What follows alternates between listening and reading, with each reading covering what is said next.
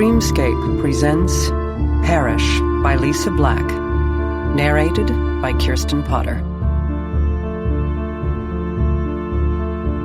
Chapter 1. The murder had taken place in the living room, which Maggie found odd. Bedrooms, kitchens, entryways, even garages tended to backlight the scenes of high emotion. Not the always slightly generic area where the hottest debates tended to be about the location of the remote. Especially this living room, with its original artwork, crystal vases, marble tiles, and leather furniture. The two walls covered in windows let in enough light to blind her, especially when the occasional sunbeam bounced off the lake's waves to reach in and reflect off the white walls. Maggie would bet the sofa alone equaled 3 months of her paycheck. Or at least it had until the owner's blood had left a series of ugly red splotches across its smooth surface. "Wow," she said. 22 rooms, the cop at her side agreed. She recognized his face, but not his name. Including her, over 1,600 people worked at the Cleveland Police Department. 5 bedrooms, 7 baths, 5 up and 2 down. Nice to have for parties, I guess. In my house, I've got 1. And I have 3 kids. This girl had 7, all for her. She lived here alone? Just her. So little activity that the cleaning lady only had to come in twice a week. Unfortunately for said cleaning lady, this was the day. Maggie gave the opulence around her one last survey. Summer raged outside, but air conditioning kept the inside temperature right on the edge of chilly. What was she? Some sort of heiress? Genius software designer? Stockbroker? The cop shrugged.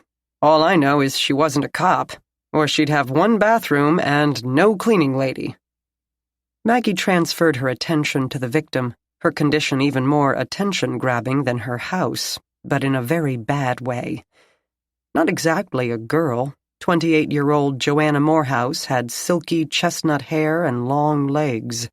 She appeared trim, though the damage to her torso made it difficult to tell. Sightless eyes stared at the high ceiling as her body cooled against the marble tiles. The blood pool expanded to reach a nearby Persian rug and had dried to near black. It came from the wounds on her neck and upper arms, from a few gaping slashes in her thighs, 1 puncture just below her eye, and mostly from the opened chest cavity. Criss-crossed slices had peeled back the flesh to reveal the inner organs, letting some of the small intestines slide out to rest beside her, still tethered by various sinew and fibroids. The Persian rug next to the body had a sofa on one border and a matching love seat on the other, with the remaining 2 edges open to the edge of the dais and the rest of the house. Maggie raised her camera, snapped a few pictures, then adjusted the flash to compensate for all the white in the room. The victim had been wearing a blue t-shirt and a pair of gray dress slacks. From the thighs up, the clothes had been cut to literal ribbons by the attack to her torso and flopped at her sides, stiff with dried fluid, along with filmy red panties and a matching bra. Only the lower right leg escaped, while the left pant leg had been sliced open to the ankle, even though there were no injuries below the knee. Whether this had happened before, as a result of, or after her evisceration might be impossible to tell, and might be a combination of all 3. Joanna Morehouse had been completely exposed for the world to see, but the grotesque near disembowelment had robbed the firm and naked body of any salacious quality. Her feet were bare, the nails manicured and shining with clear polish, as were the fingernails. "Wow," Maggie said again, softly. "You ought to see the rest of the place," Detective Riley said as he walked into the room, followed by his partner, Jack Renner. "I meant her," Maggie told him. The cop stopped inside the interior French doors. Most of the living room, for no apparent reason other than style, existed on a dais, 2 steps up from the rest of the first floor. It defined her scene nicely, and they saw no need to enter it and possibly step on or kick something useful. Even the cop who had accompanied her remained on the lower level. "Yeah, that's pretty impressive, too," Thomas Riley agreed, rubbing his eyes with one meaty hand. Greetings weren't necessary when the city had enough murders to keep the homicide detectives and the forensic technicians perpetually running into each other. Maggie looked at his partner, Jack, and he returned a barely perceptible nod. She could look at him without flinching now, tamping the bad memories down and convincing herself that all would again be well in her world, in her mind, in her self-esteem.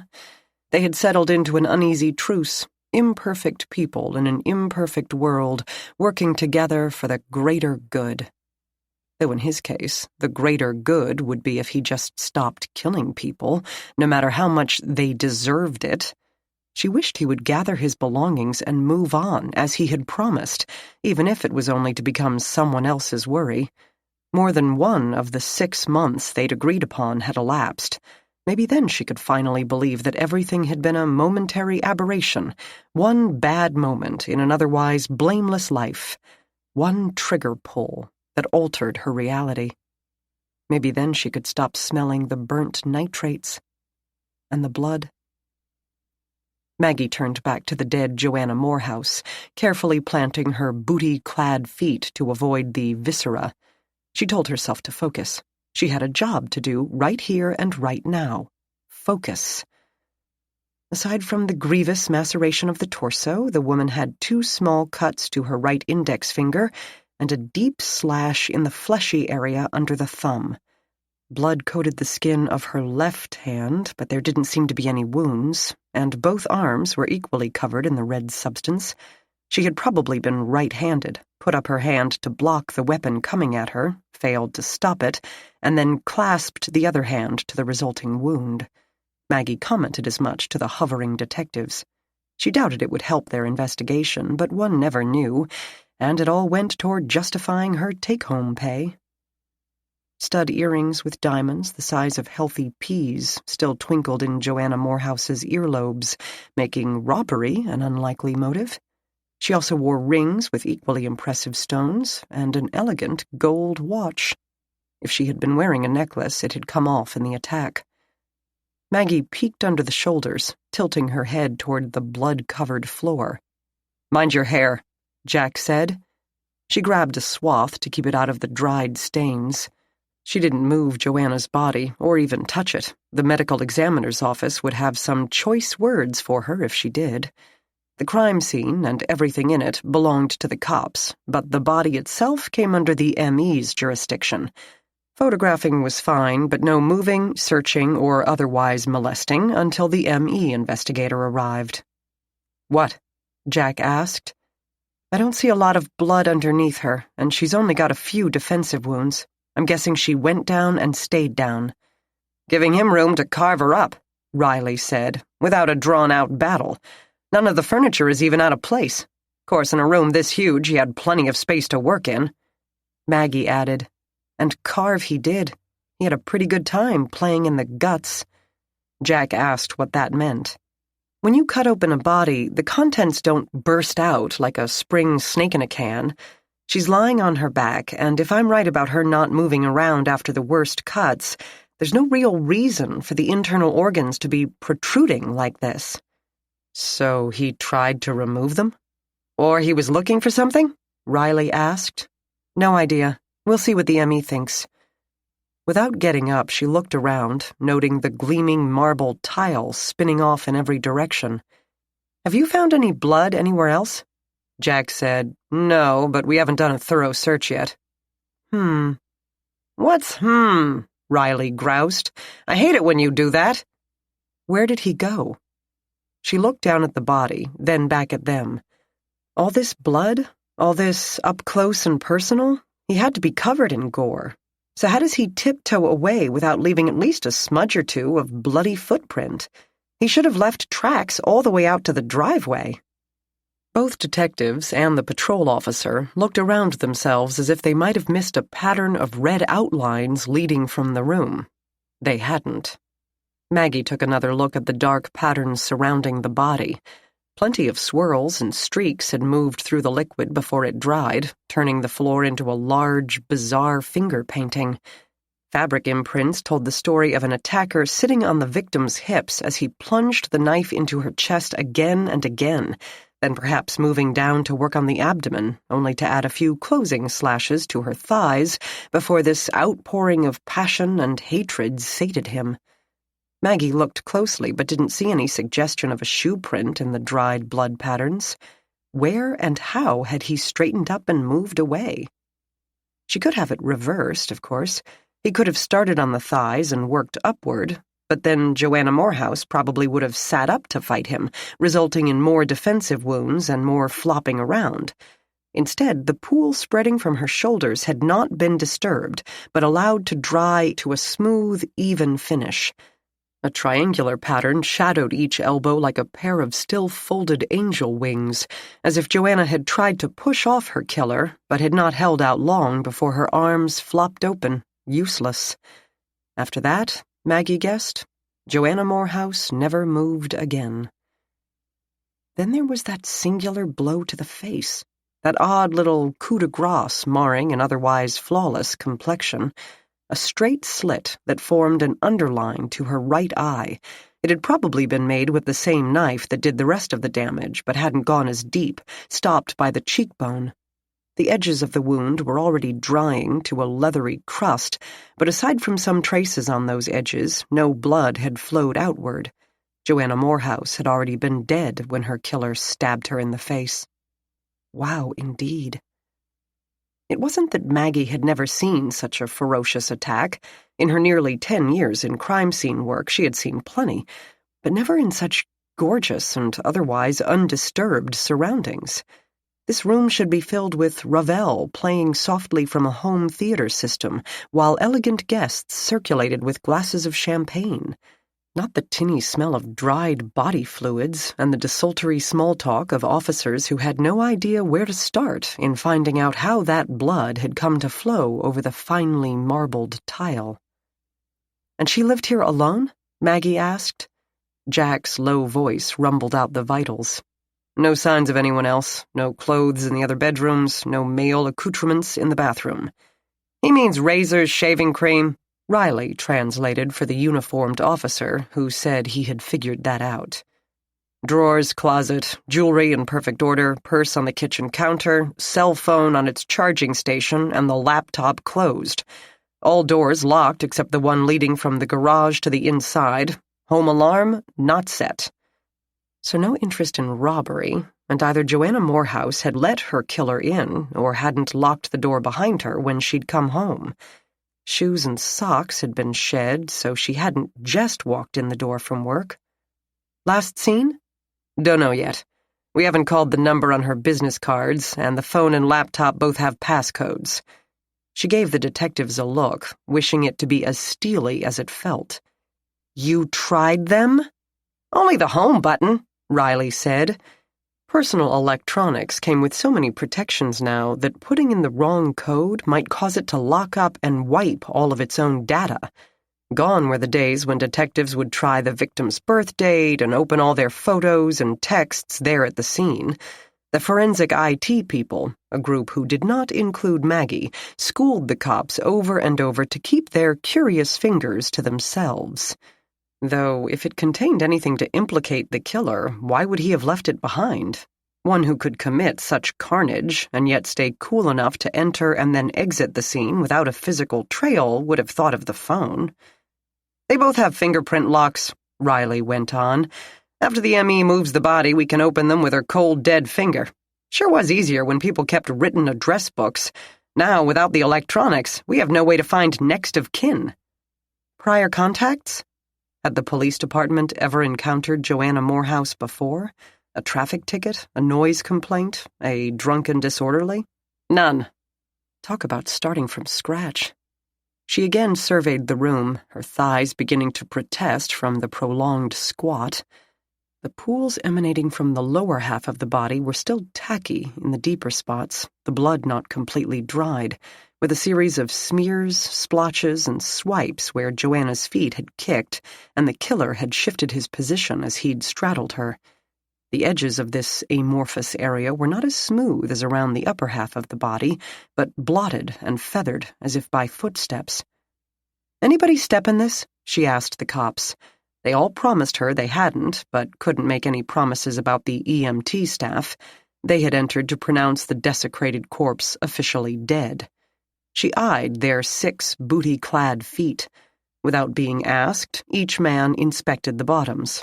Riley hesitated, swaying awkwardly on one leg while trying to view the bottom of the other. Finally, he gave up and straightened.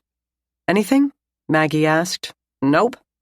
His face flushing from either exertion or embarrassment, she didn't quite believe him. It was too easy to take an inadvertent step at a crime scene and go home wearing someone else's blood. She had done it far too often herself. "How'd your testimony go yesterday?" Riley asked her, possibly as a distraction.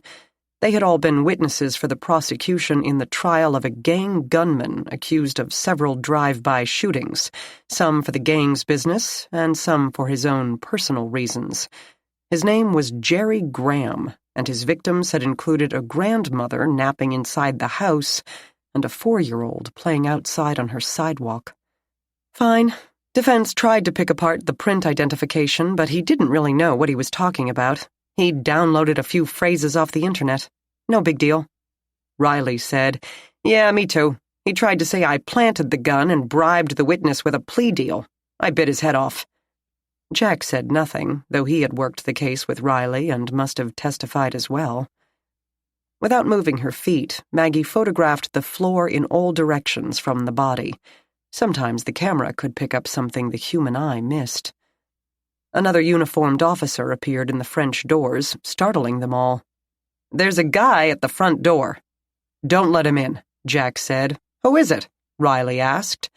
The officer nodded toward Maggie and the corpse. "Says he's her boyfriend." Riley grinned. "Enter suspect number 1. The 2 detectives left without another word. The first uniformed cop developed a pained look, belying a preference to be where the action was instead of babysitting a quiet, still body. Maggie had no desire to move, despite her tiring thighs. She sumo-walked along the inner edge of the dais without crossing the area next to the lower half of the body. She inspected each piece of white stone, marbled through with various mineral colors. The sun appeared somewhere outside, turning the windows aglow, and she used the too bright light to her advantage, tilting her head to see any variation in the tile's surface. Aside from one tiny smear, about 20 inches from the body, she could not see the slightest trace of blood. So the killer had either murdered Joanna Morehouse while tilting his feet in the air, and then somehow stood up without putting his toes in the muck, or he had... what? Flown? Dangled from the ceiling? Not possible. Balanced on one foot while he removed his shoes, then carefully set down stockinged feet outside the stained perimeter in order to tiptoe off in his socks? Possible. That eliminated Riley, at least. He'd never have the balance to pull that off. Nor could she picture Jack having that kind of flexibility.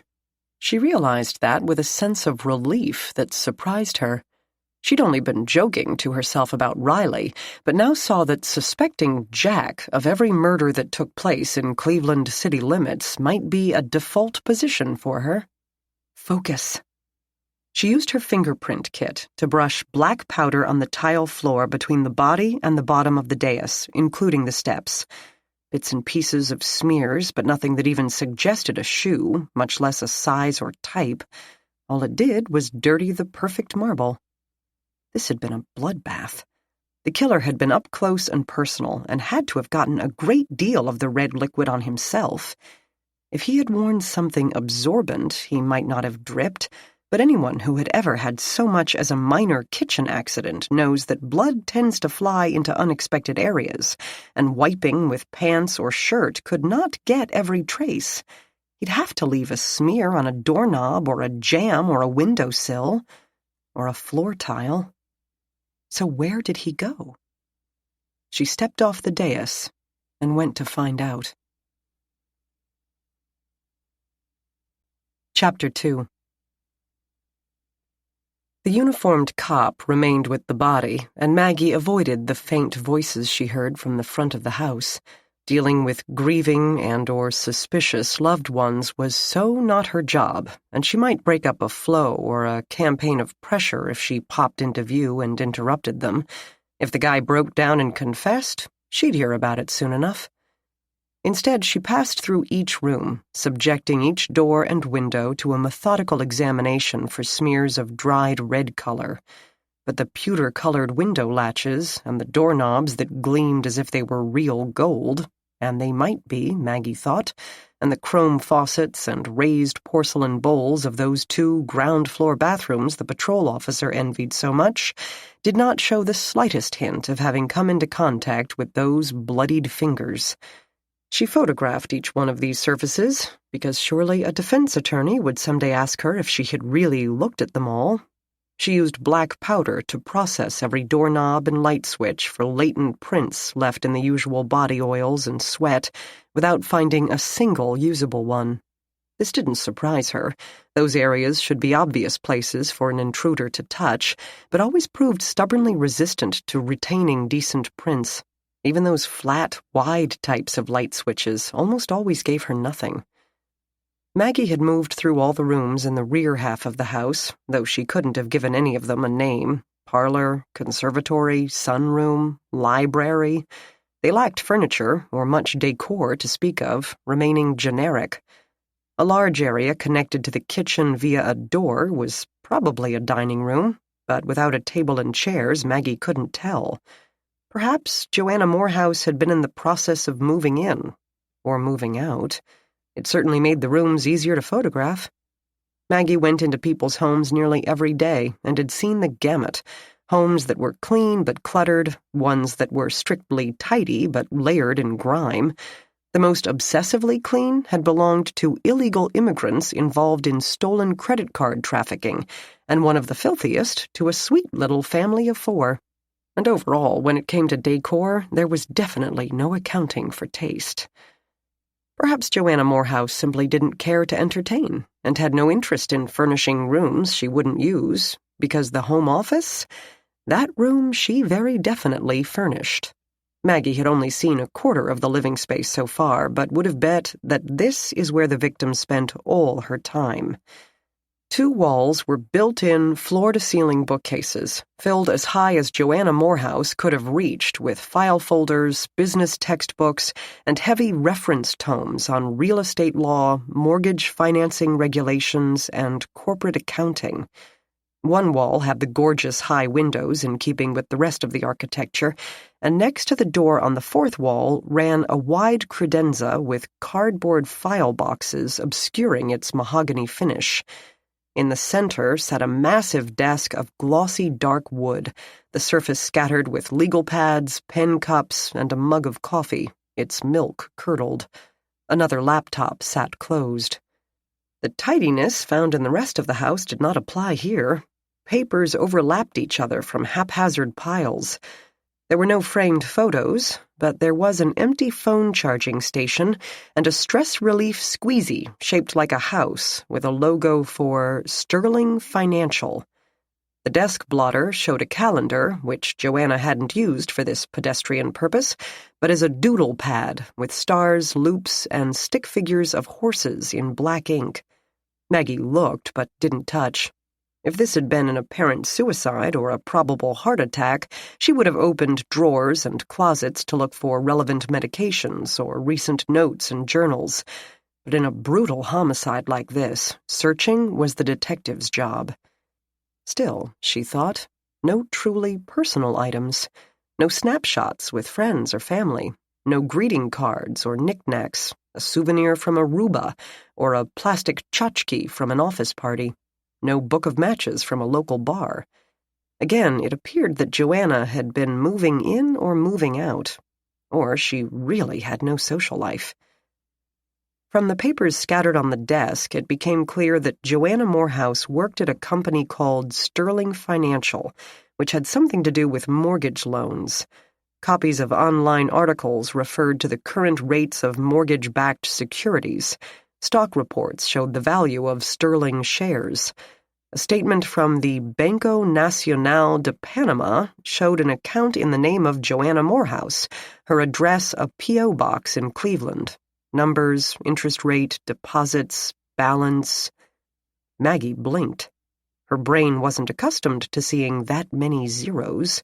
She mentally added commas where they needed to be and determined that Joanna's personal account held $686,472,791.48. Not pesos. Dollars. That explained the house. Or rather, it had held over $600 million. An entry farther down the statement casually noted a disbursement of $350 million and some odd change to Ergo Insurance. Okay, well, Maggie told herself, surely this was the corporate's account. A large financial firm might easily have that value. Wall Street dealt in billions every day. Just because Joanna worked there didn't mean it had anything to do with her murder. Robbers and corporate raiders didn't usually eviscerate their targets, not when a decent 38 could do the job much more quickly without the need for calisthenics to avoid leaving a blood trail to the front door. Still, as a motive, it ranked third after love and anger. Over $500 million. Maggie snapped a picture of the statement. Maybe nothing. Maybe everything. Jack followed Riley and the uniformed officer to the front porch, though porch seemed much too plebeian a word to describe the sweeping teak decking and tall pillars of the front of Joanna Morehouse's mansion, with delicate ironwork seating and trellised plant life with blooms drooping in the heat. Veranda, perhaps, or a gallery.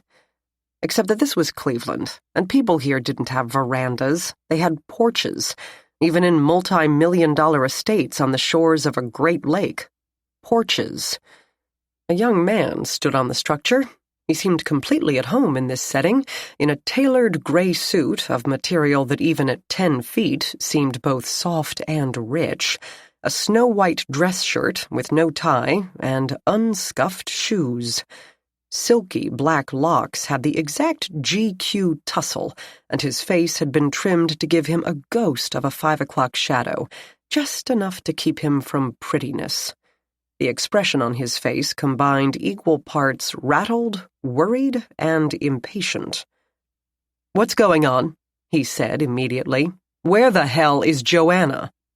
"Who are you?" Riley asked. The uniformed officer had filled them in with the basics. Jeremy Mirren worked with Joanna at Sterling Financial. They would date. Sounds more like friends with benefits, the cop had confided. Joanna hadn't shown up for work this morning and wasn't answering her phone, so he had driven from their office downtown to see why not. But Riley had him go through it again. Nothing changed, and Mirren only grew more anxious to find out what a bunch of cops were doing at his girlfriend's house. Riley didn't enlighten him yet. "When did you last speak to her?" The guy thought for a brief moment. "At the office last night. We were working with the regulator. She left about 9:30, I think." "Left the office? You didn't have a date? See her later?" "No. Why don't you ask her?" Riley glanced at the complicated furniture. "Let's sit." Mirren glanced at the filigreed iron seat, exposed to the elements, and doubtless thought of his expensive suit pants. "I'd rather not. Can't we go inside?" "No." At this point, this young man remained the only suspect to appear in the drama thus far, and police everywhere had learned a few things from the Jean-Benet Ramsey case. No one would be entering the crime scene, a.k.a. house. "Then I'd rather stand. What are you doing here? Where is Joanna?" 9:30. Is that normal hours for you both to be working, or was something going on? He snorted. Nothing is normal in this line of work. But yeah, we're working on a merger and other things. Where? How long have you been dating? More cautiously. Couple of months. How long have you known her? Does she have family in the area? A year, and no, she never mentioned family. She bought this house 6 months ago. She'd been with Sterling Financial since its inception, 5 years prior. And she isn't with it, Mirren clarified. She owns it. She founded it. She is Sterling Financial. Jack digested this. So you were dating the boss, Riley said. Yeah. So?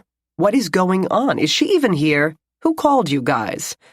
Riley said, I'm sorry to have to tell you this, but Joanna Morehouse is dead. Silence. Jeremy Mirren heard this, absorbed it, mulled it over.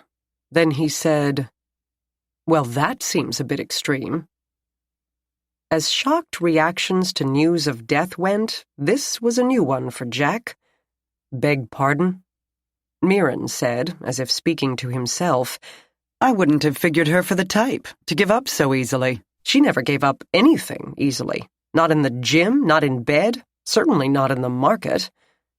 Jack and Riley exchanged a look. Riley said, Can you tell us what had been going on in her life? I mean, she probably wouldn't have gone to jail. Riley could be the soul of patience when he wanted to, and relaxed his voice into soothing, paternal confessor mode. Can you tell us about it? We're working on a merger with DJ Bryan, but the regulators are making a fuss, and now Bryan might back out, and their quant is such a tool. He shook his head. It's complicated. Try, Riley encouraged. Jack, meanwhile, observed the guy. He seemed genuinely discombobulated, unless he had missed his calling and should have been picking up Oscars along the red carpet. He also seemed to have a lot to tell them and couldn't figure out where to begin. Or didn't want to. Well, what do you know about mortgage-backed securities? Squat, Jack said. Riley would never admit to ignorance. Give us the short version.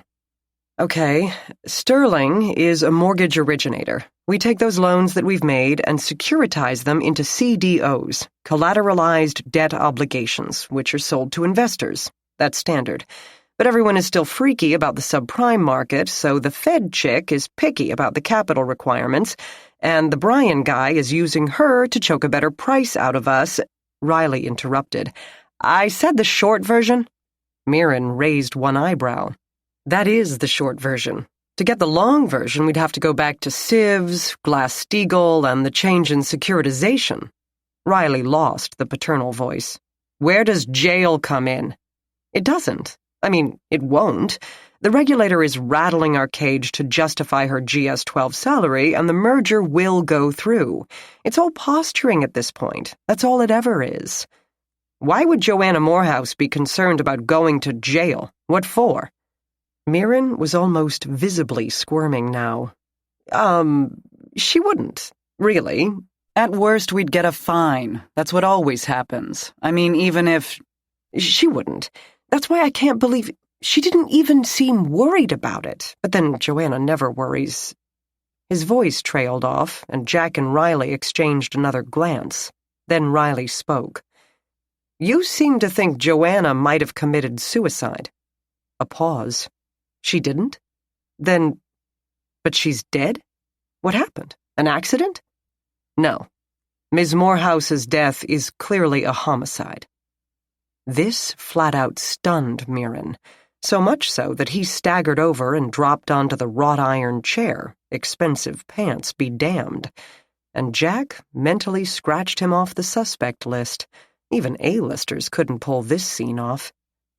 Riley slid over a companionable chair, apparently relieved to take a load off without giving a damn about his pants. You're going to need to tell us everything you possibly can about Ms. Morehouse. Take your time and think it through. The man sucked in a deep breath, then coughed on either emotion or spring pollen. No matter what anyone says, he began haltingly, she wasn't a terrible person. Chapter 3. Maggie had photographed everything she could in the office and gotten tired of waiting for the cops to catch up with her. She moved upstairs and repeated her process, taking over all photos of the mostly empty rooms and examining every window latch and balcony door and bathroom fixture for a telltale smear of red. She didn't find one. Their killer wasn't a second-story man, though the second story wouldn't require an aerialist to reach in some spots, with decorative overhangs, balconies, and porticos. The master bedroom had a terrace of sorts, wide enough to hold a breakfast set and a pot with a dead azalea. From that, and the stiffness of the door lock, Maggie didn't think the victim had stepped out there for quite some time.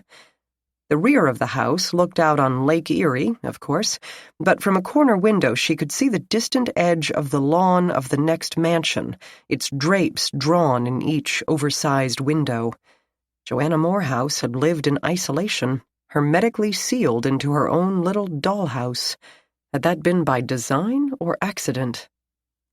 The victim's bedroom didn't appear to hold any more secrets than the first floor had.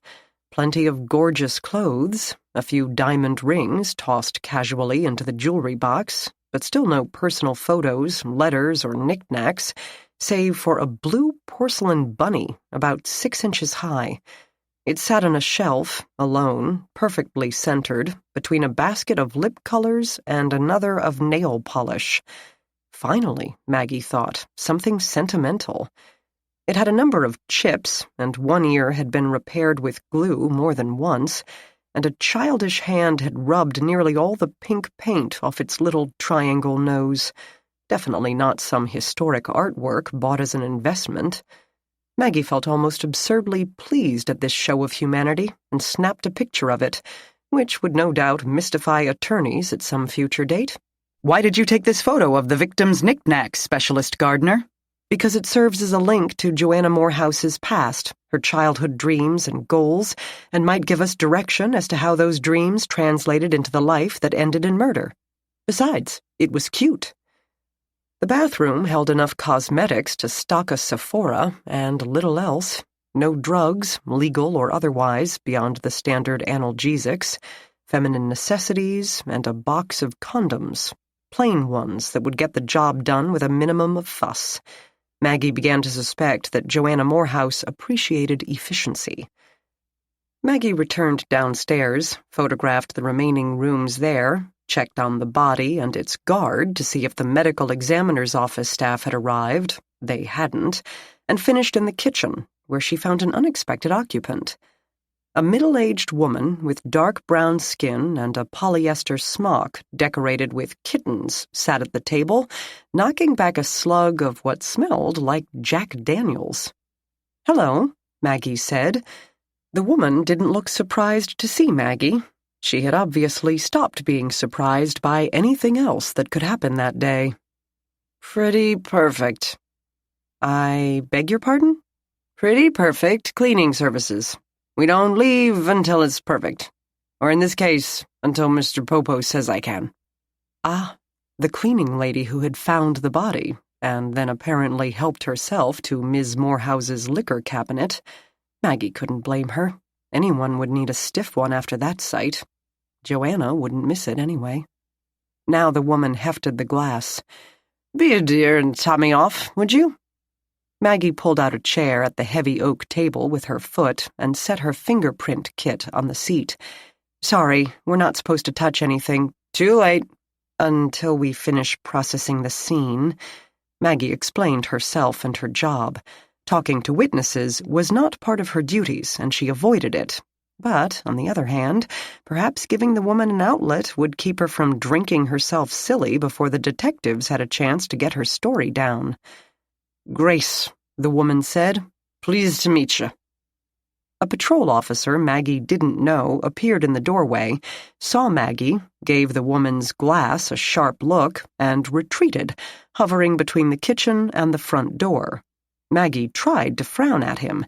He had a witness sitting in the middle of a crime scene. The victim's phone and laptop were sitting on the counter, for crying out loud, and he should not let her out of his sight for anything other than a bathroom break, instead of trying to eavesdrop on the detective's interview. But he had already gone, so she brushed black powder onto the granite countertop where Joanna Morehouse's cell phone and laptop lay connected to their chargers, and tried to think of something to say that didn't have the potential to derail a future trial. She opened her mouth to ask how long Grace had been with Pretty Perfect. "Quiet as sight. Grace said. I'm sure it must have been a shock. No. Walking out of my house last month to find someone had stolen all 4 tires off my new car, that was a shock. This was... I don't even know what this was. I couldn't even be sure that was her. I only met her the first day I came here. That would have been about 4-5 months ago. Since then, she ain't never here. I come about 9 on Tuesdays and Fridays. She's at work. That's it. She don't have any pictures of herself around. I'd forgotten what she looked like. The officers used her driver's license photo to identify her, Maggie said. Not bad. Maggie waited, hoping to sort out what Grace referred to with that comment. This job, I mean. Some of the places I go aren't any nicer than where I live. I do a few offices, too, on Wednesday nights. But as huge as this place is, it wasn't too much work. I just cleaned the 2 bathrooms she'd use, and the kitchen. She didn't cook, let me tell you. Take out everything. Pre-cut veggies, that's all she'd eat. Bedroom? That was it. Touch up the floors. Once a month I'd use the floor cleaner on all the marble. That was a job, let me tell you. Not hard, but took some time. Uh-huh, Maggie said. Grace nodded at the dark powder now coating most of the kitchen counter. You going to clean that stuff up? Maggie apologized sincerely. Sorry, that's not part of our services, but it wipes up easily with soap and water off a hard surface like this. And besides, your agency won't ask you to come back here, will they?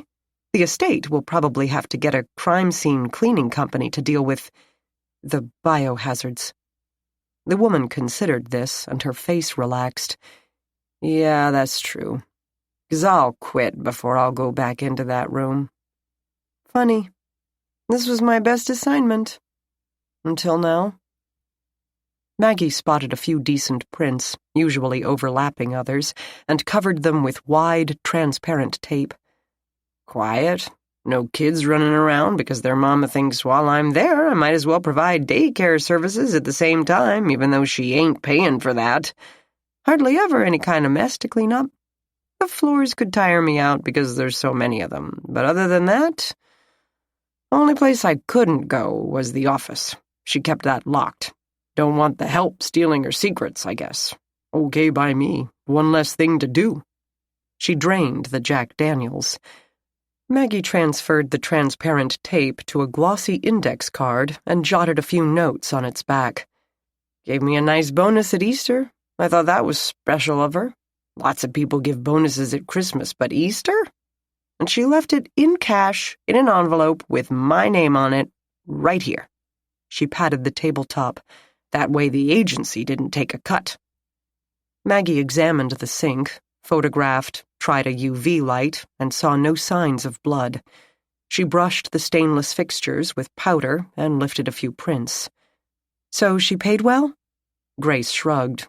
The agency pays me the same no matter where I work.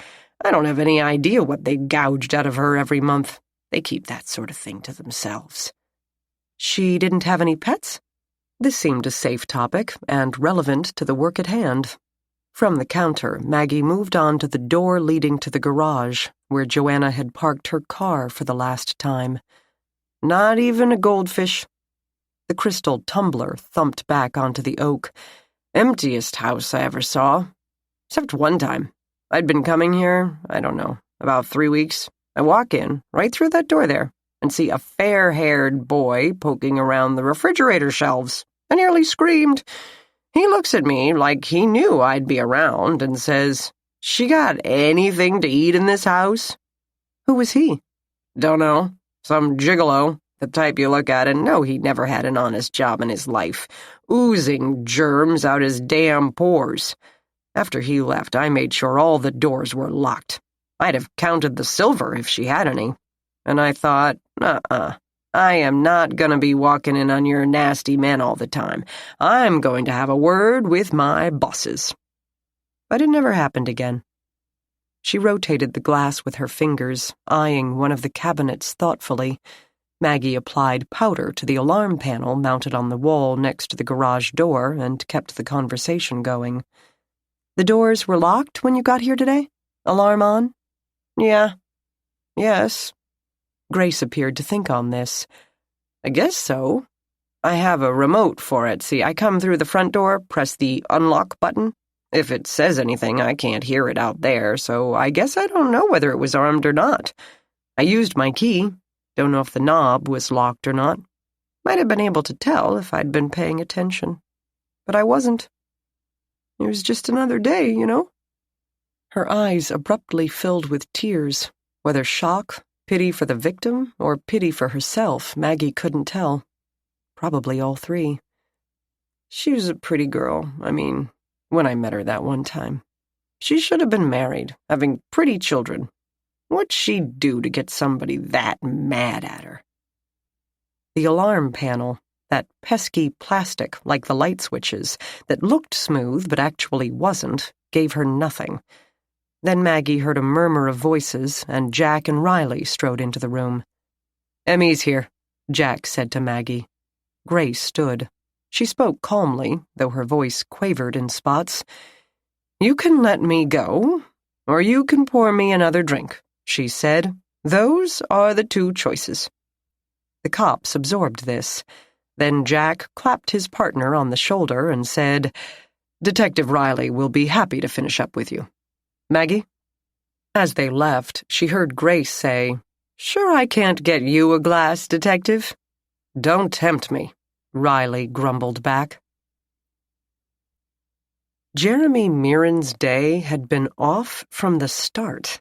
He'd had a trainee in to observe a sale, and the guy had taken a bath in Axe body spray. The client they met had been an old lady, complete with pilled cardigan, thick glasses, and plenty of equity in her slightly dilapidated house. Mrs. Waddle reeked of rose water, so between the two people at his desk, he had been skirting a migraine. But he had to show the new guy how they did it, so he gently explained to the old biddy how she wasn't alone. So many lovely older Americans were cash poor but equity rich, and he could make that money pile she lived in work for her. All she needed was to put a new roof on, but of course, since the monthly payment would be practically nothing, she might want to take out extra money and pay off some bills. But she didn't cooperate with his spiel. She didn't need more money. Credit cards? Didn't have a balance. New car? She didn't drive. Dream vacation? She didn't like to travel. College tuition? Her children were long grown. Mirren had cast about with increasing desperation to find a reason to increase the loan amount, and finally hit on her ne'er-do-well grandson, chronically in need of bail money and a good rehab program. Perfect. He got her to triple the loan amount, then left her to dream of saving both her home and her flesh and blood, and excused himself to check her credit score. He and the trainee moved to the espresso machine in a corner of the room. The trainee bubbled over with questions, voracious and snapping. "What is $780? It would be higher if she had more debt, but when she pays cash for everything." "That's good." "Exactly. That's why I'll tell her it's $720.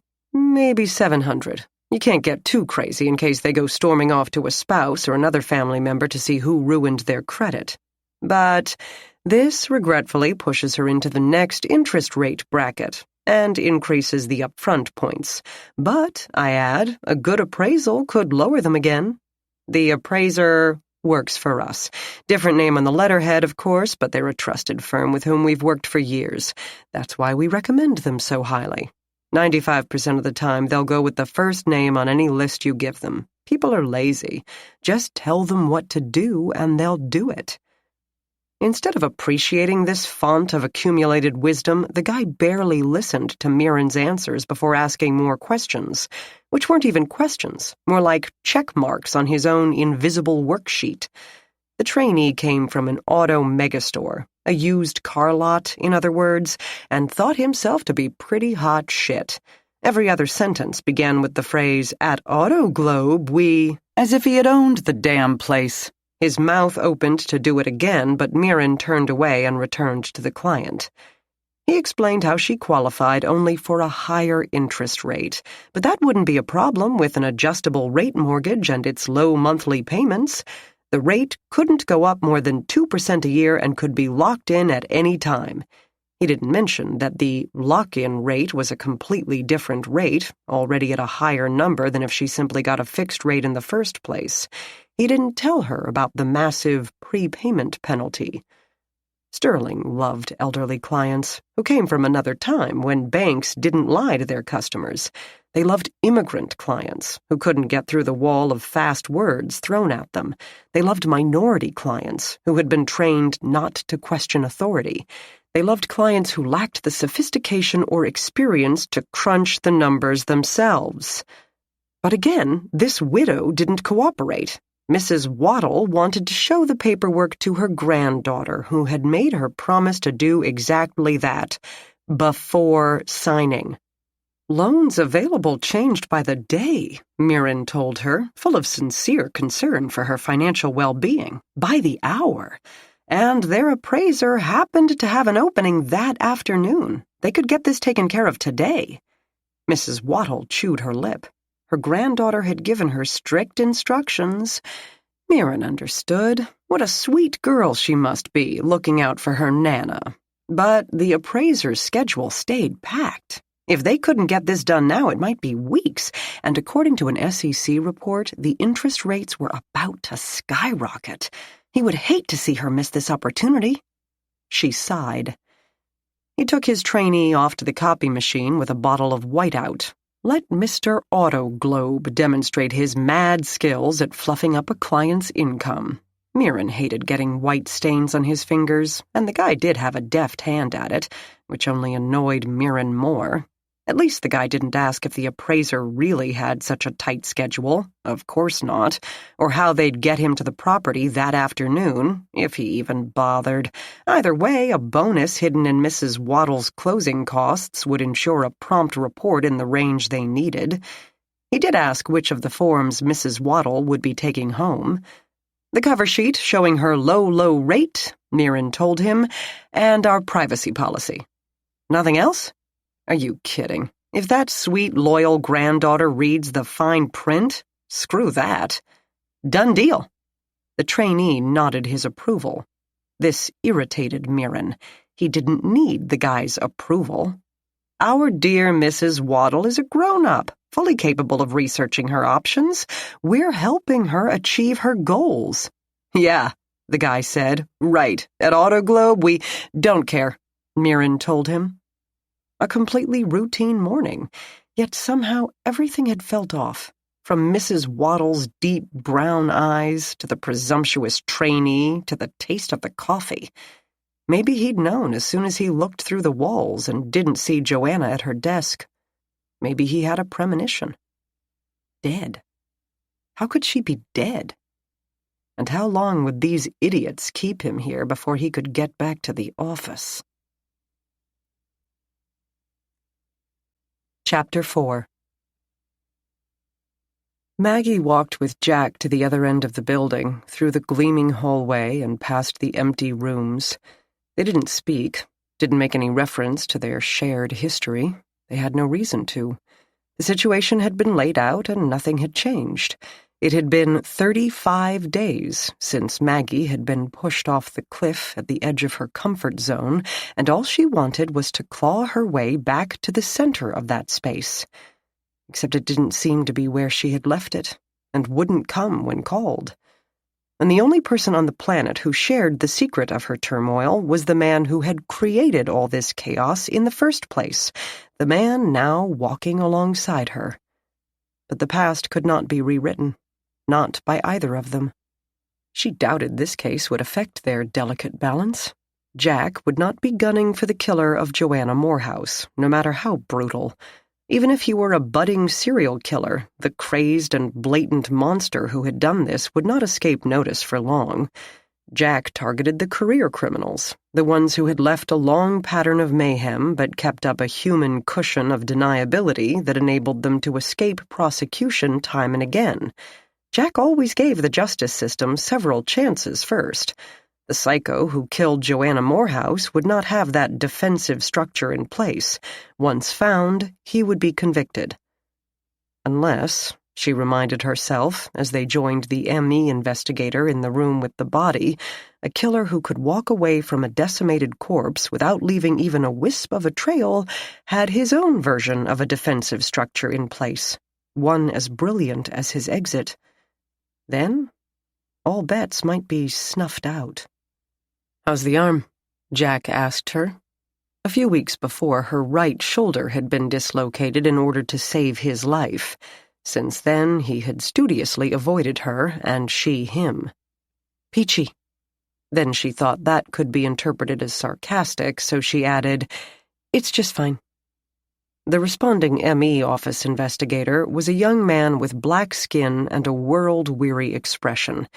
He stood on the other side of the body, in between the sofa and love seat, on the corner of the Persian rug, making notes on a form attached to a clipboard. Maggie said, "Morning, Keyshawn. How's it going?" "Need my coffee." "It's 11 o'clock. "I know, I'm 2 cups behind. Why are you always bringing me this craziness? I like to make your life interesting." He paused in the notes to glance down at the corpse. It sure made her life interesting, at least for a little bit. He repeated all the work for his agency that Maggie had already done for hers, photographing every inch of the body, observing it from every angle. Then he poked and prodded it a bit, observing the stiffness of the muscles and the red patches of lividity. Not much, since she bled out for the most part. Didn't leave much to coagulate at her low points. Rigor's full, I'd say 12 to 20. It's cool in here, so that might slow things down. We got a last contact? Left work 9:30 last night. We'll have to get the alarm company to tell us when she deactivated the panel and take a look at her phone. According to the boyfriend, this fits the description of what she wore yesterday." They observed the body once again. "So," Keyshawn began. Maggie said, "She gets home from work, shuts off the alarm, is here long enough to kick off the heels and probably lose a suit coat, but not long enough to get ready for bed. Of course, she could be the kind that goes to bed at 3 and gets by on a couple hours of sleep. Don't understand that myself." "Cause of death?" Jack asked. Keyshawn eyed him. "You're kidding, right?" "I meant other than the obvious." "In this case, the obvious is pretty damn obvious. Extreme trauma causing fatal blood loss would be my guess. Sure, it could turn out to be a heart attack, because watching someone hack my body open, I'd have a heart attack too. But she looks a bit young for that. There's no sign of petechia or trauma to the neck other than the stab wounds, which probably severed her vocal cords and crushed her larynx, in case the lungs filling up with blood wouldn't asphyxiate her quickly enough." A muscle pulsed under his left eye. He crouched next to what was left of Joanna Morehouse, just as Maggie had, getting a closer, more methodical look. "Her state of undress is a bit concerning. Of course, we'll do swabs. Maggie, you have everything you need before we move her?" "Yes." Riley guided the 2 ambulance crew, a.k.a. body snatchers, into the room and said to Jack, "I cut the cleaning lady loose." "Grace," Maggie supplied. "Yeah, her. In here every week for months, and she doesn't know what the victim did all day or whether she had any family left in the world. She's either not real observant or not real curious." Maggie said, "Maybe neither. The homeowner didn't leave a lot of personal stuff lying around, as in none whatsoever." "What did the boyfriend say?" "That he hasn't got a clue," Riley went on, slouching his bottom onto the arm of the far recliner and waiting for Keyshawn to finish his notes. "They worked late with some other people. That was the last he saw of her. No reason to call. They didn't make a habit of texting night-night to each other. They weren't that kind of couple. Lots of hot tempers at work, but that's normal for this business." "The mortgage business?" she asked. Jack said nothing, as usual, letting his partner do the talking, so Riley nodded. "Big money in mortgages. Something about somebody wants to buy the company." "And she didn't want to sell?" "No, she was hot to sell, but on her terms. Then there's some other buyer and lawyers and accountants gumming up the works. I couldn't make what he said add up to an actual sentence with a noun and a verb for the most part, so I'm sure I didn't get the full disclosure. But it sounded like one more day in the glittery world of high finance. These people chew maylocks for breakfast. But murder?" "I saw her bank account statement in the office." Maggie said. It looked pretty murder-worthy to me. Yeah, to me too. But to these suits, they lose that much before breakfast without batting an eye. Sometimes the market goes up, sometimes it goes down.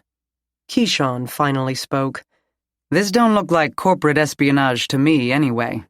No one had to ask what he meant. He had set the clipboard aside and now focused the camera's lens on the puncture into Joanna Morehouse's cheekbone. It looks like pure animal rage. After he completed his photographs and asked the detectives approximately 25 more questions, he had the body snatchers stretch a transport sheet lengthwise along the victim's body to flip her onto. Maggie crouched next to him, camera at the ready, to see what lay underneath Joanna Morehouse. The snatchers pulled on the left arm as Keyshawn pushed on the woman's hip, and the body, stiff as an I-beam, rolled onto its right side. Keyshawn and Maggie snapped pictures, then took a closer look. Nothing commanded their attention. Joanna Morehouse from the back appeared every bit as fit and toned as Joanna Morehouse from the front. Most of it had been coated in red, as her lifeblood had seeped out and around and under her, except in spots such as the center of her buttocks and her shoulder blades, where the liquid couldn't quite wriggle under the skin. But a few minutes' inspection established that there were no injuries. All the assault had taken place while the killer had been eye-to-eye with his victim. The snatcher holding Joanna's arm let go, but just as the corpse would have settled back into its original position, Maggie's gloved hands shot out to grab it. "Whoa! Whoa yourself," Keyshawn said. He helped her support the upper back as the whole body started to slide away from them. "See something?" Maggie stared at a swirling of blood messed up by Joanna's struggles to push off her attacker, struggling to hold the woman's body from falling back onto it. "Does that look like a fingerprint?" Their heads bumped as they gazed downward at a feathery pattern on the edge of the blood pool next to where Joanna's left arm had lain. Keyshawn made a doubtful mumble as the snatchers flipped the body over onto the sheet. Maggie still stared, moving her body in a deep crouch that threatened to overbalance. Keyshawn said, "Not trying to be, obnoxious or nothing, but you pretty flexible, girl." "Yoga," she explained, her voice muffled by her thighs. She let the snatchers move the body and waited until Keyshawn left the dais to get a few last details from the detectives. If she could have gone into a sphinx pose and positioned her arms around the possible print to keep it safe without looking completely ridiculous and getting someone else's dried blood on her shirt, she would have. When the others were at a safe distance, she got out the tripod for her camera, put an ABFO ruler next to the print, and snapped the tiny area at a variety of exposures and apertures. She used a digital SLR, but this was not a point-and-click situation. The shiny white tile turned out to be both a blessing and a curse. As a background, it created perfect contrast with the dark red print, but it also bounced back light from the flash and even the windows, making the print's ridges disappear in a blaze of unglory. Finally, she obtained a few images that satisfied her. She returned to her car, passing the two detectives as they spoke to a handsome but harried-looking young man. The police IT guy stood next to the latter while holding Joanna's cell phone in his latex-gloved hands, comparing the call history while Riley took notes. The young man said, "Yeah, that's our in-house lawyer. He's working on the requirements violations. Let me see. I think that's one of Deb's numbers. Yeah, she's with Ergo. Insurance. Their insurance. That one, I don't know who that is. Let me see." Maggie retrieved the Amido black reagent and stopped in the kitchen to borrow a pitcher, which she filled with tap water, handling the faucet handle as gingerly as possible to avoid the black carbon she dusted it with. Then she appropriated a roll of paper towels and returned to where the body had lain. Amido black stained blood to a dark purplish-black shade and could bring out further ridge detail in her one lonely print. But it had to be rinsed, easily accomplished on a small object or anything vertical, like a wall. Quite a different stretch of road when gravity could not be your friend. Less would have to be more. Instead of dousing the area, she used a disposable plastic pipette to drop the dark reagent onto the blood pattern, enough to cover the print and extend a few millimeters past its edges. The liquid formed a perfect blob and sat there. The floor must have been perfectly level. Nice to know the quality of the construction stayed in line with its price. Because it showed no inclination to flow, instead of pouring the water from the pitcher, she used another pipette. Squeezing its bulb hard gave the water enough force to push the stain to the side, where she blotted it with the paper towels. Not exactly elegant, but it worked. The ridges darkened, other smudges and spots appeared, but no more prints. Only that one. It could belong to the victim, but Maggie didn't think so. It appeared to be a simple loop, but oriented upward, toward where her head had been, not downward where she would have put her hands to cushion a fall to the floor. Possibly she tried to turn to her left side, pushing off the floor with her right hand. But it could also be from the killer's hand as he held his victim down in order to continue stabbing her. His hand slipped off her bloody arm and... Wait. Then he'd have to be holding the knife in his left hand to free his right fingers to press on the floor. But the chest wounds seemed to skewer to the victim's left, which would be the killer's right. Plus that one puncture under the left cheek, it all put Maggie in mind of a right-handed killer. Oh well, she'd find out soon enough when she got Joanna's prints from the autopsy. She packed up her equipment to tote back to her car, fighting the nagging feeling that there should be more she could do. Such a brutal murder, and such a dearth of evidence left behind. Chapter 5. Jack stood in the shade of the weeping willow trees with Riley and Jeremy Mirren, but the branches couldn't shelter him from the humidity. Cleveland temperatures could vary wildly in the summer, but the lake always kept the air hydrated. He and Riley had convinced the young man to loan them his phone so the IT guy could compare his emails with the ones on Joanna Morehouse's laptop, which would be helpful, but keeping him from alerting the rest of the staff to their boss's demise would be really helpful. Usually the suspect list began with family, then friends. Co-workers ran a distant third. But this victim, from everything they could determine, had no family or friends. Virtually every communication on her phone had been from a business associate, and they had found no sign of a second cell or another computer or even a damn iPod. Co-workers catapulted to the top of the automatically suspect these people list, and Jack was already forming a plan to infiltrate that pool. But the separation from the electronic heart of his universe was already giving Jeremy Mirren the shakes. But I have to tell them. Joanna is the company, and the place is already in chaos because of this merger.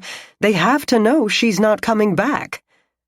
Maggie came out of the house with her usual comportment of awkward containers and crossed the drive to her car.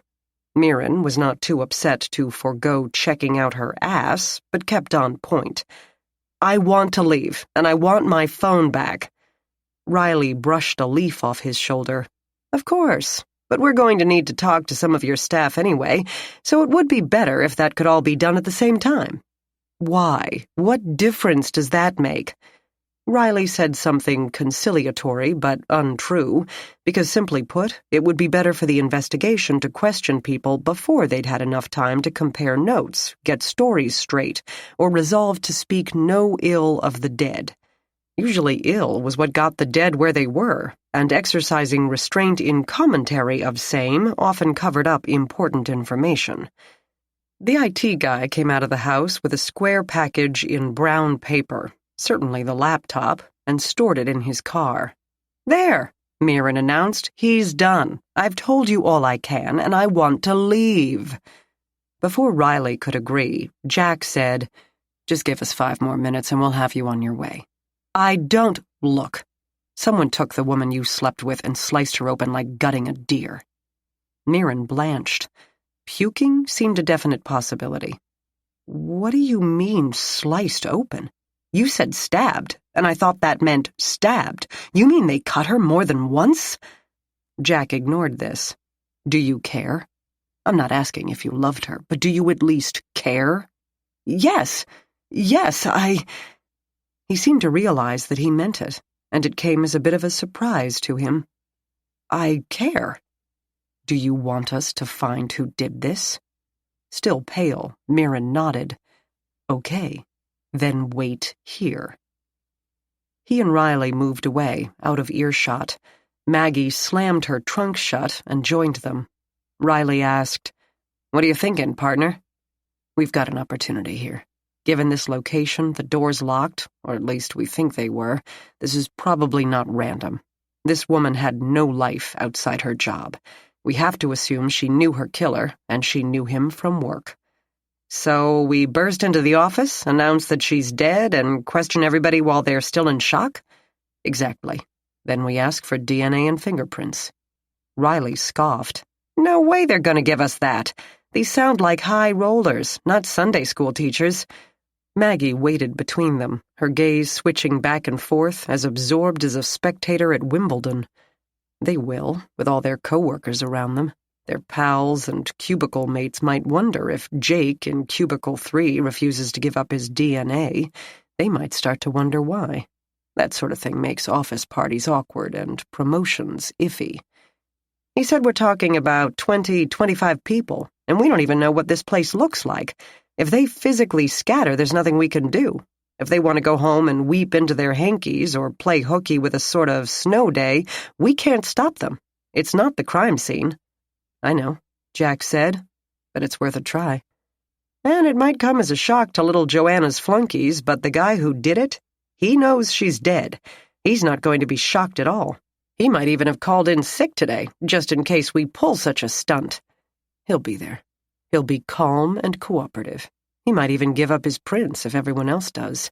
He won't want to do anything that will make him stand out." "How do you know that?" "Because that's what I would do," Jack thought. "Trust me." Riley raised one eyebrow. That wasn't something Jack said often, or ever. He studied Jeremy Mirren, then turned back. "Okay, why not? Like you said, it's worth a try. Maggie, you come too." That surprised her. Me? Why? She didn't want to be around him, Jack knew, any more than he wanted to be around her. Each other's existence formed a personal sword of Damocles, with the thread ready to snap at any moment. It didn't make for social comfort. "In case my smooth partner here talks them into prints, we may have a window of about 2.5 seconds before they change their minds, and we'll want to be ready to go. You got stuff in your car?" She shrugged. "Yeah, some." "Okay, then." He nodded toward their subject. "Test run. Let's see you get him on board." Jack cracked the knuckles of one hand and said with a confidence he didn't feel, "No problem." They returned to the victim's sort of boyfriend. Jack told him that they'd like to accompany him to his office to inform the staff and then gather as much information from same as they could. At first, the guy blinked in confusion more than any sort of concern. "Sure, whatever.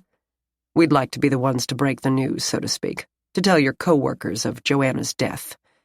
An expression of great relief flowed over the young man's face. "Would you?" Obviously, the kid had been dreading it, truly dreading. Jack jumped on this. "Of course. We've had a lot of experience at that, unfortunately. And from an investigation point of view, it would be best if we could talk to people before they get too overcome to remember events clearly." This made no sense, but Mirren didn't care. As long as he didn't have to stand in front of a room full of people and tell them that the woman he slept with had been slaughtered in the safety of her beautiful house, and, oh, by the way, the company will probably fold now and you'll all be out of your jobs, he would cooperate with any plan. He didn't even ask for his cell phone back. He gave a brief description of the office, 2nd floor of a small downtown building, cubicles for the originators, 4 offices for the execs, conference room, a file room. Then he came back to what was to him the most important point. "And you'll tell them that she's dead?" "Yes." "Are you going to tell them that she was murdered? And how?" "Yes, but perhaps not right away. That's why it's important that you say nothing and follow our lead, okay? Nothing. If anyone asks you for details, don't answer." Mirren studied the cops, eyes narrowing. "Easy enough. I don't know any. You think whoever killed her works at Sterling, and that if you burst in there and don't give them time to think, you can surprise them into giving themselves away?" Jack said nothing. It sounded kind of ridiculous when the kid said it. "But how do you know it's someone there? What if it was some random pervert, or like the guy who cuts the grass or something? Then we'll still get an unvarnished account of Joanna's recent activities." Mirren didn't seem to hear him, lost in his own mulling. "How do you know it wasn't me?" Jack made himself smile at the guy. "Then you'll give yourself away, sooner or later. And we'll be there." The apple in Mirren's neck bobbed up and down. Maggie drove the city's assigned forensic unit vehicle, with spotty AC and a lingering smell of blood from the Morehouse mansion, to St. Clair Avenue, talking to her boss on the phone.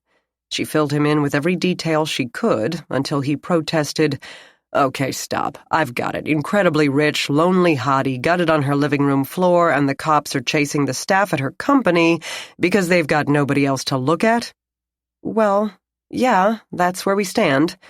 She could picture Denny, pinching his broad nose with long black fingers, mentally rearranging his staff's workload as she slowed at East 22nd and Euclid to avoid rear-ending a brake-happy van. She pulled around it. The driver also spoke on a cell phone. Some people could do both at once and some couldn't. "They've still got the house sealed, so we can go back whenever we want, at least until the department gets tired of paying 2 officers to babysit the place. The IT guy is going through her computer, trying to find out what she's been doing and where she's been going other than work. Jack called this offshore bank to alert us if anyone tries to access Joanna's accounts." "Who's Jack?" She must be doing a better job than she thought of keeping her life compartmentalized. "A homicide." "Oh, okay. And he thinks an office full of people are just going to give up their vitals in this day and age. You know, you sound really old when you say things like, 'this day and age'." "That's because I am." Denny chuckled. He could manage a laugh now and then, since his third child started sleeping for more than an hour at a time. Some days he seemed downright perky. "And they don't think it's the boyfriend?" "No. They asked him to identify the body, and he nearly puked at the thought. Then they unzipped the top of the body bag to show her face, and he caught a glimpse of the damage to her torso and nearly fainted." "Okay, then. Do you need help? Josh is at a traffic." He meant a fatal or possibly fatal accident, at which the crime scene technicians would assist the traffic investigators by taking the photographs. Bet he's not happy about that with his allergies. Carol gave him a Benadryl non-drowsy. Says it will keep him going through anything. Did Amy get there? Yeah, she took over the scene for me. A pause ensued. She was about to say goodbye when Denny said, "Maggie, a heads up. You might be recalled in the Graham trial." Prosecution could put on rebuttal witnesses after the defense presented their case and rested in order to refute something brought up during the defense phase of the trial. Despite the boisterous trial activity portrayed on television shows, this very rarely happened. The defense could even recall prosecution witnesses during their own phase of questioning. Okay, why? The prosecutor says defense is going to bring in an expert witness to argue the fingerprint ID. Oh, well, good luck to them. That was their right, and they could parade in all the paid testimony they wanted. It wouldn't change the facts, and the facts were that Graham had left his prints on the murder weapon, which had also been found in his house under his bed where the cops found him 20 minutes after the murder occurred. The case was, as one might say, as solid as polished granite. I wanted to let you know. Keep me posted on your rich hottie, and keep out of the way if those Wall Street people start throwing chairs at each other. Maggie slowed at her destination, a white marble building on St. Clair near 30th. It's some sort of mortgage loan company. I doubt they're the chair-throwing types. You ever been around money people? I mean real money? They are a different breed, Maggie. You and Fitzgerald on the same page. I'm not kidding. Chairs will be the most innocuous things they throw." She looked up at the stone edifice. Pretty, probably historic, but not particularly intimidating in itself. A group of 7 or 8 people on its sidewalk carrying signs concerned her more. You may be right. The signs read, "Predatory Lenders," and something about stolen homes. That was all Maggie had time to catch before her car slid by. The protesters waved their signs at her, their voices rising, trying to call attention to their plight with desperate abandon. "Help the victims! Fraud took my home! Thieves!" Maggie turned right at the corner to find a place to park. A small lot behind the building had a monitored lot, and it took her a minute or two to convince the attendant that she was with the 2 detectives in the previous car, and thus would not be ponying up the $4 per hour it cost non-staff to park there. The older man humphed and peered at her through heavy eyebrows, and quite literally dragged his feet over to lift the gate for her, then stared at the back of her moving car as if to memorize the license number. Unauthorized parkers would not be allowed on his shift. At least, she thought, when the cops ask him if anyone strange has been hanging around, he's going to know. She grabbed her camera and some swabs and swab boxes, an ink pad, and the few fingerprint cards she had in her trunk, perhaps 4. If the staff actually cooperated, she would have to use plain copy paper to roll their prints on. Not ideal, but workable. As long as the prints were clear, it didn't matter if she rolled them on the back of a menu. She caught up to the detectives on their way through the rear door with Jeremy Mirren. The young man seemed to panic now that the moment to face his friends had arrived. His hand trembled as he pulled open the heavy glass and brass doors. They entered a lobby much more impressive than the exterior of the building warranted. Original marble covered not only the floor but the walls, its richly aged texture turning Joanna Morehouse's mansion into a shoddy nouveau riche imitation.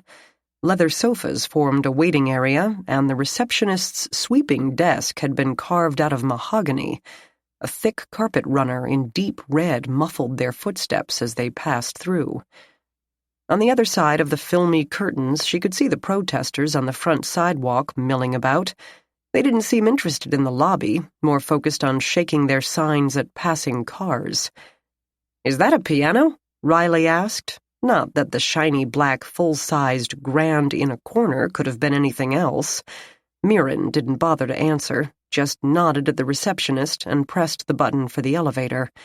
As the doors opened, Riley added, "Anybody ever play it?" Mirren glanced at the piano as if he had never seen it before. "I don't think so." Maggie shook her head as the doors closed. Denny had been right. The rich were different. Or at least they pretended to be. 2 patrol officers, different ones from the crime scene, had joined them, and the antique elevator barely held the whole group. Maggie took a breath, feeling not only claustrophobic, but oddly nervous. Give her dead bodies any day. Live ones always proved much more troublesome. She glanced up at Jack, who immediately hissed, "Stop looking at me like that." "Like what?" "Like I'm supposed to know what I'm doing."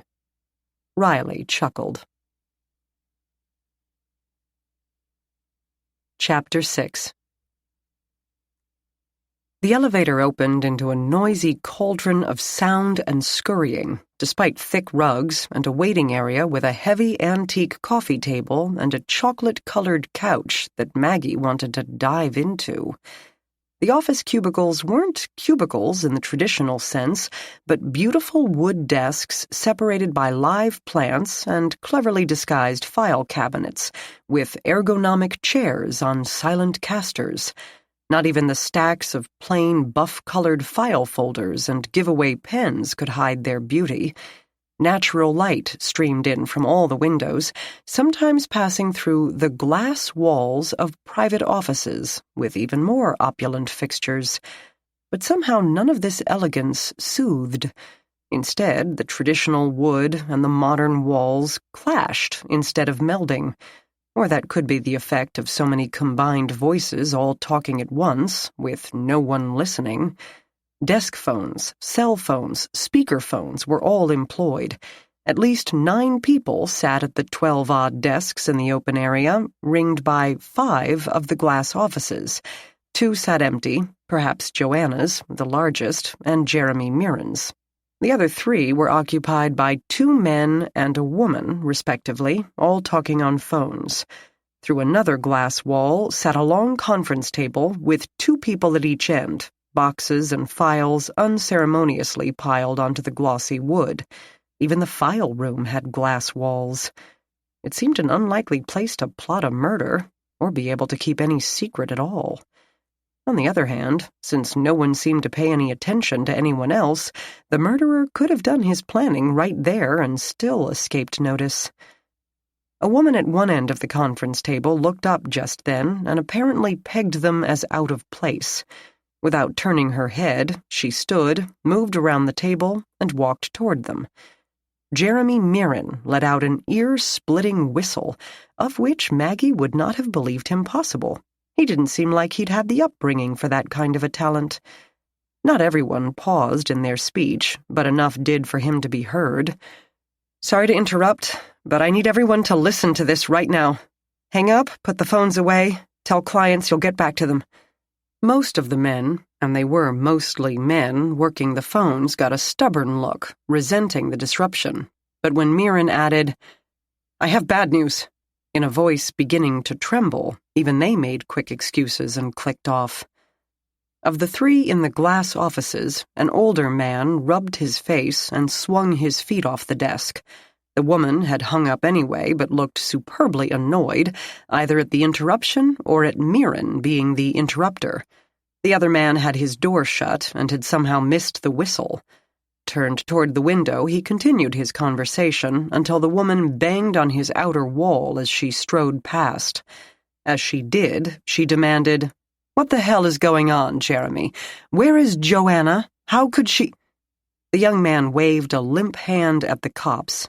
They're going to tell you." Then he collapsed into one of the waiting area chairs and hunched forward, chin in his hands, fingers over his mouth tightly enough to press white streaks into his cheeks. Jack told them only that Joanna Morehouse had been found dead. Reactions ran the gamut. A man near Maggie simply said, "Huh." The woman from the conference room paled. The woman from the nice office frowned.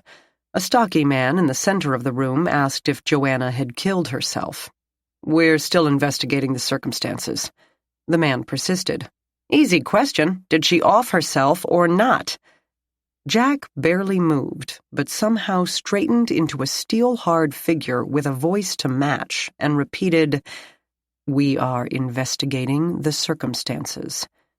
Maggie felt the stab of fear he could still arouse in her, but the people in the room had no idea how close they were to seeing the real Jack, the one who felt able to judge whether someone lived or died. The stocky man certainly didn't. He turned to the guy across the aisle from him and said, "I bet she killed herself." A dam broke, and the room erupted into similar speculation. Voices asked questions that no one could answer. What would happen now? Was the merger off? Who would take over? To this, names were bandied and refuted. Jack spoke over them, requesting that they remain to speak with the detectives. No one agreed, but no one argued. They were more interested in talking with each other. Everyone, as Maggie studied them, seemed shocked and surprised, annoyed and concerned, but not grieving. This was a business, not a family. Joanna's death created a vacuum in that business, and it would have to be filled. No one, to her relief, since she stood in front of the elevator, seemed interested in leaving. No one apparently felt the need to, as Riley had suggested, go home to cry in their hankies. "We will also need to collect your DNA swabs and fingerprints for elimination purposes." That silenced the room for about 1 full second. "Say what? No friggin' way! You can't make us do that." "Only so we can eliminate any of your prints from prints found on items at her house and in her office. They won't be entered into any police database." He still looked commanding and more than a bit terrifying to Maggie, but still couldn't make much of a dent in this crowd's general paranoia. No, you can't make us do that, the woman from the nice office repeated. No, we can't, Jack agreed. It would be voluntary.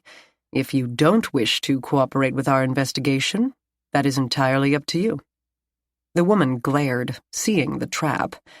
The expressions on some faces in the room changed to those of curiosity as their owners wondered how this was going to play out. Who would balk? And, more importantly, why? Riley strode through them to commandeer the conference room. There didn't seem to be another option. Obviously, it wouldn't be a good idea to parade an army of suspects through the victim's office in case it held any evidence worth having. I don't believe that you won't put it in your database. The young man pulled his tie away from his throat.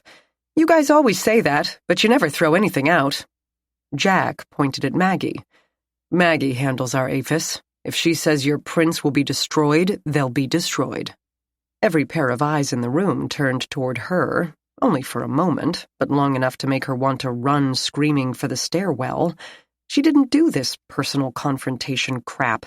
That was why she had gone into forensics and not policing. Now she glared at Jack, who hadn't taken his gaze from the young man in the tie. Again, it's entirely up to you, he said, if you're worried about it.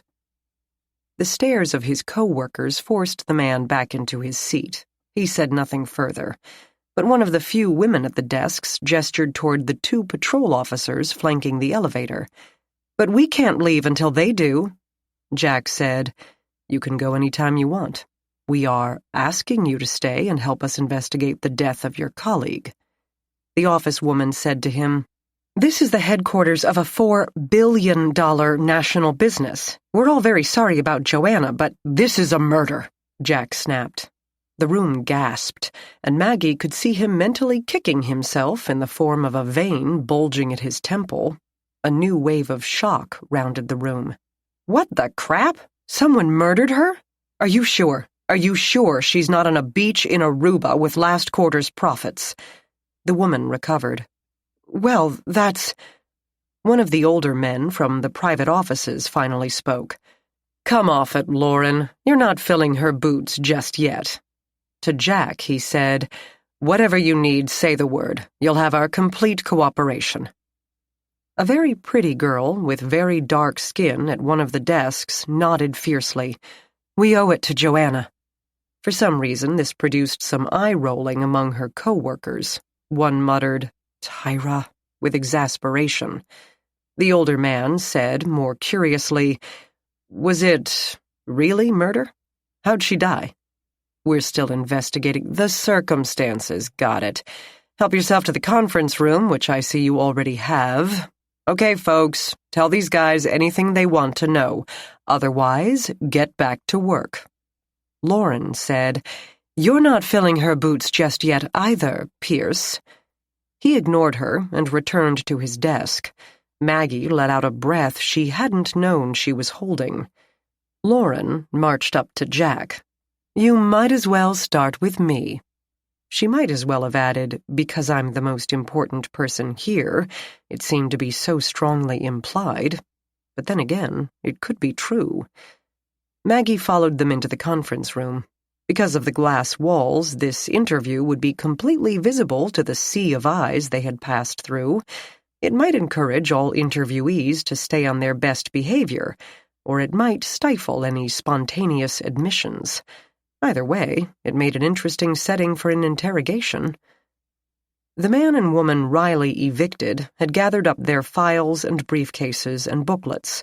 The woman had an entire file box, and Maggie picked it up as she said, Sorry about the disruption.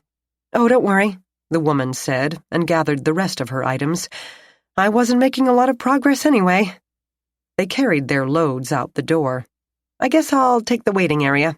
It's that or the floor in the file room, and I'm too old to do the cross-legged thing for very long. She looked about 30 and perfectly flexible, but Maggie said nothing and followed her through the desks.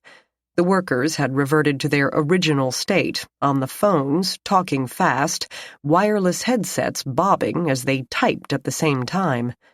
Won't the noise bother you? They're all like that. Financial firms, I mean. She set her files on the coffee table and motioned for Maggie to do the same with the box. Her fellow evictee had already claimed half of it. "I'm a regulator. From the Fed, Federal Reserve. I go into these places to make sure they're conforming to the capital requirements and compensation limits, if any, the rate charges. Anyway, that's what I do." Hence the conference room. "Yep, I'm a temporary squatter, like Davil here. He's from DJ Bryan, doing the due diligence before they buy Sterling." She waved at the dark-hued young man who had plopped his files on the other side of the coffee table. Happily, the coffee table spanned at least 7 feet end to end, so they had plenty of room, but he did not look remotely pleased about the new digs. "If we buy Sterling," he said sourly, pulled out his phone, and took no further notice of them. "How long have you been here?" Maggie asked. "Huh. It's been about 3 years since I moved from D.C. Oh, you mean at Sterling? 2 weeks. No, a little less. I've been here before, though. I think about 7 months ago. I'm Anna, by the way. Anna Hernandez." "Maggie Gardner. I'm the forensic specialist." "Cool. Is that guy waiting for you?" Jack held the door to the conference room, watching them. "I think he may be." Sitting in on witness interviews was not her job, but she slipped into the room and took a seat as unobtrusively as possible. The detectives might want her on hand to take samples before the interviewees changed their minds, and having to call her in could interrupt the flow. An interview, or interrogation, often meant convincing someone to bare their soul, to dredge up events they hadn't noticed at the time, to confess to things they didn't want to admit, even if criminally innocuous. A give and take would be created, weaving a spell that, if broken, would not be regained. Maggie never interrupted a detective's interview for any reason. So, since Riley and Jack seemed to want her there, she sat. The woman's name was Lauren Schneider, and she was the regional manager for the Western states, from California to the Mississippi and including Alaska and Hawaii. Leroy Sherman handled the East.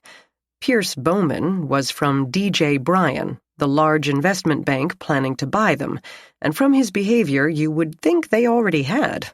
Sterling Financial was a mortgage banking firm. They originated loans that they then sold to investors. The DJ Bryan sale was desired by all parties, once details were worked out. Lauren had known Joanna Morehouse since she had come to work for her 4 years previously, and Lauren had no idea who might have wanted to kill her. She asked again how Joanna had been killed, a reasonable question, and again Jack and Riley refused to answer. They were welcome to collect her saliva and fingerprints. She had nothing to hide, unlike a few of the district managers out there on the floor. Riley asked her to clarify that remark. The woman tossed her perfectly coiffed brown hair, releasing a subtle perfume. Maggie wasn't much into perfume, but even she thought it smelled of exotic places with hammocks on the beach and linen-draped cabanas. "Oh, I don't mean anything really criminal. But this is a cutthroat business. We're not a bunch of kindly bankers helping ordinary folks achieve the American dream of home ownership, like we're wearing scuffed shoes in the only 2-story building on Main Street in Podunk, Nebraska. Even though we are helping people achieve the American dream, much more than the small bank in Podunk, but we're also doing it for the profit margin." As Riley opened his mouth, she added, "I meant that I wouldn't be surprised if some of the managers have a tax violation here or an illegal housemaid there. Their expense reports sure as hell get creative." "So people come here to finance their home loans," Riley said, "to one of our regional offices. This is our headquarters where we oversee the regionals and train their managers. I know it's small. That's by design. Having too many chiefs only dilutes the profits and, the product." "Did Joanna have any enemies?" Jack asked. "Sure. Bank of America, Freddie Mac, Fannie Mae, every mortgage originator in the country hates our market share, which grew again by 2% last quarter. That's why Brian wants to buy us, but I doubt any of them would send an assassin to her home." She seemed to consider her own remark. "I mean, it wouldn't do any good. Joanna founded Sterling, but it's not like it's going to go away without her. It would be like killing one of you. The investigation would still go on, right? This seemed an odd analogy, though true. It was her utterly impersonal delivery, with an utter lack of hesitation over the word killing that stuck in Maggie's mind like a thumbtack. She went on. No, if someone murdered Joanna, Are you sure it wasn't a burglar? She showed me pictures of her house, and it looked pretty spectacular. Not like mine, but really nice. I can't believe she hasn't been robbed already. It's a possible theory, but from the appearance of the scene, we don't believe it's likely, Riley said, as if he was reading the line out of a manual. Lauren Schneider didn't seem to notice. Maggie wondered at someone who described the Morehouse mansion as really nice. But then she had only seen pictures, according to her. Huh. Well, who knows what Joanna was getting up to in her off hours. She had always been tight-lipped about her personal life. She didn't tell, and I didn't ask. Seems to me the only suspect from this office would be her little boy toy out there, Jeremy. He's employed here only because she found him useful in bed. He wouldn't know a decent tranche if it swallowed him. Tranche? Riley asked. Lauren blinked at him, then laughed, which temporarily softened her features. Oh, sorry. Mortgage loans are sold in categories according to risk and return called tranches. Think of it as slaughtering a cow. You get filet mignon, flank steak, and hamburger. They take bundles of these mortgages and chop them up. Investors in the first tranche get paid first, as the borrower pays on the loan. They make, say, 6% interest. The second tranche gets paid next, and they get 9%. The third tranche gets paid last, but since it's the riskiest, because the borrower might repay the loan early before they get their cut, they get 12%. Risk versus return is all investing is. The biggest risk is prepayment. Investors want a 30-year mortgage to take 30 years, because that maximizes the interest paid. Riley said, So one man's debt is another man's stream of income. Maggie could see Jack's eyes glazing over, and he changed the subject. Can you think of any enemies, of Joanna's or Sterling's? The woman hooked one thumb over her shoulder, pointing at the windows behind her. Him. The protesters? Their leader. Ned Swift is our local crusader against the big bad companies that actually make money. When he isn't writing op-eds, he's holding press conferences and handing signs to those people he occasionally gets to show up. Ned versus the Fed. No? You haven't? Anyway, if you want an enemy, he's who comes to mind. Had he argued with Joanna? Riley asked, making a note. Mostly via the press and blog sites. He'd call her constantly. We kept changing her number, but somehow he'd get it. This is the third protest he's staged. There was another last week, the first about 3 months ago. They think by blocking the front door, they'll interfere with our business. But we come in the back, and they don't dare tangle with Manny. He'd eat them for breakfast if they tried to pass the gate. She appeared to take great satisfaction in that mental image. And, as I said, customers don't come to this location anyway. He got a few minutes of film coverage, and that was it. The housing bust is over. Prices are going back up. Ned is old news, and he can't stand it. Any of those protests turn violent? Nah, she said, then remembered that she alone represented sophistication. No. Well, we'll talk to Mr. Swift. Anyone else? She shook her head, but uncertainly.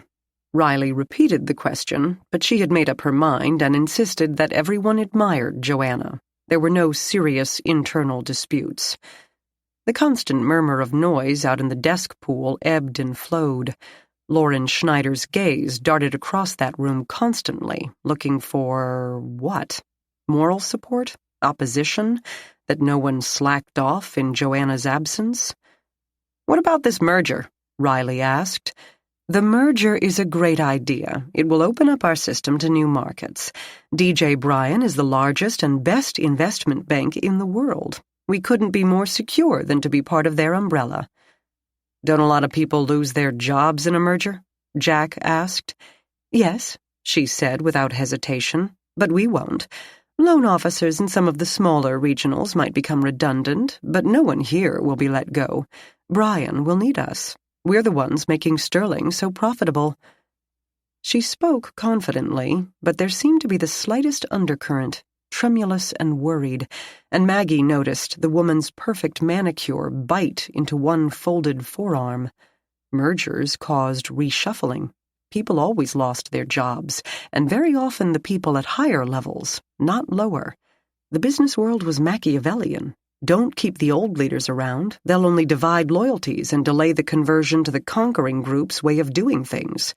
Unless Lauren's job had been guaranteed in the merger agreement, she couldn't know what would happen, with or without Joanna.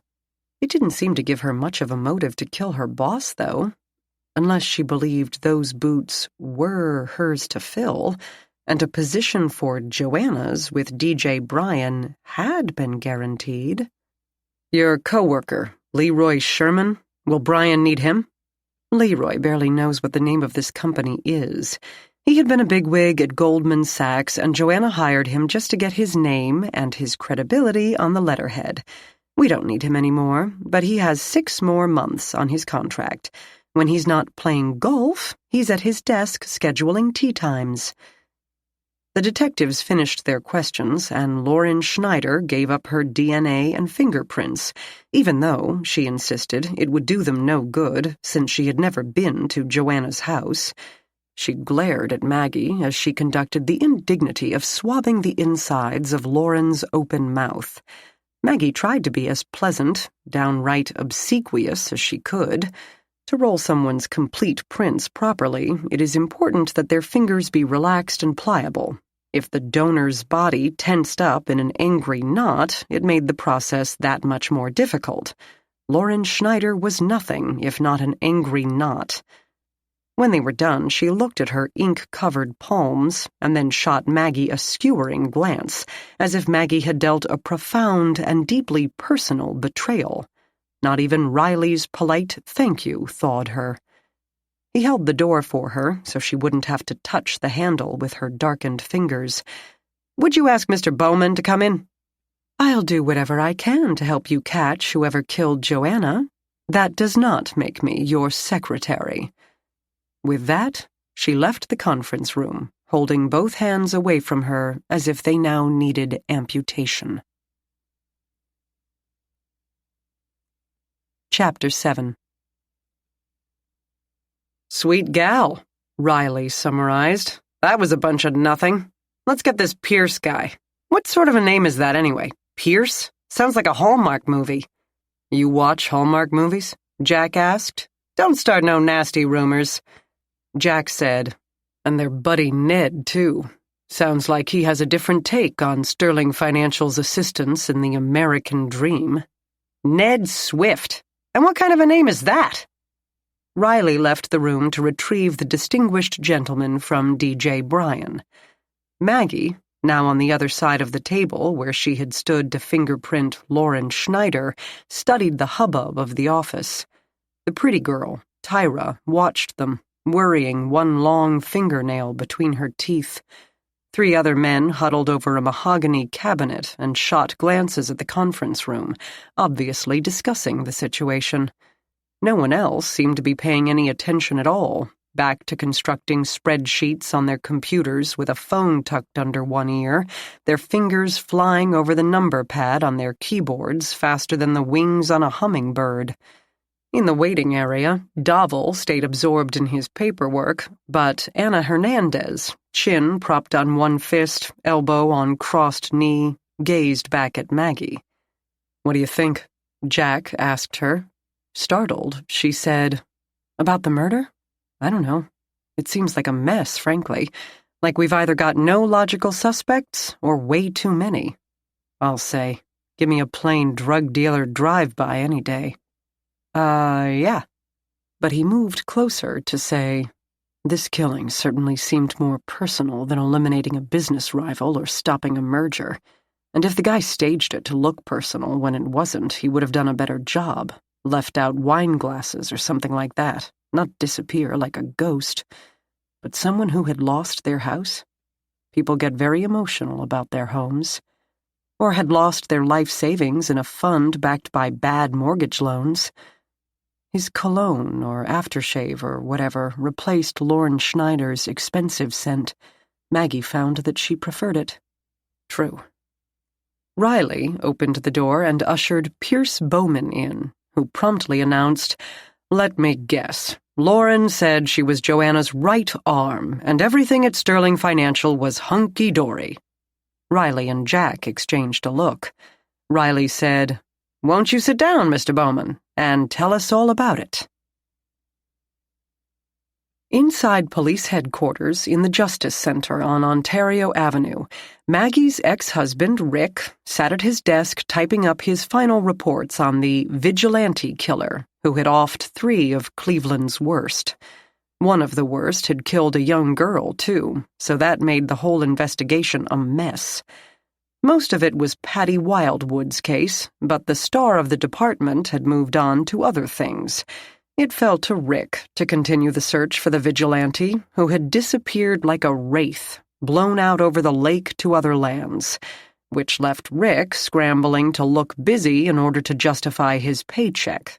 He typed slowly. Another detective walked up and said, "Gardner, there's some hot chick here to see you." Rick eyed him warily. When cops said that, they usually meant his ex-wife, or someone who personified the utter opposite of hot. But hot described Lori Russo accurately. The Cleveland Herald reporter merely had to flick her blonde tresses over one shoulder to make every man in the room sit up and take notice. And notice they did, as she wound her way back to Rick's desk. The conservative slacks and slightly oversized blazer did not dampen their interest in the least. There were 2 female detectives in the room, who didn't even bother to roll their eyes. Rick sat up and straightened his tie, running one hand through his hair. Laurie took the chair next to his desk without waiting for an invitation. "Good morning, Detective. I've brought you that list of murders from Chicago, Phoenix, and Detroit. At the bottom, I put that horrible elder abuse case in Phoenix that sounds similar to the one we had here, where the vigilante killed that woman." Yeah." Rick forced himself to look away from her T-shirt to the 2 sheets of paper she placed in front of him. "This is what your contacts found out?" "Yes. I was hoping you could talk to the police in those cities to see if they noted any similarities to the murders that took place here." "Sure, of course. I have been doing that anyway, of course, checking with NCIC. That's the National—" "I know. What have you found out?" She propped her elfin chin on one hand, giving him the benefit of her long lashes. Rick tried to calculate how long he could keep Lori Russo coming around, and what he might be able to get out of her in exchange for tidbits of scoop. Bait the hook. "I've been working very hard on this, but I'm afraid I can't share that with you. As you know, this is an open investigation." "Yes, but—" "Toss out the line. However, I can tell you that I have confirmed the 5 Chicago murders were all done with a .22 caliber. Unfortunately, Chicago averages at least 1 homicide a day, so 5 lowlifes shot in the back of the head and the body moved over a number of years. It's not much of a pattern. They were never connected, and no kind of suspect developed. Cops there don't have an approximate description, like we have. But there's also Detroit and Phoenix. Oh yes, I'm going to check those out too." Start to reel. "Thanks for coming by the office here, but you didn't have to do that. Maybe if I find something I can tell you, we can meet someplace quieter. There's a cool place at 13th and Euclid I've been meaning to check out. Cowell. It's fabulous." "Great. Maybe we can meet there." And the line snapped. "My husband loves it. I'll bring him along, if we can find a babysitter." "Thanks a lot, Detective. I'll be fascinated to see what you can find out. I think this guy's got a longer history than anyone has guessed." Maybe." She sprung up from the chair, flashed him a brilliant smile. "You'll call me as soon as you get some answers, right? I can't wait to hear from you." He watched her firm bottom as she marched away. "Yeah, sure, I'll be calling. But you're going to have to give me more than a flash of a tight T-shirt if you think I'm going to hand over your breaking news." The guy at the next desk smirked at Rick's expression. Rick glared back. And if this vigilante guy had operated in other cities before moving to Cleveland, so what? Knowing where he'd been didn't tell Rick where he'd go. How was he supposed to track one guy who had moved from one humongous city to the next and then to the next with nothing but a police artist's sketch to go on? There wasn't a handy database of who went where and when. No doubt he had appeared and disappeared from those cities just as he had from Cleveland, and Rick was supposed to track him? Feeling supremely sorry for himself, Rick went to get another cup of coffee. I'm an account manager at DJ Bryan. We're the firm everyone wanted to be bought by when the economy tanked a decade ago. Sterling Financial generated $450 million in net revenue, in other words, profit, last year, but Bryan generated $550 billion. So whether we buy Sterling or not is a life-changing decision for Sterling, but not for Bryan. We can afford to be picky. Joanna didn't get that. Didn't get that how? Riley asked. Maggie could see his struggle to make sense of all the financial dealings and sound intelligent at the same time. Cops had to be chameleons, walking the walk and talking the talk wherever they went, blending in, establishing rapport. Riley was better at it than Jack, so Jack usually stayed quiet, playing the heavy backup to Riley's charmer. But this was a tough crowd, too specialized to give a crap about rapport. They didn't need the police for anything except finding Joanna's killer, a vague and secondary concern for them. The business came first, and the business wasn't even going to pause.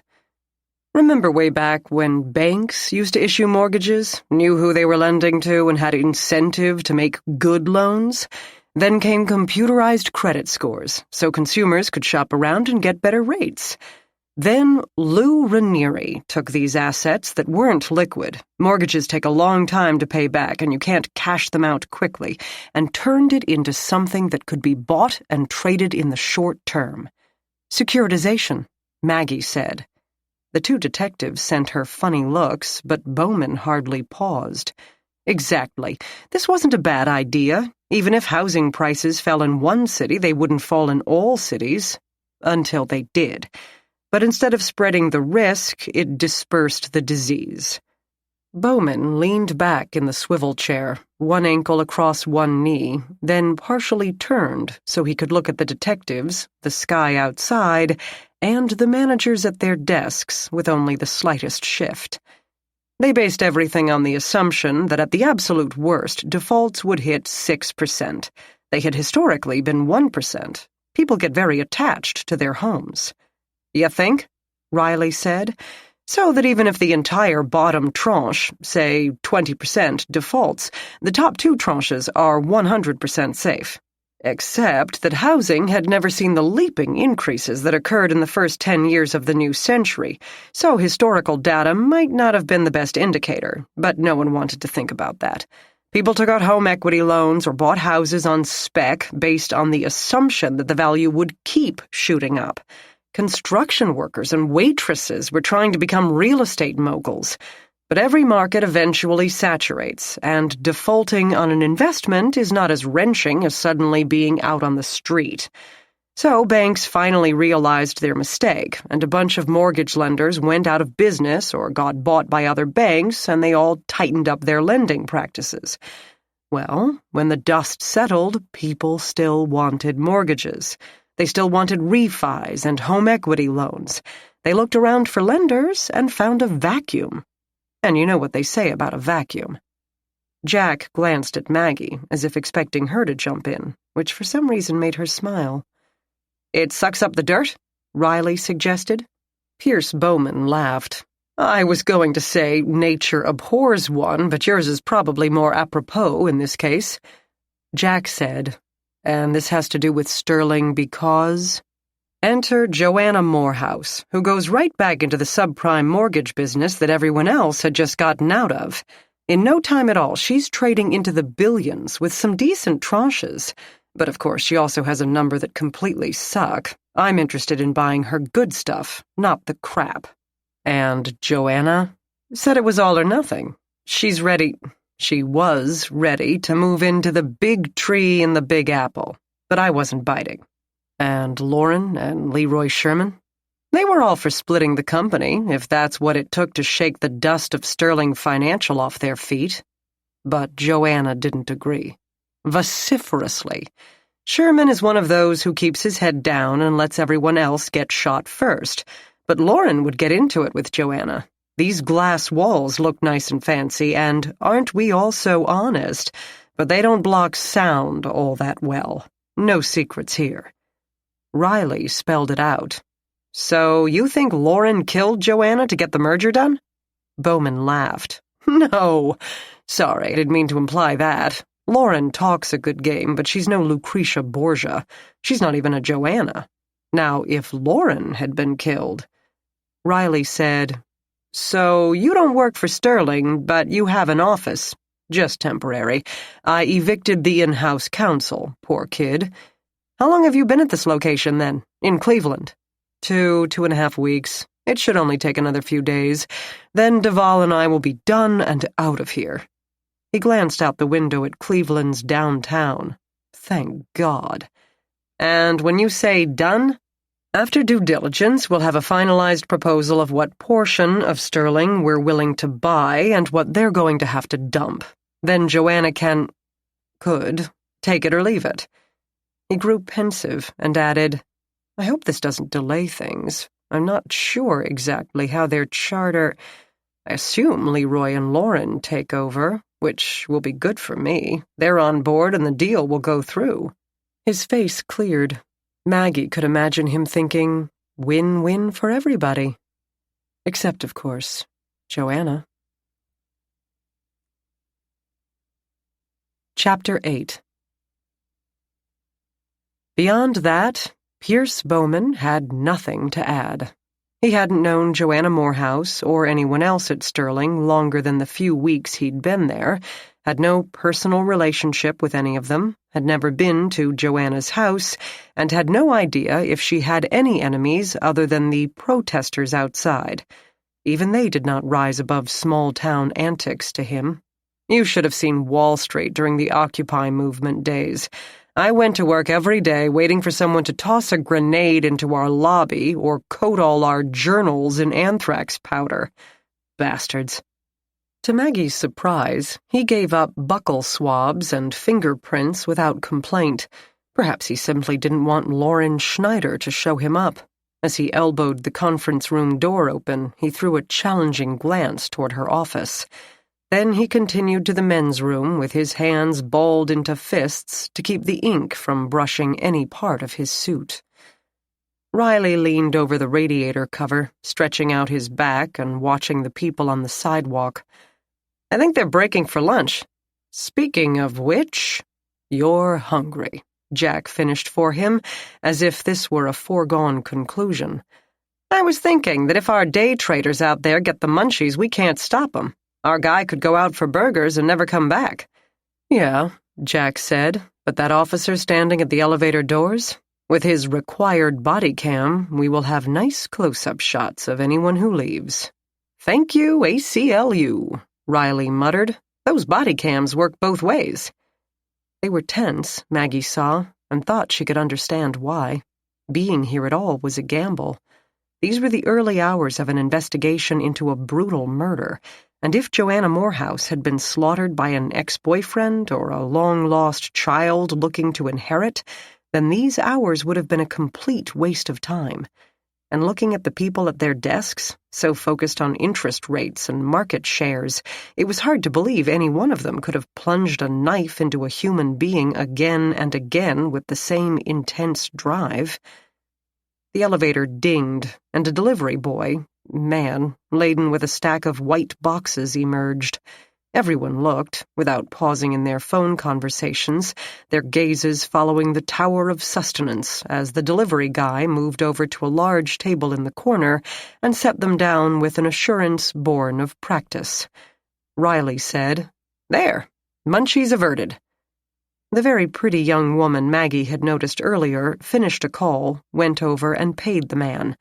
They exchanged a laugh, he left, and one by one, managers took a break from the desk work to drift over to the salads and sandwiches. The woman came to the conference room and told the cops and Maggie to help themselves if they were hungry. Her name was Tyra Simmons, and she was Sterling's in-house counsel. Seriously, we always have too much food. Most of these guys are like teenage boys. Some days they inhale the whole table, and other times they forget to eat altogether. Riley asked if she could spare them a few minutes. The smile wiped from her face, but she took a seat and explained her position there. Every investment firm had their own lawyer, particularly important in this day and age. Real estate and fiduciary laws varied by state and sometimes by city, and on top of that, changed often. Regulatory requirements from the Federal Reserve and SEC were a constant challenge. It kept her busy, she finished wearily. Riley asked, "Are there any lawsuits pending against Sterling?" "Right at the moment, about 48. At their surprised looks, she said, "That's pretty average for this market share." "What are they, regarding?" She brushed a handful of long, dark hair over one shoulder. People not happy with the return on their investments, people not happy with their mortgage payments, people not happy with being evicted after they couldn't make their mortgage payments, other companies not happy because we're taking their customers too easily, that sort of thing. Normal, unfortunately, in the business world. "Let's talk about the suits right here in the Cleveland area," Riley said. 48, Tyra Simmons said. "Those are the ones in Cleveland. Nationally, I couldn't guess. 99% are nuisances with no legal merit. Any 1%ers that come to mind?" She thought, a line forming between her perfectly shaped eyebrows, and drummed one set of long nails on the tabletop. "Ned sicked a class action on us regarding one of our power loans." "Ned Swift?" "The same." "Was Joanna worried?" Tyra shook her head. "Any of this class action group get especially hyper, especially toward Joanna?" "No, just Ned. He showed up here a few times. He would demand meetings with me and her, but then he didn't have anything new to say, so we started to refuse anything if it didn't happen in front of a judge." "What happens to the suit now?" She blinked. "Nothing. I mean, nothing changes. It was brought against Sterling, not Joanna personally. Though she got some pretty ugly letters. Joanna would shrug them off, but I could see they bothered her." Jack's interest seemed to perk up. "Did she keep them?" "I did." She spoke more surely now, perhaps glad to have some concrete way to help. "I insisted. You never know what will help in a lawsuit." The slender woman popped up without further warning and went to her office. "There's something she's not telling us," Riley fretted. "She's a lawyer," Jack said. "There's probably worlds she's not telling us. Like maybe Sterling Financial is as crooked as hell." Tyra returned with a green hanging file. Maggie gloved up and took it from her. If they wanted to collect fingerprints from the pages, it would be best not to add more of their own. But paging through the sheets with Riley and Jack looking over her shoulder, it seemed that processing wouldn't be necessary. The authors were not anonymous. They included their names and addresses as they told Joanna Morehouse that she and Sterling Financial were thieves, hucksters, economic vampires who sucked the lives from their already weakened prey. The effect of this somewhat elegant analogy had been ruined by a very less elegant illustration of a devil-like scourge supping at the neck of a prone stick figure. Drops of blood in contrasting ink added a finishing touch of drama. "Let's start with this guy," Riley suggested. But the next missive trumped the drawing since it described Sterling, and Joanna personally, as a money-sucking leech whore who ought to be burned at the stake. "That one kind of scared me," Tyra admitted. "I insisted we update our security system here. Joanna even said she had gotten one for her home, so I know it bothered her."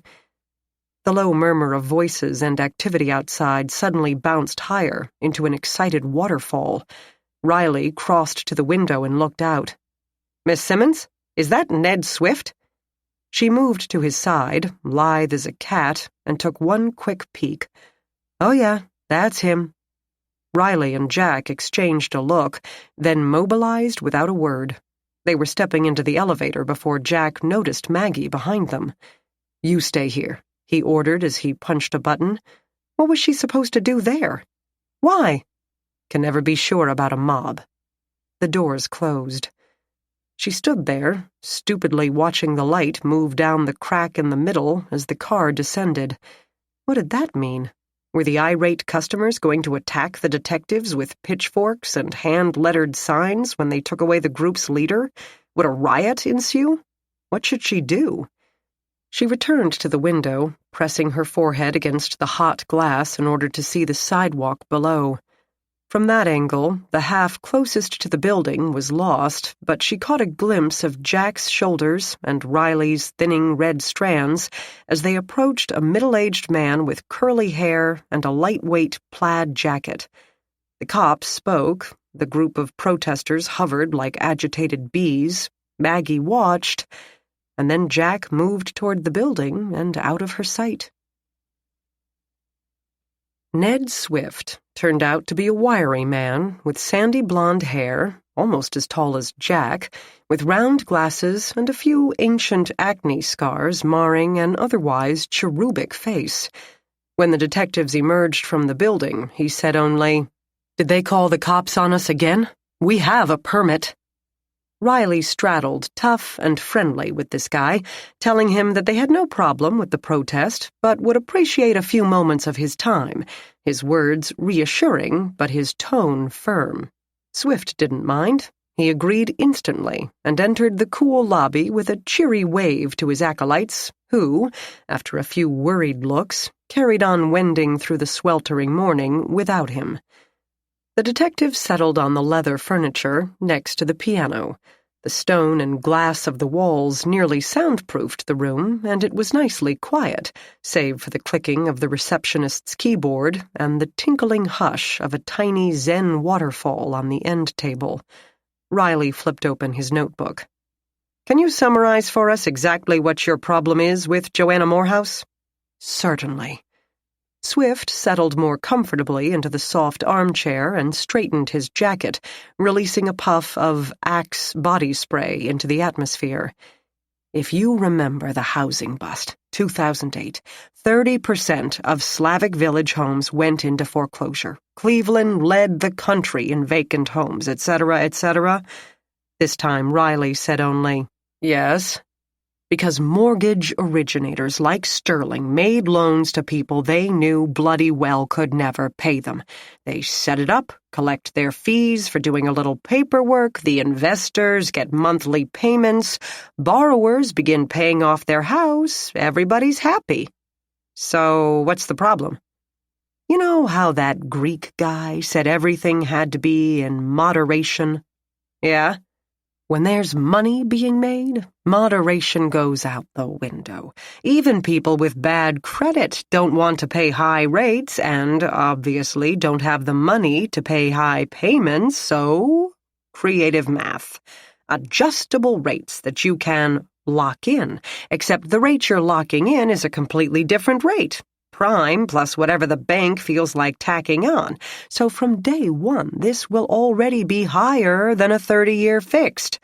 Low rates with balloon payments, which would work out fine if you know you're going to win the lottery in 3 years. Interest-only payments, in which you aren't paying a penny of the principal until the payment leaps up by 1 or 200% in, say, 7 years. But, Riley began, exactly. Why make loans you know are going to fail? Because Wall Street compensation is based on that year's performance. All the higher-ups get bonuses based on a percentage of profit. For CEOs, this can be millions, double and triple-digit millions. So when they will make more in 1 year than most people could make in several lifetimes, they don't think in the long run. These firms, Ameriquest, Long-Term Capital, Long Beach Mortgage, and now Sterling, They don't care if they falsify paperwork, whether they let their clients lie about their income, whether they flat out defraud their clients by pretending to sign them up for a fixed rate and then fake the papers to put them in an adjustable rate. Because by the time their monthly payment suddenly triples and they default, the original firm is long out of it, and the borrower is arguing with a company that never knew them and only knows what the original firm told it. Ned went on, using both hands for emphasis. Unfortunately, the sophistication of the American borrower had not caught up by 2008 and isn't much better now. Jack tugged at his tie. Ned Swift seemed calm and scholarly, with a good grasp of the facts. He also seemed to loathe Sterling Financial and Joanna Morehouse from the tips of his reddened ears to the raging tremor racing through his voice. People have to fight back. Cleveland and a bunch of other cities sued the lenders, but the Mortgage Bankers Association donated a few million to the state political parties and the lawsuits were thrown out. The Federal Reserve, the SEC, Congress threw up their hands and said there was nothing they could do. In 2008, the music finally stopped and some dancers collapsed.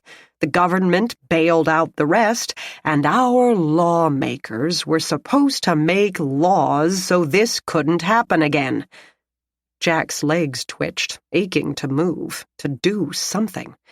Except with caps on their compensation, the investment banks and mortgage banks had plenty of money to keep up the kickbacks to the political parties, so the new laws wound up watered down into trickles. Wait, Jack said, are you protesting things that happened 10 years ago, or things that are happening now? The past is preface, Swift said, but wiped away the smug tone when he saw Jack's lack of appreciation for it.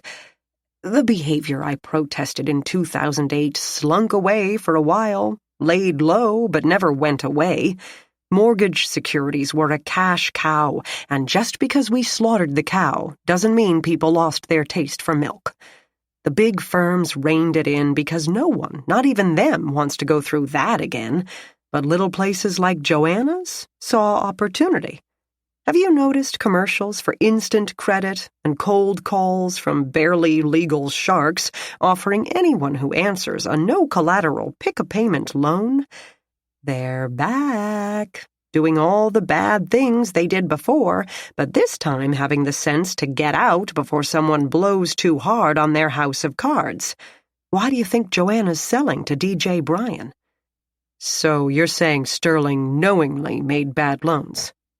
The smugness returned, and Swift spoke with exaggerated patience. Yes. One of her victims, I have the copies right here. He pawed through a battered leather carryall full of files and dog-eared pages. Wanted a refi to put a roof on her house. 85, and she's going to be kicked out of the home she raised her children in. Tina, a part-time waitress in Tremont, told the loan officer she only made about $350 a week, including tips. He said no problem and added a zero. A welfare mother on Quincy bought a 3-bedroom, 2-bath bungalow in Brooklyn. A guy named Kurt? Riley interrupted. Okay, so Sterling is a predatory lender and you're organizing a class-action lawsuit. But what is your relationship with Joanna Morehouse? Swift put his files aside. She's the head of the snake. She knew exactly what she was doing every step of the way. How long have you been acquainted with Ms. Morehouse? Swift finally picked up on the oddity of Riley's questioning. Our lawsuit is against Sterling. What, is Joanna whining about the protests or the letters? Is she going to... How did you know about the letters? He paused, but only for the briefest second. She all but threw them in my face last time I saw her. And that was? He made a show of thinking, chin in one hand, staring into the distance. His gaze fell on the people on the sidewalk outside, and the lines around his mouth softened as when a mother looks upon her brood. About 2 weeks ago. The gargoyle in the back lot knocks off at 6, and our Joanna tends to work late. So you laid in wait by her car? He frowned at the wording. No. I just wanted to make sure she would personally be in court for the hearing the next day. Instead, she shrieked at me about getting irate letters. Jack tried to break up the guy's chain of thought. Why is DJ Bryan interested in buying them if Sterling is an empty shell? Ah, excellent question. Why are they? And why don't the investors who are buying these toxic assets know that they're toxic? He didn't wait for them to answer. One word. Ratings. The cops said nothing, mainly because they had no idea what he was talking about. Securities are rated according to their risk level. AAA is the best you can get. That should be a secure investment for anyone. Mutual fund, Goldman Sachs, anybody. Most of Joanna's tranches were rated AAA by Carter & Poe, an esteemed ratings agency. Okay, Riley said, so they were good. No, they sucked. So why did they get a good rating? Excellent question. He gazed at Riley over steepled fingers. How about you answer it then? Obviously, Riley had had enough of MBA school. So had Jack. Perhaps they could get the white-collar unit to take on a murder case. Nah. Carter & Poe have about 8,000 employees, 11 of them here in Cleveland. The one assigned to Sterling drives a Porsche and lives in Gates Mills. Is that unusual?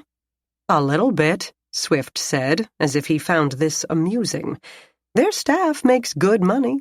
Everybody who works in the financial world makes money that the rest of us can only envy.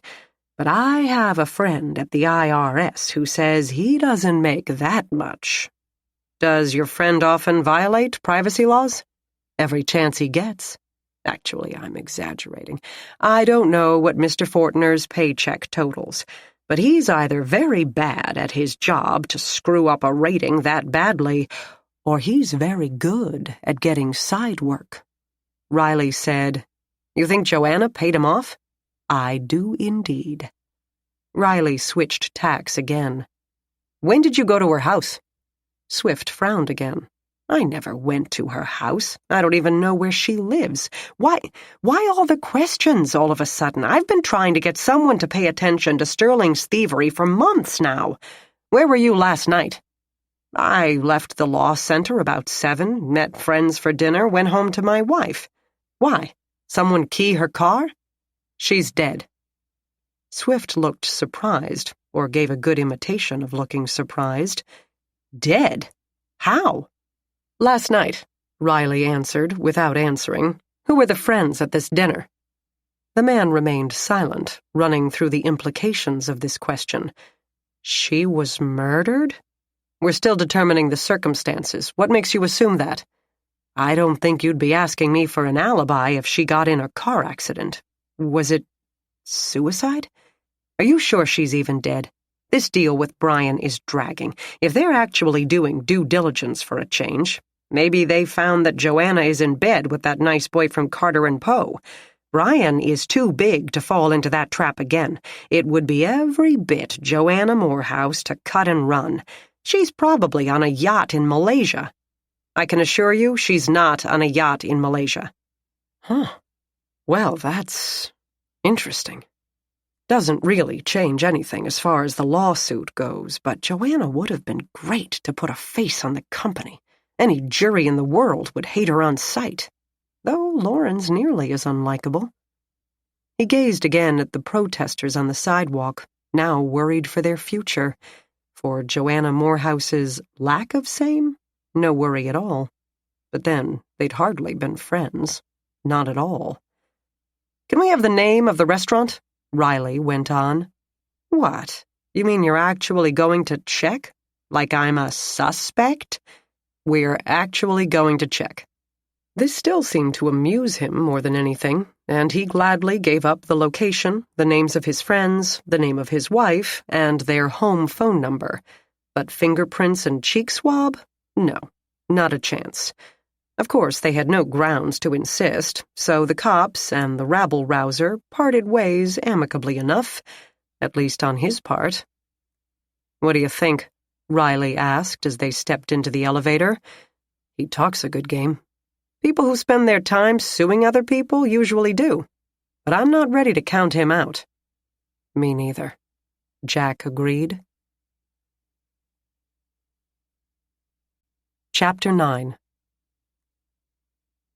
From the window above, Maggie watched the protesters restart marching in a loose circle. No cries of foul arose, and none started using their signs as weapons, so apparently Ned Swift was only too happy to discuss Sterling Financial and Joanna Morehouse with Jack and Riley. Tyra Simmons had returned to her desk. Maggie flipped through the rest of the letters, saw nothing too outrageous.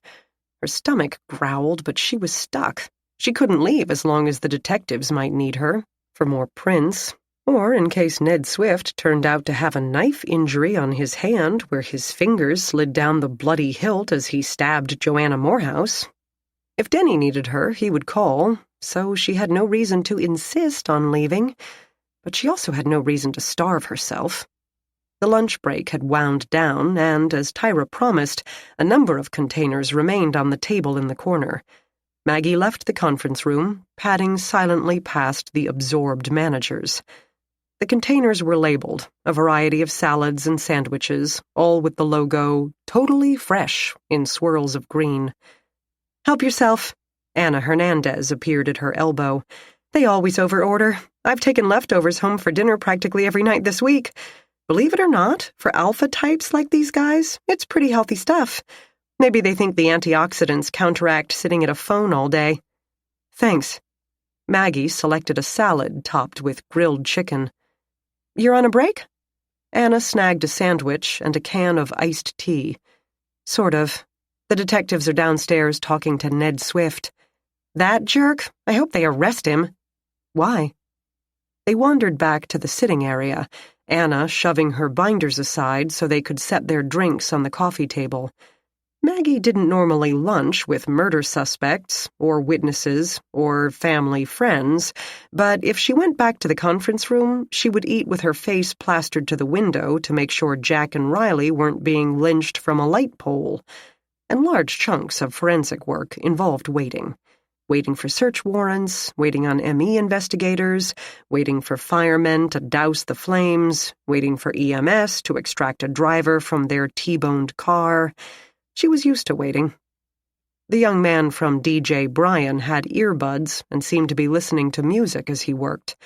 It probably helped with his concentration to block out the hubbub. If he noticed Anna and Maggie, he didn't acknowledge them. "He hates us. The Federal Reserve, I mean. That's his actual slogan, Ned versus the Fed.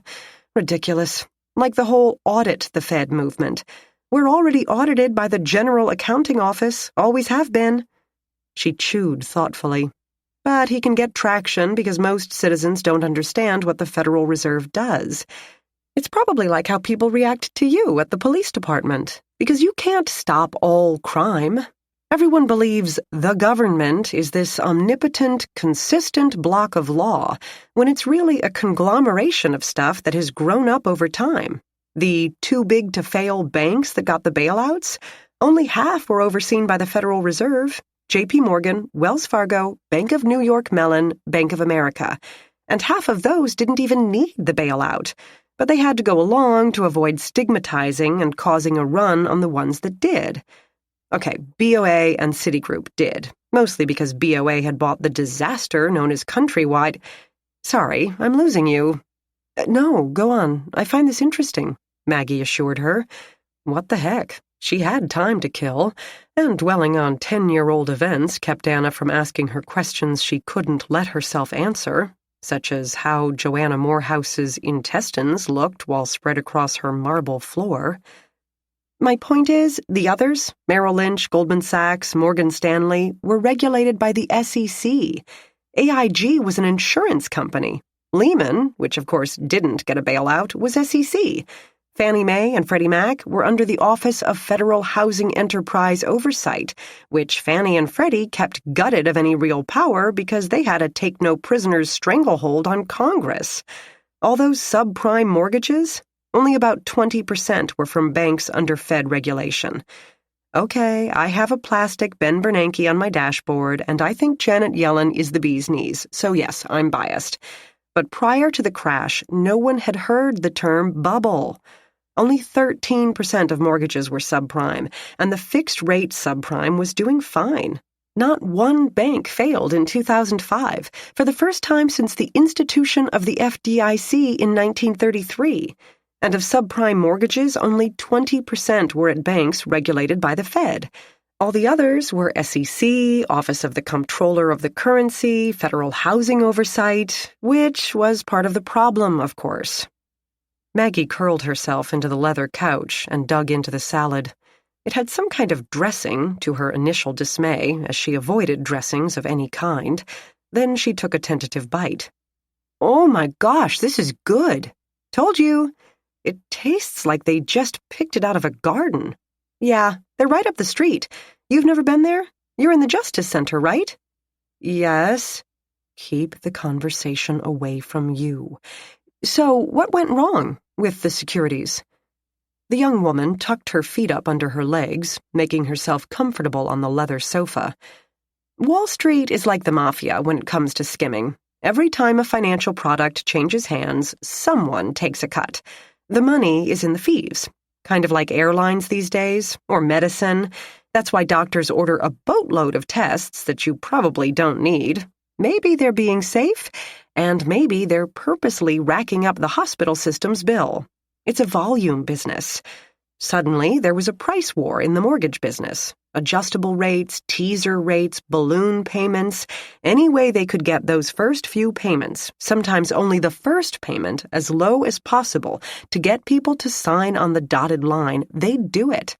They'd call up their investors at J.P. Morgan or Merrill Lynch and ask if they'd buy 95%, loans where borrowers were only putting 5% down. Yes? What about 97? What about 100? No money down, no income verification. Insanity, right? Maggie speared a cucumber slice and agreed. Except they'd look around at their fellow firms who were making money by the boatloads and they'd say, yeah, I guess we'll do that.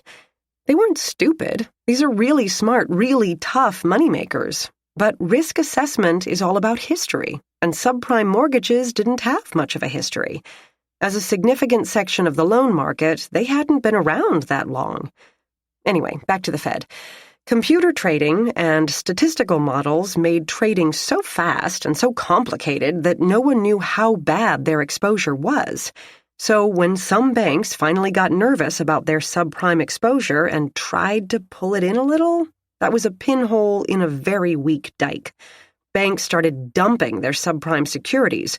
The value of the securities dropped because everyone was selling them at once, and it all devolved into a shame spiral.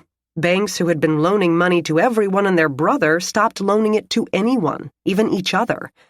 A panic, Maggie said. An old-fashioned panic.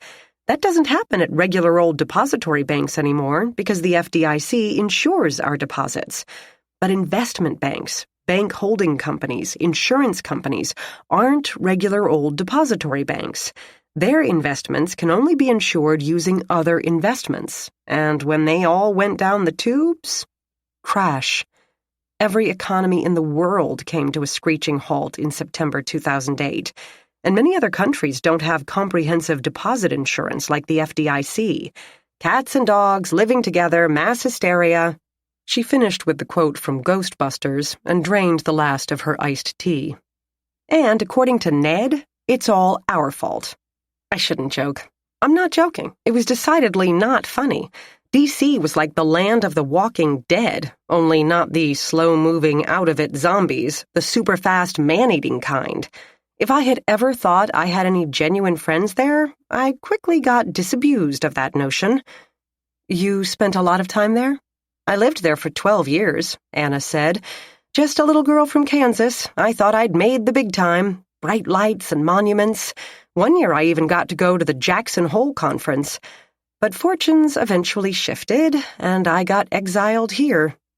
Oh, Maggie spoke without inflection, and discovered there was a place left on Earth where real human beings did real work and really cared about other human beings. People picked dinner companions without thinking about which political party happened to be waxing or waning at the moment. I could live downtown without maxing out my credit cards.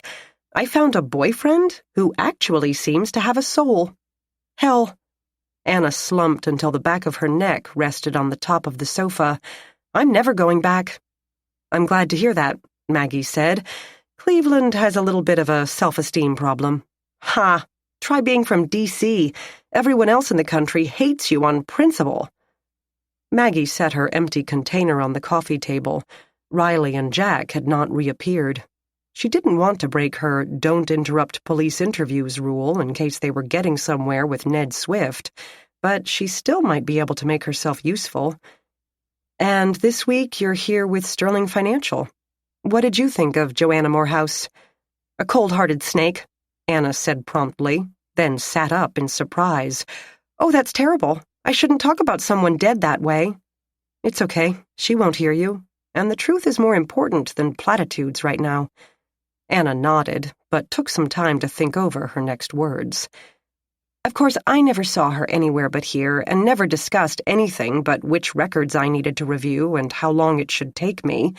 So who knows? She could have fed the homeless and played with kittens and thrown marvelous dinner parties in her spare time. But all I got to see was a totally focused, all-business CEO in no uncertain terms.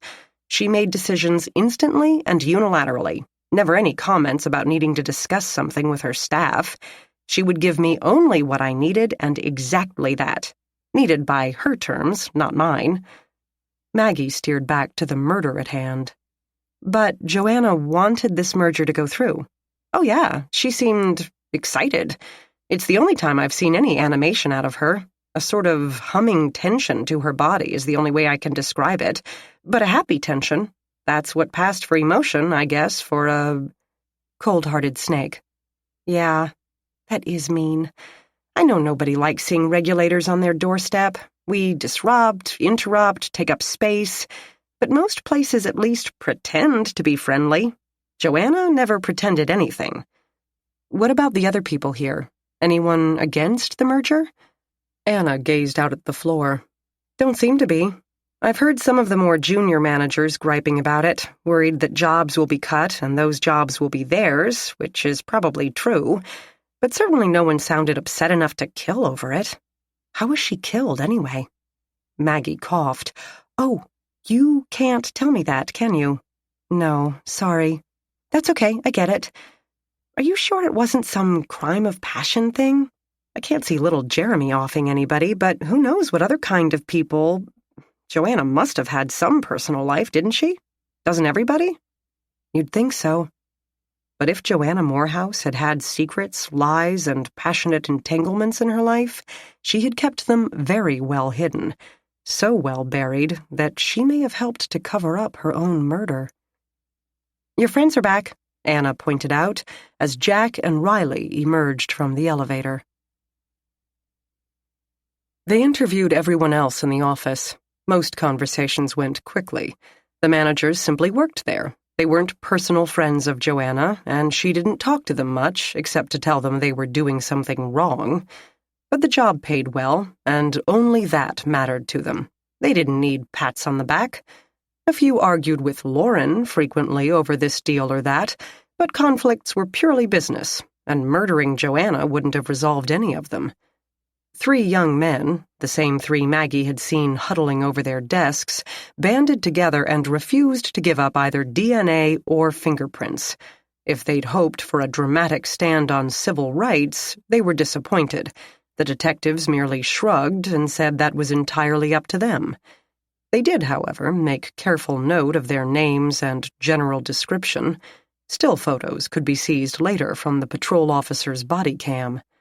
Meanwhile, Maggie helped herself to the copy machine's store of clean paper to finish the fingerprinting. Jack grew tired of hearing about banking and deals and capital requirements, but couldn't shake the feeling that the reason for Joanna's murder sat there somewhere, visible through those glass walls, if only he could get a handle on the motive, or if someone would give themselves away with a tiny slip or a furtive look. Nothing happened, and the medical examiner's office called to say the body had been prepared for autopsy, and did they plan to attend. Yes, Jack told them. Then he left the offices of Sterling Financial with the sickly feeling that they hadn't yet learned a damn thing about who had murdered Joanna Morehouse. Chapter 10.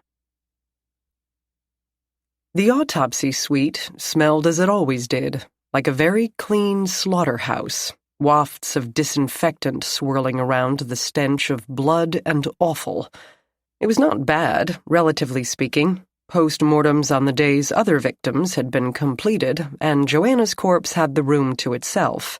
Decomposition had only just begun, her flesh still firm and white, but the opened stomach and intestines smelled rank.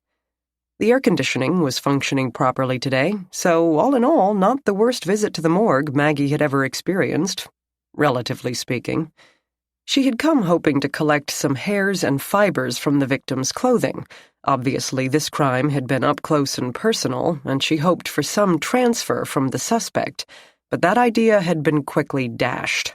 When the killer had cut open the shirt, pants, and underwear, they had flopped to the side and soaked up the blood and fluids seeping from the body. They were now stiffened, saturated planks. The trace evidence specialist had attempted to tape them and passed the tapes, affixed to sheets of clear acetate, over to Maggie, but even with the naked eye she could see there wasn't much there. Any loose fibers from the suspect were now welded to the late Joanna's clothing. But the pathologist had already completed more than half the autopsy, so Maggie figured she might as well stay for the rest. No surprises cropped up. Cause of death was, as expected, exsanguination. Joanna Morehouse had bled out, and rather quickly. Before they'd been sliced and diced, the stomach had been empty and the lungs had been clear. The liver showed no signs of cirrhosis. Toxicology results would take a few days, but it seemed that Joanna Morehouse had been a healthy woman with no signs of alcohol or drug abuse. "Not exactly an athlete, though," the doctor muttered, poking at the musculature with one gloved finger. "I wouldn't say she worked out. She probably kept her figure by simply not eating." "That makes sense," Maggie said. "I didn't see any workout equipment at her house. I don't think she even owned a pair of running shoes. Highly fashionable Mephisto hiking boots, yes, but without even a scuff on the soles." "She worked in an office," Riley said, visibly wincing as the diener, the assistant, took a scalpel and sliced the scalp open from ear to ear. Then he took a chisel and separated the flesh from the skull, flopping it open so the cranium could be sawed in half. Joanna Morehouse would never be beautiful again. "Ever seen anything like this?" Riley asked the doctor. "Had a woman stabbed last month. Pretty bad. Nothing like this, but pretty bad. They thought her boyfriend did it, but his pals covered for him." "One in spring," the diener added. "Chicken Maple Heights. One wound, but it almost took her head off." "Sounds like the mob," Riley said. "Or some foreign shit." "This woman has to have some relatives somewhere," Maggie burst out, apparently startling the detectives, who turned to glance at her. "Have we even found next of kin yet?" Riley said, "No one has a clue. That Lauren woman said Joanna had never, ever talked of her family. Not where she was born, not where she went to school. She had Duke University listed on her CV, but that's as far into her past as she went. We can hope IT finds something in her electronics, a text, an email, anything." "Why?" Jack asked her. Maggie shrugged. "It seems a little pathetic. This woman seems to have been the envy of anyone who saw her, but here she is being autopsied, and no one on the planet seems to give a crap." Riley agreed. "Even Jeremy didn't seem to regard her as anything more than a good deal. Hot, and the boss." Jack said, "She made her choices." Maggie looked at him. The words sounded harsh, but the tone didn't. more regretful. Was he picturing himself on that slab? That someday he would die among strangers, such as herself, who didn't even know his real name, who, if they knew a few of his secrets, such as herself, might feel only relief? We all make choices, she thought. The pathologist said, interrupting the ruminations of everyone else in the room, who then demanded to know what he meant. Hematoma to the back of the head. He prodded a large, dark red mass along the inside of the scalp, between the flesh and the bone of the skull. Somebody socked her a good one. Would it have knocked her out? Riley asked. The pathologist sighed.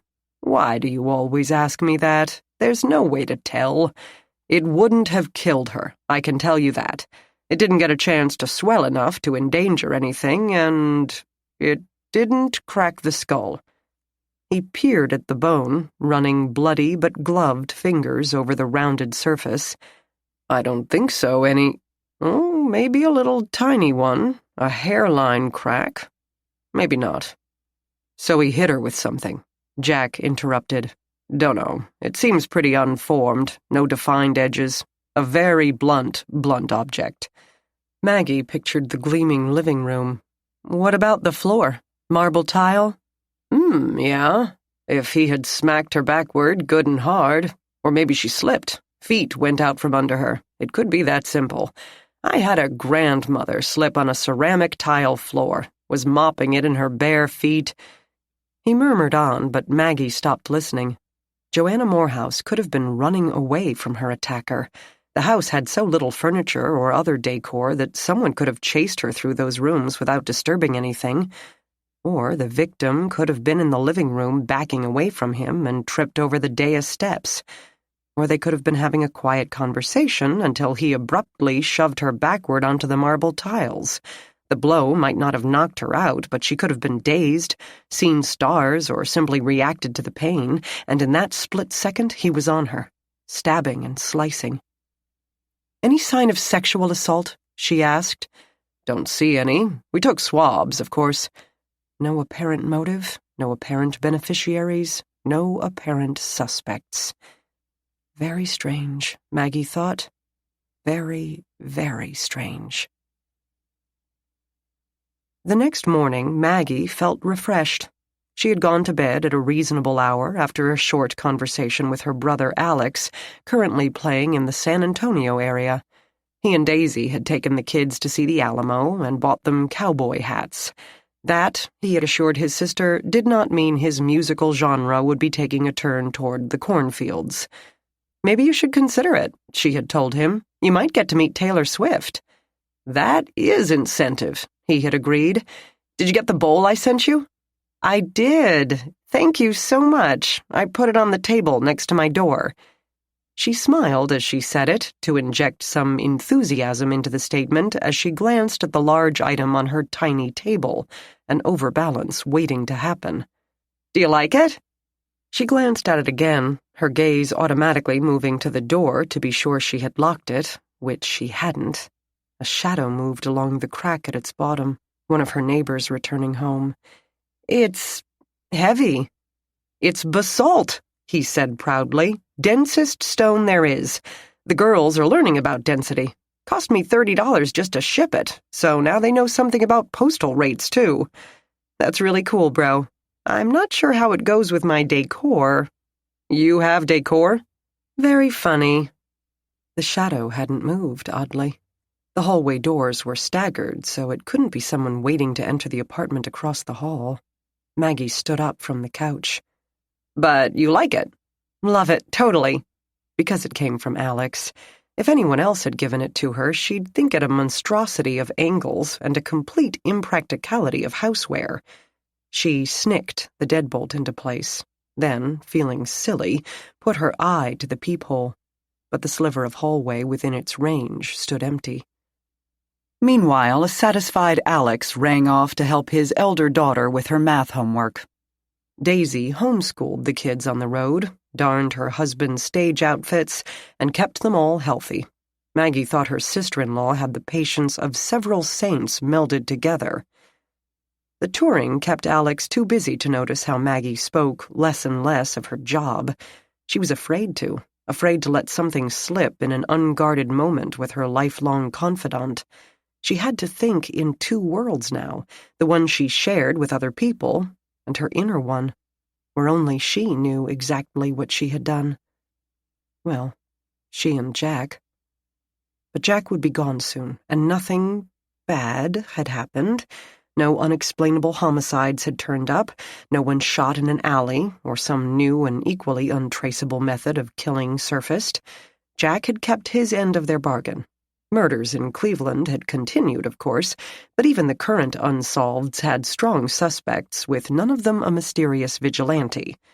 Rick seemed to have given up on the case, as he usually did on anything that proved too difficult. Her lab stayed calm, and she and her co-workers worked to further the cause of justice, and Carol had new photos of her twin granddaughters. The sky outside bulged with heavy clouds, but she had made it to the station without being soaked, so this morning all was right in Maggie's world. Her outer world, anyway. Then her ex-husband walked in. Not a big deal, certainly. They were on amicable terms and got along well now that they no longer had to live together. Despite that, her heart still sank a little every time he showed up, especially when he wore the grumpy face that meant he'd shortly be yelling about something, usually at her. "Morning," she said. "What's up?" He pulled over a task chair from the next bench and dropped himself into it, then pulled himself up to the high table she bent over with the latent prints from Joanna's crime scene. Her heart sank a little more at the idea he planned to stay a while. "I was upstairs with the Graham trial," he said. "I interviewed one stinking witness and I gotta go testify about it." "That sucks." "Everything about court sucks. Then they took my granola bar." The non-sequitur startled Maggie away from her fingerprints. "What?" "I'm first on, so they want me there at 8, right? No time for my usual bagel, so I grabbed a granola bar that someone left on the counter in the report writing room and took it up there, made it on time. Went through the metal detector, my keys set it off, they find my breakfast, and confiscate it. Turns out our poor innocent killer has a peanut allergy, so they have to make sure you don't even open a bag in the courtroom. The bailiff told me he thinks it's a ploy to put Graham in segregation at the jail. He thinks he's tough with his women, but general population would make mincemeat of that douche." "Crazy." "Yeah, the Latin kings can't kill this guy, but Mr. Peanut can wipe him right out. Go figure. Meanwhile, my stomach is rumbling. Want to get some lunch?" "Sorry, I'm pretty swamped here." "Besides, you just brown bag an apple and yogurt, right?" She had to smile. "Yep." "Figured. Okay. Well, I stopped in because I'm still working the vigilante killings." "Yeah?" She took the picture of the bloody print from under Joanna's body and placed a jeweler's loop on top of it, which kept her from having to look at him. "Is there anything you haven't told me about this guy? Any little detail?" "No, of course not." Maggie figured it was reasonable to sound annoyed. She had gone through her story a number of times with all the detectives, and more than once with Rick and his partner. She had filled out a lengthy statement. She had completed all her required visits with the department psychologist. She had done her best to imitate a trauma victim, trying hard to put it behind her. "You said you didn't see his car." "No, only that woman's car, and I didn't really look at that." "And the gun?" "22, I think anyway. All black, no chrome. Ruger, Smith & Wesson, big and loaded. That's all I needed to know right at that moment." She gave a tiny shudder, a real one. But Rick asked more. "A scar, an accent, a smell." "Smell? Seriously?" He shrugged. "I'm grasping at straws here. I've got some damn reporter nagging me about other murders, kind of similar ones. I know she's trying to embellish a story, but—" Maggie carefully placed a set of 10 prints, rolled at the Sterling offices yesterday, next to her photo of the bloody print. She kept her voice level, polite. "Other murders?" "Chicago and Phoenix, maybe Detroit. It's probably fantasy, I know. Finding gangbangers shot in alleys is a daily occurrence everywhere." Maggie adjusted her loop. How many altogether? I don't know, 20 maybe, that we know of. 20. She had never asked Jack. She hadn't wanted to know, and he wouldn't have told her anyway. He'd told her nothing of his life before they met. Hell, he'd told her nothing of his life since they'd met. They were hardly drinking buddies. 20. And she could solve them all, if she simply opened her mouth. She looked up, opened her mouth. The guy's a killing machine, in other words, Rick went on, and yet he didn't hurt you. He left a witness who could identify him. Yeah? You have to ask why. No, you have to ask. I'm just glad to be alive. Her ex held up a hand. Not trying to make you feel bad or anything. I know this isn't fun to talk about, but why did he let you go? It couldn't be because he wanted to get in your pants. Which is the only reason any man would show her courtesy, she supposed. You've asked me that. The shrink asked me that. Everyone, in one way or another, has asked me that, because I didn't fit his criteria. He may be crazy, but he has a code. I didn't fulfill it. There weren't any others? Witnesses in other cities? Ones who got away? Rick shrugged and said he didn't know before returning to his previous topic. The only real interesting one is Phoenix, because they also had a woman running an illegal nursing home, left people there to rot, just like here. Maggie's jaw clamped shut. Maria Stein. Jack had been on her trail, but she had slipped away to come to Cleveland and spread her poison among the innocents there. If anyone had ever deserved to die... But deserve didn't enter into it. Maggie had to stay silent now, because if she told the truth, she would go to jail, and she didn't want to spend half her life in prison on behalf of Maria Stein. Really? And the person who did that was killed? No, she got away. But the reporter looked for circumstances similar to our spree, I guess. I'm checking with departments in Chicago and Detroit to see if they had anything like that. They nearly laughed me off the phone at first, since their homicide rates make Cleveland look like Disney World, but they're putting their crime analysts on it. They're searching both methods of murders and types of victims, and elder abuse. Oh, she said. Good. It would be normal, Maggie reminded herself, to be curious. After all, she'd been both saved and nearly killed by this mysterious vigilante. She abandoned the prince entirely and gave her ex-husband her full attention. So you think he was following that horrible woman? Yeah, it would make sense. Who knows? But this reporter is going to keep making a stink until I come up with something. I need to find out where he went. Then I can point her there and it can be some other city's problem. Maggie nodded. Unfortunately, he didn't share his plans with me. Other than the description and sketch I already gave you, and that he probably owned a cat, I can't help. He studied her, gazing at her with more intensity than she remembered from their brief marriage. You're sure? Yes. Yes. You've wrung every last detail out of me. Believe me, if there was anything else I could tell you, I would. This was, of course, a bold-faced lie. But Rick had never been attuned to anyone's thoughts but his own. He wouldn't start now.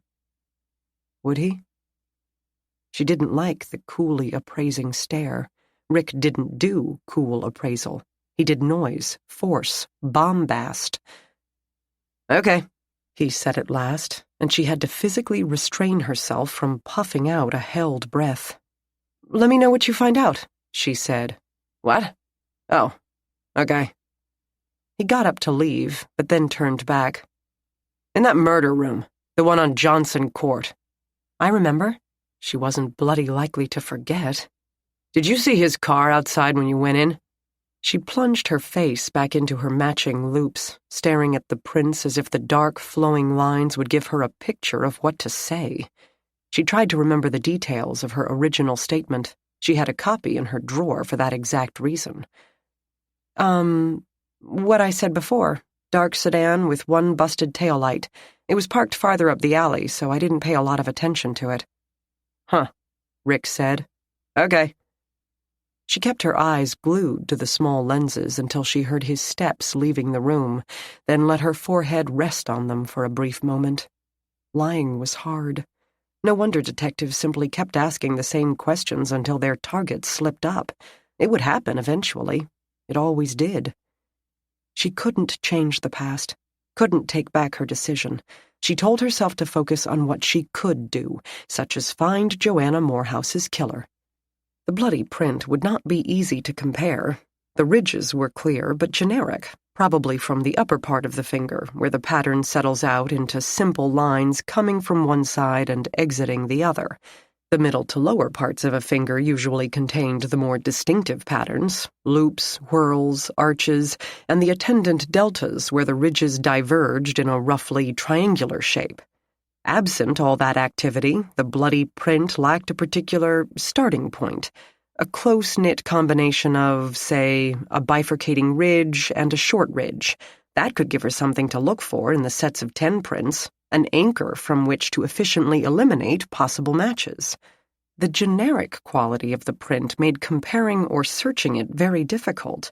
It could even be part of a palm, but she didn't think so. The lack of any smudges or other patterns around it made it seem like a single finger. At least Maggie could establish that it did not belong to Joanna Morehouse. She had run it through the APHIS system already, and the system had dutifully offered up its 10 most closely matching patterns. Its first choice, the left index finger of a young man named Damon Martini, matched perfectly, except for a scar that should have snaked over one side of the bloody print. The system's logarithms placed Bruce Duffy next. His ridges also matched perfectly, except that a feathering at the end of one bloody ridge could have been a bifurcation, while the corresponding ridge in his right middle finger did not divide there. Even if she found a match she believed to be correct, based on years and years of looking at fingerprints every day, she still might not feel comfortable swearing to it in a court of law. The information in the print was too generic. But that was okay. If she could at least identify someone, tell the officers, "I think it's this guy, but I can't swear to it," it would give them a place to start. If nothing else about that person fit the crime, then they would be cleared. But it was worth a try. Same as if a witness had seen a white Ford pickup leaving the scene, so the detectives went out and questioned all owners of white Ford pickups. It didn't mean that a white Ford pickup owner had committed the crime, or that the witness even saw a Ford and not a Chevy. But if during an interview they discover that one white Ford pickup owner lived nearby and had had a bitter argument with the victim the previous day, well, more questions would therefore be warranted. But, however limited, the print had been the only clue left by the killer, and she would work it until her eyes fell out. Her phone rang, startling her. Chapter 11. Tyra Simmons's home couldn't have been more different from Joanna Morehouse's. A small bungalow on the Near East Side that she had obviously renovated and decorated with care, it nearly burst with furniture and accoutrements and mementos of people Tyra Simmons loved. She had an expensive leather sofa, but with a well-worn crocheted afghan scrunched in one corner. Her closet held designer clothes, but also comfy t-shirts, and a box of Barbie dolls and other childhood toys. Her bookshelves contained more than her law school textbooks, plenty of novels and a myriad of framed photographs, candid shots of the friends and family in Tyra's life. The two women did, however, share a fondness for takeout. She had even kept an old-fashioned address book, as well as entries for Mom and Dad in her cell phone. It made notifying the next of kin much easier. Her body, however, formed nearly a mirror image to Joanna's. Lying on her back with her clothing and then her torso splayed open, the knife having carved up deep sections of skin and organ, her face turned toward the ceiling with the utter hopelessness that came from feeling one's life slip away. But Tyra hadn't given it up easily. Her arms flopped open at her sides and bore numerous cuts and gashes. One finger had been nearly severed, but still her attacker came, slashing and stabbing until she went down and stayed down. Maggie usually spent very little time feeling sorry for the victim. With only one chance to get everything at the crime scene done right, she usually had too many other things to think of, things that would benefit the dead much more than her sympathy. But when she had met Tyra the day before, the vibrant, intelligent, concerned, alive Tyra, it became impossible to look at what had become of her without an almost crippling sense of sorrow. So she took a deep breath and tried to push all those feelings to the side. It didn't quite work. As with Joanna, the actual conflict had taken place in a relatively small area, in the opening between the front foyer and a formal dining room. From the lack of blood elsewhere in the house and the lack of items disturbed, Tyra had not run through the house to get away. She had not been restrained, no chafing on the wrists or ankles, and showed no signs of beating, though any bruises might not have had much of a chance to form without blood flowing. Half of her throat had been cut to the bone, and blood loss would have quickly stopped the heart. The dining room floor had a thick carpet in a deep red color, so it likely did not do the damage to the back of Tyra's head as the marble had done to Joanna's, though perhaps that explained why Tyra had more time to fight back before consciousness faded. "Who found her?" Maggie asked. "Another chick from the office," Riley said. He nudged the front door closed with his toe. No one wanted to touch it until Maggie could process for prints, but he also wanted to keep the air conditioning in and the neighbors' prying eyes out. "Tyra's car has been in the shop. Foreign job, so it takes a while to get parts. This other gal has been giving her a ride every day. Arrives this morning, knocks, no answer, calls Tyra's phone, no answer, peeks through the window next to the front door, and loses her breakfast." "She lives alone?" The deep gash in the victim's throat would have kept her from screaming. Strands of her long waves lay scattered on the pile, probably caught by the knife at the same time.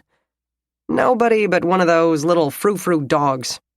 Riley looked around, as if the animal might choose that moment to gnaw on his ankle, which has made itself scarce. "He did it again," Maggie muttered. "What?" "Walked away from this bloodbath without leaving a trail."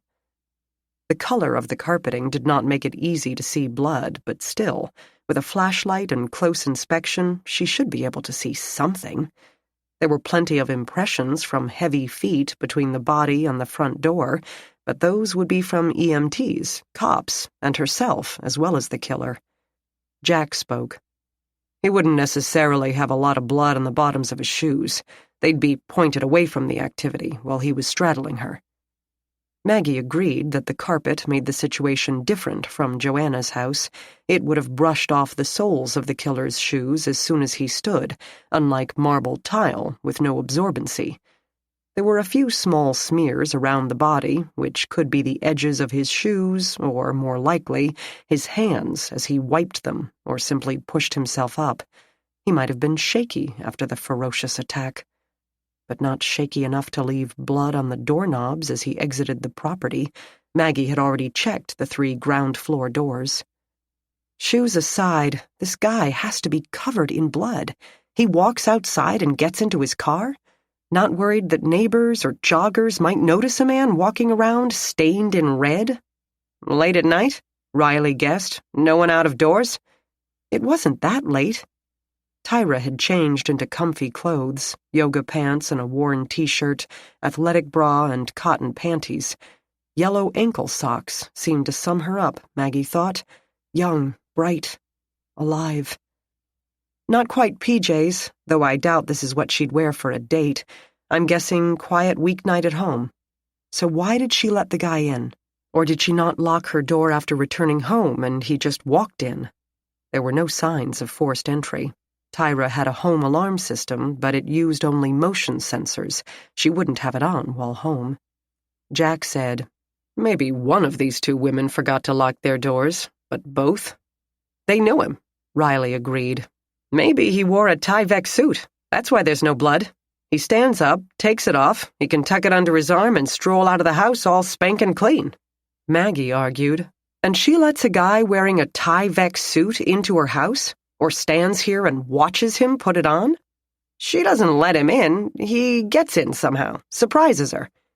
Maggie stood next to the body, her gaze roaming the room as if she could picture these different scenarios playing out.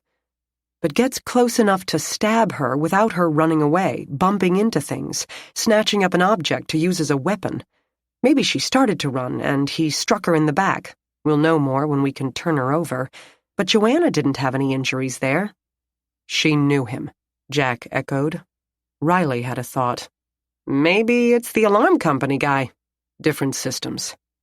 Silence descended again as they puzzled this out, broken only by the electronically produced shutter sound of Maggie's camera as she documented the scene.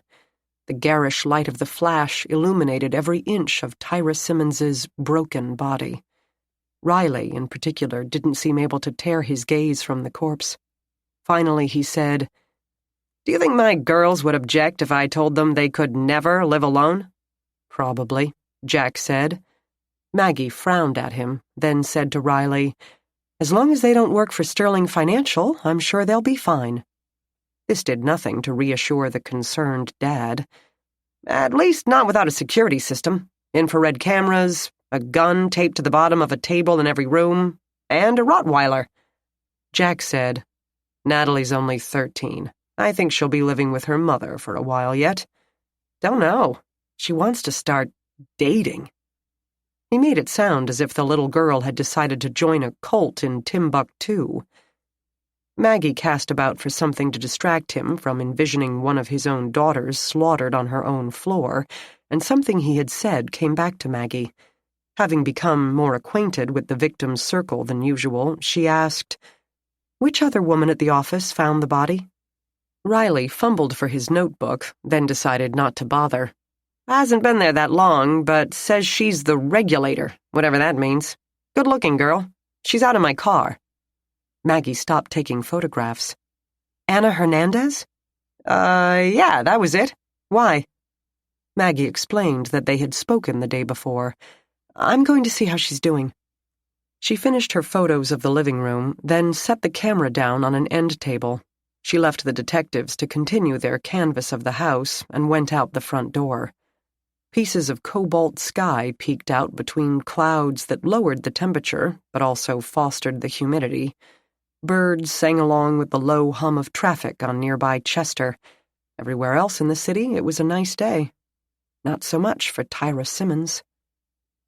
She went to Riley's battered Crown Vic and opened the back door, where Anna Hernandez had been staring straight ahead. She turned to Maggie with relief, clasping her hands as if they had been friends for 20 years. Oddly, it felt as if they had. "This is terrible. Who is doing this, and why Tyra? I mean, I'm sure Joanna had lots of enemies, but Tyra was such a sweet girl." Maggie realized she shouldn't discuss the case or anything about it, though that probably wouldn't be possible. "I just wanted to see how you were doing. I'm sorry you have to wait. If you want to go home, I don't mind, honestly. Anything I can do to help. I mean, I barely knew Tyra, never met her before this assignment, but we got to talking about her car, and I drive right by here on my way in, so I know it must have been a shock." "Shock doesn't begin to cover it. Is that what Joanna looked like? Is that how she was killed?" Maggie said nothing, but of course her silence created confirmation. "Who is doing this? Why? Who declared war on Sterling Financial? And even if they did, why Tyra? Why not Lauren? She's next after Joanna. Tyra was just in-house counsel, and I don't think they ever listened to her anyway." Maggie should stick to neutral topics, pat her hand and get her a drink of water. But she couldn't help asking, "What makes you say that?" Anna's racing thoughts had already leapt forward, so she had to stop and retrace. "Because Tyra said so. I think that was how she introduced herself to me. I'm in-house counsel, not that Joanna ever listens to me anyhow. A joke, you know, self-deprecating sense of humor. But then on our morning commute, she'd be bubbly and ready to go, and then on the way home, I could barely get a word out of her. She seemed frustrated and worried." "About what?" "No idea. And honestly, she could have been like that all her life, for all I know. We've only been commuting partners for 4 or 5 days. She did seem high-strung on a general basis." "Did she—" "Not your job, Maggie, not your job. Please tell the detectives anything you know about Tyra, if she had worries or concerns, especially about people in her life. In the meantime, can I get you anything? A drink of water? No, thanks. I think I'd throw up anything I swallowed. Oh, I called the office and told them. I was in such a daze, I didn't know what else to do. I don't know any of Tyra's family or anything, so I didn't know who else to tell. It's okay, we understand. And I told them how she looked. I hope that's all right. Of course, Maggie said. Not ideal, but you can't control everything. Officers always preferred to hold back some details from public consumption, but that had gotten increasingly more difficult in the modern age. Amazing, Maggie thought as she retraced her steps to the house, how cell phones had changed nearly everything about their lives. And deaths. Then she put aside such philosophical reflections to process the rest of the crime scene. As it turned out, their efforts didn't yield much. Nothing else in Tyra's house appeared to have been disturbed other than her body. Her laptop sat charging on the kitchen counter next to a curdled bowl of cornflakes and her purse, with its wallet intact. Her phone had been plugged in on the end table next to her bed, still neatly made. Jewelry, real and costume, filled the wooden box on her dresser, and a fairly current video game console sat tucked under the large flat screen in the living room. Robbery had not been the motive. At least not the garden variety kind. Tyra's briefcase yawned open on the kitchen table with papers fanned out beside it. Impossible to tell if Tyra had been working while munching on her cornflakes, or if the killer had been looking for something and then possibly took it with him. Maggie photographed and then studied the pages, but they might as well have been written in Greek. Mostly numbers, listed with acronyms that meant nothing to her. Next to those entries, there were columns labeled R-Factor, 10Y Proj, and finally something she could read, rating. The ratings ranged from A to AAA. Must be a list of Sterling's financial products, she said to Jack, who stood reading over her shoulder. Another page had been ripped from a legal pad and covered in handwriting. Tyra's, Maggie assumed. In looping letters, she had repeated the first 2 columns of letters and numbers, but then written in her own R-factors and ratings. She had not graded the products as highly. CCs and Cs. The next page had been printed by a computer. The heading read, Carter and Poe, but then the rest of it devolved into the same hieroglyphics as the first 2. I have no idea what this means, Maggie confessed. This could be completely normal take-home work for her. Maybe not. Jack summarized Ned Swift's allegations about Joanna's cozy relationship with the ratings agent from Carter and Poe. Maybe Tyra had her suspicions and made her own calculations about what rating Sterling's products actually merit. Could she even do that? She was a lawyer, not an accountant. An investment bank lawyer. She'd have to know at least the fundamentals. Maggie nodded. And if she got suspicious, started crunching some numbers herself, then whoever killed Joanna to keep this a secret might have come after Tyra. And went all Ginsu on them to keep from paying a slap-on-the-wrist penalty to the government? Riley interjected, coming up behind them. Stripped these girls naked and cut their guts out in the name of corporate espionage? Maggie remembered something else Anna had told her. Financial firms like Sterling pay year-end bonuses based on that year's profits. These can figure into the millions. Jack said, so if a bad report comes out and their products are devalued, the bonuses this year could be short a few yachts or private islands along the equator. Riley said, people have had their guts cut out for a lot less. Hyper little Tyra was a straight shooter and might spill the beans once she cottoned on. But if Joanna was paying off the ratings agency to overvalue her stuff, she's not going to tell anybody. So why kill Joanna? More year-end bonus to go around, Jack said. She had an attack of conscience, Maggie suggested. If she fessed up, it would kill the deal with DJ Bryan, and Sterling would stay small time? But she knew that didn't sound right. Every description of Joanna didn't seem to include a conscience. Or Tyra was in it with Joanna, Jack said. That's why she'd been nervous, worried that DJ Bryan's due diligence process would find it. With discovery imminent, a co-conspirator needed to cut ties. Or Mr. Pierce Bowman of New York discovered their little subterfuge and went into a rage that they dared to screw with the venerable firm of D.J. Bryan. I could see that guy slicing a woman open and then going out to play 9 holes. Riley glanced toward the dining room, where most of Tyra's body could be seen from the kitchen table. I don't know. It still seems like overkill, Maggie finished. In every way. We need to talk to Joanna's favorite Carter and Poe raider, Jack said. Absolutely, his partner agreed. But first, they had to finish up at the scene of Tyra Simmons's murder. Jack freed Anna Hernandez from the back of their police car. Maggie and the IT guy examined Tyra's electronics. Her phone didn't have a passcode, and neither did her laptop, and with guidance from IT, they had checked her emails, voicemails, and texts. No threats, no warnings, no pleas. She had sent her last text at 8:40 the previous evening to her mother to remind her of an aunt's upcoming birthday. She had missed calls from people in her contacts list at 9 and 9:15. Emails were routine. She had both a business account and a personal one. The recent business communications consisted of a lunch order and the current sterling stock prices, a daily newsletter of changes and updates in federal and Ohio laws and regulations. Her last email from Joanna simply asked for a fact sheet regarding a possible expansion in New Mexico. Nothing that waved a red flag, nothing that indicated a motive for murder. Nothing that told Maggie why someone had come into Tyra Simmons's home to brutalize her. Maggie's processing had reached the bathroom, the most intimate place in a person's home. It didn't reveal any dire secrets either. A few indications of a male presence remained, a bottle of aftershave in a drawer, a pair of boxers much too big for the slender Tyra at the bottom of the laundry basket, but they didn't seem consistent or permanent.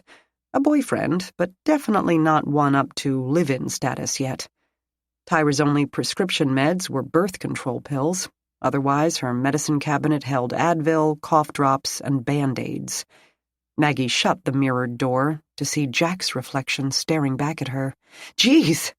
Find anything interesting?" he asked. "Nothing. Tyra seemed to be a sweet, hard-working girl." He grimaced. "Yeah. Unfortunately, what she worked on is incomprehensible to mortal man." Maggie turned her back on him and opened her fingerprint kit. She brushed black powder across the porcelain sink on the off chance that the killer had used it to clean up. "We're going to talk to the ratings guy," Jack said, leaning over her shoulder to peer at Tyra's cosmetics before retreating to the doorway. "Swift alleges bribery, says Carter and Poe have to be in on it." Nothing usable on the sink, she moved on to the tub. "You think the killer did a Lizzie Borden? Killed Tyra in the nude and then took a shower?" "I doubt it. It's hard to wash blood off in a snow-white bathroom without leaving some trace, and he'd still have to get from her body downstairs to here without a trail, so no." She continued to brush powder, though, just in case. Cops were huge on just in case. "Swift has a point about the raider." "How so?" "Mortgage companies like Sterling have customers' deposits like banks, so they use short-term funds, uninsured funds, money market, pension funds, and interbank lending overnights." "Mirren mentioned overnights," Jack said. "The collateral for those funds can be mortgage-backed securities, the tranches Lauren described. The ratings agencies weren't keeping pace with these very complicated funds, so their values started to falter when the housing market finally saturated and prices began to fall instead of skyrocket. Suddenly everyone realized that they didn't really know what their securities were worth.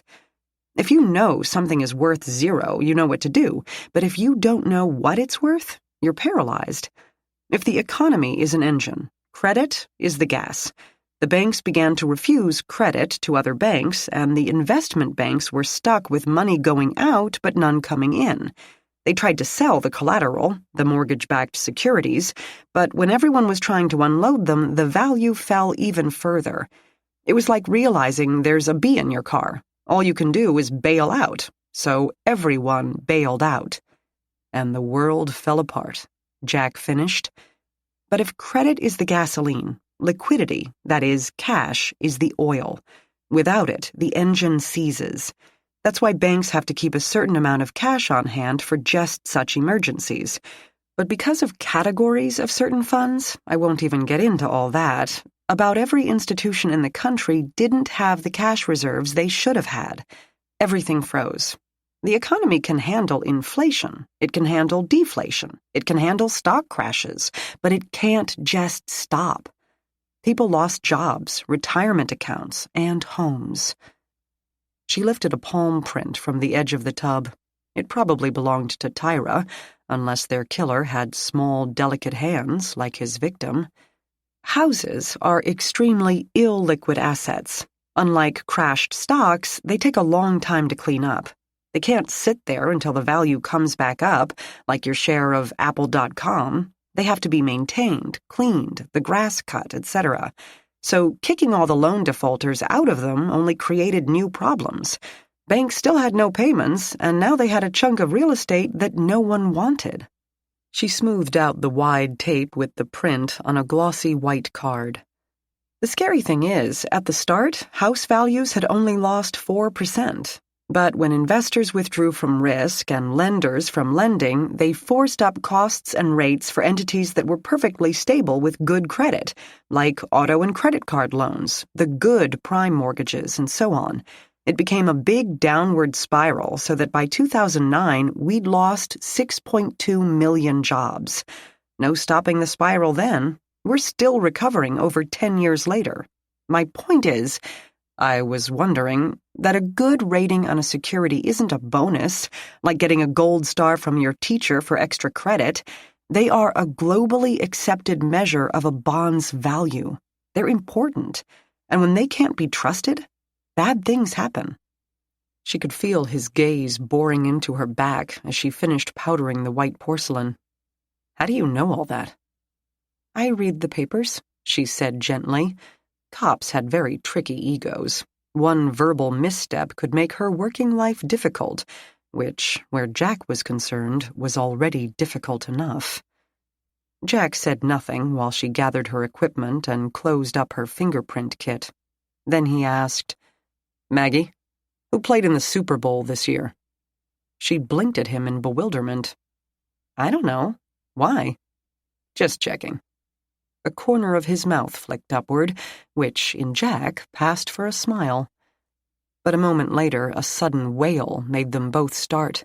It sounded as if a wounded animal had been set afire. What? Jack turned away. Sounds like the family has arrived. Chapter 12.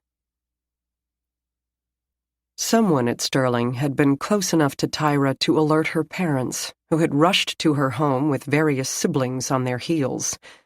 There is no good way to learn that your child is dead, but standing on that child's front lawn in the harsh light of a beautiful summer day while her eviscerated body cools inside had to be one of the worst. Her mother collapsed onto the grass, sobbing.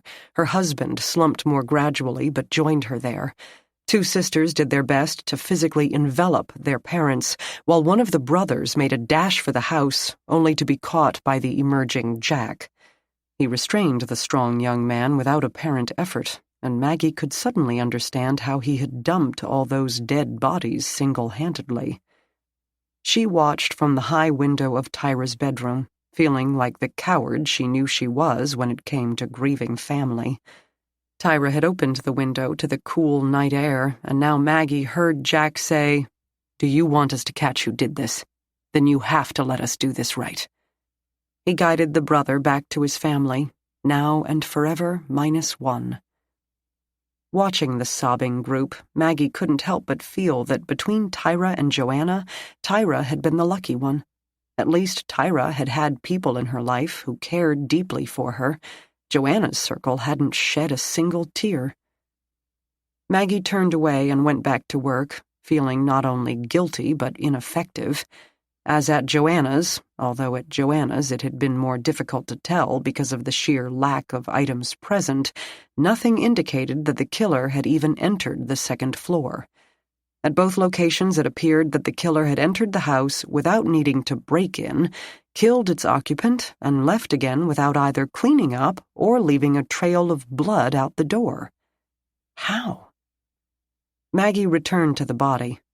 Joanna's house had been isolated in a thicket of trees and space that money could buy. She could have shouted for help all night and no one would have heard her. But Tyra lived in a tight neighborhood of cute homes with small yards. Only the one upstairs window had been open, but still, she must have screamed as she fought her attacker, as he put deep gashes in her arms on the knife's path to her chest. But if he had been smart and focused and learned from Joanna, that slice to her throat may have been his first. Take out the vocal cords, and then he could work without fear of alerting the neighbors. Maggie still crouched next to the body when the medical examiner's staff arrived. Jack and Riley moved the family to the backyard, where Tyra had a small patio set in the shade of a maple tree. Obviously, they couldn't use the front porch, where anyone could look through the sheer curtains to see Tyra's body. The budding leaves weren't full yet, but the branches were better than nothing against the sunshine. The day grew even more humid and airless, or perhaps it only seemed that way.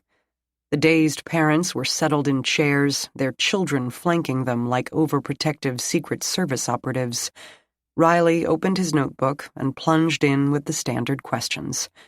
No one had seen Tyra the evening before, but she had emailed one of her sisters around dinner time and spoken with her mother around 7 p.m. She'd come by at least a few times a week, her mother said, as her husband nodded in agreement. We'd usually go shopping together on Saturdays, but we'd talk every day whether she stopped in or not. Tyra had sounded tired and a bit stressed, but had only said that work had been crazy that day, and she couldn't keep up with everything that was going on. I took that to mean she had some project she didn't think she could do, some deal where she had to check the laws in other states and she might miss one. Tyra never failed at anything, but always thought she would. I told her she'd figure it out. I always said that. I don't suppose I paid a lot of attention. Tyra always got uptight when she didn't have any cause to. I should have listened better. The older woman abruptly burst into a geyser of self-recrimination. Her husband rubbed her back. Not your fault. Tyra fussed about her job every day. But this time she said, I don't know, Mama, I don't think this can be fixed, the woman wailed. Do you know what she meant? Riley asked in his handling the family gently voice. No, I should have listened. I don't think she liked that job, one of the brothers offered, but it paid well. What didn't she like about it? For some reason, 5 members of the family turned to stare at the 6th, a sister a few years older than Tyra named Sophie. What? She squeaked. She always talked to you about it, her father said. Did she tell you anything she didn't tell us? Sophie sighed, then explained to the detectives, I'm a lawyer too, in-house counsel for AIG Insurance. Tyra and I talked shop a lot, shooting the breeze most of the time. Sterling's had some lawsuits over predatory lending, and insurance companies always get sued, so we'd trade strategies sometimes. Anything specific? Recently? Sophie appeared to make an effort to think. Jack could see the family resemblance between her and her pretty sibling. She mentioned a case coming up, a guy named Kurt Resnick. He had taken out an arm with a balloon payment and lost his shirt. His wife committed suicide. Tyra knew they'd lose in court. No jury is going to look at this grieving father of 2 and side with the evil corporation. But huge judgments are usually reduced or even vacated in appeal, so we talked about a plan for the second round. But Tyra was too damn soft-hearted to be a lawyer. That's why she went into white-collar stuff instead of trials, but still, it really wasn't the job for her. She wanted to be like you, her mother said softly. Sophie began to cry, and Riley moved to other questions to give her some time. They had no idea who could have meant Tyra harm. She had always been popular and sweet, beloved by everyone. She had an on-again, off-again boyfriend she had met in law school. He worked at a firm downtown that handled estates and corporate law, Nothing to do with mortgages or investment banks. A very nice boy, the mother said. A player, the father sniffed. The other sister rolled her eyes and said that the guy would run back to this controlling bitch of a girlfriend, then come crying to Tyra when it didn't work out yet again. They had encouraged Tyra to end it once and for all, and she would go out with other men, but never quite gave up on her ex-schoolmate. Someone without the backbone to stand up to the other woman seemed an unlikely candidate for this kind of slaughter, but Riley dutifully recorded the name of the controlling bitch girlfriend. Except that wouldn't explain... "Do you know Joanna Morehouse?" The men of the family looked blank. The other sister said, "I think that was the woman she worked for." Sophie and her mother nodded. When asked what, if anything, Tyra had told them about Joanna, words spilled out.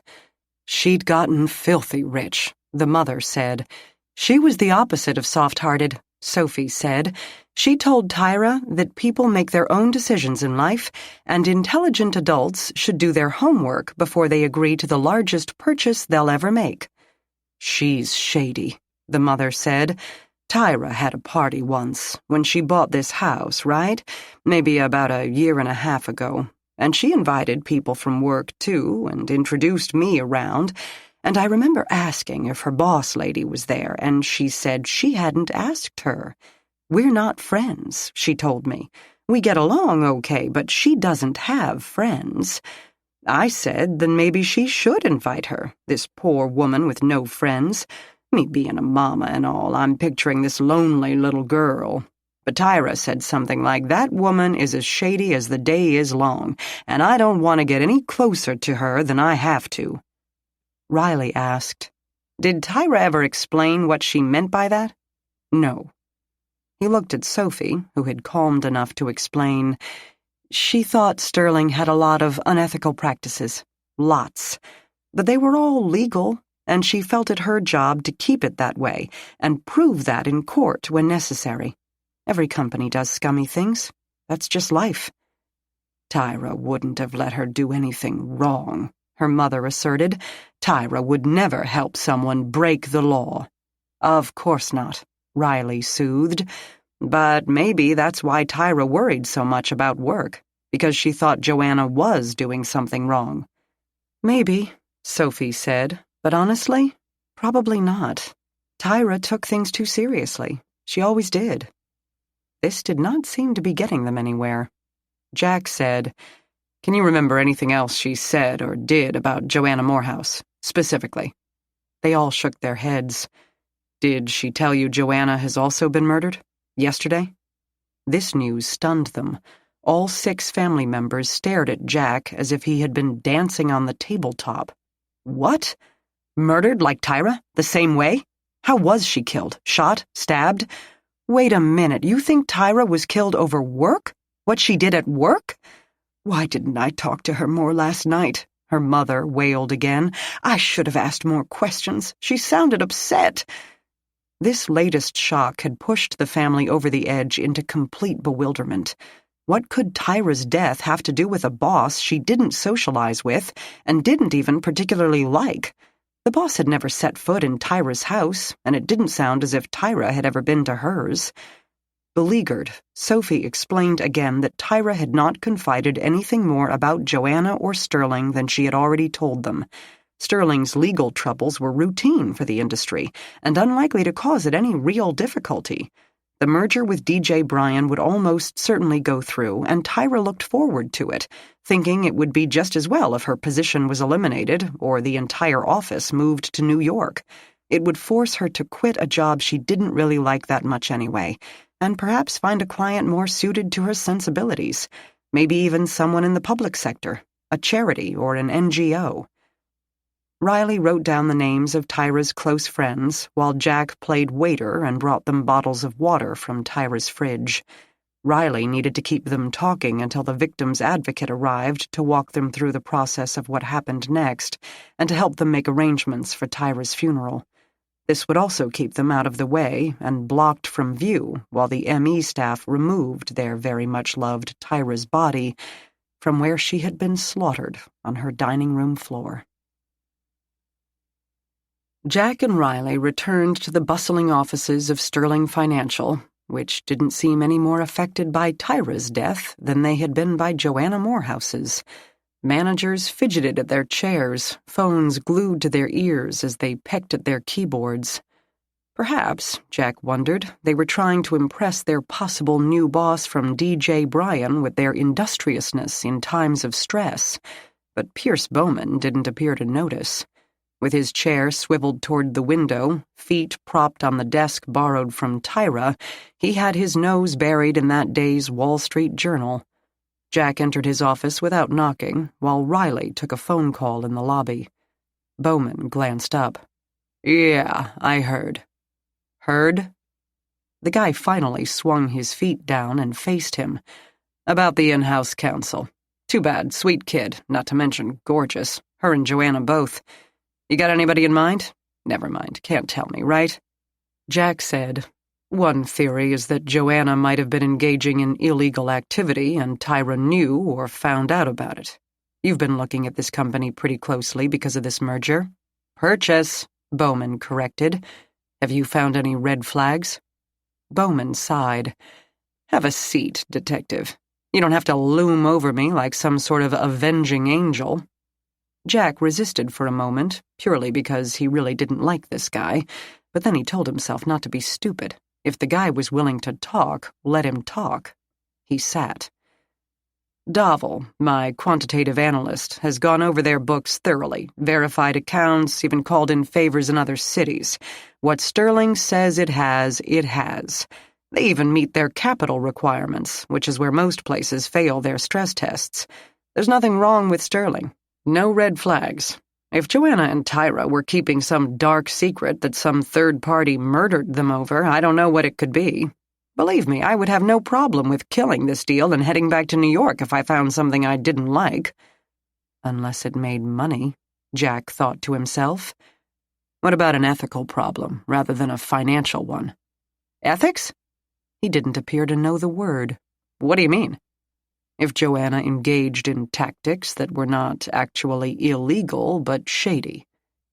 He stopped there because Bowman chuckled. "Sterling is a mortgage loan origination firm. Everything they do is shady. Banks don't loan people money because we're nice guys who care about increasing participation in the American dream. We loan money because it makes us money and, in addition, gives us capital to play with. We gamble with other people's money, your money. If things go well, everybody wins, but mostly us. If things don't go well, we still get year-end bonuses. They just won't be as big." Speaking of bonuses, Jack pulled a copy of Joanna's Panamanian account out of his jacket pocket and passed it across the desk. "Do you recognize this account?" Bowman gave it a close but not terribly interested look. "No, but there isn't much here to go on. Let me ask Dovell." He pulled out his phone, of course, instead of getting up and walking the 15 feet to the conference room where the quant toiled. At least he didn't text, but barked a summons into the phone's tiny speaker. This sucks, Jack thought as they waited in silence, having to rely on members of the suspect pool to interpret our evidence. But he didn't see an alternative. The serious Dovell arrived to study the printout with mild curiosity. "What is this? I never saw this." He added absently, "This is a lot of money." Bowman got intrigued enough to get up and read it again over his subordinate's shoulder. Joanna was skimming. A statement, not a question. It didn't seem to surprise him much. Dovell asked, more to himself than his boss, "But where did it come from? This account number? Possibly the capital deposits?" Bowman said, "I knew that bitch was up to something." Jack asked if this would affect the merger. "Purchase. Not so much. It only shows that Sterling is more profitable than we even knew, if she could skim this much and not miss it." Bowman shrugged. Then a pleasant thought seemed to occur to him. "Plus, Sterling gets it back, because it actually belongs to Sterling, right? We can work that out with the Panamanians. A boatload of cash always sweetens a deal." Glad you're happy, Jack thought. But what if this didn't come as a surprise to Bowman? What if Joanna had put that money aside as a personal sweetener to the deal, and it had been meant for him? Or, as they had originally thought, what if it had been Joanna's escape hatch for when Bowman found out Sterling was a house of cards, which, according to Bowman and Dovell, it wasn't. Jack ground his teeth. Just then Riley poked his head into the glass box and told him they had a situation. Jack abandoned the two money managers. Tell me it's not another dead body, though that might be preferable to all this white-collar stuff. Got a guy in the lobby named Kurt Resnick. He had been out there waving signs with the protesters, then walked in and made the receptionist call us. Yeah? He says he killed Joanna Morehouse. Chapter 13. Kurt Resnick fidgeted in a folding chair that the helpful receptionist had installed in her supply closet to give the cops some privacy. They could have taken him downtown, but when a subject is in a mood to confess, it's best to go with it. Breaking up the flow could give him time to rethink his decision. They had dallied only long enough to get the digital voice recorder out of Riley's car. About 45 years of age, Resnick had an unruly shock of medium brown hair, medium brown eyes, lean arms, and a wiry build. Dressed in a tidy pair of jeans and a generic polo-type shirt, he was nice-looking in a studious way. Definitely not threatening. Definitely not easy to picture filleting Joanna Morehouse open like a freshly caught walleye. "Mr. Resnick," Riley began, calm and courteous, but with that little edge that said Kurt had better not be wasting their time. "You wanted to talk to us." Jack sat in the third folding chair. The walk-in closet was truly a closet, with only a small AC vent that could keep up fine with paper clips and spare toner, but not the combined body temperature of 3 adult males. All 3 men were much closer to each other than they would have preferred. Their knees nearly touched. Cozy, a real estate agent would say. Jack did not care for cozy. "Yes, I killed her." "Joanna Morehouse?" "Yes." The man nodded emphatically. "Okay. Why'd you do that?" The man rubbed his palms on his thighs. "Because she killed my wife." "Can you explain?" "I certainly can. I've been explaining for years, but no one would listen. That's why I killed her." "How did your wife die?" "She took my .32 that my brother had given me, put it in her mouth, and pulled the trigger." "Your wife did?" Riley asked in surprise. "It was suicide?" "Yes, because of Joanna Morehouse." Riley gave Jack an "oh hell" look and took out his notebook. "Okay, let's do this right and start from the beginning. Name?" The detective dutifully recorded Kurt Resnick's middle initial, his address, a motel on Brook Park Road, and his lack of a phone or phone number. He had been out of work for 2 years, but recently began a position with a small construction company on the west side. "And what do you do there?" "Bookkeeper." He laughed, and the painful, desperate sound of it made the hair on Jack's arms stiffen. "I'm a bookkeeper. You'll see why that's ironic." "I'll take your word for that. Now, Joanna Morehouse." The man plunged in with quick words.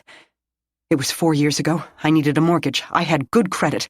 At least I thought I did. I had a good job at an architectural firm down here." He meant downtown. "But I was in love."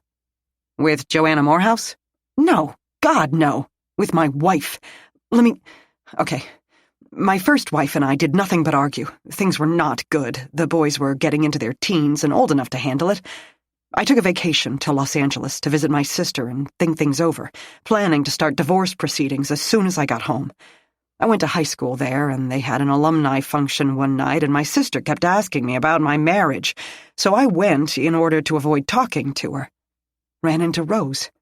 We hadn't even dated in high school, just friends. We'd talk. I never saw her again after graduation, but—" "Yeah," Riley said, "we get it. You reconnected with a childhood sweetheart and—" "No. We connected in a totally new way, adult way. She was radiant, vibrant, strong. Everything I hadn't had in my life for a long, long time. The end of her own bad marriage had been finalized, and her ex took everything in the divorce. All she had was a condo in Irvine and custody of her 3 girls. Riley tried to steer him. Okay, second chance at love. How does Joanna Morehouse— We planned for her to move here as soon as I could find a place. My wife got a shark lawyer who made me buy out her half of the house, which she got to keep. Don't ask me how that worked, but by that point I would have paid anything to get away from her. Cheap at the price in order to start life with a clean slate. I had a good job, and Rose made even more than I did as a gym manager. We'd be fine. I needed only a modest home with 5 bedrooms so that her girls had space enough to make up for moving away from L.A., and my boys had a place to stay on the weekends. The future looked, well, rosy. That's what I kept telling her, my little joke. Rosy. His voice trailed off, and he stared at the floor. Jack wondered how much more they'd have to hear about the star-crossed lovers before getting to the crime. But Riley, who could pollute the air with curses at a driver who took a split second too long to make a left turn, showed infinity-plus patience with a confession, especially a confession that could wrap up this whole unwieldy case. I found a perfect one. In Bay Village, only a block from the lake, adorable bungalow that had been kept up to perfection by the same family for 2 generations. I knew it was right, but so did a bunch of people I had to outbid. When I called Rose and told her to quit her job, list her condo, and start packing, it was the happiest moment of my life. Of course, I needed a loan. A guy at work had refinanced his house through Sterling, told me about them. It didn't occur to me to check around. Low interest rates, a personal recommendation. I was in a hurry, and hey, I know numbers. I'm a friggin' bookkeeper, right? It's not like I don't know what I'm doing. Riley nodded. Jack tugged at his tie. There wasn't much airflow in the closet, and he wished he could open the high, tiny window, but he'd sweat for a while if it meant they would close the Morehouse case. Only I didn't, Resnick went on. I thought because I had good history and a job, I'd have a great credit rating. That the money I owed my wife each month took half of my paycheck. I had credit card balances from living in a hotel after I left her, and I couldn't include Rose's income because we weren't married, and her name wasn't on the house, because she wasn't here, and I needed to get the stuff signed, and I didn't think it was important. So, on paper, I became subprime, as if I were a part-time Uber driver who declared bankruptcy the year before. See? Not really, Riley admitted. What does this have to do with— Sterling offered me a pick-a-payment option, and I leapt at it, figuring I could keep the payments low for a year or 2. Rose would sell her condo and find a job here. Maybe I could find a better lawyer to renegotiate what I was paying my wife, and then I could make the full payments and whittle it down. I had it all figured, because I'm a numbers guy, right? But something went wrong, Riley prompted. I didn't even look at my copies of the loan forms. I didn't notice that they had added a digit to my monthly income, which made up for the payments to my wife, or that I had to pay a list of fees for flood and tax certificates, appraisals, documents, etc., all arranged in-house by Sterling because it was so convenient. But what could I say? I needed the loan. I figured a little creative accounting wouldn't hurt anyone in the long run. I didn't want to think that a company faking their own paperwork might be sort of a red flag. I started making payments on my no-money-down fictitious income loan with the adjustable rate and payment. Oh, and on the bill I got every month, they made sure the first number I saw was the interest-only payment, the lowest amount I could pay. It's a bad loan to people with bad credit, but I told myself, these people must know what they're doing.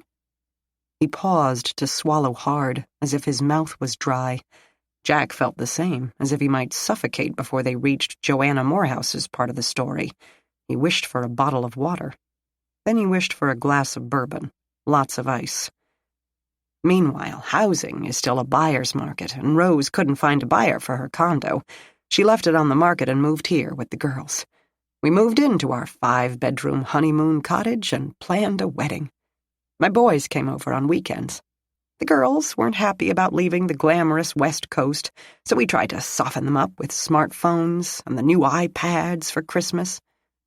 About then, my company, the architectural firm, which had been holding on by their nails during the post-building bust years, finally let go, dissolved, and I was out of a job.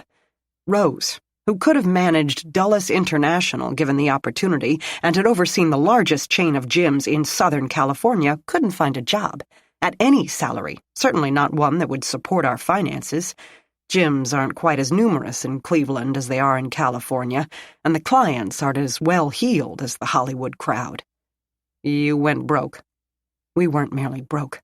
We were in a deep, dark pit of broke and still digging, paying for everything with credit in order to eat and keep clothes on our backs.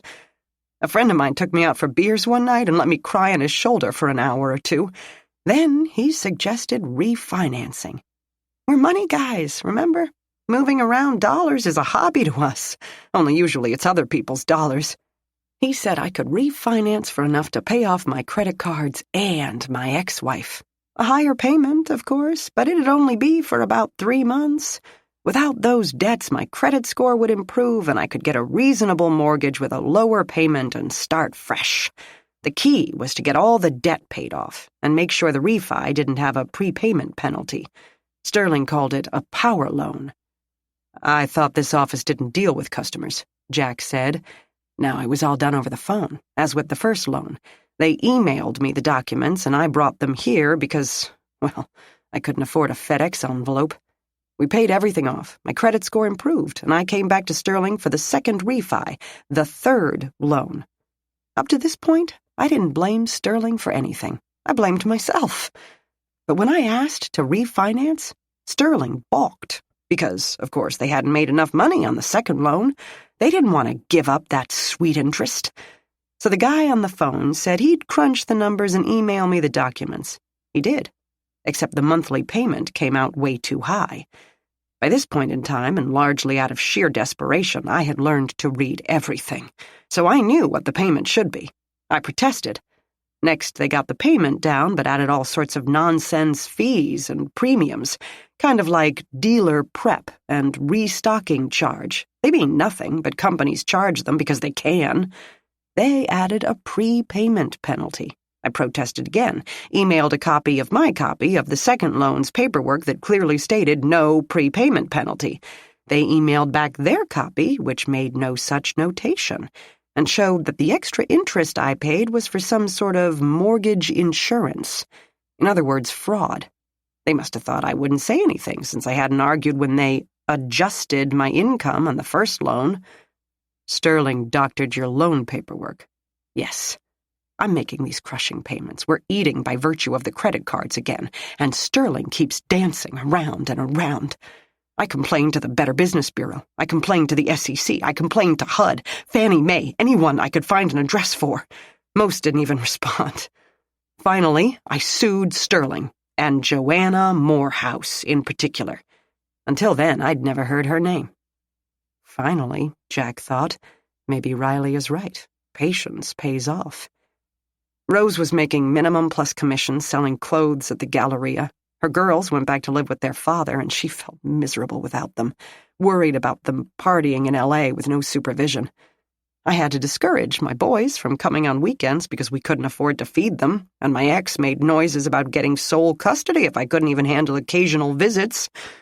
I represented myself in the lawsuit because I couldn't afford a lawyer, and if I won, I couldn't afford to split the settlement. I wanted to settle, either get enough to keep us going or to get the loan payment I was supposed to have, that's all. I did not have the strength for a drawn-out battle by that point. But Joanna wouldn't budge. That was the only time I saw her, in court. He came to an abrupt stop and shook his head, as if still amazed at the complete train wreck his life had become. "And when was that?" Riley asked. "About 6 months ago. Rose and I both missed paid work time to be able to put our case in front of a judge. Morehouse breezed in with some young guy and this pretty black girl. She laid out the fake documents, and since all I had were emailed copies, it looked like hers were the originals, and I had tried to alter mine. I said to her right there in court that all she had to do was call it a mistake, a typo, anything. I wasn't the SEC. I wasn't interested in getting her slapped with a fine. I didn't want to get out of paying what I owed. I just wanted the loan I was supposed to get. In a court of law, she said, I'm sorry you can't pay your bills, Mr. Resnick, but that's hardly my fault.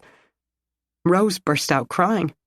Rose was the strongest person I've ever known, and she started crying right there in the courtroom.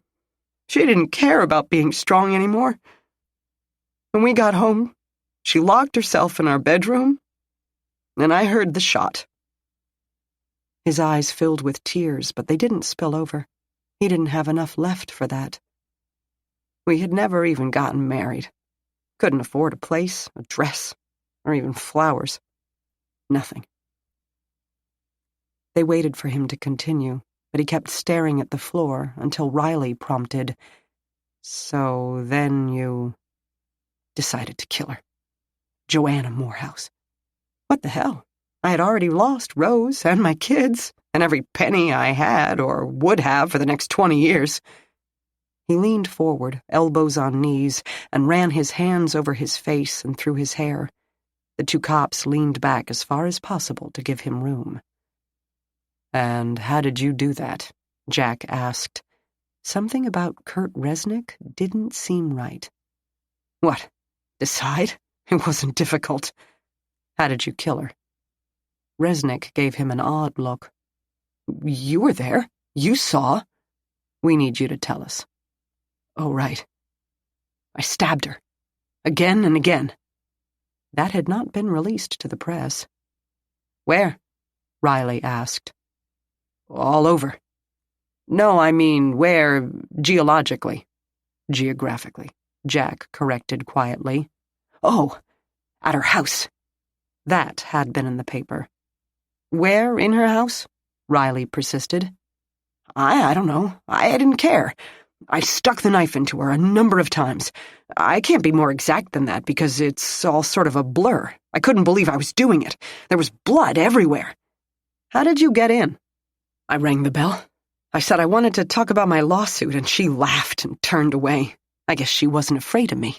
Figured she already won, so there was nothing more I could do. I wanted to show her there was a lot more I could do." "What time was this?" "In the evening." "We're going to need the details, Mr. Resnick. Please be as specific as you can."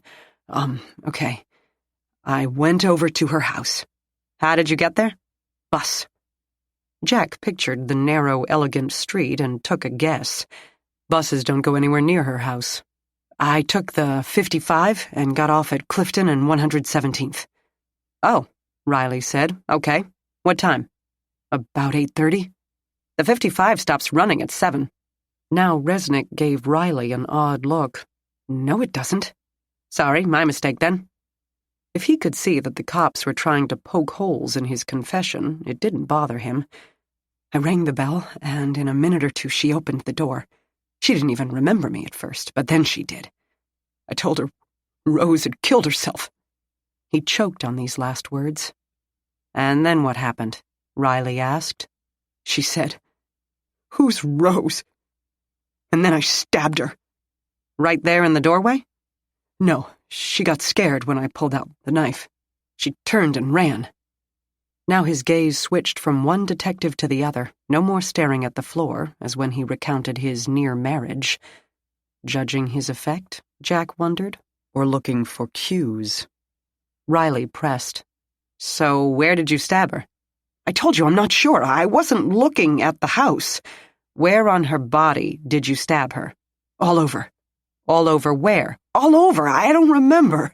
All I could see was this red haze and her mocking face through all of it.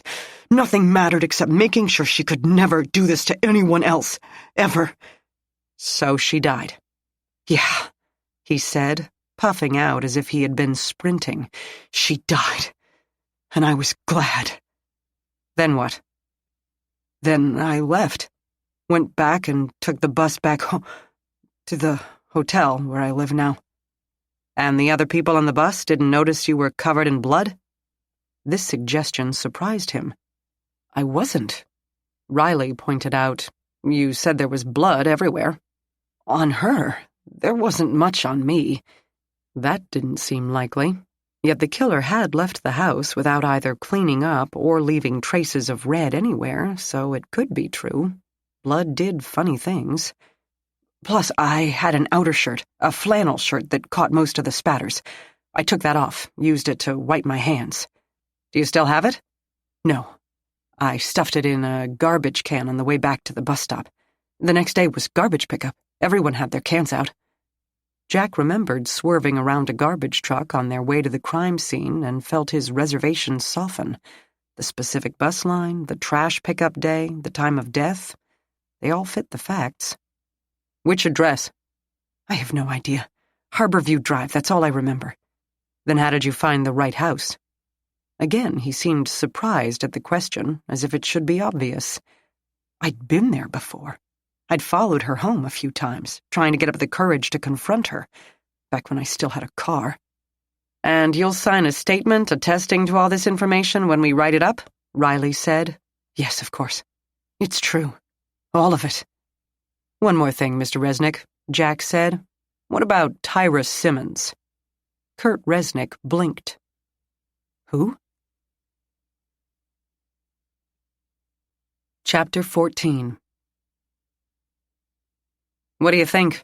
Riley asked Jack after they booked the very cooperative Kurt Resnick into a holding cell pending arraignment. I don't like it. Me neither. He's too sketchy on details. Every time we get to specifics, like what room of the house, whether lights were on or off, what she was wearing, then the memory gets fuzzy. Which does happen. Not to him, but to other killers. They locked on their quarry with tunnel vision that blotted out the rest of the world. They certainly wanted Kurt Resnick to be telling the truth. Confessions were a gift, and usually provided cops with a deep sense of satisfaction to know that they had it right, that the suspect did indeed do it, and the case had indeed been solved. Refusing such a gift felt fractious and unsettling, and greatly foolish. Yet accepting with significant reservations could turn out to be lazy at best, and corrupt at worst. For the moment, they would take Resnick at his word, on a probationary basis. Jack said, I looked up those 2 stabbing cases the doctor mentioned, both still unsolved. They figure a boyfriend for one, but his alibi's holding up. Any connection to Sterling? None whatever. Nothing to do with real estate, banking, big bucks, or each other. Both worked downtown, that was it. And no disembowelment or ghost-like exit. Whoever did these left plenty of blood trails all over the scene. Not like our guy. Nope. They crossed the atrium of the Justice Center, which occasionally flared with spotty sunshine from the glass above. As always, it thronged with agitated citizens, either on their way to the courtrooms upstairs or on their way from, whose worried faces contrasted with those for whom this was just another day on the job.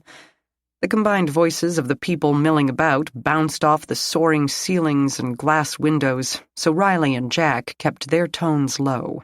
They didn't want their conversation echoing to the assorted attorneys and bail bondsmen who perpetually haunted the area. Riley said, Yeah, I still don't like it. And where does that leave Tyra Simmons? It had to be the same guy who killed them both. The bodies are practically identical. Jack clutched the stiff piece of paper with Resnick's fingerprints, which they had collected in the booking area. If he had killed Joanna Morehouse, then the bloody print under her body should match one of his fingers. There could be no other explanation for that print, and that would wrap up their investigation with a neat bow. He pressed the button for the elevator. The bank of moving cars would be impassable minutes before 9 a.m. when the court sessions began, but just before lunchtime they had plenty of personal space and the car to themselves. So if Resnick killed one, he had to kill the other. But why deny it? He's ready to post Morehouse's killing on Facebook with a celebratory emoticon, so why the total blank on Simmons? If anything, he'd have more motive to kill Tyra. She was the lawyer. She was the one who won the court case that ruined his life. But he didn't even recognize her name. 2 floors passed by. Jack said, Suppose he killed Morehouse and someone else killed Simmons. But the bodies were cut the same way, and no one saw Joanna's body except us. It took only half of another floor for them to have the same simultaneous thought. Jeremy, Jack said. Except for Jeremy, Riley said. Our little boy toy ID'd the body for us. He got a peek at his ex-girl's chest in the body bag. So he didn't kill Morehouse, but grabs the opportunity to off Simmons in the same way, knowing we'd assume the same killer. They mulled that. The elevator stopped, the doors opened, and neither one of them moved. Risky, Jack said. He had no guarantee that we would clear him of Morehouse, which we didn't officially, not until Resnick walked in. And why kill Tyra at all? He could have a much better motive to off Joanna. She's tired of him, tells him he'll have to start doing a real job or find another boss to slip it to, and he goes off. As the elevator doors closed again, Jack said, "He doesn't know we know about the Panamanian account. With his girlfriend gone, he has access to it, or can get access, but the lawyer knew about it too. He has to get rid of her before she can have an attack of conscience, which would be like her, and tell the IRS or DJ Bryan or whoever about the slush fund. So he slices up Tyra to make her look like Joanna. Doesn't necessarily get suspicion off him, though. Unless he has some sort of alibi for Tyra," Jack said. "I guess we need to find out. Time to have a chat with the grieving lover." Then Riley looked up at the position indicator light on the elevator panel. "Where the hell are we?" Maggie sipped coffee as she listened to Jack's very brief explanation of Kurt Resnick's confession. She sat at an examination table with her loops for examining fingerprints, the lighting and the table height adjusted to make the process both efficient and not too hard on the neck. Carol bustled in the DNA lab, and crime scene tech Amy argued quietly over the phone with her boyfriend. Denny had gone home for lunch, and it was Josh's day off. "But he says he didn't kill Tyra?" His exact words were, "I don't know anything about that." Didn't even seem to know who she was, which doesn't track either, because if she was Sterling's lawyer, he should have seen her name on paper a whole lot of times, and in the courtroom. But apparently he focused on Joanna Morehouse. Anything come back on her prints? Nope. If she's ever been arrested, it wasn't in Ohio. Of course, she's only been in Cleveland about 4 years. The IT guy got nothing from her computer. She didn't have an email or a Word doc that wasn't Sterling-related. She wasn't on Facebook, Twitter, or even LinkedIn, Jack said, sounding frustrated. She didn't post pics of her decorated cupcakes or her new drapes on Pinterest. As far as her electronic footprint is concerned, Joanna Morehouse didn't exist until 4 years ago when she founded Sterling. How can you drink coffee in this heat? Caffeine knows no seasons. You think it's a fake name? It's not, actually. Joanna Marie Morehouse was born in Crossing, Iowa, to a single mother. She lived there until 20 or so, went to the community college. Next thing, she's in Los Angeles working for a real estate broker. All the Ivy League schooling on her resume is fake. She got a slap on the wrist in L.A. for falsifying her broker's license, and in a special spot of irony, her house there went into foreclosure, but her name is her own. The victim advocate had to work backward from the real estate records. It took her all night, but she said it made a nice change from letting family members cry on her shoulder while she helps them pick a funeral home. She spoke with a sister who said they hadn't seen or heard from Joanna in at least 10 years. Maggie said, "So she did have a family. She didn't spring fully grown from Zeus's head." Don't know, maybe she did. Her birth certificate reads, "Father Unknown." Huh. That's intriguing. So many business wunderkind types have daddy issues. Maggie caught herself and added, "Or maybe she was really smart and made up for a lack of resources with hard work. I don't care why she did what she did. I want to know why it got her killed." Jack rubbed one eye. "The Graham trial." She blinked at the abrupt change in topic. "Yes?" "You're going to be recalled, I heard." "Yes." "Watch your back. Graham may be in jail, but his clan isn't." Bizarre on so many levels. Her personal foil, nemesis Albatross, expressing concern for her safety. Not unappreciated, yet she doubted the average defendant ever learned her name. Meaning what? They're going to come gunning for me? You're the whole case, Maggie. The ballistics from the casing at the scene implicates him, but your fingerprint ID slams the door on his cell. Without you. Without me, Amy testifies. She verified my identification. You think these guys understand the finer points of forensic procedures? You're serious? She still couldn't wrap her head around it. 10 years in this field, and she had never been threatened with physical peril. Until, well, a month and a half ago when she'd met Jack Renner. Since then, it had become commonplace, without exactly being his fault, like two different pressure systems that were harmless until combined. Then, tornadoes. "Yes, Maggie," he snapped. "I'm serious." "Okay, then. I'll watch my back." What did that even mean? She had neither a weapon nor a black belt, and couldn't afford to hire a bodyguard. Jack must have come to the same conclusion because he didn't look satisfied. Just knock off the midnight rambles for a while. She liked to pace the city streets, the main, well-lit, occupied downtown streets, in the evenings, especially when things in her life were frustrating her as badly as this case was. Her turn to be unhappy. But she agreed, in order to pacify him, as well as usher in a topic change of her own. She double-checked the lab to make sure none of her co-workers were around. Speaking of murder, Rick is still investigating the vigilante killer. That was hardly news. Yeah, so? She cradled the coffee mug in her hands, heart beginning to pound. That reporter from the Herald is nagging him to look at similar crimes across the country. He said he had found some in Detroit, Chicago, and Phoenix, and apparently she had been in Phoenix. If Maggie sought some bizarre kind of reassurance, she didn't find it. Jack's face might as well have been carved from basalt for all the reaction he showed. So let him. Let her. It's not a problem. She didn't ask if he was sure.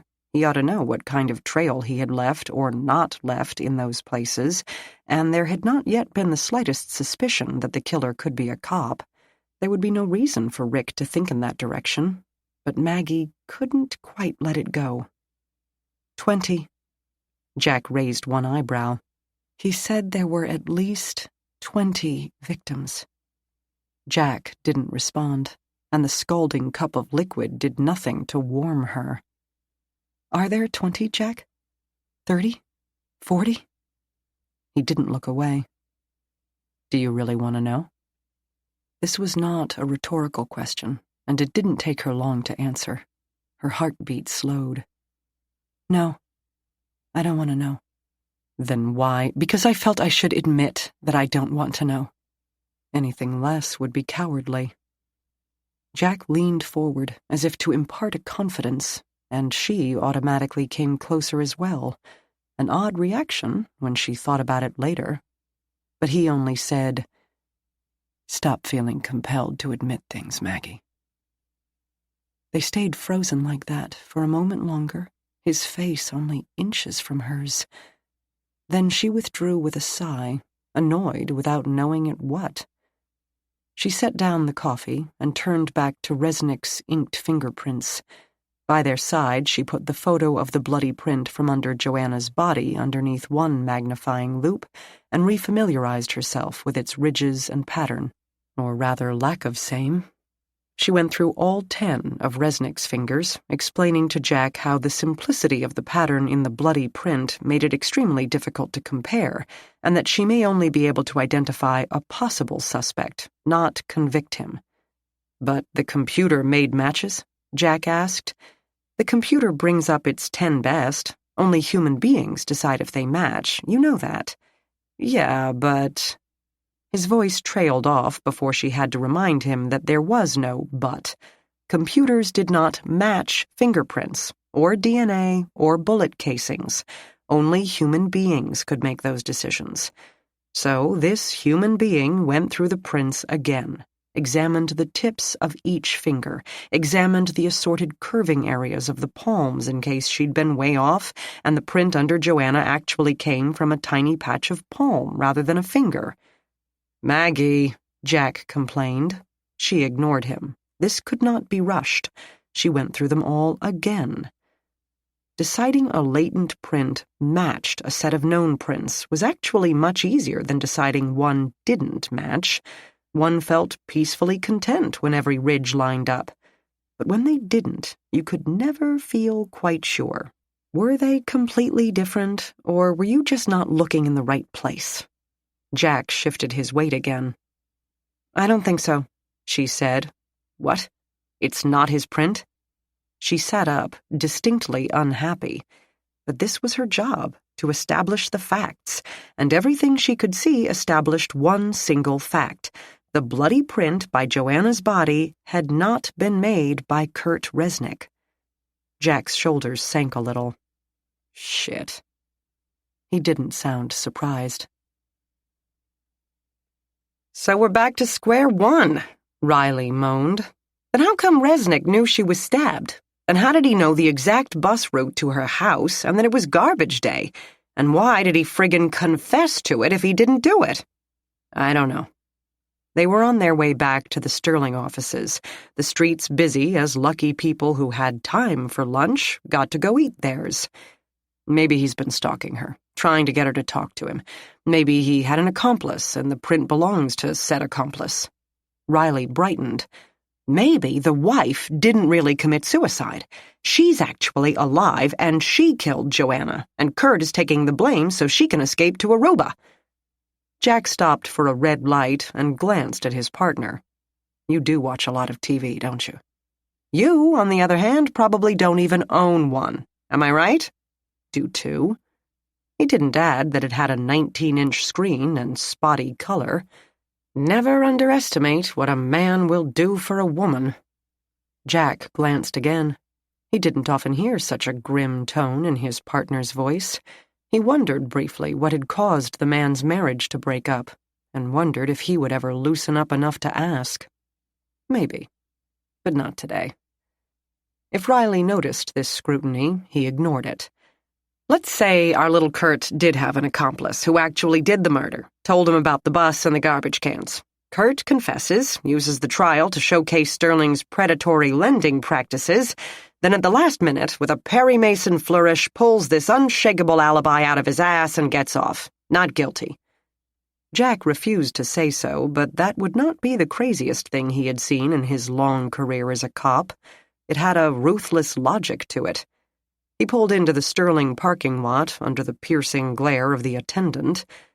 This accomplice, assuming it's not his not-really-dead wife, would probably be another one of those protesters, or someone who also brought a lawsuit against Sterling.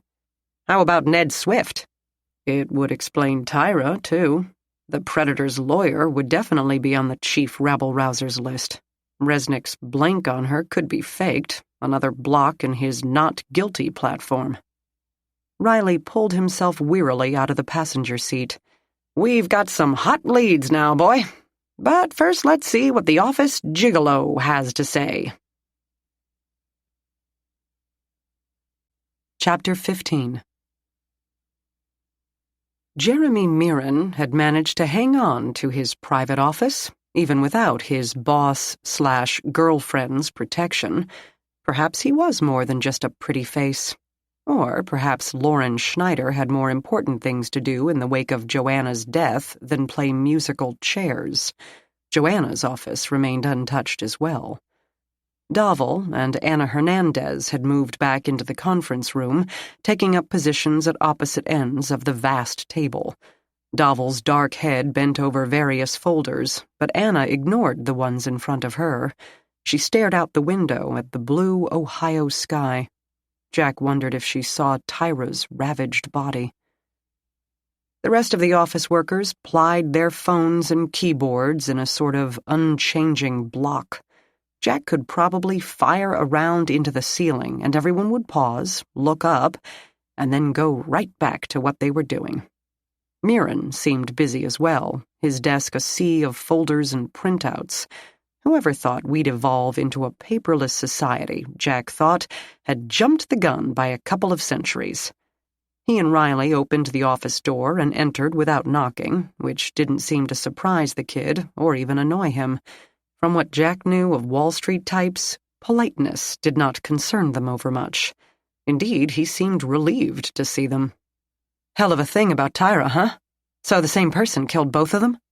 "That's how it appears," Riley said, helping himself to a seat. Jack did the same. But why? That's what I can't figure out. He let his pen drop to the desk and ran a hand through silky black hair. When we first spoke to you yesterday, Jack said, you assumed Joanna had been worried about going to jail. You never quite explained what her legal troubles were. Mirren's eyes widened as if a teacher had caught him cheating on a test. Normally, Jack loved suspects who lacked a poker face, but this guy's seemed almost too perfect, and his expression went on and on as his brain searched for a way out of this conversation. There's no point in lying to us, Jeremy. Joanna's dead. It's not going to matter to her, and anything you two cooked up is going to be found within the week, either by us or Pierce Bowman. So bothering to lie to us is like telling the hangman his shoe is untied. Perhaps not the best choice of analogy. Mirren's skin paled, and he made a slightly choking sound. Jack had meant to shock him into fight or flight, not the third option, freeze. But the kid sucked in a few breaths, maybe to make sure he still could, and said, Okay, I'm not sure, but I think she might have been worried about the CDOs.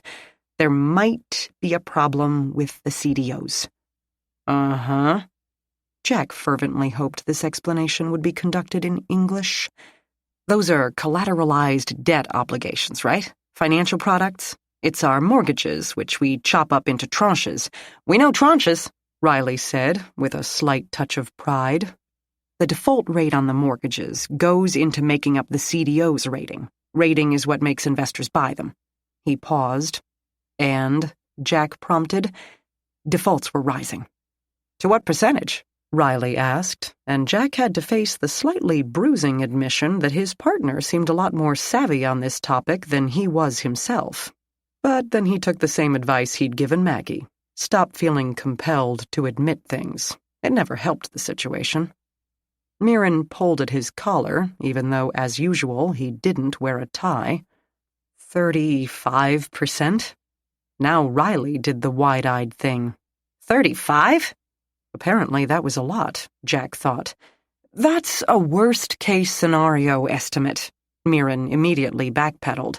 At the rate we're going, and it may be a bubble. Housing had been coming up for a long time. It's normal to backslide at periods. It will readjust. And if it doesn't? Jack asked. Mirren looked ill. Then Sterling's investors will lose money. But Sterling wouldn't. Mirren nearly rolled his eyes. Until the investors sell all their other Sterling products and new investors are scared off. Financial firms are like sharks. If they stop moving, they die. Why did Joanna let this happen? Mirren thought. Same reason every other mortgage firm did it before the crash. Because it makes a ton of money. And it works. Until it doesn't. And when it doesn't, you can kiss a merger with DJ Bryan goodbye. Mirren's expression changed again, but to what, Jack couldn't put a name to. Not necessarily. Bowman wants us to split the firm, basically spin the riskier mortgages off into a subprime specialty shop, which, to be honest, would eventually fail, especially if this recent difficulty is any indication. The regular, quote-unquote, mortgage business would stay in a different firm, the one Bryan would buy. Yeah, Bowman told us that, but Joanna said no. Mirren shook his head in agreement. She said it had to be all or nothing. She didn't think Bryan would come up with enough money to make the advantage offset the cost of dissolving the bad stuff. She thought Bowman kept implying that he knew about the default rate increase, which he couldn't. Why not? Jack interrupted. Mirren's hands fidgeted with every word. Because that's my department. All the default cases come to me, so I'm the only one here who knows how many they add up to. Me and Joanna. I kept it off the books. Lauren and Leroy don't even know. You hid them to keep DJ Bryan's price up. Mirren's gaze darted toward the back of Bowman's head, as if the man might be able to absorb the conversation through the glass. Yes, because Bowman would use it to lowball their offer. Give us way less than Sterling is worth. But Sterling is worth less, Jack pointed out. No, Mirren insisted, without a trace of irony. Sterling is worth every penny we're asking for it." Riley said, "But if you split into two companies, then you'd have a reason to get more out of DJ Bryan." Mirren threw out his hands in frustration. "Thank you! That's exactly what I kept telling her, but she wouldn't hear of it. They don't get to pick and choose," she said. Jack said, "So only you and Joanna knew about this default rate?" "Yes." "What about Tyra?" The hands got even more agitated. "Oh, we could never have told Tyra. She'd have all sorts of problems with disclosure and due diligence. For a lawyer, she was bizarrely—" He searched for a word. "Honest," Jack suggested.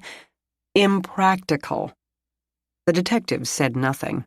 Jack pondered why, if Tyra hadn't known about this problem, she had been killed. Maybe she'd found out. Maybe she had been threatening to expose Joanna and, assuming Mirren really was as guileless as his face suggested, there had been another person who knew about the growing defaults, someone willing to kill Tyra to keep her silent. But then why kill Joanna, who certainly had no reason to expose them, and Joanna was killed first? Riley apparently reached the same dead end. "And this is why you thought Joanna might be worried about going to jail?" "What?" "Yes. Well, no. As I said, fudging the default rate wasn't exactly illegal. If it adjusted in the next quarter, we could have explained it as corporate strategizing. Anyway, what can get you in trouble is the ratings. Our CDOs are still rated AAA, which is why investors pick them. Ratings are everything." "Yes," Riley prodded when Mirren took too long to formulate his next words. "Ratings agencies are hired and paid by the very firms they're rating. That brings up some conflict of interest issues. And now, with Joanna? After the crisis, changes were made that were supposed to result in more realistic ratings. I guess what I'm trying to say is a decent ratings agency, certainly Carter and Poe, should have been able to figure it out. And they didn't. He didn't. There's one guy on the Cleveland mortgage desk. His name is Sidney Fortner. He kept slapping a AAA rating on our stuff even when, in my opinion, it didn't deserve it. You think Joanna was paying him off?" Mirren shrugged, his expression much less guileless all of a sudden. "That's my guess. Playing around with default rates, that wouldn't have worried her. That can be explained. Actual bribery? That's the kind of thing people go to jail for," Riley said.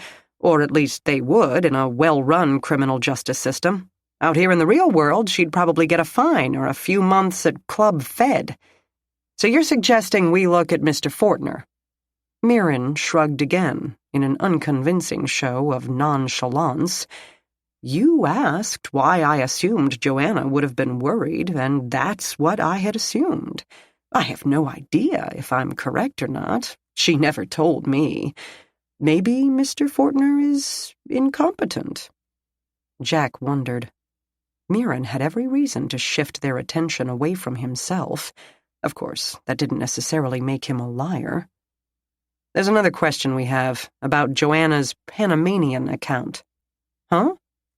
Jack pulled out the statement showing Joanna's $600 million worth of deposits in the Banco de Panama. He passed it over the desk and asked if Mirren knew where the money in that account had come from, or where more than one half of it had gone. The young man's gaze darted over the simple form, top to bottom, then top to bottom again. The skin of his face turned a dark red. His body tensed, and he exploded, both physically and verbally, leaping up from his chair and pounding the surface of his desk with one fist so hard it should have cracked the mahogany. "That bitch!" Before they could visit the ratings agency, Jack and Riley had an appointment at the medical examiner's office, for which they were late. The autopsy on Tyra Simmons had already worked through the torso and reached the skull.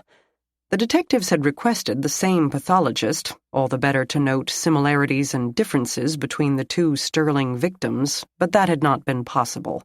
That doctor had Wednesdays off, and the county never, save for extreme circumstances, paid overtime. So they got a small woman with jet-black skin and a perfect bun of graying hair who said she had reviewed the Morehouse report. "Death is the same," she told them in sparse language. "Exsanguination, specifically the stab wound that sliced open the aorta. She'd have been dead within seconds after that." "But she'd struggled first," Jack said, more of a statement than a question, given the wounds on Tyra's arms. "Oh yeah, she held him off for a very short time, even with the choking, but once he breached the heart, it was all over." "Choking?" The pathologist peered at him over Tyra's exposed skull cap. She had a large hematoma over a partially crushed larynx. "He hit her in the throat?" Riley interrupted. "Very hard." She shouted over the bone saw. "With a weapon?" "Can't tell. It didn't leave any distinct patterns on the skin, like a gun might. Could be a billy club. Or the side of his hand, if he's in good shape. The throat is a much more delicate area than people realize, easily damaged. This bruised the cartilage, would make it swell quickly." "So she couldn't scream?" Jack asked. The doctor shot him a reproachful look as she gently separated the top of the cranium from the brain. "I can't say that, though it certainly wouldn't have been easy. The swelling might have eventually suffocated her if the blood drain hadn't done it first." "Huh?" "Huh?" Riley demanded. "What's huh?" "Bruise to the back of the head." "Would she—" The pathologist eyed him. Riley plunged ahead anyway. "Would she have been unconscious? Don't yell at me. Anything. Best guess. I promise I won't quote you at trial." "Detective, wild guess then. If it will make you happy. Deliriously. It's a bruise. Nothing life-threatening. It would have hurt, but there's no real damage." Jack had been mulling all this over. Tyra had close neighbors. That's why he had to punch her in the throat, to keep her from screaming. Riley followed along. "With Joanna, it didn't matter. She could have screamed all night and no one would have heard her." Tyra's head landed on the carpet. A thin carpet, but still nothing like solid stone. The pathologist let them chatter while she carried Tyra's brain to the counter. She set it on the thick plastic cutting board and sliced it with what looked suspiciously like a bread knife. Apparently she found nothing of interest, now and then only cutting off a sliver to keep for possible future testing. These slivers she dropped into the quart container of formalin sitting nearby. Jack moved closer to ask her, "Anything in the stomach?" "About 300 mil, somewhat digested, so she'd eaten shortly before, something with grains and possibly milk, like cereal." "Any abnormalities?" "None. This girl had been a perfectly healthy young woman until someone did this to her." The petite doctor looked up at him. "Find that someone, Detective." "I intend to," he assured her. "Though I have no idea if I can accomplish that," Jack thought as they left the building. Hence his wording. A desire to succeed has never guaranteed success. After all, the road to hell is paved with good intentions. He ought to know that better than anyone. Chapter 16. The receptionist at Carter & Poe told Riley over the phone that Mr. Fortner was out on a site visit, but expected back at 3. In the meantime, they returned to Joanna's mansion to gather every paper they could find regarding the Panamanian account. "So, girlfriend was holding out on Mirren," Riley said as he pulled into the winding drive of the huge house. "It seemed to hurt his feelings." Was he more angry because she had made plans that didn't include him, or because that money could have paid off their toxic assets and sealed the DJ Bryan deal? "Oh, I think his pain was all for himself. Girlfriend intended to retire to a beach in Aruba without taking the boy toy along, 'cause, no matter what they say." Riley parked the car and opened the door. "They really don't respect you in the morning." The house had been sealed, which meant that tamper-proof evidence tape had been used over the front door. If broken, it would be immediately obvious, and this was deemed good enough security so that the department didn't have to waste 2 patrol officers to guard the property 24 hours per day.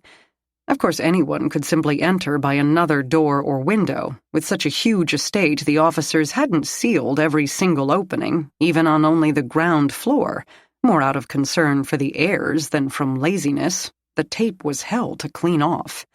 It wasn't a perfect system, but few things are in practice. At any rate, the front door had not been opened since they'd left the day before. Jack used the keys they had in custody and reset the alarm. The detectives split up and did a quick exam of the surroundings.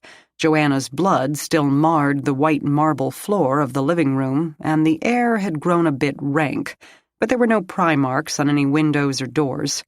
The office's controlled chaos remained unchanged from their last visit. If the killer had returned to the scene of the crime, he had left no sign of it. 600 million, Riley muttered as he searched the desk drawers for more banco statements. I can't even wrap my head around that kind of money. I could send my girls to Harvard with that, if they didn't have the grades, which they would, you know. Of course, Jack agreed. At least Natalie would. Hannah, I might have to take a page from Joanna's book and bribe the admissions office, but then I'd buy a yacht and sail around the world. You don't know how to sail, Jack guessed. Doesn't matter. With that kind of money, I'd have a crew of 20. A captain, a navigator, a babe in a corset whose only job would be to bring me a beer whenever I wanted one. Jack paged through the contents of the small filing cabinet again, looking for anything related to defaults, bank accounts, or Carter and Poe. And leave the PD? You'd miss it. Riley laughed uproariously at that one. Sorry, partner, but I'd be out of that place so fast I'd litter the linoleum with skid marks. I'd call my pension rep from the marina to get the paperwork started. I might leave a post-it on your desk to say goodbye. What, I'm not invited on this yacht? Sure you are, any time. It looks like she'd been making steady deposits to this account nearly every month. This could be her salary, you think? Bonuses? Mirren certainly didn't think so. Riley moved on to the credenza. Boy Toy may not have known as much as he thinks he did. Lauren Schneider disavowed any knowledge as well, Jack reminded him. That type would disavow having been born, though if it were legit, she'd have no reason to. Besides, Joanna had her salary directly deposited into this account. He held up a form. At Ameritrust. Regular checking, regular savings. But how could Joanna embezzle that much from her own company without anyone knowing it? Yeah, she was the boss, and yeah, she was a control freak, but... Jack heard the click of a closing door somewhere in the house. He and Riley both stared at the open doorway. In unison, their hands fell to gun butts and holsters unsnapped. Jack moved toward the hallway, his steps silent and quick. If someone had come in, the same someone who had brutally murdered 2 women, they needed to exercise extreme caution. If someone had just left, then he was getting away while they dawdled. The department's victim advocate suddenly appeared in the doorway, startling them both. Sorry, she said, a small woman with bird-like movements and uncontrollably curly blonde hair. The door was open. I didn't mean to scare you, you big tough homicide detectives. Super tough, Riley confirmed, re-securing his weapon. We'd chew bullets for breakfast. I've got the victim's sister here. Here? She appeared at my desk practically the minute I set the phone down. Says she was passing through the state anyway. She wanted to see the house, so we were going to do a drive-by, but then I saw your car and that the seal had been broken. Okay if I let her in? Do you guys want to talk to her? Yes, we want to talk to her, Riley said. Her sister's blood is all over the living room, Jack warned. Victim advocates didn't usually play chauffeur, but this one had a particularly soft heart. I'll put her in the kitchen then, she said, and disappeared again. The detectives looked at each other, dropped their papers, and followed. But the sister from Iowa had not waited on the porch. They found her in the living room, gazing down at the blackened, flaky blood that had spilled from her sibling's macerated body. Jessica Morehouse had the roots of Joanna's dark hair, as well as her sister's eyes and pale skin and height, but Jessica's frame seemed more wiry than slender, and she had, not recently, bleached the dark tresses to a dried-out straw color. She didn't quite have her sister's flair for simple designs, wearing instead blue jeans with a complicated pattern of deliberate tears and bright new ballet flats. From the breast pocket of a print T-shirt, both plunging and tight enough to restrict breathing, she pulled a white handkerchief trimmed in lace. "Is this where she died? My sister?" she asked as soon as they entered the room.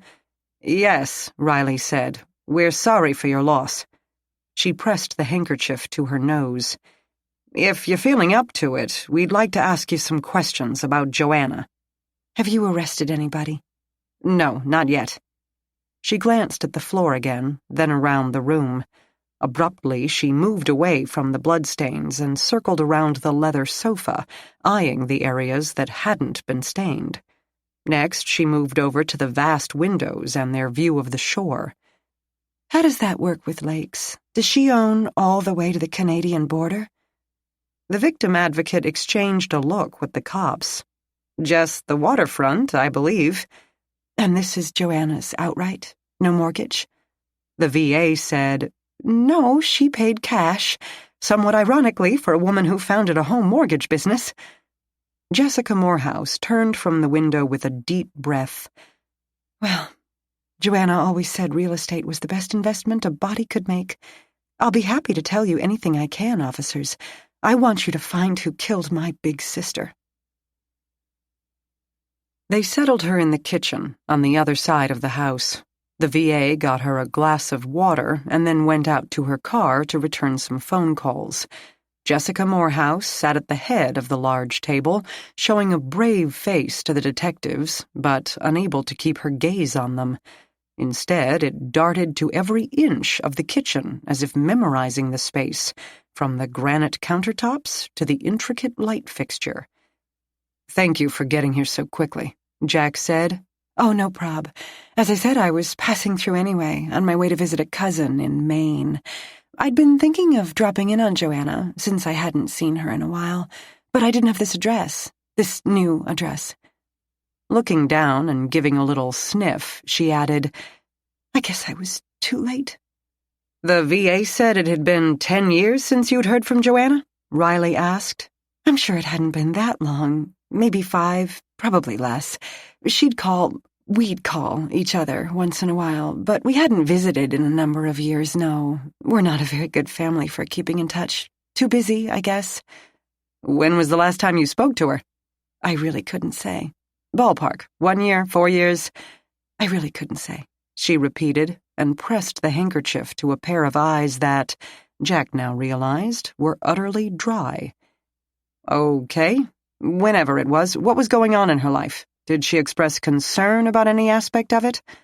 "No, the usual sister chit-chat, you know."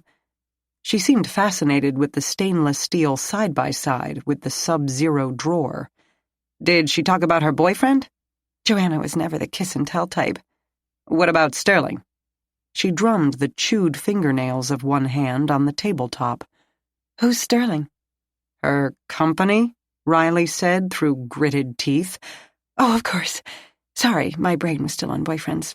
She didn't talk to me about work. I never had a head for figures. Except my own," she said, and gave them a good look at what there was of it as she abruptly stood. "Joanna and me, we didn't grow up in a place like this. Hell, we couldn't have imagined a place like this. I was 10 before Mama had the cash to buy half a trailer. Before that, it was falling down motels and abandoned buildings. We lived for 3 years in a condemned hotel. Believe it or not, that was the nicest place I remember. Somehow one of the guys who lived there, we weren't alone, the place was full of families, kept the water turned on no matter what the water company did, and sometimes we had electricity. Joanna and I caught the school bus on the next corner, even though we weren't on the driver's roster. They weren't so fussy about those things back then. We didn't leave until the city tore the place down. The trailer," she continued as she began to open cabinets, examining their contents, "we had to share with another lady and her 2 boys. They were younger than me and Joe, but tough little shits, made picking on us their purpose in life. Joe and I finally caught the older one alone and dragged him out into the woods, beat half the life out of him. He told his mama some boys had done it, wouldn't admit it was girls, but they stopped teasing us. We even got to be sort of friends after a while." She pulled a heavy plate out from a shelf, held the plain white saucer in her fingers, smoothing a thumb over the surface. He probably would have been my first baby daddy if his ma hadn't died and they had to go live with their dad, who promptly kicked them out anyway. And Joanna? Riley prompted, trying to speed up this trip down hard-scrabble memory lane. But Jessica didn't seem in any hurry, exploring each cabinet as if they held royal jewels instead of pots and pans, some with the price tag still attached. Jo got old enough to get a job at a grocery store. She started bagging, but then worked in the office. How old was she? 14. She looked a lot older. She figured that was why the manager hired her, but he never tried any funny stuff, she said. She laughed, fingering a coffee mug. She'd have cut him in half if he'd tried. Joanna might have been tough, but she was no slut. She could have ruled our little town if she wanted to. Could have gotten the mayor into her bed with a glance, but she didn't care about that. All she wanted to do with our little town was get the hell out of it. She shut the last cabinet. Can't blame her for that. I wanted that too, but where did I go? She always was stronger than me. She ran her fingers along the polished counter, feeling its hard surface. But on the other hand, I'm still alive. None of this seemed helpful. Jack said, "So she moved to L.A. Headed west. Only she didn't care about getting into the movies, just getting a job. I don't know how she came here, to Ohio." She opened a drawer and loose silverware rattled, adding, "I'm sure she told me, but I don't remember." "Can you remember anything she mentioned about her life? About Sterling Financial, any legal issues?" The dark roots quivered as her head came up. "What legal issues?" "That's what we're trying to determine, if she had any worries in her life." "No, nothing. We mostly talked about family things, our cousins, kids we went to school with, that sort of thing." And how were you talking, Jack thought, when there were no Iowa area codes in Joanna's call history, no family emails, and she didn't have a Skype or Facebook account. Unless she had a second phone that the killer had taken with him. "What phone number did you call to talk to Joanna?" "I can't remember the number offhand. I had her in my contacts." "Can you show us? We need to make sure that we're aware of all of Joanna's telephone numbers." A hand went to her left butt cheek as if to protect the rectangular piece of electronics resting there. "I got a new phone a few weeks ago. The contacts didn't transfer right, so I've actually lost Joanna's number. That was one of the reasons I planned to stop by on my way to Maine." Except that she had neither an address nor a phone number to stop by to. "Uh-huh." Jessica peeked into the garage, scanning that area. "Have you found—" "Who killed her? We're working very hard on that." She faced them, handkerchief forgotten. "A will. Did Jo leave a will?" "We haven't found one, but then we weren't looking for one." "She didn't marry, had no children, right? That lady told me that." "As far as we know, but that's up to the probate court to determine." "But without a will, this all goes to next of kin, right? That's me." "Your mother," Riley said, standing as well. They might as well give up on this interview. Obviously, Joanna had had no contact with her sister since walking out of the family trailer 10 years earlier. "And me," Jessica repeated, examining the alarm panel. She opened the hinged door and peered at the controls. "I believe Ohio law says next of kin is parent before sibling, but as I said, that's probate's department." Jessica closed the alarm panel with a snap. "Didn't I tell you? Mama passed," Jessica assured them, "not very long ago." "Sorry for your loss," Riley said automatically. Jack said nothing. "Thank you. You're so kind. So there's this house and that Beamer in the garage, and what about bank accounts? How much did she have in the bank?" "I really couldn't say," Jack told her, and if she caught the sarcasm, she gave no sign. He didn't even have to signal his partner to know that they would not be mentioning the remaining millions in the Banco de Panama. If it had been illegally siphoned from Sterling, it would have to be repatriated. No point letting Jessica Morehouse salivate over a sum she may not receive. Again, that's up to the probate court to research and determine. She rolled her eyes. "How long will that take?" Riley said, "We don't know. Thank you for your time, Miss Morehouse." "Okay, she said easily. Goodbye. I'm afraid you have to leave as well. We're not authorized to turn over the keys. But this place is mine now, she stated, in a voice turned to stone. Not officially, I'm afraid. We have not released it as a crime scene, and after that it's up to the medical examiner's office. They will let you know when you can take possession. Anger pushed aside all pretense of grieving. But this is my place now. I need to stay here. I'm not paying for a hotel when there's this huge house all empty. Where's the sense in that? We're trying to find who murdered your sister, Riley reminded her. This is still a crime scene. We can't allow you to remain. Her face flushed, but she had been beaten back often enough in life to know which battles to pick. All right, fine. Just snap it up. She stalked past them without another word and marched out to the driveway, her new shoes making snapping sounds along the tile and concrete. The victim advocate now stood in front of the car, but Jessica ignored her to throw herself into the passenger seat. You didn't make a friend, the VA observed. Riley said, I think she expected to haul her suitcase up the front steps as soon as we left. She said the mother is dead. She is? I didn't see a death certificate while checking vitals. When? Miss Jessica didn't say. Frankly, she didn't say much. How quickly did she get here after you called? I swear it was overnight. I didn't locate a number for her until after quitting time, and she showed up at my desk bright and early this morning. How long does it take to drive from Iowa? Riley asked Jack. Never been there, Jack said, which wasn't entirely true. Actually, it wasn't true at all, but that would be another memory lane that did not need a stroll right this minute. It would depend where in Iowa, but she could probably do it overnight. Riley said, or she was already here. Stops by like she says to look up dear old sis, realizes dear old sis has been holding out on her and isn't interested in letting country girl sibling hone in on her new sophisticated lifestyle. They argue, baby sis knows exactly who's going to inherit. I can totally see this chick getting funky with a butcher knife. She's probably slaughtered hogs by the dozens. The VA laughed. Okay, living in Iowa doesn't automatically mean living on a farm. Do me a favor anyway. You talk to the deputies in that town to make the notification? Yes. Call them back. Ask them if Jessica was in town yesterday, and if Mama is, in fact, dead.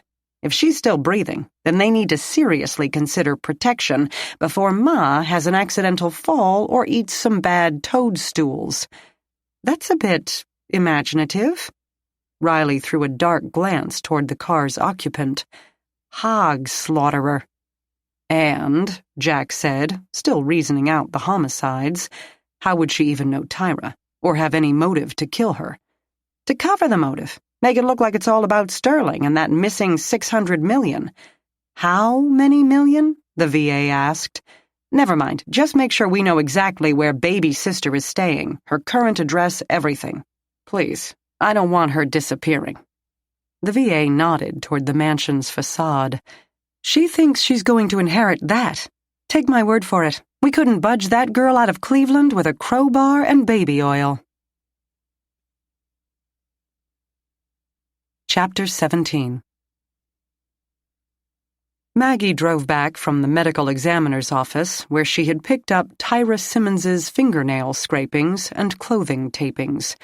The clouds had parted without actually raining, leaving the baking earth with a sense of incompleteness. Her route took her past Sterling's offices, where the usual group of about 15 protesters thronged the sidewalk, with two additions. Ned Swift stood at their forefront, facing a pale Anna Hernandez. The chat did not look friendly. Maggie hesitated. She needed to get back to the lab and spare some time to prepare for whatever Jerry Graham's defense attorney decided to throw at her. She could not let some fast-talking shyster bamboozle the jury. But before she knew it, she had pulled the car to the curb and joined Anna, the sun and the protesters' stares equally glaring. They were hot, tired, and frustrated. Thus, she entered the argument in the middle. Rewarded fat Wall Street firms by bailing them out, Ned finished. Anna said, would you have preferred to jump back to the early 30s, when 38% of banks failed because credit dried up? Everyone knows recessions are even worse when people and businesses already have high debt levels. Collapsing consumer spending sent production and employment reeling. Someone had to spend, and that was the government. Which you violated the Constitution to do. Ned moved closer to Anna. Maggie moved closer to Ned, without any idea what she would do if he threw a punch or, God forbid, the crowd joined in. They seemed ready, pushed to the brink of the abyss by fear and desperation. Oh, make up your mind. We were too far removed from investment banks to be able to legally loan to them, or we were supposed to control even the non-Fed regulated banks, so this wouldn't happen in the first place. This momentarily silenced him, but she didn't seem to notice. And Section 13(3) of the Federal Reserve Act says we can't loan to anyone in unusual or exigent circumstances, and the circumstances couldn't get much more exigent. The Fed acted way outside its powers, Ned insisted. The protesters were a mix of average colors, genders, and ages, but two men of greater-than-average musculature flanked Ned Swift. They looked ridiculous trying to stare down the petite Anna, but Maggie had no faith that the traditional disdain for picking on someone smaller would apply here. Surely the indignity of beating up on a girl didn't seem to occur to males of the modern age. Anna said, "Don't fool yourself that the bailouts weren't sanctioned. Your congressmen and women knew exactly what the Fed and the Treasury were going to do and exactly why. They agreed it was necessary behind closed doors, but put a camera in their face, and then it's all hand-wringing and outrage. They voted TARP down to look good in front of their constituents, until those constituents saw their pension plans shrink like plastic wrap under a hairdryer. Then Congress grew a pair and passed it. Reid, Pelosi, and Dodd asked the Fed to loan to GM and Chrysler. Never mind GM. A dumpling of a woman interrupted. What does this have to do with the people here foreclosing on my house? Forget it, Mrs. Davis, Ned sneered. Our government is only interested in helping their Wall Street pals. Wall Street is Main Street, Anna said, more vitalized than cowed by this confrontation, a true believer. If credit is choked off, growth goes down, unemployment goes up. Congress wanted to wait until the damage got huge, visible, and irreversible, and the money lent to those Wall Street pals, incidentally, was repaid with interest in 6 years, putting a profit of $470 billion back in the government's coffers. Ned said, "Only so the banks could get around the executive pay restrictions. Does it matter why, as long as the U.S. got its money back? Pay restrictions should have been made permanent. You want to nationalize the banks? Have private enterprise taken over by the government?" Anna all but purred. The crowd of staunch Mideasterners turned to look at Ned. What? No! That's what it would take. It's not practical otherwise. If conditions are too onerous, the firms wouldn't participate. Fine, Mrs. Davis said. Can I have some of that $400 billion? Sorry, Anna said, sounding genuinely regretful.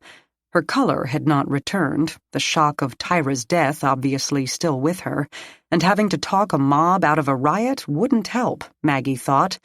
Maggie needed an opening to break in, get Anna, and leave with her.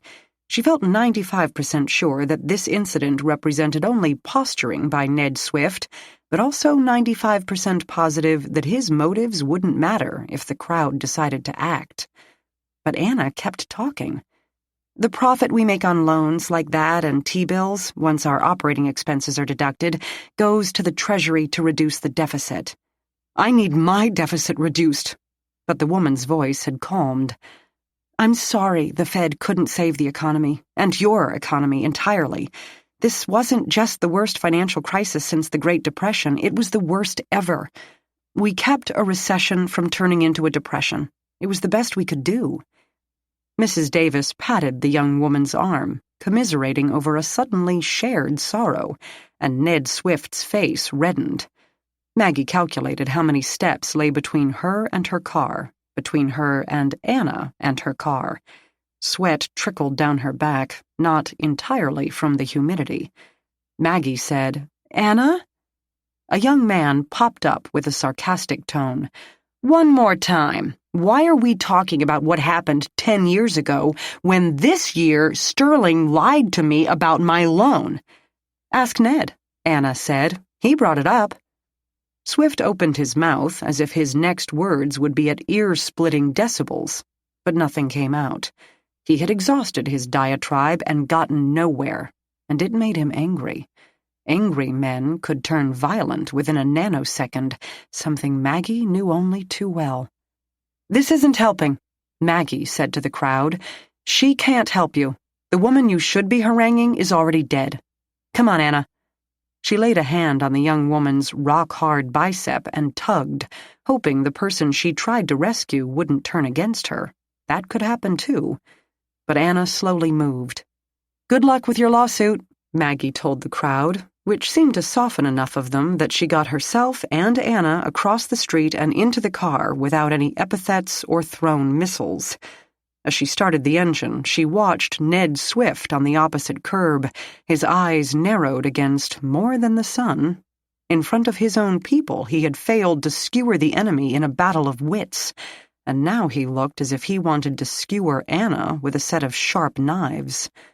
And Maggie, too. She drove away. Chapter 18.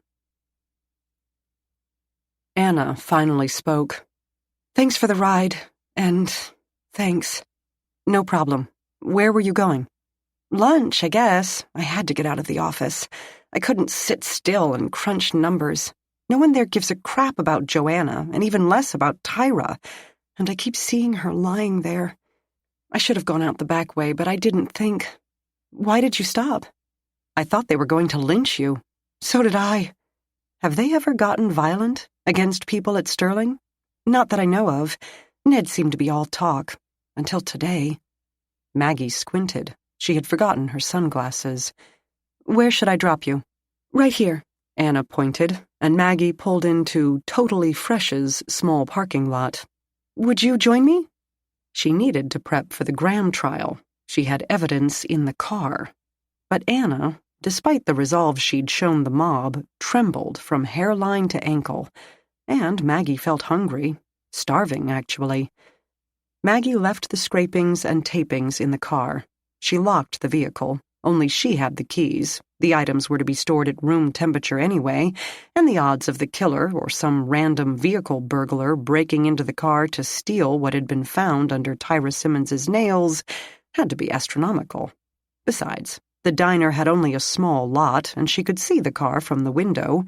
This should, she believed, constitute sufficient chain of custody, and she really was hungry. The air conditioning greeted them with a welcome blast of chill. The restaurant had room for only 6 tables along a spotless tile floor. The equally spotless kitchen stayed in full view, where hair-netted employees in sparkling white smocks assembled lunches for the healthy food crowd. The peak lunch hour had faded, yet customers still filled the order line rails. "Don't talk about the case," Maggie reminded herself as they waited in line for the nice-looking delivery boy from the day before to take their order. "Don't share any police information, don't ask anything that could be construed as an interrogation, and don't tell her you're on the way back from Tyra's autopsy."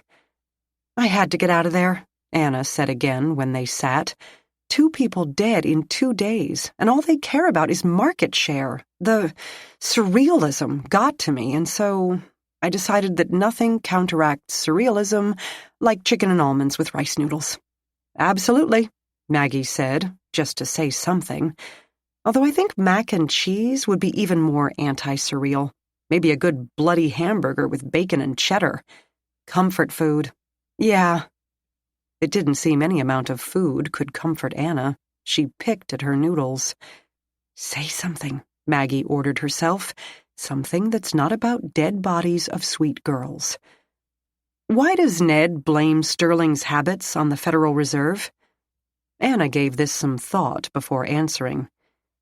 "Used to be, banks were careful about loaning because if the borrower didn't pay the loan back, the bank lost.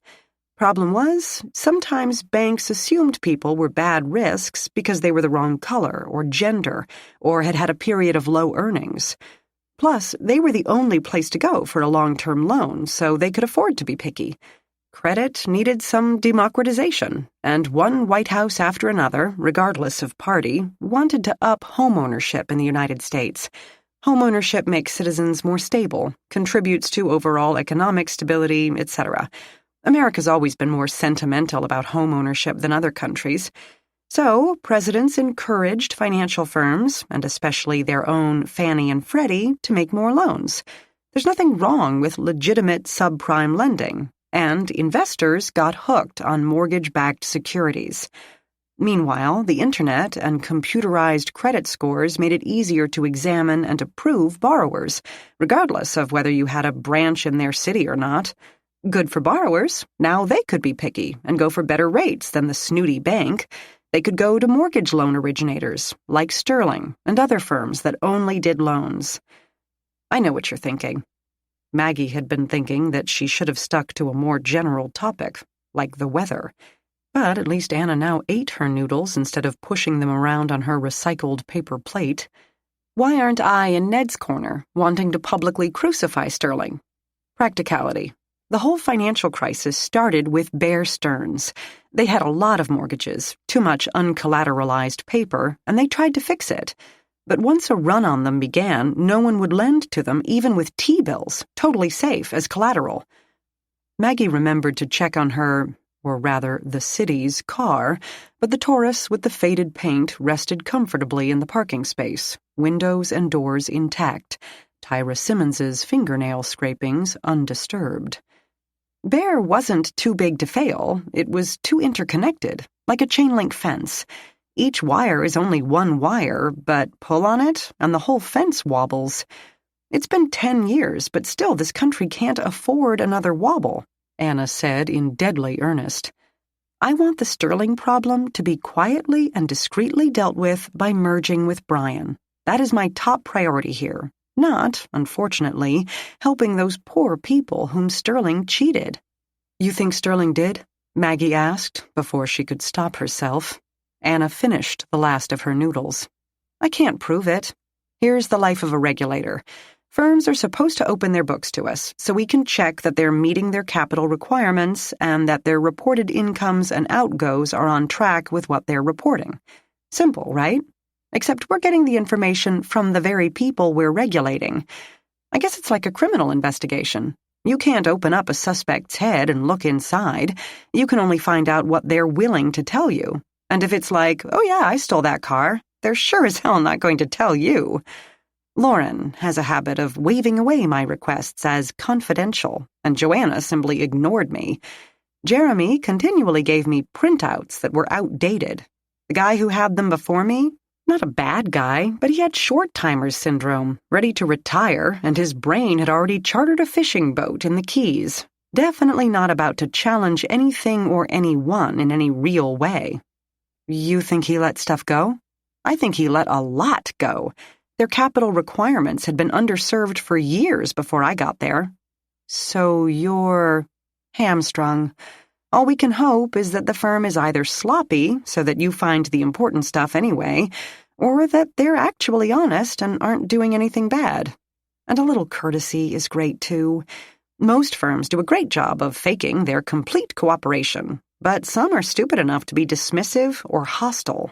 In Fannie and Freddie's heyday, they treated their regulators like absolute dirt because they had so much pull on the hill they could get away with it. But our power to interfere in business dealings is limited, by design. We have a capitalistic society, and it's been working pretty darn well for over 200 years. What can you do? Write my report as best I can, point out what else I need to see and that my requests for same have been denied, complain to my superiors, same old, same old. Supervisors promise to look into it, maybe even report to the relevant congressional subcommittee. People murmur, political parties make more contributions, resolutions get adjusted, parties make more contributions, and somehow it all gets lost in the shuffle. You make noise, you eventually get drowned out. You make too much noise, you get transferred or fired. In this day and age of short attention spans, contributions to parties and super PACs are like water in a watering can. It keeps washing the harsh parts of the legislation away until the cliff of legal versus illegal has been eroded into a gentle slope. Dodd-Frank was enacted years ago, but it's still being rewritten. Congress wants to gut the Consumer Financial Protection Bureau and fund it through congressional committee instead of directly through the Fed. Funding is everything. Once they hold those purse strings, they can bring even a bulldog to heel. That's how Fannie and Freddie got away with so much for so long. Wow. Maggie had only finished half her salad, so fascinated by this portrait. That really sucks. Yeah, I guess it's like your job. You battle the crime, but you can never make it stop. All you can do is keep trying to fight the good fight. You can't change anyone's integrity but your own. Hardly a new thought, but it struck Maggie with a force she didn't expect. Was that what she was doing? Fighting a good fight? Jack had killed people, and she had looked the other way. She had killed someone and looked the other way. What the hell did that say about her integrity? Just when she began to think she had coped, she had put all past events in a box in her head where they could stay quiet and stop screwing with her sense of the world, they burst out with teeth bared and claws flying. "You okay?" Anna said with concern. "You suddenly look, Yeah, fine. I thought of something, that's all." Maggie lied, as she had been lying to everyone around her for 37 days. She had gotten good at it. "Thanks for explaining all that, though. I find it interesting." "Happy to. Usually I bore people to death." Maggie smiled, but her stomach churned, now rejecting the delicious lunch. At least Anna looked better.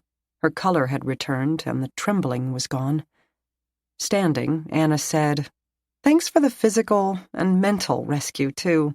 We'll have to do lunch again. Next up in the series of lectures by Ana Hernandez, Derivatives and What They Mean to You. I look forward to it."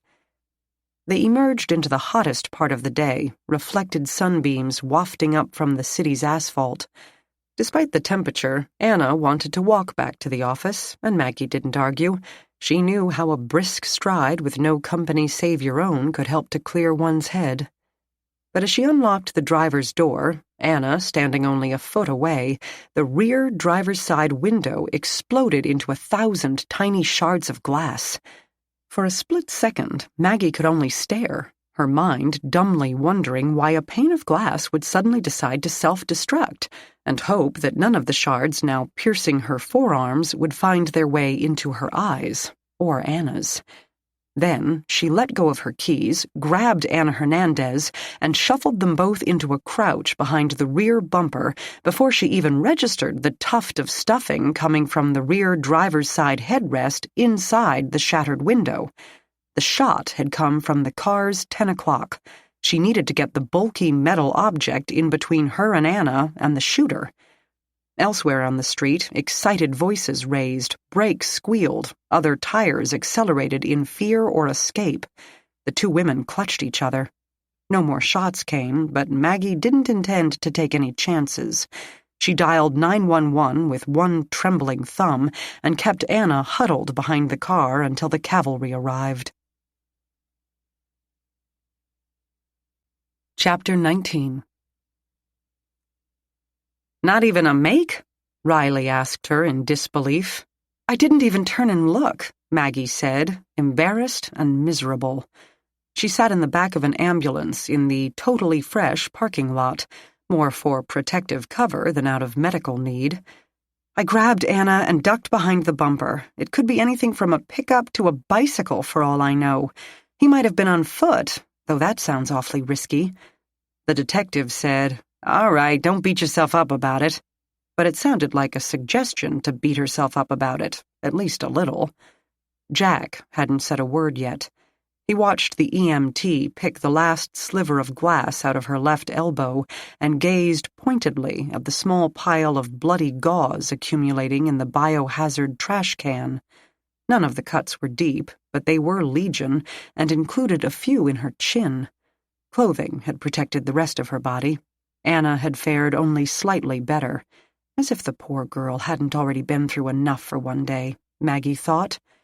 Riley said, Patrol grabbed what passers-by they could corral, and a few helpful drivers stuck around. With luck, they'll come up with something.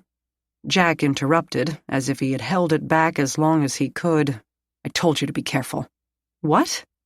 Graham made threats against several of the witnesses in his trial. You were one. I told you that. They weren't shooting at me. She refrained from adding, "You idiot," but could hear the words in her voice. They were shooting at Anna. You don't know that. As I had rescued her from a mob only a half-hour before, yes, I pretty much do. It had to be one of Ned's gang. Those people are frustrated and angry, way, way past desperate. So is Graham. He never intended to go without a fight. How would anyone in Graham's gang know where to find me? I've never been here before and had no plans to stop. Anna and everyone else at Sterling frequent this place every day. Jack wouldn't let up. They followed you. No, they followed her. I'm so far down on Graham's list of enemies, they wouldn't get to me until next year. They'd take you out long before me. You're the whole case. The prosecutor believes that, so you'd better trust the defense team does as well. Criminals don't assassinate forensic scientists. That kind of thing only happens on TV. Distressed homeowners don't assassinate Fed regulators either. Anna doesn't even work for Sterling. Riley held up both hands. Kids, let's agree to disagree on the theory of this, and they can't figure that out, and even if they can, they may not care. You didn't see this group up close and personal. Their lives have been decimated. They are ready to get blood on their hands. Jack said, You need to— I don't even blame them, Maggie continued, and to her horror, she heard the tremble in her voice that told her tears weren't too far away. Sterling is horrible. They prey on people over and over and have no remorse. They're doing the wrong thing, and they know it, and they do— She looked at Jack. Nothing. They don't stop. He shut his mouth with a snap. Maggie tried to shut hers, with less success, but she forced herself off the topic of personal responsibility to say, as if Anna hasn't had enough shocks today. First, she finds her friend's mutilated body. Mutilated? The EMT repeated with some interest. Then she's nearly lynched. Now this. It's a wonder the poor girl is even coherent. To the EMT, she advised, You should prescribe a sedative. Thanks for the confidence, but I don't have the authority to write script. Not an MD. That's too bad. She knew she was babbling in the after effects of shock, but she couldn't help it. My bank account thinks so too. Not willing to concede an inch, Jack said they would drive her back to the station. In cuffs, if necessary, his tone implied. They would pull up their car to the end of the ambulance to lessen the distance. No, not until I get some stuff out of the car. It will be towed. Your purse and camera will be Tyra's tapings and fingernail scrapings, she told him. I'm not leaving without them. Rick Gardner had his feet up on his desk, coffee cup on his blotter, chair tilted back, a legal pad in his lap. But despite this relaxed stance, he might actually be getting somewhere. Scribbles appeared on the pad as he asked questions of a homicide detective named Daly, who worked out of the Maryvale precinct in Phoenix, Arizona. After being transferred around by a few brusque types, Detective Daly, no relation to the Chicago Dailies, seemed willing to chat at length about the run of vigilante-type killings they'd had roughly 4 years before. Of course, at the time, we didn't know they were connected. Just seemed like lowlifes shooting lowlifes, you know? Sure, here too. Between the meth labs and the coyotes and the flow of drugs over the border, we've always got plenty of guys turning up dead. It actually used to be worse, back before the housing market bust. When it did, I think a lot of our more fringe-type transient dwellers moved on, and the homicide rate went down. Yeah, here too. Well, first it went down, and then when the economy sucked, it went up, and now it's down again. But the woman with the elderly people, that was weird. Not in the normal pattern of dealers and cartels. An outlier, that's what they call that. I never forgot those old people. Who could? But we didn't connect her case with these murders. Rick noticed the captain in the hallway, in conversation with a lieutenant, and swung his feet down before the captain turned. These people were like nothing I've ever seen. Human beings left to rot in place while they were still alive. I've worked child murders that didn't freak me out as much as that place did. I'd been kind of on the outs with my son. He's my only kid. But after that, I called him and mended ways. Took a while, but someday I'll need someone to give a shit if I have a bed sore eating through my leg, you know? Yeah. Do you have a description of this woman? A vague one. There was one old lady there still coherent. She hadn't been there that long. And she said white female, 35 or 40, long dark hair, brown eyes, maybe 5'6". It took us 4 days to get that out of her, plus a name, Ethel Barrios. But if such a person existed, she did it without a legitimate driver's license, a credit card, or a phone. How'd you find them? My old buddy, anonymous tipster. Female or male? Male, 911 said. Low voice, no accent. So this dark-haired bitch wound up dead in your city? Looks that way, right next to our victims, who sound like carbon copies of yours. Now I'm looking for the guy who shot her. When you do, pin a medal on him for me. I'm okay with that. You said you had about 5 cases that maybe sounded like the same guy? Only in that all 5 took 3 .22s to the back of the head and were found outside. Their pals, and their enemies, all disavowed any knowledge, but of course they would. I worked one of them, and it was weird, I'll admit. Another outlier. Why? The captain entered the maze of detectives' cubicles, and Rick hunched over his legal pad, making notes about things he didn't even need notes on. He wrote 22 and 5 cases daily. Always best to look busy when the captain was around, even when the man had ridden a desk most of his career and wouldn't know how to catch a bad guy unless you hog-tied said bad guy first and erected a big red arrow next to him. This one dealer turns up dead. Really bad dude, made El Chapo look like Hello Kitty. But his inner circle would never have had the guts to move against him, and if they had, they would have bragged about it and used it to cement their position as the baddest mother. Instead, his guys seemed lost without him. The gang fell apart, and their territory absorbed into other groups. And his enemies? Again, if they had done it, they'd be twirling signs on street corners to brag about it. Nothing quite seemed to fit, you know? Yeah, I do. Any hints of who the shooter had been? If it wasn't one of the usual group? Not a peep. Everyone on the street seemed even more clueless than we were. Rick held the phone away from his ear as the guy coughed hard enough to macerate a lung. Sorry. Don't believe them when they tell you this dry air is so good for your sinuses. The dryness just means you breathe in more dust. Anyway, meant to say after your reporter called, we pooled our suspicious cases and found one where there might be something sort of like a witness. He'd be leaving the reporter's role out of his report, Rick knew. Then he perked up, and not only for the captain's benefit. A witness? We had a coyote. Obviously, in my area, we have a lot of them. A guy who sneaks people over the border. Sometimes they simply do the job. Sometimes they hold up on one side or the other until the crossers or their families cough up more money. I know what a coyote is, Rick snapped. If Daly noticed the pissiness, he didn't give any sign. So this guy took money from the illegals, brought them over a section of border that's in the middle of nowhere in a 4-wheel pickup that he and a buddy had modified. They put extra shields and super tough stuff along the undercarriage so this thing could go over the desert like a tank, but they could ride it on the streets and it would look like a totally ordinary truck, except with crappy gas mileage. And he'd bring the illegals and dump them out at a city park, or at least he'd dump the adults and the kids who belonged to them, but there were always a few unaccompanied minors, you know, whose parents shoved them into the chute to get them out of whatever hellhole they're living in. They're supposed to hook up with relatives on this side or tag along with their fellow crossers. So this coyote would say he had friends who worked in legal aid, specializing in getting children classified as abandoned children and political refugees, etc., put them on the path to getting legalized. But it only worked for abandoned children, no adults or families, blah, blah. So the other crossers scatter like coos, and he's left with a few unattached kids. Coos? Coos. They're deer, white-tailed deer, only found in this area. Huh, Rick said. Can you hunt them? Yeah, in season. They're small, though, not like those horse-sized things you guys have up there. Anyway, the crossers go off and leave the kids with this nice coyote, see? Not good, Rick guessed. You could say that. He locks them in his basement in these cages. Rapes, starves, screws with them in every way possible, mental and physical, like they're his own personal ant farm and he's got the magnifying glass. Boys, girls, he don't care. The ones we found were between 9 and 14.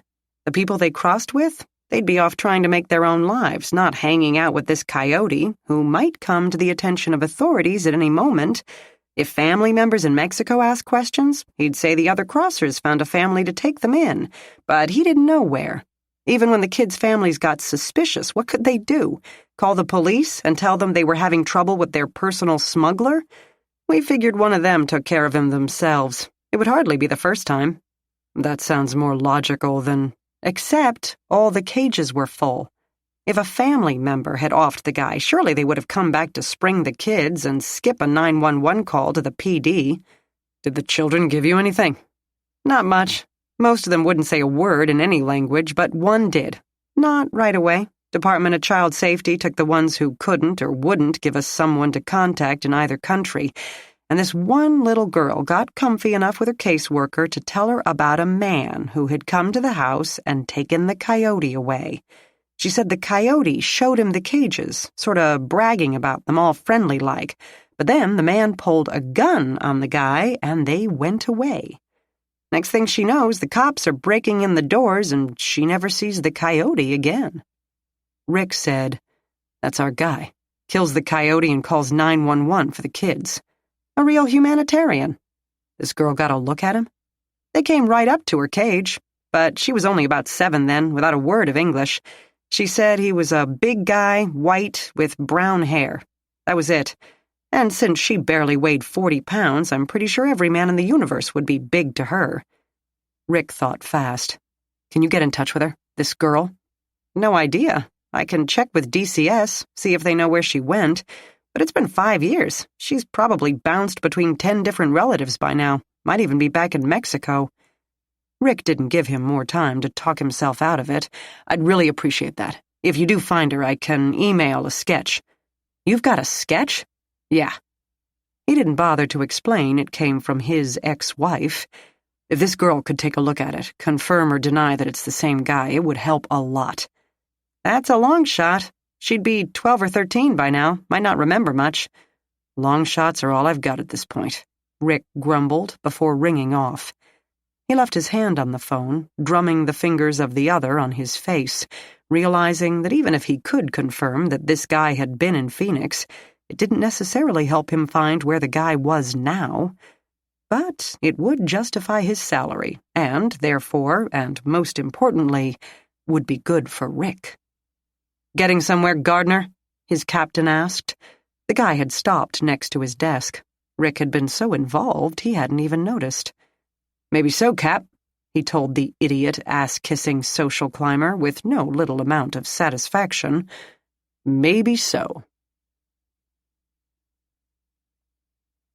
Chapter 20. Mr. Fortner had returned to the rather plush offices of Carter and Poe and could see them now, but still Jack and his partner had to wait 10+ minutes in the small reception area. Riley, who never passed up anything free, candy, coffee, snacks, or especially alcohol, had promptly availed himself of the Keurig-type machine.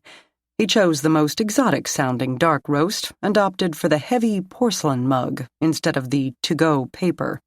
Jack paced a slow circle around the soft leather couch. Its color matched the coffee. He had a bad feeling they were about to waste more time. Sidney Fortner rated Sterling's financial products, which allowed Sterling to easily sell such financial products for a healthy profit. Several sources had said those ratings were not justified by any facts on this plane of reality. To reconcile those two sides, Sidney Fortner would no doubt launch into the same sophisticated gobbledygook that all these types used for one reason and only one reason: to hide the truth of where the money came from and where it went. And maybe the even worse truth that they weren't sure themselves. They could bet Fortner wouldn't admit that Joanna Morehouse had bribed him to give her securities AAA ratings when they didn't deserve them. And why? Jack asked himself, had he and Riley been giving Joanna's second-in-command, Lauren Schneider, a pass? If she really was Joanna's right hand, then certainly she knew about bad loans defaulting right and left and the arrangement, if there had been one, with Sidney Fortner. As soon as they were done there, he intended to head right back to Sterling. Joanna and Tyra had both known something that got them killed. If Jeremy did not make up the third point of a conspiratorial triangle, and he might, then surely Lauren had to be the most likely candidate for the slot. Meanwhile, he puzzled over the shot fired at the two women. Perhaps Maggie was right, and it had been intended for Anna. The theory had a lot going for it, but he didn't want her counting on it. Maggie tended to think that no one noticed her, when the truth was, everyone noticed her. She tended to think that because she worked in forensics, that made her invisible, that even if cops had targets painted on their backs every minute of the day, it would never affect her. He knew her to be wrong. But what could he do? And, reasonably, what could she? She could hardly stop coming to work, might even be more vulnerable alone at home. He kept pacing, his mind ping-ponging between the horns of this dilemma. "Detectives," said a voice, and Jack turned. Sidney Fortner immediately struck him as a fair-haired version of Jeremy Mirren, young, handsome, and body-toned in the gym. But Fortner strode with a confidence that Mirren didn't yet have, and his cool, appraising stare belied an arrogance that Mirren hadn't yet developed. He was a Westminster Blue Ribbon winner compared to the puppyish Mirren. Jack disliked him instantly, the way any not-so-handsome guy dislikes a pretty boy, for whom the world opens like an oyster offering a pearl the size of a basketball. That Fortner welcomed them with a gracious hello only made it worse. "Please, come in. Have a seat. Excuse my office, it's a bit cluttered." By this he meant 2 or 3 thin manila folders on the glossy wood of his desk. The rest of the spotless area was all tasteful decor and expensive furniture. A narrow but tall window showed them the flats, as well as a curious pigeon looking in at them. "What can I do for you?" Fortner asked as soon as they settled. Riley explained that they were investigating the 2 murders at Sterling. Surely he had heard about them. He had.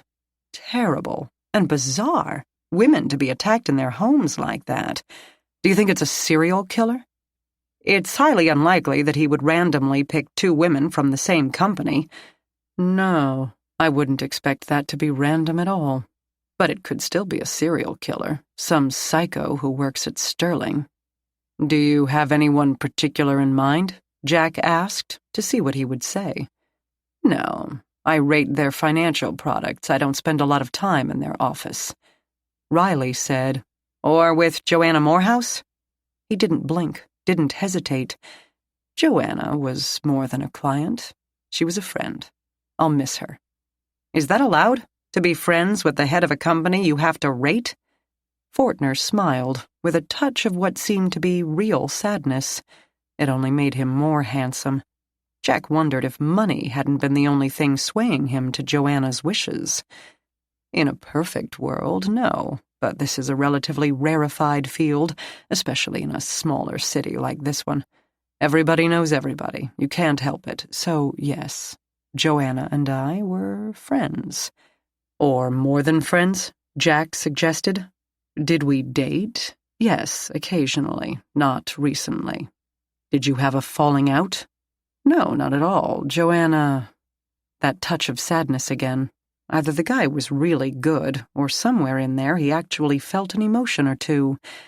Kept her feelings to herself. She never let anything interfere with business. We had a good friendship, but we had a great working relationship.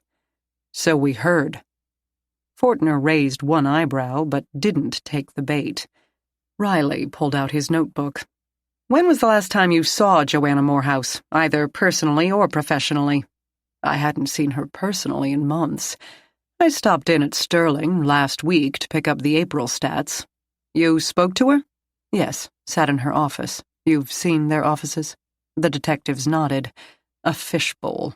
We chatted. I was there for about 10 minutes. I left. Before you ask, Joanna didn't confide any worries or fears to me. There were some protesters on the sidewalk, but I went in the back. I asked if they were causing her any problems, but she said no. Or, rather, she said, nothing I can't handle. I said, they haven't invented what you can't handle. And she laughed.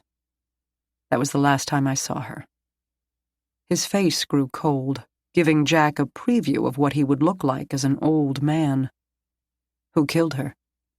That's what we're trying to determine. When was the last time you were at her house? Riley asked. He shrugged. That mausoleum of hers? Quite some time. 4 months, maybe?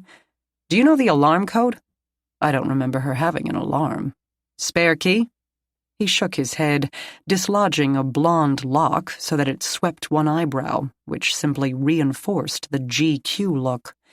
No key exchange, no drawer full of stuff in her bathroom, and I never met her parents. It wasn't that kind of relationship. Riley asked, what kind was it? We are adults who enjoyed each other's company. That's all. What about your relationship with Sterling? What exactly do you do for the company? Fortner explained that securities, bonds, and other financial products were rated according to safety and stability, judged largely by historical returns, so that investors could make quick decisions about whether the product's estimated earnings were a good deal compared to their risk. But you're paid by the people you're rating. Yes.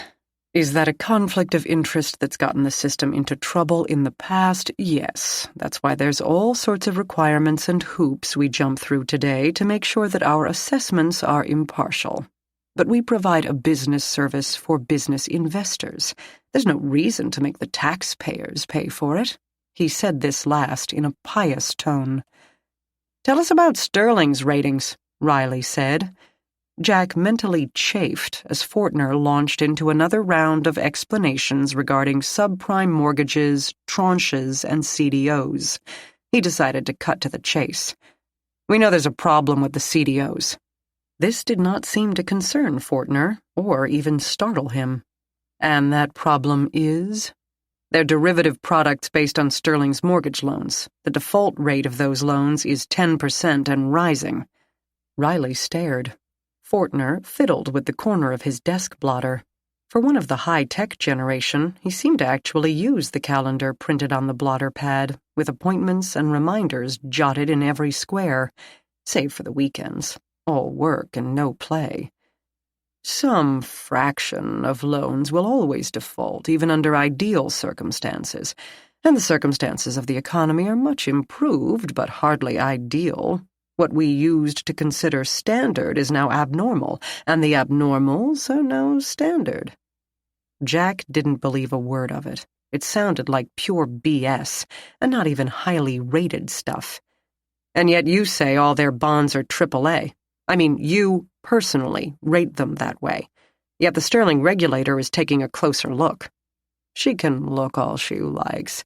Joanna's products have always been solid. What will happen under Lauren, I have no idea, but Sterling has always been able to satisfy its investors. Still run-of-the-mill BS. How? I beg your pardon? Riley sipped his coffee. The pigeon pecked the window. They both watched this conversation as if it were a fight in which they hadn't a dog. How? The CDOs are based on the mortgage loans. The tranches may be chopped into risk categories, but they're still stacked on the backs of borrowers. If those borrowers stumble, the entire tower comes down. Interesting analogy. Fortner must have realized that condescension might not be the best course when one is on the list of suspects in 2 murders, and went on. That would be completely true if the CDOs were the end of the line. They're not. The CDOs are insured, in a sense, by the CDSs, the credit default swaps. Shit, Jack thought. Something else. CDSs are completely misnamed because they're not swaps at all. They're insurance policies, in case the customers default. Sterling buys a credit default swap from Ergo Insurance for a fee. If the borrowers keep paying, nothing goes wrong, ergo keeps collecting its fees. You've met the rep, Deb Fisher. If too many borrowers in a certain tranche default and the security loses its value, then ergo gives Sterling enough money to cash out their investors. Simple. Jack and Riley were silent, trying to spot the catch. There had to be a catch. CDSs got a bad rep during the crisis. Some critics, including a lot of congressmen who were trying to look good to their constituents by going to a televised hearing and asking oh-so-tough questions of the Wall Street baddies, said that with CDSs, banks and mortgage companies were actually betting on their borrowers to fail. It skirts the line between, on one hand, hedging your bets so that your bank doesn't lose a lot of money and hurt your investors or shareholders or customers who utilize your products, and, on the other, simply trading products to make a profit for the bank on the backs of the customers you're supposed to be working for. Violating fiduciary duty, in other words. Plus, you could buy a CDS on a bond when you didn't even own the bond, which meant you could bet on other banks' CDOs. That's kind of like buying a life insurance policy on someone you don't even know. It's creepy, but it's legal. Okay, Jack said. Maybe Sterling's products were solid, plus shored up by an insurance policy, and maybe Jeremy Mirren had pointed them toward Fortner out of sheer jealousy. Or maybe Fortner was a very smooth talker. During the financial crisis, everyone had taken CDSs too far. That was the problem, relying on them to be a safety net and a cash cow at the same time. And for a time, they were. But a safety net that saves you when you jump from the 3rd floor isn't going to stop you when you jump from the 80th. AIG got way too far into CDSs and it nearly killed them, because insuring CDOs wasn't regulated the same as insuring people's lives or homes. The funds didn't maintain sufficient capital. Then, once people looked at the collateral, the housing market, in these collateralized debt obligations and saw it dropping like a stone, AIG needed even more money to make up the difference. Eventually, the government had to come to the rescue with the bailouts. He stared pensively, either at his reflection in the window or at the pigeon behind it. Insufficient capital was the core problem in the mid-2000s. Sterling has sufficient capital? Jack asked, having run out of intelligent questions. All he wanted to know was whether Sterling deserved its AAA rating, and this guy sure as hell wasn't going to tell him if it didn't. But, to his surprise, Fortner hesitated. Then he said, "Yes." Just yes? No long-winded explanation of some esoteric financial product? Where is it, this capital, in cash? Not only cash, tangible assets have to be at least 6% of total net worth, that's all. That includes property, equipment, accounts receivable. There's no point in keeping a lot of cash these days, not with interest rates at rock bottom. Joanna Morehouse apparently hadn't gotten that memo, Jack thought, because she had a crap ton of cash, and he wanted to know if this guy knew about it too, but had no way to find out other than to ask. "Did you know about Joanna Morehouse's account at the Banco de Panama?" Fortner didn't react. "I'm sure Sterling has a lot of accounts. I don't audit them. I simply rate the bonds they sell." The hell with this. "And your ratings are suspiciously high. Why is that?" "Suspicious to whom?" "How much did Joanna Morehouse pay you to get those AAAs? Or did she offer you some other form of payment?" "Are you suggesting that I took bribes from Joanna?" "It's not a suggestion, it's a statement." "Made by whom?" Riley set his porcelain mug with its complimentary coffee on the edge of Fortner's desk. "Everyone involved with Sterling." For someone accused of a crime, he seemed remarkably sanguine, but then he probably always looked that way. Jack could see why he and Joanna made the perfect friends-with-benefits couple. No worry that either one of them would ever evidence a shred of human feeling. Nothing mattered but the bottom line. Feelings were only a distraction. Exactly, it occurred to him, as he lived his life these days. The accumulation of indignation dissipated like a puff of breath on a cold day. I assume you mean Anna Hernandez and morons like Ned Swift, Fortner was saying. Most people have no idea how money actually works, how a financial firm actually makes a profit. It's not their fault. Most of it is rather opaque. All I can do is assure you Joanna never bought a rating from me, not with her body or her money or anything else. I won't even waste your time going on about how much I resent the implication. Just as well. They had wasted too much time already. Jack stood up and Riley followed suit. They thanked him for his time and left. The coffee mug stayed on the desk. The pigeon didn't budge from his window. Both seemed to serve as one final indication of how little effect the cop's visit had had on Sidney Fortner's day. Chapter 21. "Thank heavens you're back," Carol exclaimed as soon as Maggie, her arms coated in antibiotic ointment, walked through the door with Tyra Simmons's samples. "I didn't realize you'd miss me so much. I'd have left you my charm bracelet to remember me by." Carol didn't even run with the joke, having noticed the myriad of small cuts and the deep smears of blood on Maggie's shirt and pants. "What happened to you?" "Long story. The main point of it is that the car's going to be out of commission for at least a day. What did you need me for? Were you in an accident? Are you okay?" "No and yes. I'll tell you the whole story if you tell me why." "You need to talk to Denny about this Graham trial. The defense brought in some hired whore to poke holes in your fingerprint identification." Maggie dropped the manila envelope on her desk and slung the strap of her small purse over the back of the chair. "Well, that's called getting a second opinion, and they're welcome to it.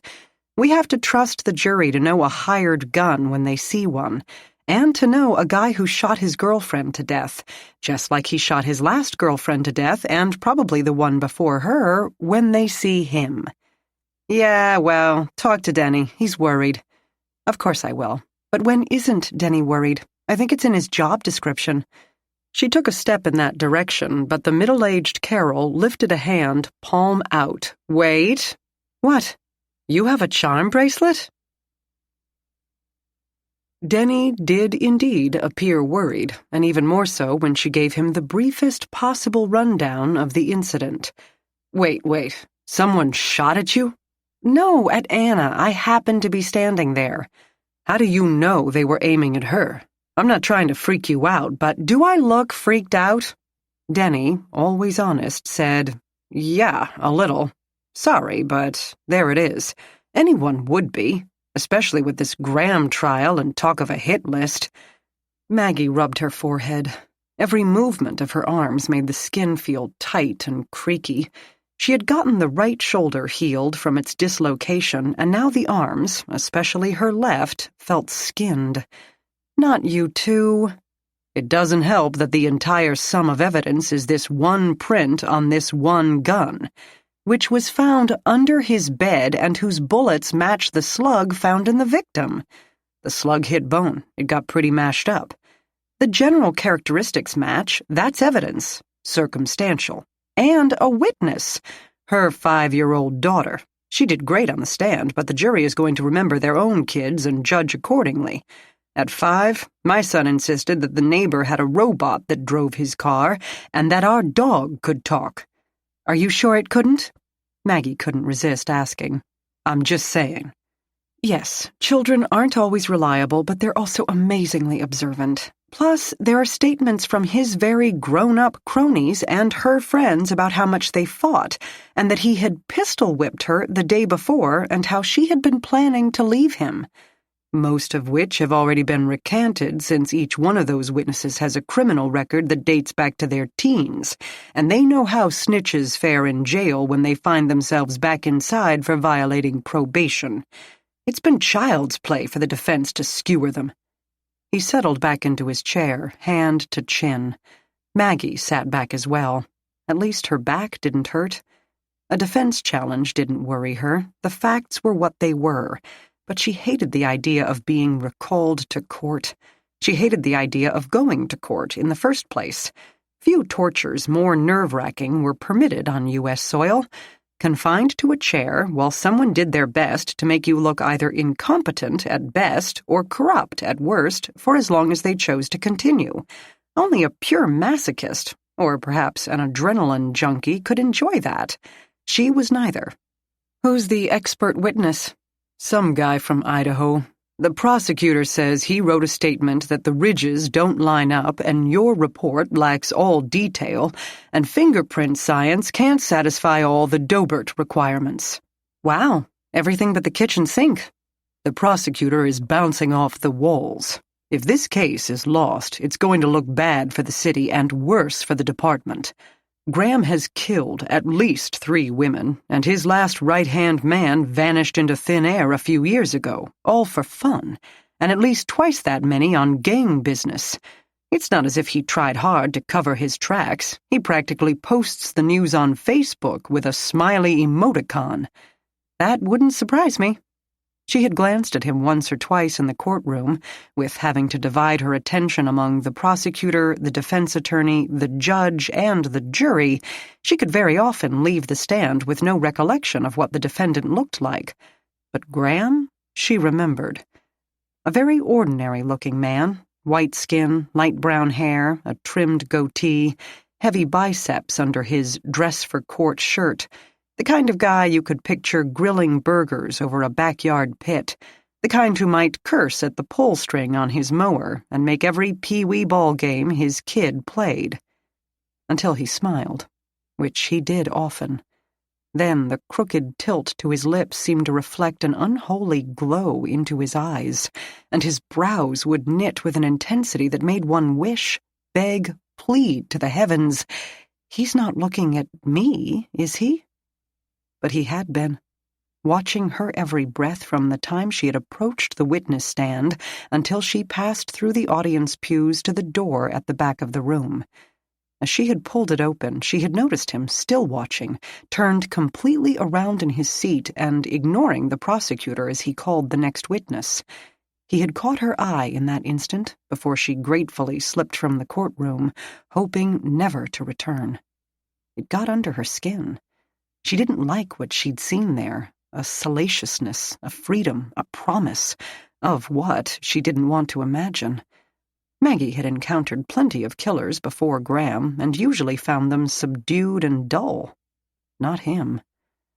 Apparently this creepiness didn't translate through the camera because he had plenty of women writing to him in prison.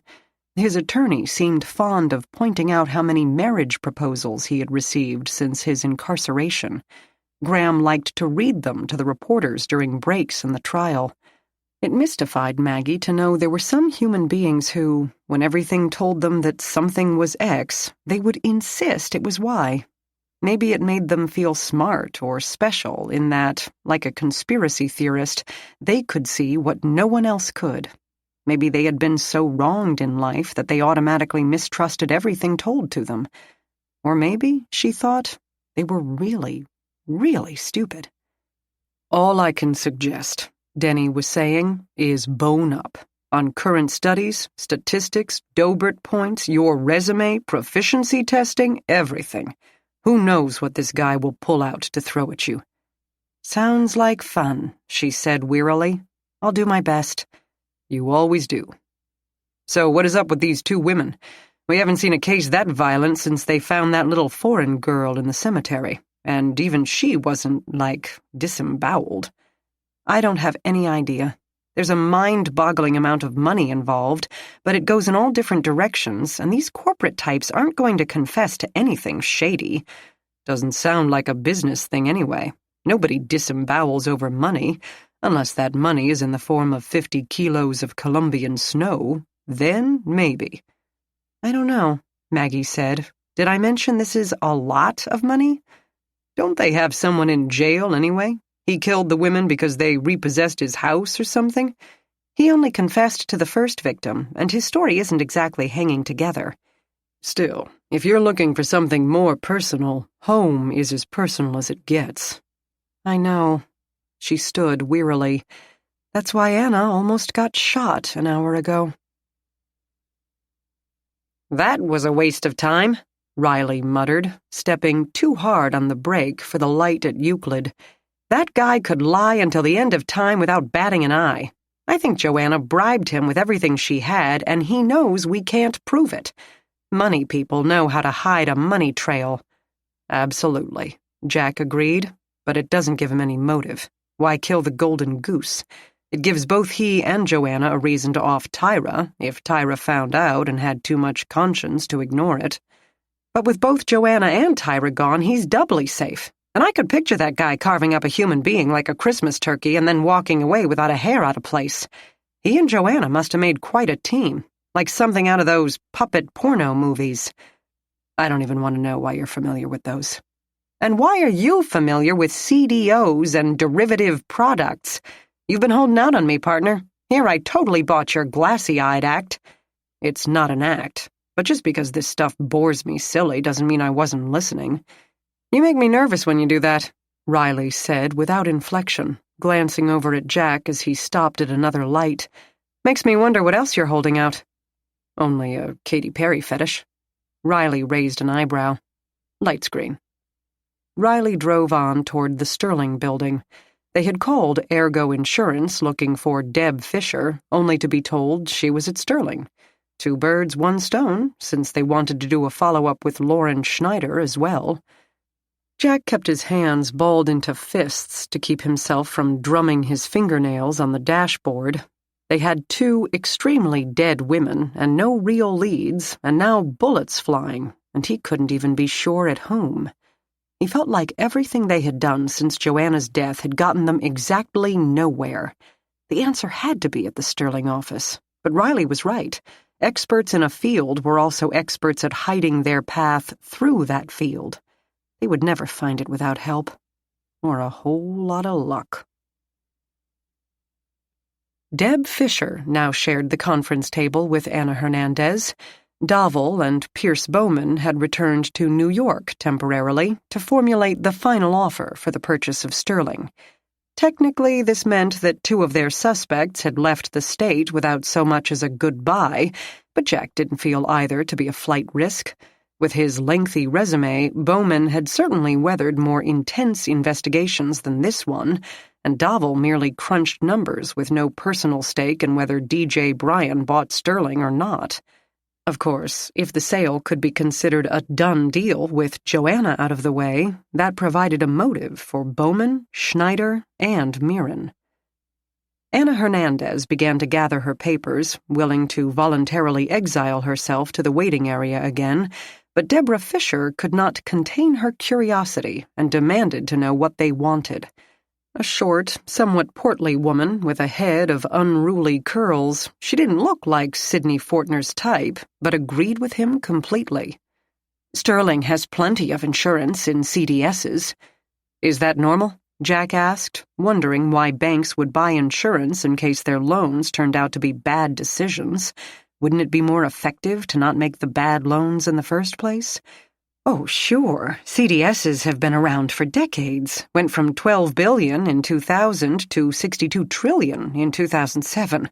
They used to be super cheap because no one thought a CDO would default. But it's a double whammy when the value of the CDOs falls, because that means your income, the loan payments, goes down at the same time your insurance costs are going up, because obviously there's a problem with defaulting or your value wouldn't be going down. Spiraling disaster, Riley said.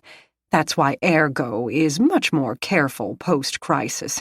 It had been insuring these risky tranches and investing in them as well, but without the oversight and restrictions that banks have. Everyone was totally complacent about risk.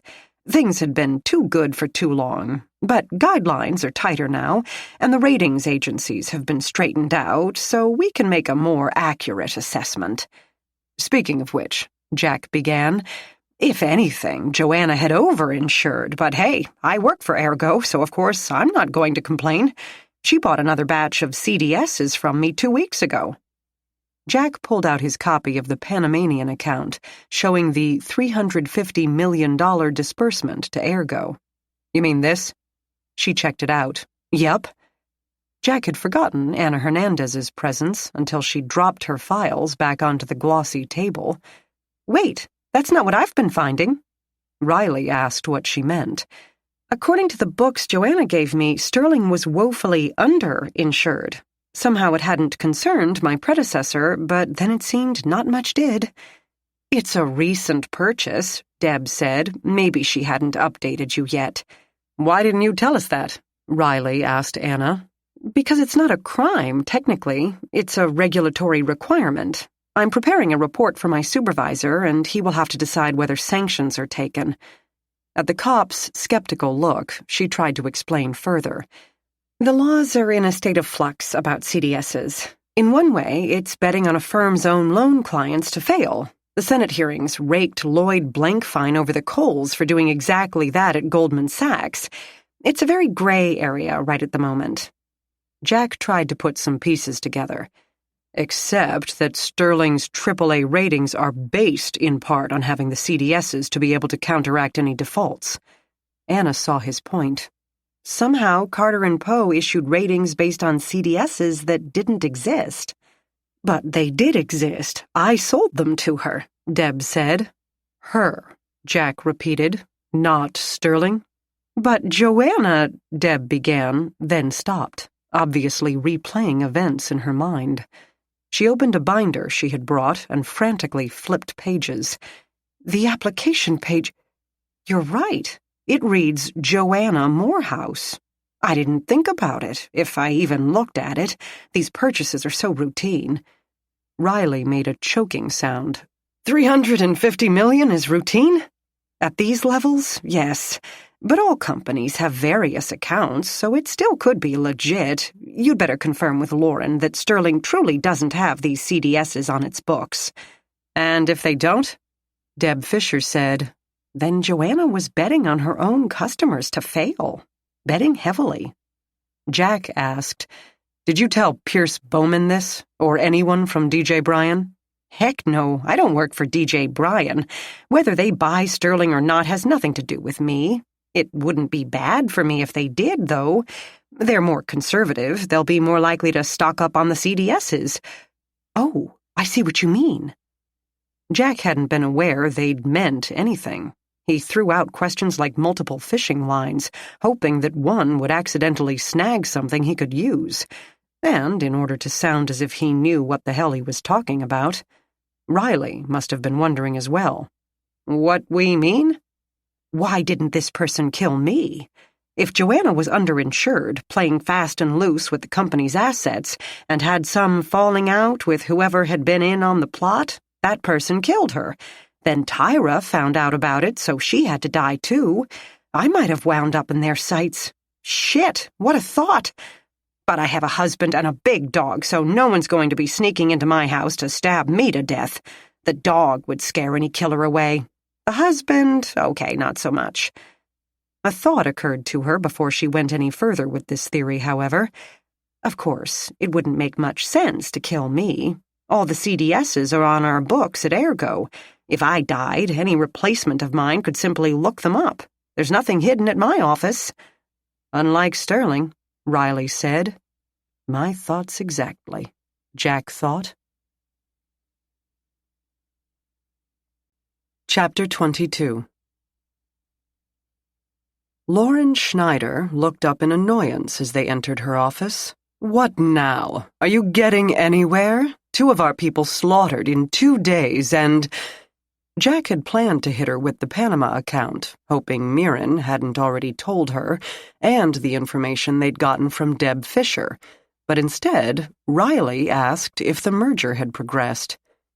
Yeah, she said in confusion, then corrected herself. Yes, Bowman expected me to cave without Joanna, but he's starting to come around. He needs to offer a higher price now that we're spinning off the riskier tranches, not lower. So Sterling is going to split, even though that's not what Joanna wanted?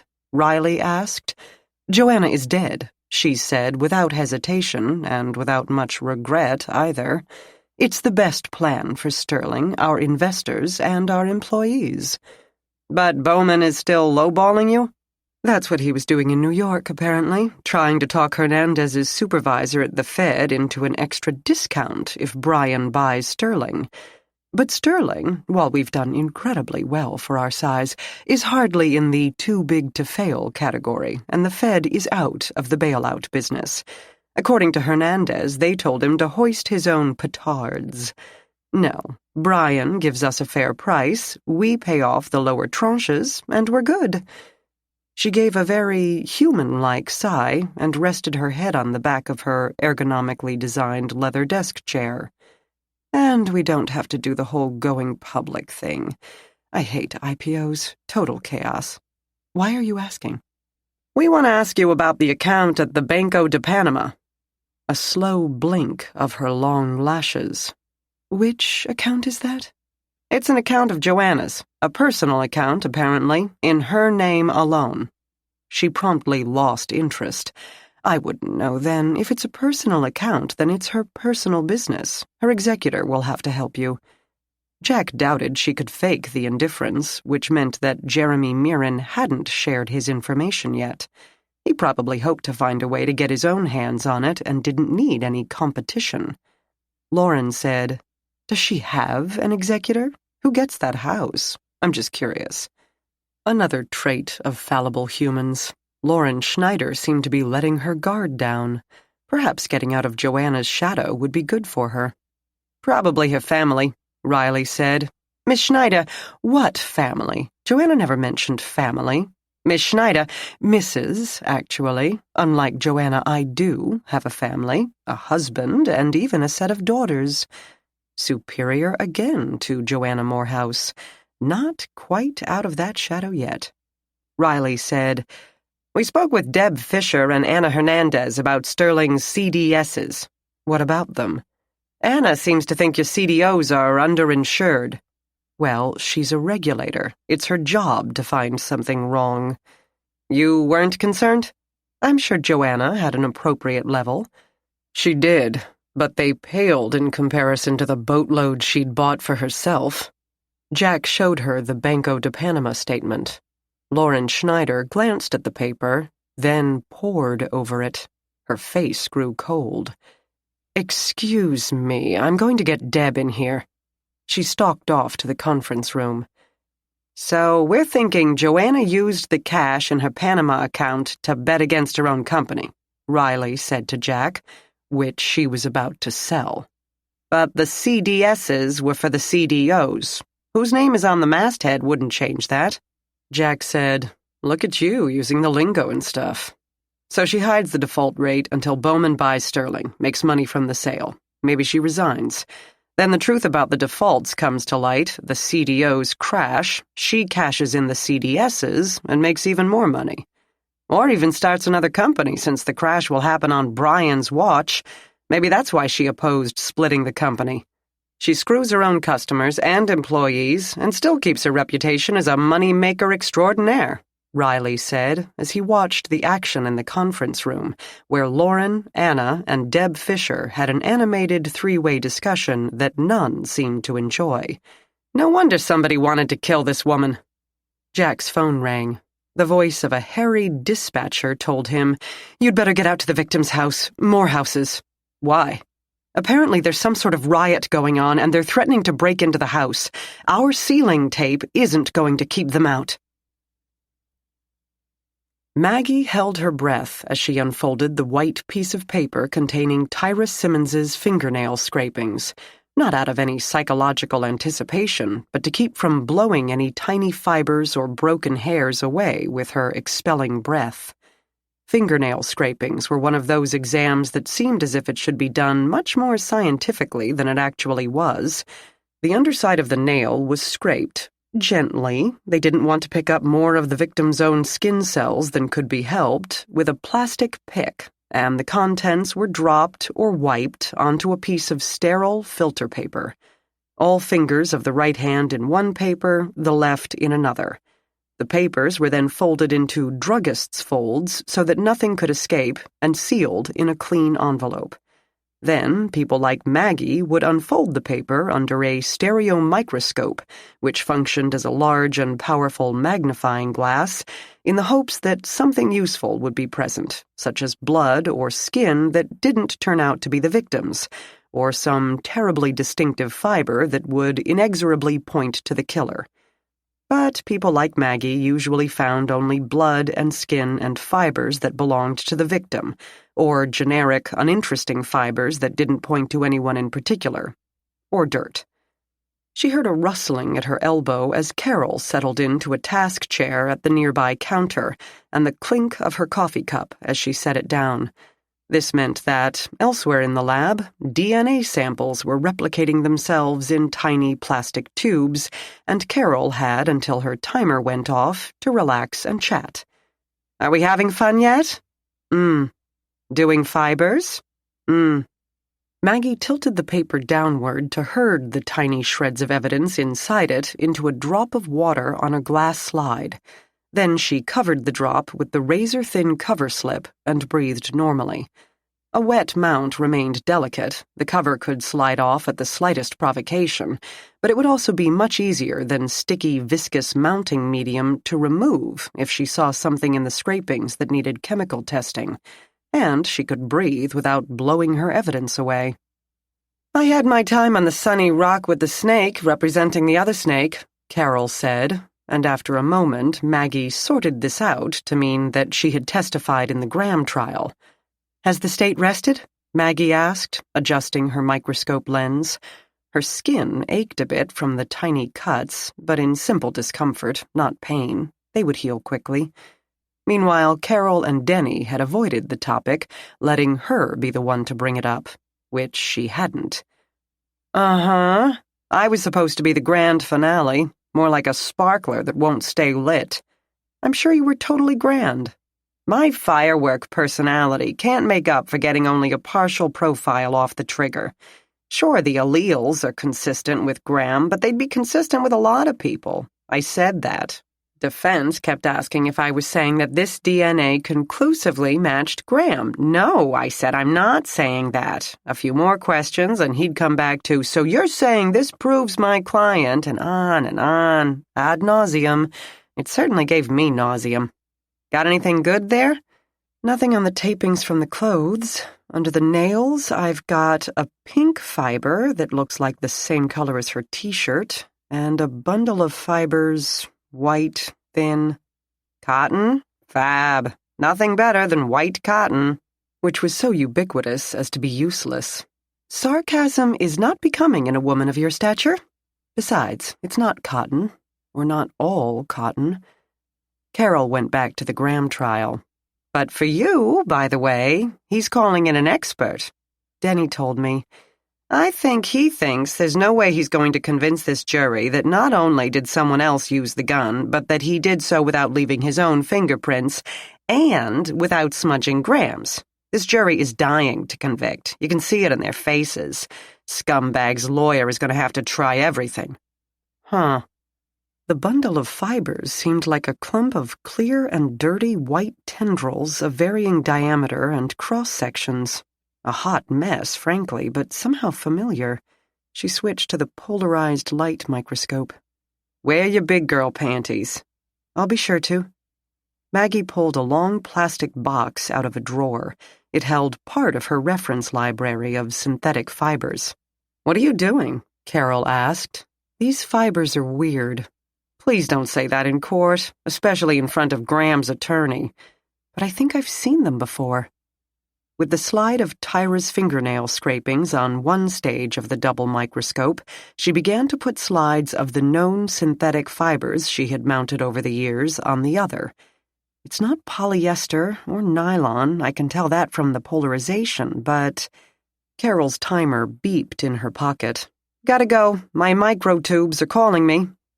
Maggie murmured a response and continued to try different slides, finally settling on one that seemed to copy the characteristics of Tyra's clump in every respect. She checked the label. Tyvek. Huh.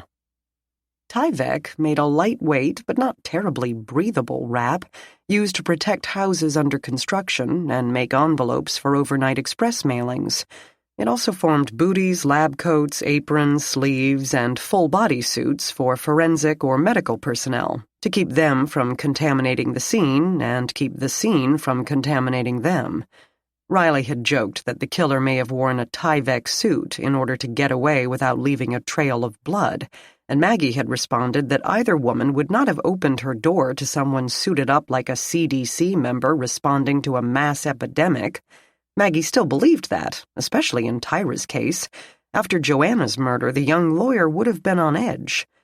And among the many things made out of Tyvek for forensic use were the small drawstring bags used to protect the hands until the nails could be scraped or gunshot residue could be collected.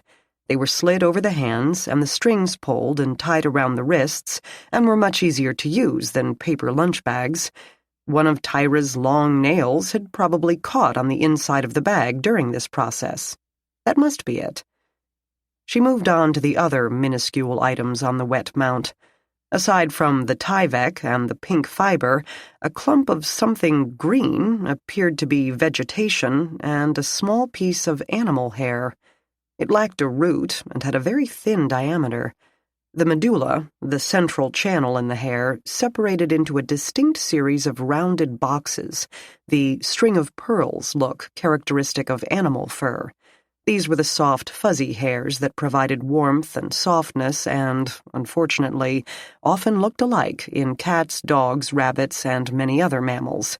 The thicker, coarser guard hairs were more easily distinguished. The piece of vegetation didn't provide much help, simply seemed to be a tiny part of leaf. It could be anything from a maple leaf to a piece of lettuce to a blade of grass. She wrote up these vague and unhelpful observations and carefully set the wet mount aside. When the water evaporated, she could scrape the items back into their paper. Something might come up in the meantime that would make her want to take another look. For the moment, she got a fresh stick of gum to chew off some of her frustration, then looked up to see her ex-husband stride into the lab. As always, her heart sank a little, and she reminded herself not to be unfair. Rick was not a bad person, only a tedious one. But they got along fine now that she no longer had to serve as his personal flunky, so she summoned up a smile to greet him. "Good news." He collapsed into the task chair Carol had vacated and explained how a detective in Phoenix told him about a pedophile coyote who might have been a victim of their vigilante, and how the only cooperative witness had been this 7-year-old girl. And this Daly guy found her. She's almost 13 now, still in the area, got adopted by a couple of bleeding hearts, learned English, and remembers this whole drama like it happened yesterday. Still wakes up screaming now and then. Poor kid. A witness. He didn't mention the shooting, so the news must not have filtered back to him. Her lab coat covered her arms, and she kept her chin tilted down toward her work. "Yeah. So anyway, I emailed that sketch you gave the artist, and Daly's going to see if the girl can ID him." "Oh." The girl wouldn't, of course, because Maggie had described a slightly obscure but favorite actor of hers, Michael Ironside, as the vigilante killer. But that might be a good thing if the sketch didn't match the girl's recollection, breaking the tie between Jack's work and the deaths in Phoenix. Maria Stein's abuse of the elderly would remain a weird coincidence. On the other hand, perhaps the girl would believe her sketch matched the man. She had only been 7, traumatized, and maybe any intimidating-looking male could be made to fit the horrible memory. That would be good, too. It would confirm Maggie's story in a way nothing else could, put her firmly on the side of the very honest angels. Here was a serial killer, and he had pulled the trigger, not Maggie, in case anyone had any doubts. Anyone like Rick. "What's the matter? I thought you'd be excited." "Well, it's interesting. I'm not sure how it's going to help, though. It's been, 5 years now? This one little traumatized girl, even if she can positively ID him, does that really get you closer to identifying him?" "Maybe not, but it'll be confirmation that he had operated in that area. We can reopen all the similar unsolved and see if they had anything in common, how he's picking them. Even if not, we could still get a free trip to Phoenix out of it." She nearly swallowed her gum. "We?" "Sure, you're my only witness. I might be able to wheedle the budget into sending us so you can look at mugshots, maybe even compare notes with the little wetback." "Rick?" "Fine, Hispanic child." People in this city have not forgotten about these killings, which means the captain isn't about to let me forget. If I don't come up with something, he's going to think I'm twiddling my thumbs and transfer me back to property crimes, where I'll be chasing smash and grabs until I retire. Besides, look, I ain't trying to get back together or anything. This is a legitimate lead. I know that. Of course, I'll do anything the department needs. Besides, I remember how much you like to travel. She made herself smile. Guilty. But Arizona, I've heard it's awfully hot. Like really, really hot. Yeah, but it's a dry heat. He studied her suddenly with a new and uncharacteristic sharpness. What gives with you? Since when do you not jump at the chance of an expense-paid trip? You always moped because your brother was in San Francisco or Houston or Miami or Timbuktu and you weren't. I didn't mope. He leaned forward, nearly falling out of the wheeled task chair. You think I'm some kind of bumpkin who can't see past his own front yard. Some idiot who couldn't find a clue if a Hooters waitress handed it to him. I know. Rick, she said, and stopped, since on the whole she did think that. But I know you, Maggie. I know you better than you think. His words chilled her. Words that would have sounded comforting and even endearing under other circumstances only produced a sense of inexorable dread. She could feel her eyes widening and turned her face down. Breathe. Carry this off. She faced him again firmly, having decided to play the trauma card. Because I still wake up at night too, okay? I'm used to coming onto crime scenes after everything is over, not being part of one. It's taking some adjustment. Weak and vulnerable should work on Rick. He had never realized that she had held their household together, that she had all the self-discipline he lacked. But it didn't seem to be cutting through his misgivings right now, so she added, However, I can handle it. If you need me to go to Phoenix, let's go. I'll just pack lightweight clothes. He gave a smile that didn't quite reach his eyes. That's my girl. I'm not your girl, Rick.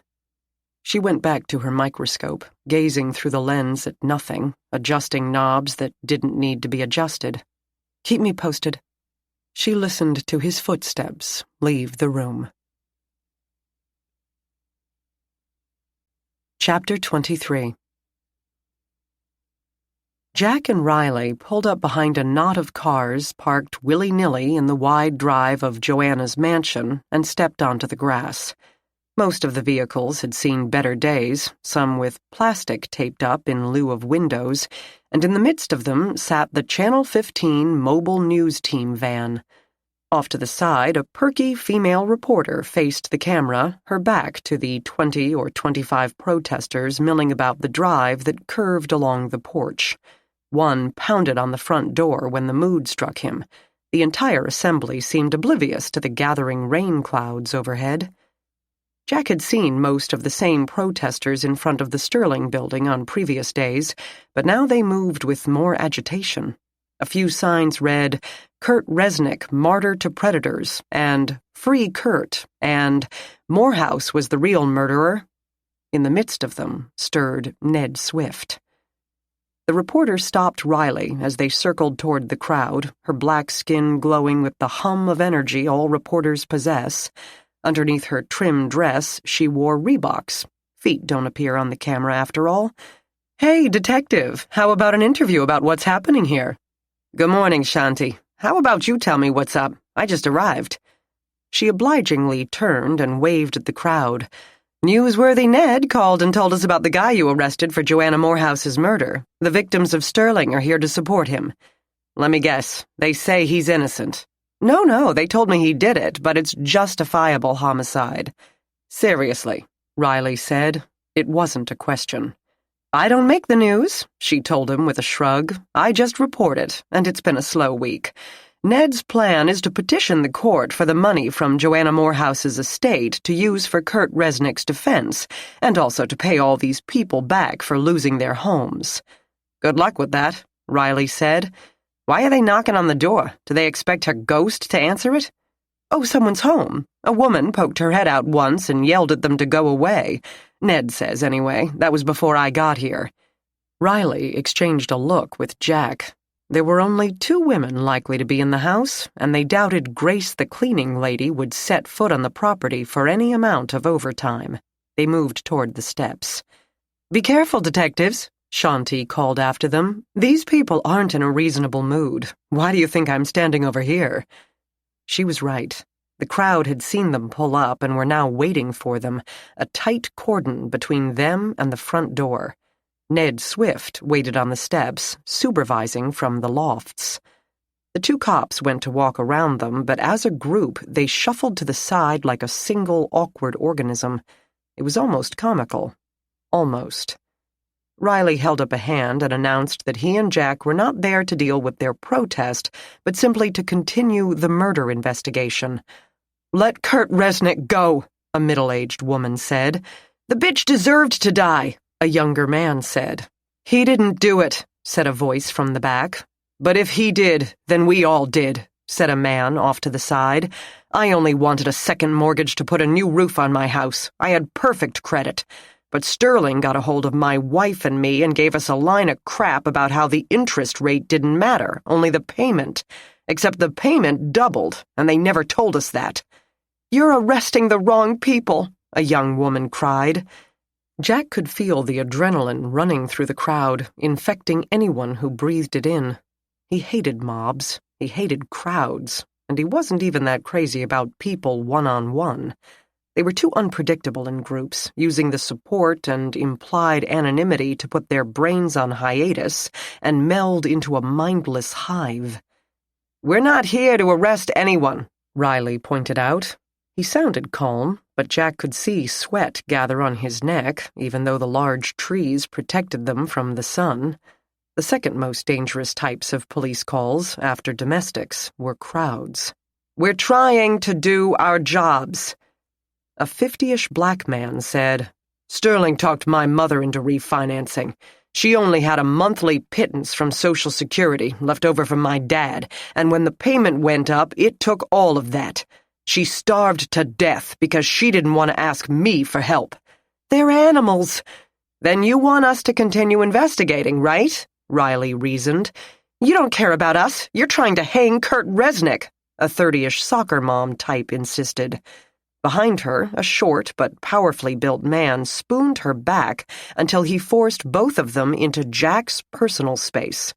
He tried to step back, but a paunchy and graying man had crowded in, and Jack's foot landed on his toes. The man didn't move, and neither did Jack, letting all the weight of his 6'4" bulk come to a focus in one heel, and abruptly that area developed empty space. "You turn a blind eye to places like Sterling because they have all the money." "We're investigating a murder," Riley said again. "That's the job of this detective and me. We need you to let us do our job. We have no authority over questions of loans and mortgages." A 40-ish woman with long, gray-streaked hair, who looked as if she could bench press Riley's entire body, blocked the detective's path. "So you ignore it? While crooks throw us out of our homes?" "Sterling defrauds and extorts. That's criminal court. You need to arrest them," a man chimed in. He didn't look old enough to own a house, but ages got tougher to estimate the older Jack got. How close the kid hovered to throwing a punch wasn't hard to estimate at all. "Regulatory agencies are already investigating Sterling," Riley said. They weren't listening. Jack could feel the ground crumbling at the edge of a violent abyss. It could give way at any moment, swallowing them whole. The sky rumbled with disquiet as well. He asked the crowd, "What about Tyra Simmons?" A pause. Most of the people blinked at him with total lack of recognition, but a few recognized the name. One man said, "She deserved it too. She got my case thrown out on some technicality." The man who had spoken of his mother said, "She did Sterling's dirty work." "Lawyers are always the worst," one man muttered. Jack's patience, not hefty to begin with, faded completely. "What do you want us to do? Right here, right now." That quieted them again, because, of course, they didn't know. They only wanted to vent their frustration, their desperation, their rage at how their perfectly reasonable and ordinary lives had been turned upside down until they, employees, parents, citizens, had been turned into hate-spewing zombies. "Let Kurt Resnick go," one said. Another immediately disagreed. "No, don't let him go. He needs to go to trial so he can tell the world about what Sterling did." "Arrest Sterling," a young woman said. Riley said, "Sterling is a company, not an individual." More people spoke up. "Arrest Joanna Morehouse. She's dead, you moron. Try her in absentia, then." "Excuse us," Riley said, and gently pushed forward. Ned Swift, seeing that his band had lost the battle of both will and wits, descended from the heights to intervene. "We don't want to hold you up, detectives, but it's important that these people be heard. You've got Channel 15 in the driveway as requested," Riley pointed out. "Has Mr. Resnick been arraigned yet?" "In the morning. What made you come out here instead of your usual spot in front of the Sterling offices?" "This building belongs to us now. We're petitioning the court to seize Miss Morehouse's assets to reimburse the people she bilked." Riley made a show of brightening. "Sounds great. You'll want us to wrap up this murder investigation, then, so the location can be released." Thanks." Riley pushed past him. Jack did the same on the other side. He felt, rather than saw, the crowd try to follow, but Swift must have nixed the movement.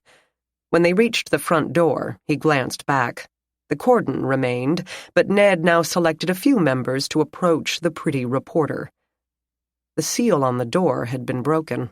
Riley selected the key with the evidence tag from his pocket, but it proved to be unnecessary. The door opened inward as soon as they stepped up to it, and Jessica Morehouse's weathered face appeared. "Can't you make them go away?" she hissed. Well, Miss Morehouse," Riley said. "How did you get in, seeing as we have the only keys to the door?" "Just because I'm from the country doesn't mean I don't know a few tricks." "You misunderstand. That wasn't banter. I want to know how you got into this house." She gave a toss of distressed hair. "Get used to disappointment. This is my place now, and you have no right to keep me out of it." "Miss Morehouse," Riley began, but she pivoted and headed for the kitchen. As they followed, Jack noticed that she wore a chiffon peach blouse and a pair of dark capris a size too large, no doubt borrowed from her dead sister's closet. Simple logic, he knew. As Joanna's only heir, Jessica would own all of it very shortly, so why shell out her limited resources for a Fleabag motel when this mausoleum and its closets sat unused? Except they still hoped to find some clue to Joanna's killer among the dead woman's effects, which her sister had now usurped and possibly compromised, or simply thrown away. And if Sterling's crimes demanded reimbursement from the estate, the long-lost sibling might be in for a crushing reduction in benefits. "At least," Riley whispered to Jack as they walked, "the VA found out the mother really is dead. We don't have to worry about her being shivved in the root cellar by darling daughter." "Good to know," Jack agreed. Apparently Jessica spent a lot of time in the kitchen, one of the few rooms with furniture other than the blood-spattered living room. Takeout containers littered the counter, along with Jessica's recharging cell phone and some odds and ends from elsewhere in the house. Little sister had been taking inventory of her newfound estate. Riley sounded as if he was still rattled from the near riot outside, his voice tight. "We do have a legal right, a legal responsibility to keep you out of this house. Not only was it a sealed crime scene, it doesn't belong to you. We could arrest you for trespassing right now." "But you won't." She slumped into a chair, pulled her knees up to let her bare toes hang off the seat, and crossed her arms over her shins. "You know why?" "Why?" "Because I've got something you want." "And what is that?" "Evidence." She spoke with the cocky brassiness characteristic of her, but this didn't seem to be a brazening-it-out effort like her lace handkerchief and dry tears. She seemed genuine, which both worried and intrigued Jack. He hoped they had damn well gotten anything worth collecting at their last visit, because Jessica had no doubt been over the house with the finest of fine-tooth combs, touching, moving, and altering every single inch of it. "Evidence of what?" Riley was saying. "That's your job to determine. I only know it's important." "But what is it?" "Can I stay here? Can you make it okay with the probate court or whoever that I stay here until it's all legally settled?" Riley rubbed his forehead and turned in a slow circle before saying, "Let me get this straight. You have a piece of evidence and you're holding it for ransom?" "Yes," she said. "How about we arrest you for obstruction?" "Obstruction of what?" "Evidence." "And what is this evidence?" She smiled. "I know something about arresting people. You have to have a warrant. And in this warrant, you'd have to explain exactly what it is I'm obstructing you from. And you can't, because you don't know." "I think I'd have to write that down to make sense of it," Riley said. But he saw it, and so did Jack. She knew something, but they couldn't prove she knew it because they only had her word for it. She might be bluffing, but if so, they could always throw her out later, and there wasn't any hard and fast mandate regulating when to turn over the keys to the next of kin. It was a measure of how much this case sucked that Jack and Riley didn't even look at each other before they said, in near unison, "Okay." Jessica smiled. "I knew you'd see it my way." Riley dangled the house keys from one finger. "So let's see this evidence." Jessica didn't move, merely swung her head from side to side as if stretching her neck muscles. "It was sitting in plain sight all the time, but you guys looked right past it." The cop said nothing. "Not your fault. You kind of have to know the story or you wouldn't understand it." She got to her feet and slowly wandered around the edge of the table. "When Joanna and I were kids, we didn't have much. But one year, right after Easter, our mom got a halfway decent job at a department store. It didn't last. Somehow her jobs never did. But they had half-off Easter merchandise, so she bought us both piggy banks. Only they weren't piggies." She halted her meandering gait and brushed aside a Burger King bag to pick up a blue porcelain rabbit from the counter. Jack remembered seeing it in Joanna's bedroom, an incongruously unsophisticated item for that house, a cheap, inexpertly painted item that only a small child could love. "Mine was pink. Bunny banks. The Easter theme, you know?" She rotated the porcelain object in one hand to show the coin slot at the back of the head and the rubber stopper in the hole at the bottom, which one was supposed to remove to get the money out. "I picked that up," Jack said. "It was empty." "It didn't have any coins in it," Jessica countered. "As I was saying, we didn't have much, so we used our bunnies to hold what we did have. Pictures we'd cut out of magazines, letters we'd write to ourselves about what life would be like when we grew up. Sure as hell never imagined this, though." She waved a hand at the ceiling. "When we got older, they held cigarettes and notes from our boyfriends. So, you see, you needed me to come here, because I understood the significance of this little blue blob." "Are you telling us that there's something in there?" Riley asked.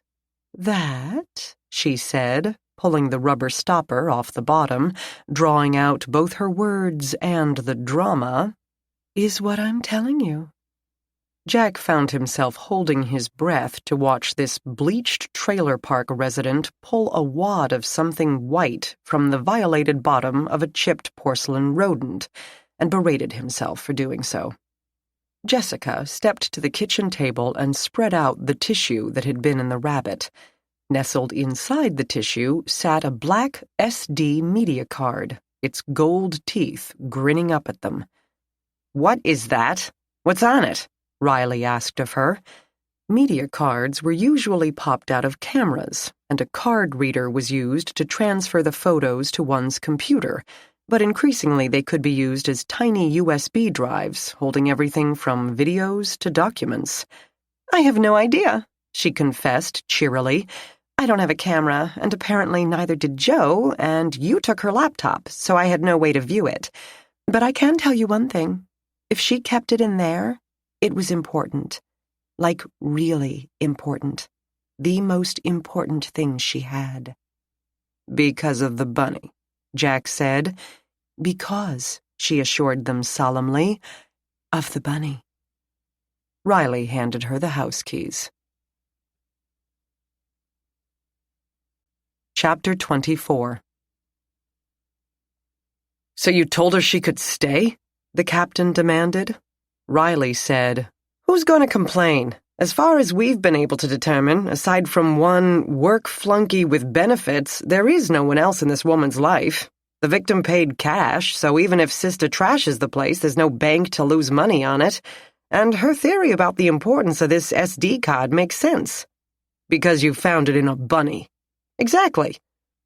Jack slipped the card into the reader tethered to his computer, though how it could be more important than an account with over $600 million in it I don't get, and she left the statement about that sitting in open view on her desk. Okay, let's find out what's more important than $600 million, the captain said. He only knew of the story because he had been wandering through the unit upon their return and happened to ask where the investigation had taken them. Love? Riley suggested.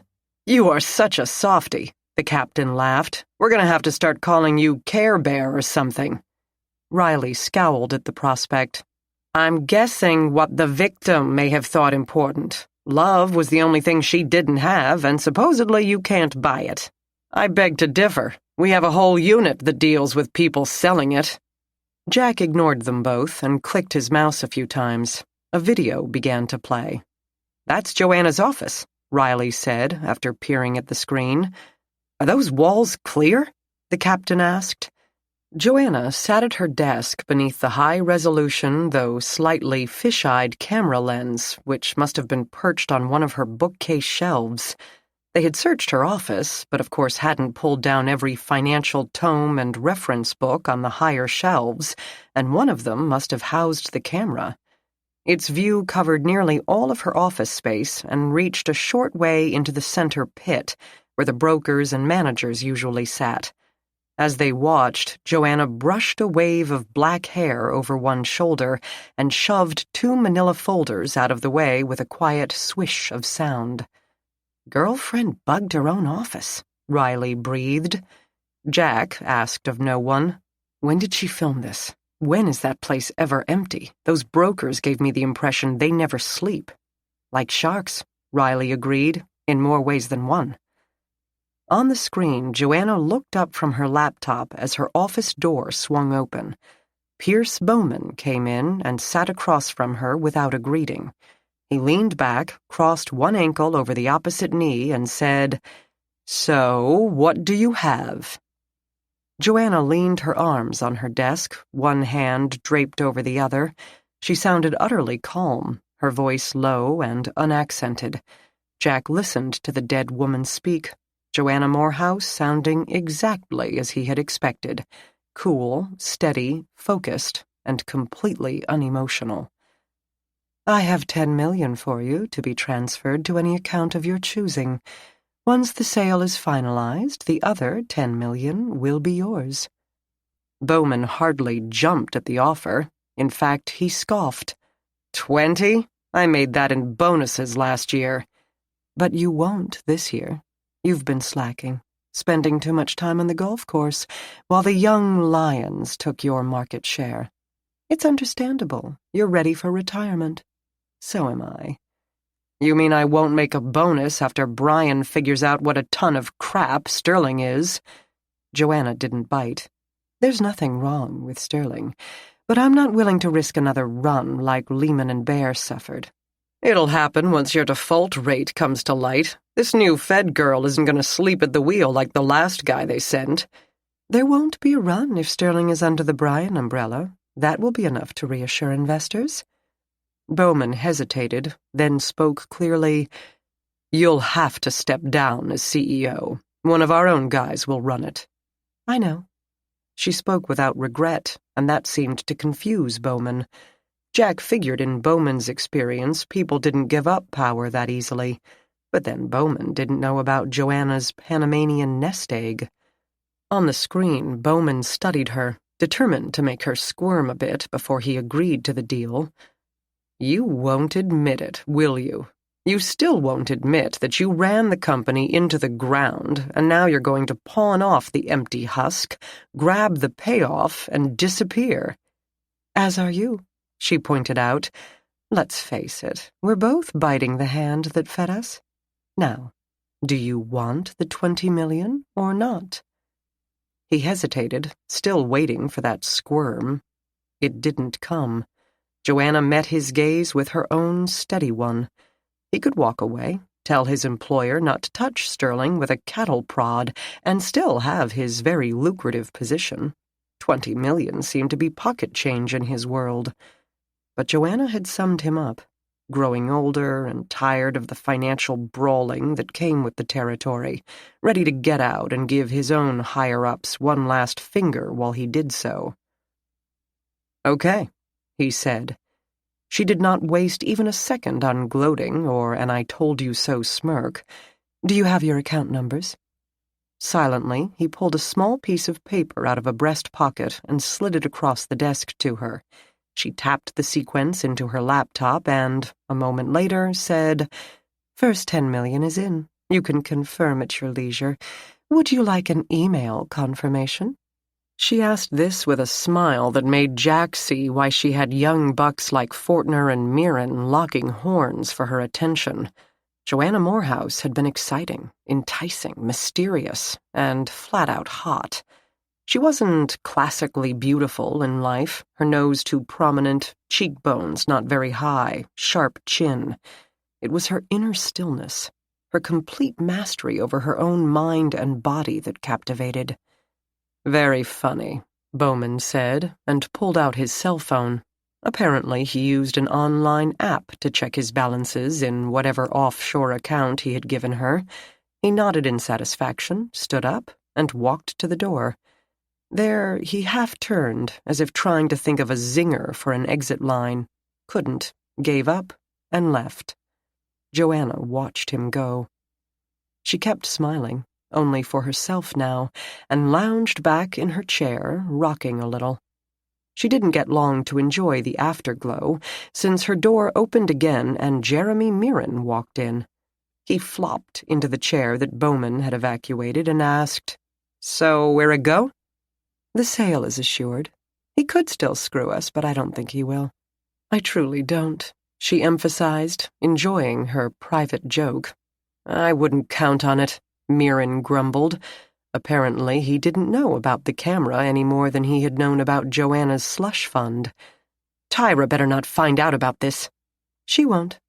"Are you going to take her with us to New York?" Joanna shook her head. She'd never leave here. She has family. "Yeah, that's true." He also slumped back in his chair. The hour must have been very late indeed. "What about you? You have any family?" "Not a soul," Joanna stated without a trace of regret. "I'm all alone."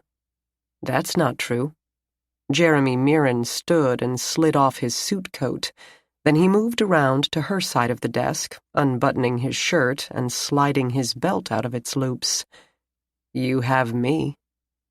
Joanna didn't bother answering.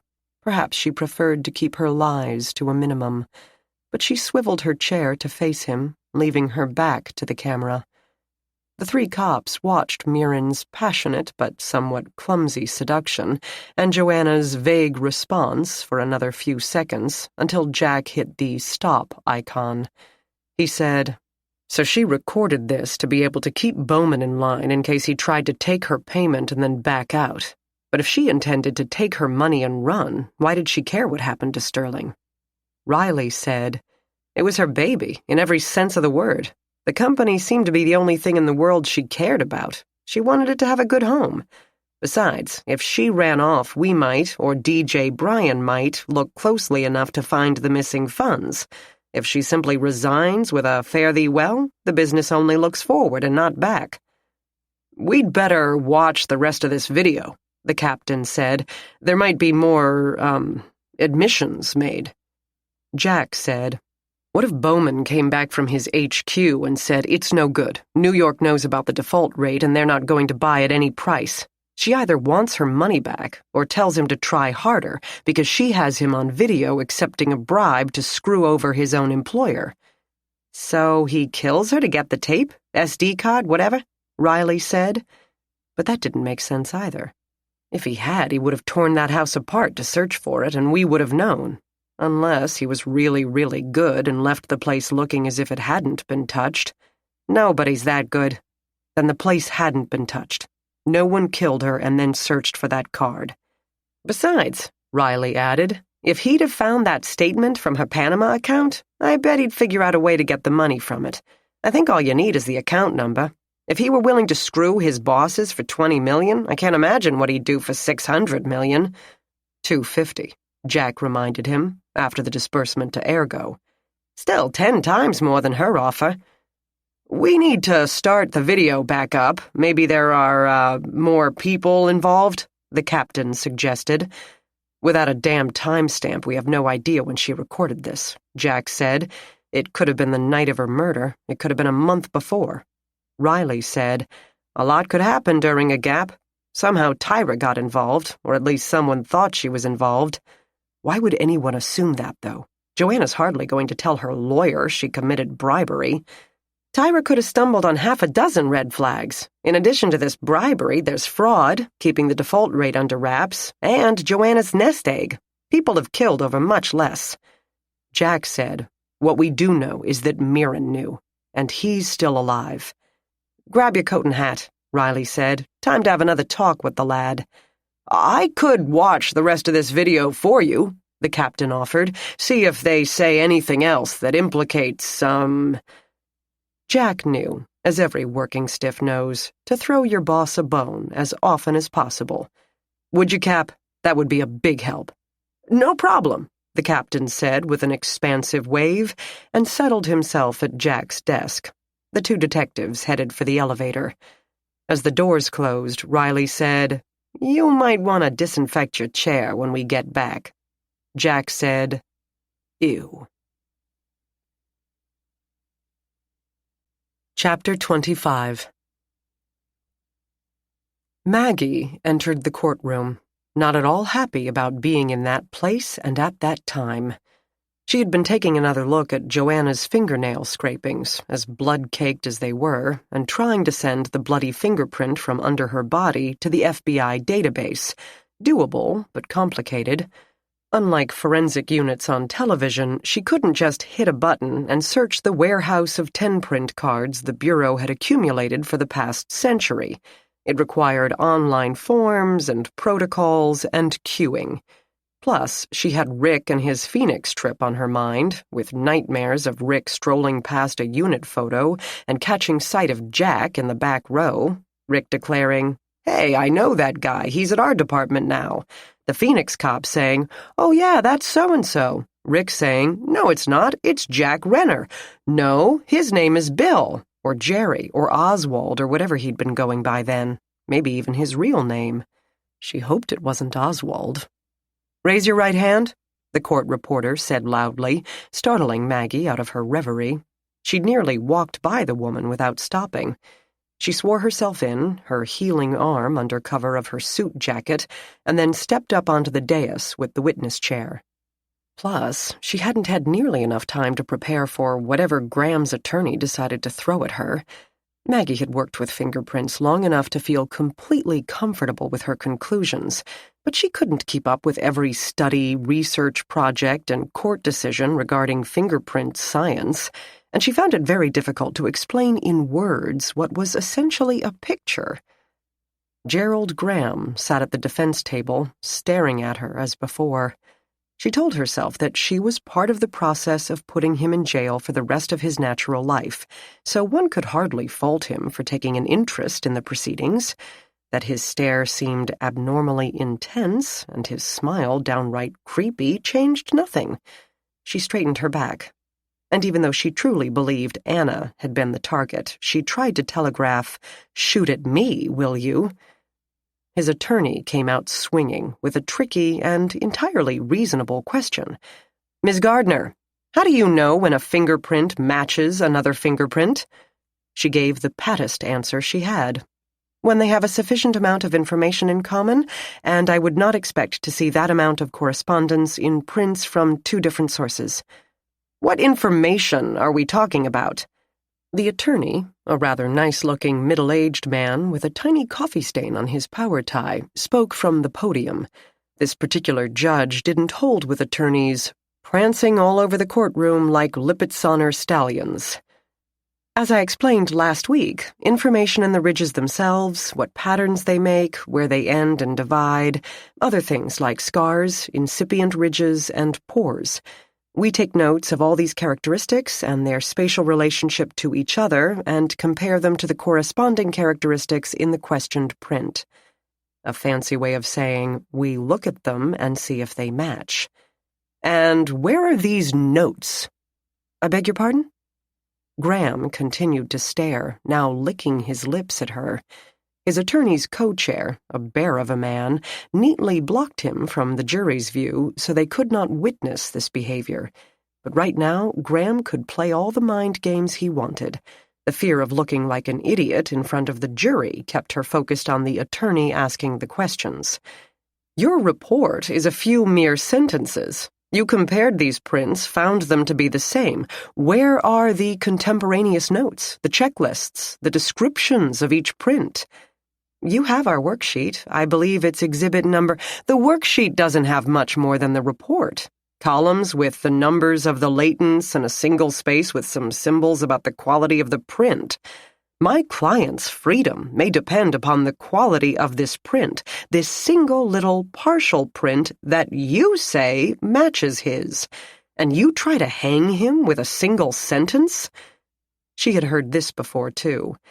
A detailed written description of both prints could be pages long, but still wouldn't tell you whether or not I am correct in saying that the prints match.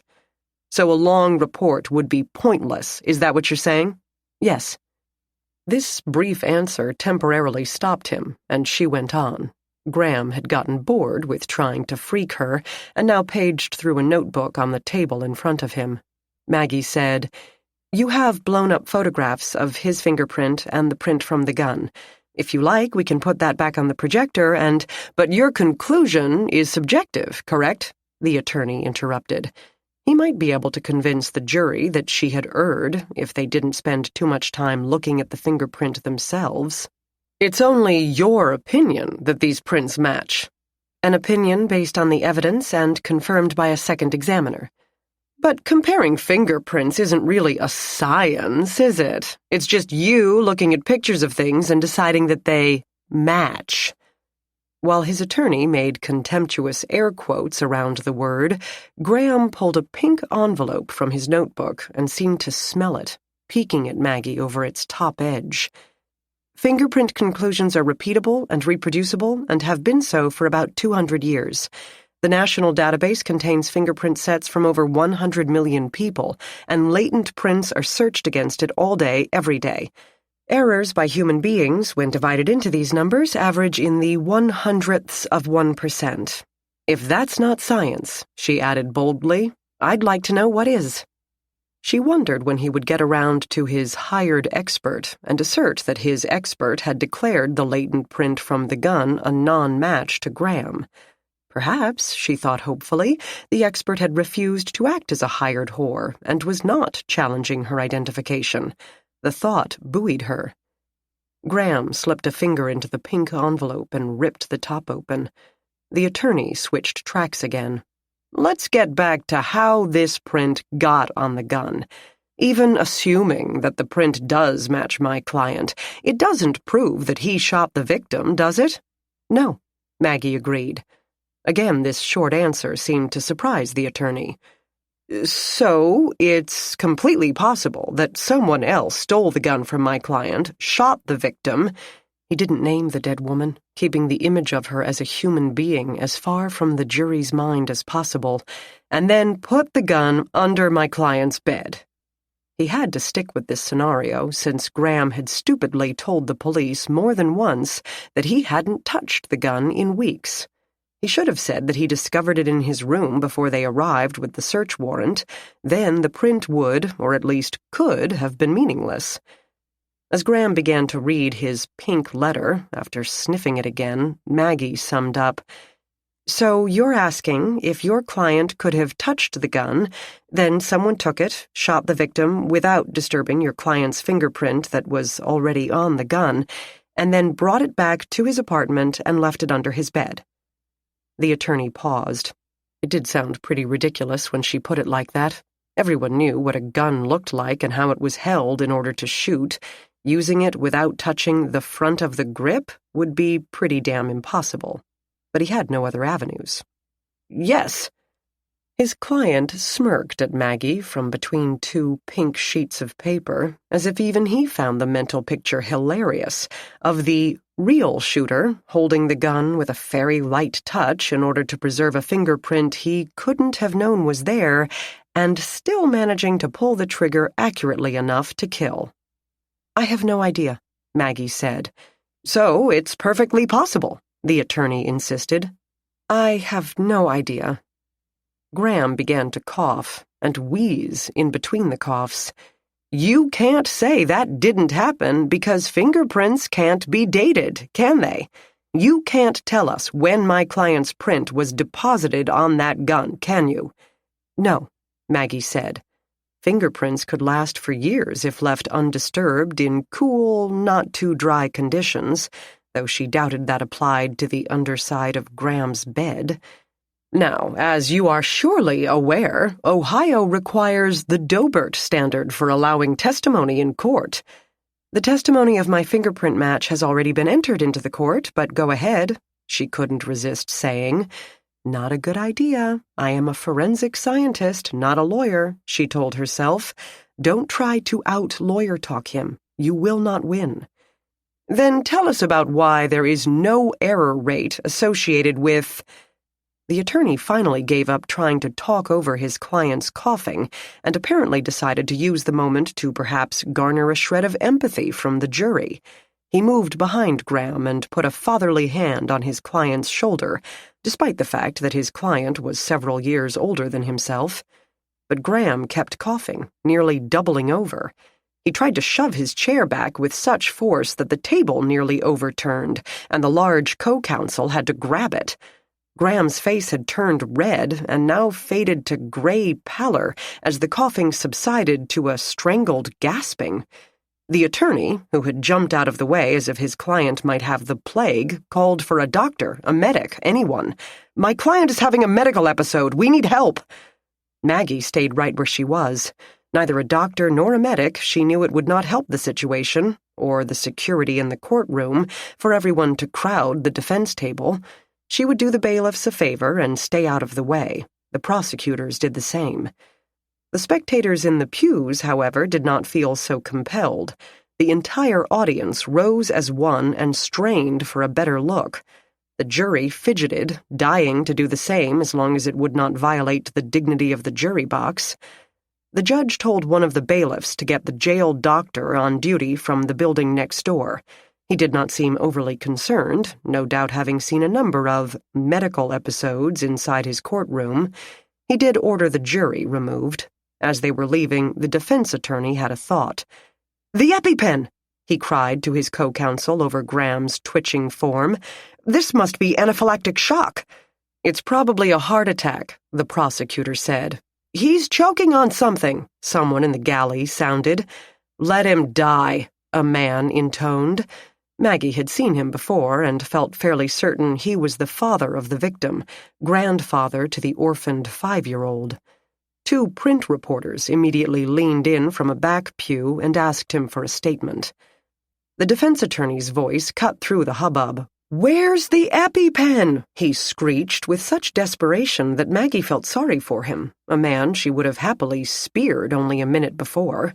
His palpable fear spurred everyone else in the courtroom to higher levels of adrenaline, and a tremor ran through the room as staff conveyed a message to the hallway outside. The call for the EpiPen went out. The co-counsel, meanwhile, began CPR, a chancy idea since he outweighed his client by at least 100 pounds and could probably have broken all of Graham's ribs with one compression. The court reporter had stood up for a better look, but stayed next to her seat, hovering in front of the witness box. As loath as she felt to intervene on behalf of the habitual killer, Maggie suggested to her, "Wouldn't he have the EpiPen on him, like in a pocket or something?" The woman shook her head. "They won't let him carry it because he could use it as a weapon. The deputy assigned to his guard duty keeps it with him. Besides, if it is a heart attack, wouldn't an EpiPen make him worse?" "Quite possibly," Maggie agreed. "Where is the deputy?" The court reporter looked around. "I don't know. Once Graham's in the courtroom, he can take a break because the bailiffs are here to handle security, so he pops out now and then." She shouted these last words for Maggie to hear as the room devolved into full-tilt chaos. The judge, sensing that this would be a lengthy interruption, ordered the bailiffs to clear the court. The spectators didn't want to leave the biggest spectacle since the trial began, so while wise enough not to refuse, they certainly weren't in any hurry. And if the deputy on EpiPen duty had been strolling in the hallway, they now blocked his path in. But more likely he would be in the side entrances, the doors flush with the wall that entered the room directly from the walkways hidden behind the court's walls, where judges, juries, and police personnel could arrive from separate and more secure entrances. Yet no epinephrine appeared. The large co-counsel kept up chest compressions. His more excitable partner seemed on the verge of tears, his voice cutting through the noisy hubbub. "He's going to die! He's dying! What can we do? Somebody's got to do something!" His panic infected the room. Every person in it, including Maggie, hummed with agitation. Unfortunately, all the wanting to do something didn't translate into what, exactly, should be done. The man at the source of all this consternation had grown quiet. Maggie no longer heard his wheezing breaths, and from what she could glimpse of his face and one arm, both lay still and flaccid. A uniformed deputy cut through the crowd from the rear as if slogging through waist-deep snow, adroitly diverting one of the reporters who had stepped into his path. Maggie saw her calling a question to him, but the words were lost in the babble. When the man pushed open the railing gate into the well, it seemed as if a dike had collapsed, and the gallery members went after him like a following sea or a tsunami. The deputy rushed to the fallen man. Maggie finally stood. From her elevated position in the witness box, she could see even over the heads of the spectators. There seemed to be frantic discussion among the two attorneys and the deputy about where and how to inject the EpiPen, and this made sense. Medic duty was not part of the deputy's job. He had merely been supposed to hang on to the thing and pass it to the prisoner to inject himself, should it become necessary. But the prisoner now lay completely still and uncaring. The deputy stabbed the pen into unprotesting flesh. "Miss Gardner?" Maggie turned. The judge, who seemed to have sprouted a few more gray hairs in only the last few minutes, spoke to her. "You may be excused from the stand now." Chapter 26. "But what happened?" Carol asked. Quitting time had come and gone, but she had taken one look at Maggie's face and brewed some hot, sweet decaf for her younger co-worker. Maggie didn't know why. She was not upset, and certainly not traumatized. She felt more confused than anything, and said as much. "Doesn't matter," Carol said, blowing on her own cup. "It's a human reaction when someone drops dead right in front of you. Instinct. Nothing raises one's survival instincts like seeing a member of the herd roll over and give a death rattle. I'd really like to think that me and Jerry Graham weren't members of the same herd." "You'd like to, yes," Carol said. "That's supremely unreassuring. So he had a heart attack or an allergy attack?" "No idea yet. I'm sure it will be in the paper tomorrow, and frankly, I can wait." "Did he clutch his heart or his throat?" Maggie thought. Throat. "Allergy. Was he eating something right beforehand? He's not allowed to eat in the courtroom, right?" Maggie pulled her knees up to her chin, balancing precariously on the seat of her chair, and pictured the scene. "No, he was reading a letter. Pink. I figured it had to be from one of his mail-order sweethearts. I'm guessing it was even—" Carol waited, then prompted, "What?" What would happen if you had someone with severe peanut allergy and you ground up peanuts to dust and then coated a piece of paper in them? Wrote a long, appealing note so they'd keep holding it, scented it with perfume so they'd take a good whiff as well. Death, Carol said. That's what would happen. Murder by mail. Not tough to find out the jail's address. High-profile case, he probably gets a lot of correspondence. All you have to do is disguise your handwriting. There's no shortage of suspects. Any family member of the people he's killed, maybe even his ex-wife, his kid, people who wanted him to stay in jail. The defense has been making such a show in the news. Maybe those he terrorized were afraid he'd get out. It's iffy, though. He might have opened the letter in jail, where the guard with his EpiPen would be right there. Depends on how often they do rounds. He's in some sort of isolation because of the peanut allergy. The guard probably wouldn't be too far away. It's coincidence that he opened it in a courtroom when his epinephrine was in the pocket of a guy down in the cafeteria. And when the deputy did arrive, he used the pen right through the shirt into the arm. I think he'd seen too many old Star Trek episodes where they go right through the shirt. The thigh is the most effective spot. Yes, Carol said, thigh. So bad luck contributed to his death. Aw, what a pity. Now we have an untraceable murder weapon and lots of suspects. How hard should we even look? The whole city wanted the guy dead. Including, Maggie thought, Jack. And me. I'm depressing you, Carol said, patting the younger woman's knee, and you look worn out. Go home and go to bed right now. I'm okay. I'm only wondering if it's terrible that my foremost thought is for how I don't have to go back into that courtroom and explain error rates. I wouldn't beat yourself up over that, Carol advised. Maggie had indeed gone home and gotten into bed, pausing only long enough to send a good-night text to her brother and strip off her clothes before collapsing onto the sheets. It had been a very busy couple of days, and she felt besieged.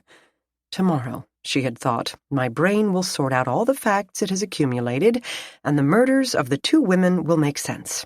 Yes, of course they will. The apparent murder of Graham might not, but she decided not to worry about that, or to spend much time picturing Jack's face when he spoke of the prolific killer. Graham might not even have had an allergy, using the story as a way to get himself a private cell. She would shelve that question for when she had more reliable information, or maybe just shelve that question for good. Yet she found herself lost in a dream in which she entered the courtroom to find Jack disemboweling the still-alive Graham when the phone rang. A third woman had been murdered, in her home with her torso flayed open. Maggie hadn't wanted to ask any more, the nightmare still bright in her mind, and she arrived, bleary-eyed, at an apartment building on East 12th Street 20 minutes later. The ground floor of the building contained darkened businesses, a small lobby leading to the upper apartments, and sat catty-corner to a small park. Not quite midnight, but the streets were already deserted, and she had no trouble parking the city vehicle in front of the curb. She could have gotten there quicker if she had walked from the police department, but schlepping all the equipment up several alleyways in the middle of the night with a looming thunderstorm didn't appeal to her. A few raindrops gave her head some light pats, as if the sky released only what it must, holding the rest for a greater coming battle. Jack and Riley loitered on the sidewalk with their own vehicle, finishing up some radio communication and appearing equally bleary-eyed. "He's getting bolder," Maggie said by way of greeting. "First an isolated house, then a house in a close-knit community, and now an apartment? There isn't a doorman, security cameras, nosy neighbors?" "No, maybe, and not that we've found," Jack summarized. "There's a camera on the front door only, and the superintendent is trying to figure out how it works." Oh, joy. And the victim is from Sterling? Who? "The Fed regulator," Riley told her. "Anna Hernandez." Chapter 27. Perhaps it had simply been one shock too many in a short period of time, a combination of the lack of rest, a gnawing concern over her ex-husband's investigations, a defendant dying 10 feet from her, but Maggie's knees went out and her bottom smacked against the Crown Vic's front fender. "Hey," Jack said and grabbed her arm. "What's the matter with you?" Riley asked. When she found her breath again, Maggie said, "She was nice. Anna, I liked her." "Yeah, that's tough," Riley said, his voice conveying, "It's a truly rotten break, not, too bad, suck it up." Jack still studied her. "Are you going to be okay? Can you work this scene?" "Yes," she said without hesitation. She had been at the first 2 murders, knew what to expect and what might be alterations in the pattern. No one would tear her from this crime. She owed it to Anna. She pushed herself off the car and made herself straighten up. "Let's go." "There's more," Riley said. "We're holding the guy who found the body because he also works at Sterling. Jeremy Mirren." "Mirren?" Maggie felt her forehead crinkle into a deep frown. "That's the same reaction we had. What connection would Mirren have to Anna Hernandez? We've got no clue, but as soon as we have a chance, we're going to ask him. And he'd better have a damn good answer." He held the door for her as she carried her camera and 2 toolboxes inside the lobby. This would be the first time Maggie had to investigate the murder of a friend, even a brief one. She hoped it would be the last. The building at 1675 East 12th Street had a clean, pleasant lobby with a small waiting area, a panel to buzz apartment intercoms, and a small, creaky elevator that smelled of Murphy's oil soap, and nothing else. The hallway leading to Anna's 5th-floor apartment likewise sported pleasant decor and relatively fresh carpeting, but on the whole it underscored the difference between public and private sector incomes, particularly once Maggie had crossed the threshold into the small foyer with Anna's jacket hanging by the door. Joanna had lived in a mansion that would rival those of A-list actors, whereas Anna rented a 2-bedroom with a galley kitchen. Honest work did not pay as well as the other kind, though it usually came with fewer risks. Usually. At first it seemed as if nothing was amiss. From the door, Maggie saw a dining area and the small kitchen to her left. Anna had not been a neatnik. Assorted mail piled up on the dining table and dishes sat in the sink. A half table under the clothing hooks held a metal bowl with a key ring and Anna's slouchy, many-pocketed purse. On the floor below it sat her briefcase, made of worn but real leather, and bulging with papers, booklets, and stapled reports, one handle fixed with an oversized paperclip. But to Maggie's right, a sofa, coffee table with a balcony beyond it, the lights of the city twinkling behind panels of sheer fabric, and Anna's bare foot lying on the carpet. Maggie took another step past the foyer wall and saw the rest of her. Anna, like Tyra, had changed for comfort into a camisole with a soft-shell bra and thin cotton pajama pants. Those had been shredded, along with her skin and the organs of her torso. She lay on her back, arms flung out, palms upturned, with deep gashes in all those surfaces. Her head had landed near an armchair, and the wooden foot of it kept her head tilted to one side, looking away from Maggie toward the wide windows and the city lights, with an expression of both concern and sadness.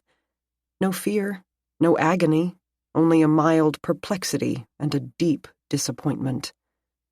In what? Maggie wondered. In the brevity of her young life? In the identity of the killer? In me? I let her assume that I would keep fighting the good fight just as she did, that I would do something about the deaths of her co-workers. I didn't tell her the truth. Whatever fight I'm in, it isn't good. I am no longer on the side of the angels. "You gonna be okay?" Jack asked, cutting into her thoughts. "Are you sure you're gonna be able to do this?" "Yes," she said, as firmly as before. "Stop asking." "I have to. You don't look so good." She didn't answer, but with exaggerated precision she balanced carefully to slip booties over her shoes. Then she removed her camera from its case, attached the large flash, and began to document the scene. She kept the rest of her equipment in the hall until all the preliminary photos were taken. 2 patrol officers kept guard out there, standard procedure for crime scenes, to handle crowd control, minor canvassing, and any criminal elements who might decide to return to the scene of their exploits. But all 5 personnel kept their voices low, nearly whispering, and not out of concern for the neighbors' beauty sleep. They didn't need a bunch of curious looky-loos stopping by. As Maggie bagged and tagged items of evidence, she kept them right inside the apartment door. It seemed a clear repeat of Joanna's and Tyra's murders. In her brief photographing of the rest of the apartment, nothing else seemed disturbed. A single glass of wine with a half-inch of Moscato left in it sat on the counter. The spare bedroom had been outfitted with a desk and bookshelves, knickknacks, and an opened laptop that, when jostled, came back to life to reveal an email to someone named Wayne, never sent, bearing a single sentence: "How about Lola for dinner tomorrow night?" Because it hadn't been sent, Maggie saw no way to tell when it had been written. Maybe the IT department would have a way, but she didn't, and did not intend to touch anything on the keyboard to try to find out. The electronics specialists had one simple rule for the collection of computers, cell phones, tablets, GPSs, and any other digital evidence. The rule consisted of, don't touch anything. The spare room also had a litter box on the open closet floor, and from the smell, it had been used recently. "Where's the cat?" Maggie asked. "What cat?" Riley asked. It had found a hiding space during the terror, no doubt. The animal lover in Maggie resisted the urge to search for it. It would come out when it wanted, or when it got hungry enough. Satisfied that nothing else in the apartment presented an obvious clue to the intruder, and with no indication that he had progressed past the body, she returned to the entryway. She used a paper cone and a can of spray powder that could give much better results on doorknobs than a brush, but found nothing but smudges on both the inside and outside knobs. The door's surfaces also had nothing but smudges, except for one fairly clear set of prints from a left hand on the inside edge, where someone inside the apartment would push the door shut. She tried the metal bowl, the table it sat on, poked around in the purse, where the wallet, cash, and cards Anna had carried remained in their tidy compartments, just in case Anna had made a note of a meeting, a phone number, anything to indicate who had arrived at her apartment that evening. She brushed powder on the walls and the kitchen floor, even though the investigators had probably obliterated any shoe prints, and photographed any that didn't belong to Riley, whose shoes she demanded to see. Jack's, for some reason, didn't leave marks on the tile. Of course they don't, she thought crossly. When she had exhausted the entryway, she started on the living room area, and Anna's still body. The blood pool around her hadn't even finished drying. This time Maggie didn't let herself stare, or pause, or even think about breaking down. She didn't want more inquiries from Jack or anyone else. So she got her numbered markers and her measuring tape and her clipboard and began to sketch the small living room. "What was Mirren doing here?" she asked of no one in particular. "That's what we're about to go ask him," Jack said, as soon as the EMT's clear. Apparently finding the body shocked his system. She had mentioned a boyfriend. Could that be Mirren? She couldn't quite picture Anna with Joanna's boyfriend. "Dunno," Jack said. "They kind of looked alike," Riley observed. "The 2 women, I mean. Skinny, dark hair, same age. That could be his type." "Totally different personalities, though," Maggie said, as her eyes fell on a framed photo next to the television. "Maybe personality isn't as important to him as a good pair of, physical characteristics," Riley said. Maggie picked up the photo, which showed Anna and an unfamiliar young man, faces pressed together blowing out candles on a cake that read, "Happy Birthday, Wayne." "I'm willing to bet this is the boyfriend." She passed it to the detectives. Riley wondered aloud why Anna was also blowing out candles, and said perhaps she and Wayne were fraternal twins. Jack said that, in that case, the cake would read Wayne and Anna, and Maggie said, according to the email, they had a dinner date the following evening. Tonight, actually. at Lola on East 4th, and Anna hadn't mentioned having any family living in town. Riley asked, "Any idea of a last name?" "An email address."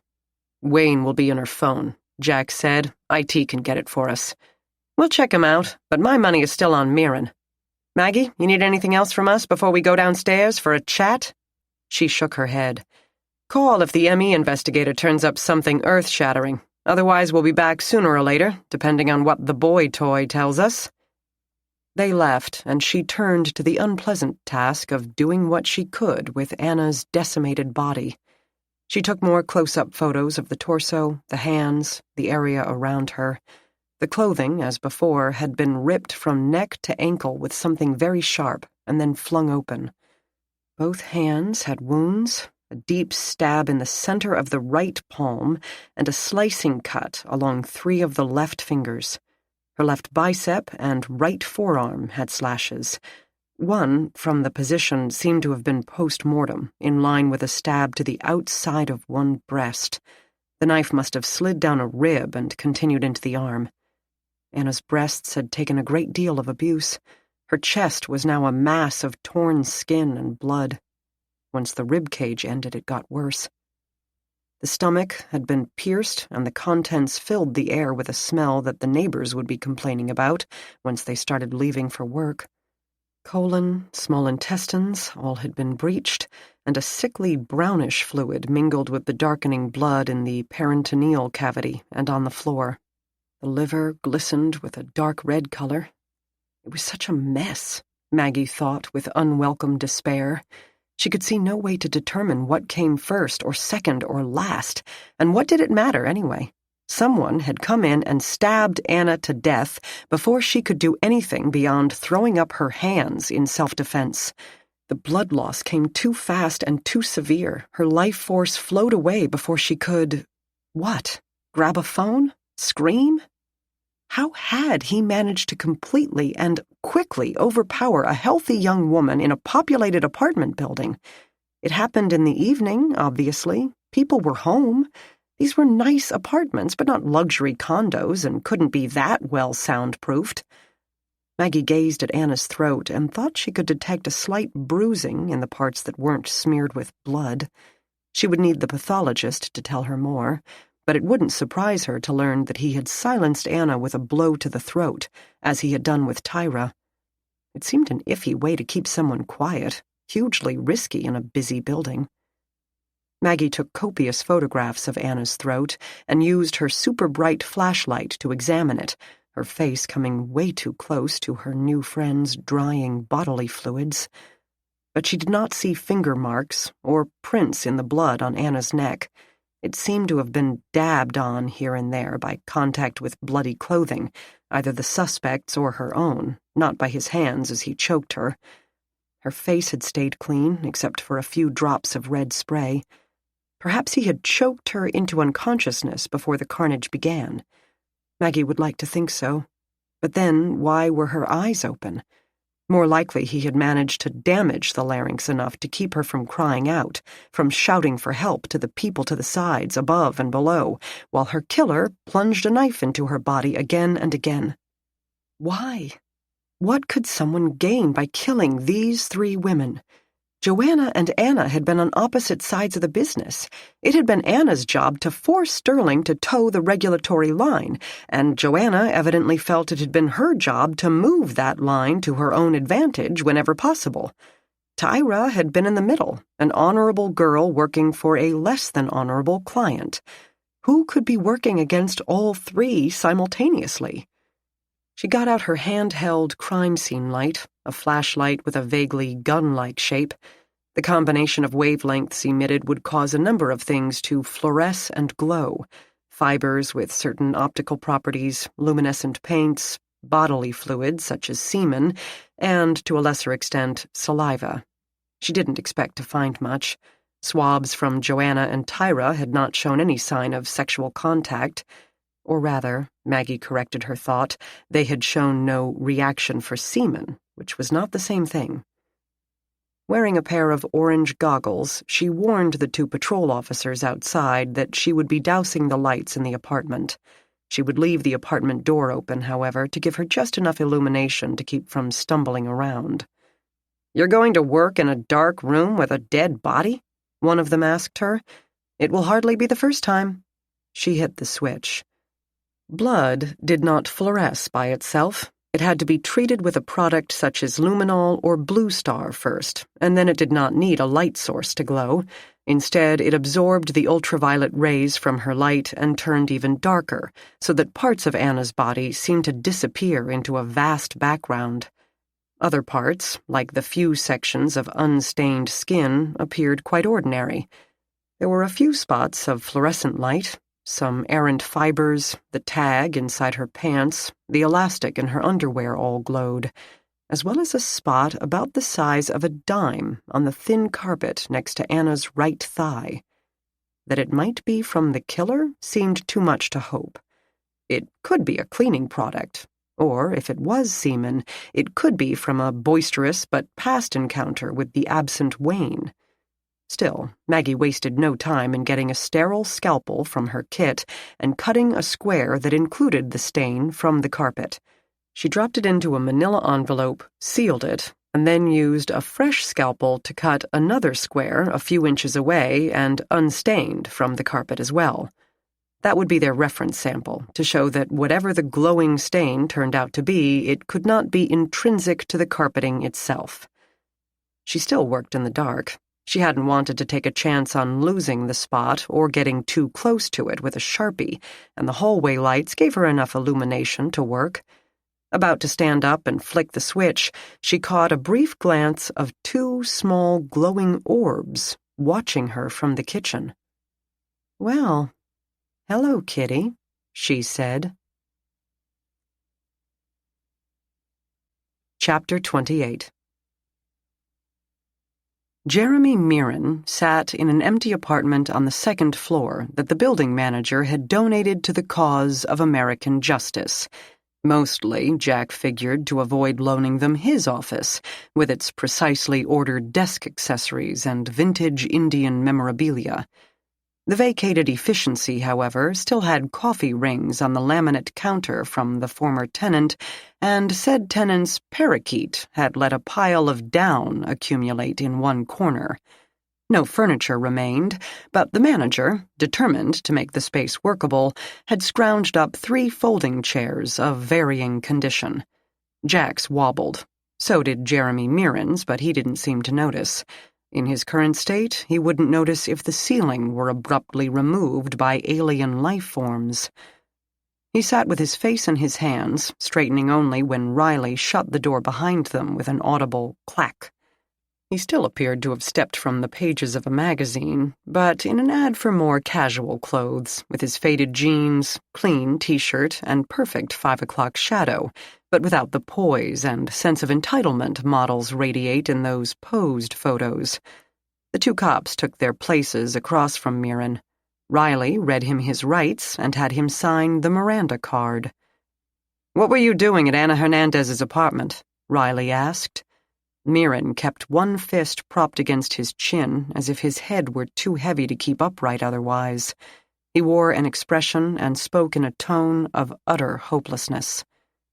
"I went to see her." "We could have worked that out for ourselves," Riley said, his tone even. "I had decided to give her the book." "The book?" Talking seemed to require great effort on his part. "The employee manual for Sterling Financial." Jack said, "You went over to the Fed regulator's home late at night to talk about Sterling's company policy? Is that what you're saying?" "Yes." "And when you did, you just happened to stumble over her dead body?" "The door wasn't shut all the way. When I knocked, it opened a crack, and I could see her." He looked as if he would throw up. Jack kept up the questions, partly to avoid the puking. "Did you see anyone else? In the hallway, the elevator?" Mirren shook his head. "Did you go into the apartment?" "No, I couldn't get any closer to her. I left the door where it was and called 911 from the hallway." "Anyone in the lobby, on the street?" Mirren kept shaking his head. "Where did you park?" "At a meter on the next block, The spaces are free this time of day. I'm aware of that, thanks. How often do you pay a visit to Anna Hernandez's apartment? This was maybe the 4th time. Does her boyfriend know? No, no one knows. Mirren ran his hands through his short hair. Weirdly, mussing it only made it more perfect. Did Joanna know? Was she angry? Mirren seemed to pale even further, which shouldn't have been possible, at the mention of his ex-boss/girlfriend. She'd have killed me. But Joanna's gone. That's why I finally decided to do it. No one else at Sterling deserves my loyalty. Riley guessed at some math. But you'd been carrying on with Anna before Joanna's death.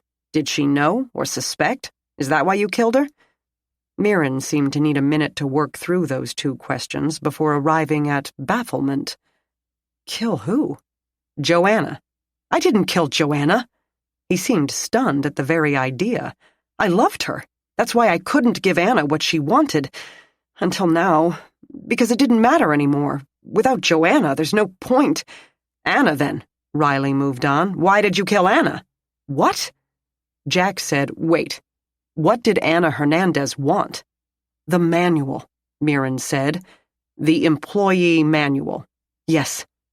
You came to her apartment late at night to bring her an employee manual? Why couldn't you have given it to her at the Sterling offices, where, by the way, you both happened to be all day long? I didn't want anyone to know. Where is this manual? Riley demanded. You're not carrying a book. It's on the thumb drive. I handed it to you with my cell phone. Riley glanced at the clear bag for personal property sitting on the coffee-stained counter. Jack said, Let's get this straight. Were you having a sexual affair with Anna Hernandez? No, Mirren said, his voice suddenly very normal. He sounded like a tween girl offered broccoli for dinner. Of course not. Why on earth would I be doing that? Why not? She's young, very attractive. In fact, she looked a lot like Joanna. Either they had woken the upstairs neighbor or that tenant had a very early whistle, because footsteps creaked the ceiling over them. Meanwhile, Mirren said, Maybe, but she wasn't. Attractive? Joanna. Did you kill her? No. Do you know who did? No, I don't think so anyway. It has to be someone at Sterling. Jack thought. Why? Who else would know about the manual? What is this manual? How can it be so important? Riley asked in exasperation. Because it's illegal. The 2 cops exchanged frustrated glances.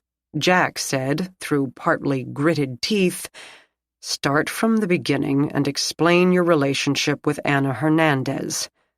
Another run of the hands through the hair, and Mirren sat back to give it his best shot.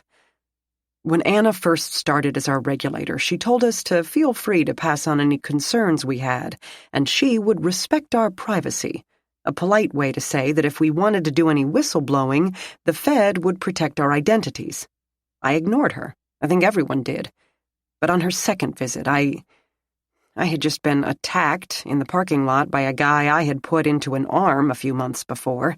The intro rate had run out and his payment had doubled. He wanted to refinance, but we'd have lost money on the loan, or rather not made enough. Imagine that, Jack said. Hadn't the loan been sold by then? Riley asked, with visible pride in having gotten the hang of this. No, with power loans we milk the interest for at least 6 months. So what did he do?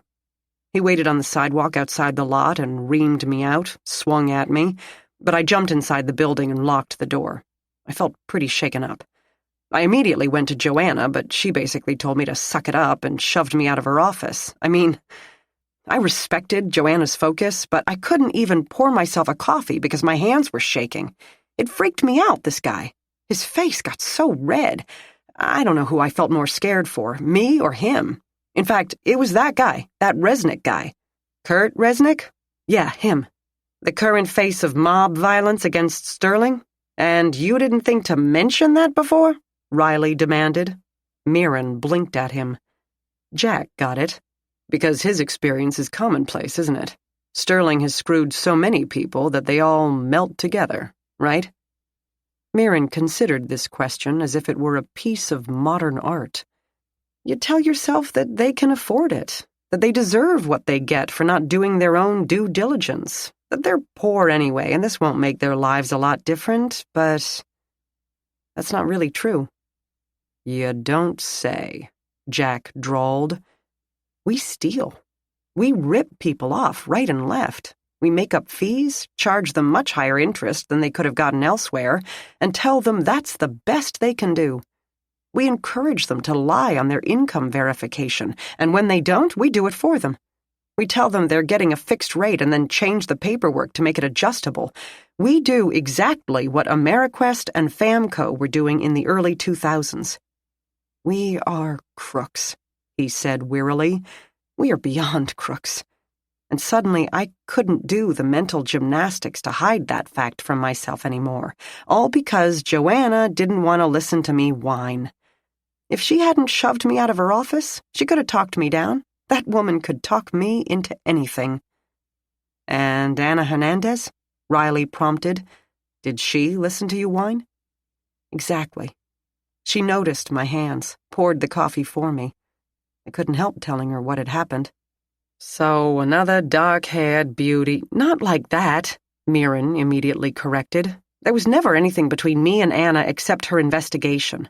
I told her about that particular case, only that, but dropped a few hints that situations like his might be widespread. We kept in touch after that. I fed her the grunts a couple times. What does that mean? Like, I told her I saw Joe McKinnon faking a W-2 form with whiteout and a copy machine, because he's an asshole anyway. And what did she do? Nothing. She's gathering information to ask for a full-scale investigation of Sterling. That takes a while. Things have to be pretty egregious before the feds will investigate. Anna knew I was hedging my bets, and she hedged hers, gathering what she could, trying to pull me into being a whistleblower. At the same time, I tried to keep her online to use against Joanna if she tried to go to New York without me.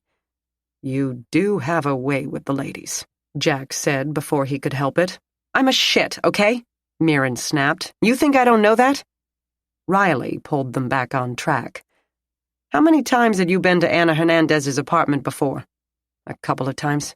The last about 2 weeks ago. I told her a few more things about Joe McKinnon, and Artie switching the papers on a duplex, and Helen convincing a guy that a credit score of 650 only qualified him for 11%. But she was getting tired of my dancing. I couldn't make up my mind what I wanted to do. Turn myself and everyone else in, or double down and throw in with the devil for good. So Anna, she wanted the manual. It's used for training new account managers.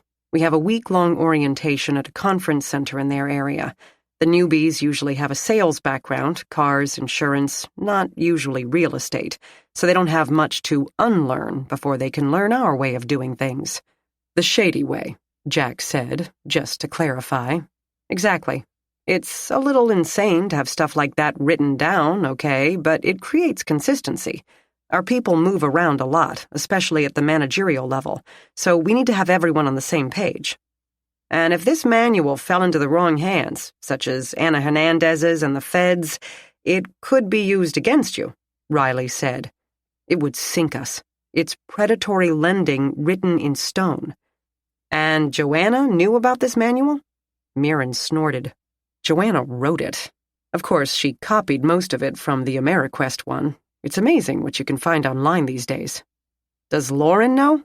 Are you kidding? She runs the on-site training. And you have it, this manual? Joanna had it on her laptop. I copied it to my USB one night while she was sleeping. Jack could picture the comely Joanna tangled in the sheets, while Mirren tiptoed down to her kitchen or her office to steal a file from her computer. He wondered if Joanna knew. The odds of Jeremy Mirren putting something over on Joanna Morehouse seemed slim. Jack would have bet the woman had slept with one eye literally open.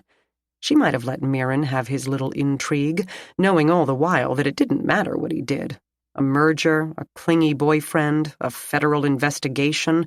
She would be escaping from all of them, into the arms of her offshore bank account, plus whatever profit the CDSs made. Perhaps that's what had made Mirren so angry when they told him of the Panamanian account. "And you gave this manual to Anna?" Riley was asking. "No, like I said, I hedged. I thought if Joe tried to dump me before the move to New York, I'd blackmail her with it, threaten to give it to Anna if she didn't make me an assistant director at least." What a charming relationship. "And you argued?" Jack asked. "With Joanna? No, it never came up. We were still working on the merger, and then she got killed." He stopped dead, staring at nothingness, an expression of not only sadness but utter hopelessness on his face. Their lives had been hardcore sociopathic, but he had been in genuine love, or something very much like it, with Joanna Morehouse. "So why did you come to Anna Hernandez's apartment tonight?" Riley asked. "To bring her the manual," Mirren said, as if that should be obvious. "Without Joanna, protecting Sterling didn't make any sense. I guess you could say I finally made up my mind. I called her, told her I would bring it over. She said fine." Riley asked, "She say anything else? That she'd be out or in or had someone over? Voices in the background?" "Nothing." He said he had arrived around 9:30, knocked on the door, saw the body, called 911. But hapless Jeremy Mirren had still appeared at the site of 2 brutal murders of women he had known well. When all the smoke cleared, those were facts not easily pushed aside. But if he had killed Anna Hernandez, how did he do it without a single drop of her blood flying back onto himself? Mirren's t-shirt remained immaculate. The jeans had faded to a light blue and had no dark spots, neither did the worn loafers. His arms were clean, the nails manicured. He would have had to bring a change of clothes, moved into them, perhaps inside Anna's apartment, then disposed of them and returned to Anna's door, all without being seen. Jack made a mental note to check the building's garbage chute and dumpster, but didn't expect to find anything. Jack's gut instinct said Mirren did not kill the women, but gut instinct could go badly wrong. "What about Tyra Simmons?" Mirren blinked. "Did she know about this manual?" The guy shrugged. "She knew of it, but we let her think it was more an oral structure than a written document. She'd have told us to get rid of it. To a lawyer, writing down how you instruct your employees to lie and defraud? Well, you might as well shoot yourself."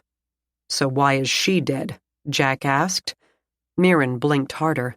"I have no idea." "You think they've all been killed over the manual?" "Why not? It could have put the whole lot of you in jail, right? People have been murdered for less."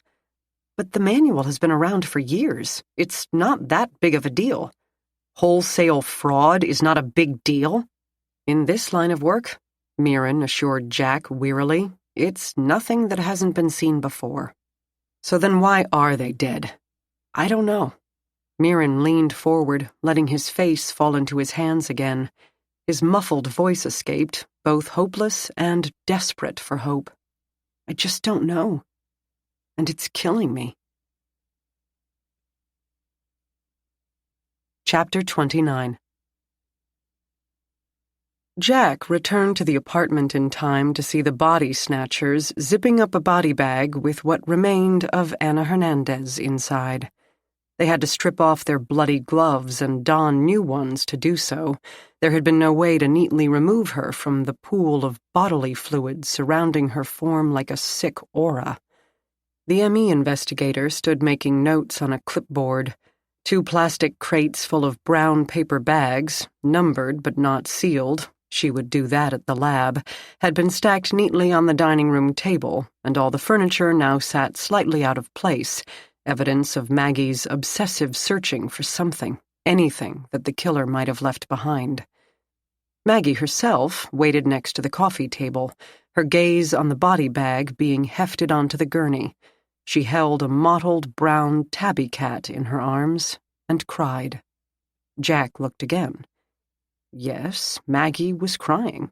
Very subtly, of course, the way she would, but her cheeks were definitely wet, and a new tear rolled down them as he watched.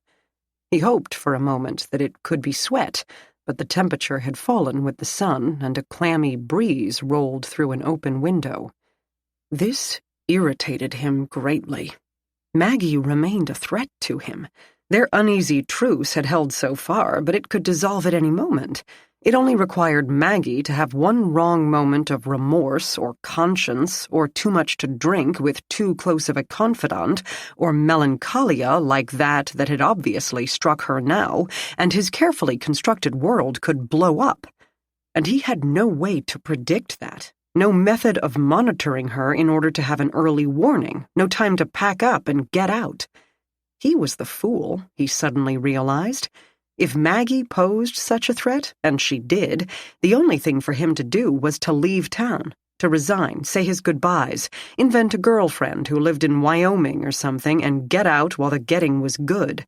Then Maggie could weaken all she wanted, or needed. He would be out of reach. He had failed to take the necessary steps, not her. He snatched a napkin from a dispenser on the table, crossed behind the gurney, and wiped her cheeks, not too gently. She looked up at him in surprise, but at least shrugged out of the cloak of sadness enough to ask, "What did Jeremy say?" It took his mind a moment to refocus. He summarized, and they were right back where they should be, working the crime scene, two professionals, nothing on their minds but the murder of Ana Hernandez.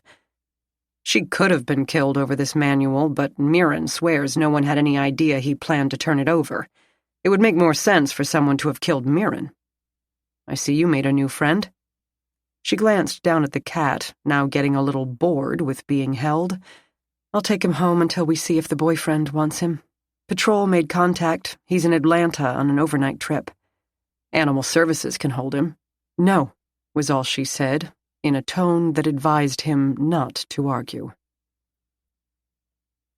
"You look like crap," Carol told Maggie 2 hours later. "Thanks, and thanks for coming in." "No prob. I love coming to work in what is technically the middle of the night. Traffic is so much lighter than it is at reasonable hours." Maggie handed her a manila envelope, now properly labeled and sealed. "I did an acid phosphatase, and it's positive. Semen? It may be nothing, it may be everything. I'll get right on it. But, if Denny argues about my overtime, I'm pointing him straight to you." Maggie didn't even smile. "You okay?" Maggie shook her head. "No, not really. I liked her. I think we could have been friends." Carol leaned against the counter behind her. "And we're not used to meeting murder victims before they become murder victims." "Yeah. But it's not just that." Maggie ran her hands through her hair, which would make it more unruly than usual, but, as usual, she didn't care. "Someone has killed someone every day, and we are no closer to knowing who or even why than we were when the cleaning woman found Joanna's body. We have no clue, and anyone at Sterling who does is not telling. There's missing money, there's a bribe, there's fraud, there's damning documents that could take a whole lot of people down. There's a love affair and cutthroat competition. You want a motive? Pick one. And normally we can't find any. Instead, we have too many, and any one of which could be walking up to these people, slicing them up to shreds, and walking away, without a witness, without a scream, without a footprint. Oh!" Her voice raised too much on the last word, letting too much anguish escape into it. Carol gave her a look shading from concern to alarm. "You need to get some sleep. The cops are working on it, and you can't save the world by yourself. I'm not worried about the world. I'm worried about the one person who, if the past few days are any indication, will die tonight between dinner time and bedtime on their own living room floor." Maggie stood up. "I'm going to call the feds, see if they expedited my latent request. Can you run that piece of carpet right away, like now?" Carol nodded. "On it. But promise me that at some point today you'll go home for a nap." "Of course," Maggie said. They both knew she lied. By noon, Maggie had called the FBI twice and talked to a kindly older man. He had indulged her rush jobs in the past and now assured her he would call the moment the search results came through. She had examined every inch of every item she had collected from the apartment and run all the prints she had lifted through the database without much hope that any of them belonged to the killer. None of the surfaces or items she had dusted had given her any reason to think that the killer had touched or moved them. As before, he or she seemed to have entered, murdered, and left. She went to the autopsy purely to collect the fingernail scrapings and to see if what had been done to Anna coincided with or diverged from what had been done to the other two victims. She still felt a pang to think of her potential friend as she had been in life, but didn't feel a compulsion to stay with her body through the outwardly horrific process of autopsy. Anna, the essence of Anna, had moved on and would not feel any concern or interest in the processing of her bodily remains. Maggie felt as sentimental about life as the next person, but had long lost any sentimentality about death. At least that was what she told herself. "What are you doing here?" Jack asked as she entered the autopsy suite. The smell of blood promptly assaulted her senses. There were 3 bodies on 3 tables, and the air felt overstuffed with putrescence. Fingernail scrapings. She reminded him of the Tyvek fibers. "What did the boyfriend say?" "Went to pieces," Riley answered for his partner. "Sobbed, then said she griped about a job but never gave him the specifics. He's some kind of designer, graphic arts, says he never understood what she was talking about anyway, so she gave up telling him about it."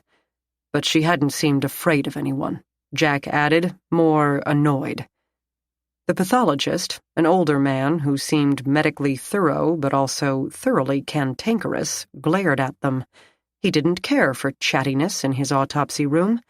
Unfortunately, he could not influence the other 2 tables, where the doctors and Deaners engaged in a lively 4-way debate over the Cavs and the NBA playoffs, and glares in their direction went unheeded. In his defense, given the damage done to the late Ana Hernandez, it took a great deal of time and concentration to determine, delineate, and document every gouge and slash mark. This also gave Maggie and the 2 detectives plenty of time to, quietly, compare and contrast every fact at their disposal. Not that it helped much. Riley told her, "Mirren confirmed the bribe to Bowman, still in enough shock that he didn't even ask how we knew about it, so we didn't have to let him know how his little lap dance has probably been viewed by half of the police department by now. I'm sure that would embarrass him more than relatively minor bribery. It's amazing what these people consider business as usual." "Aorta?" the doctor muttered. The policeman asked him to clarify. The pathologist spread his gloved hand behind one of the many slices in the skin that had covered Anna's left breast. "This wound severed the aorta. There's no coming back from that. It may have still been beating up until then, even with the other wounds, but that made the fat lady sing." "Not the gash to the throat?" Maggie asked. "That managed to sever the vocal cords without nicking the carotid. Of course, then she sucked blood into her lungs, so eventually she would have suffocated. But it looks like the breach to the heart soon made that irrelevant." He finished sectioning the heart, cutting the organ into thick slices with a bread knife. Then he spread the damaged aorta out on a light gray board and bellowed for the photographer to come and get a snap. Maggie pictured Ana Hernandez trying to pull air into her lungs through a blood-filled hole in her neck, her body burning with piercing wounds, unable even to scream. Maggie had been there, had been flat on her back with a crazed, overpowering weight on top of her, doing his best to plunge a knife into her chest, already bleeding from the slash to her throat, a mere scratch compared to Anna's wounds, now only a thin white line between her shoulder and ear. Maggie's breath grew heavy. Her heart began to pound. "What about Prince?" Jack suddenly demanded of her. "Huh?" He had been watching her closely, which seemed odd for him to do where others could see. "The Prince, from the apartment. Anything?" No. No hits. I'm guessing most of them are Anna's and Wayne's, and apparently neither of them have a record, at least in Cuyahoga County. The blood print from under Joanna's body, my guy at the bureau promises to call me as soon—" Her phone rang, area code 304. She moved out into the hall. The kindly older gentleman at the FBI told her what he could. The print hadn't been that great, which of course she knew. He could give her a top 10 and email the individual sets of 10 prints, but she could decide for herself whether any matched or not. He didn't have time to do it for her. She thanked him profusely and offered her firstborn child, should such a being ever exist. He turned her down, saying he already had 3 of his own, and they were more than enough. "So?" Riley asked when she returned.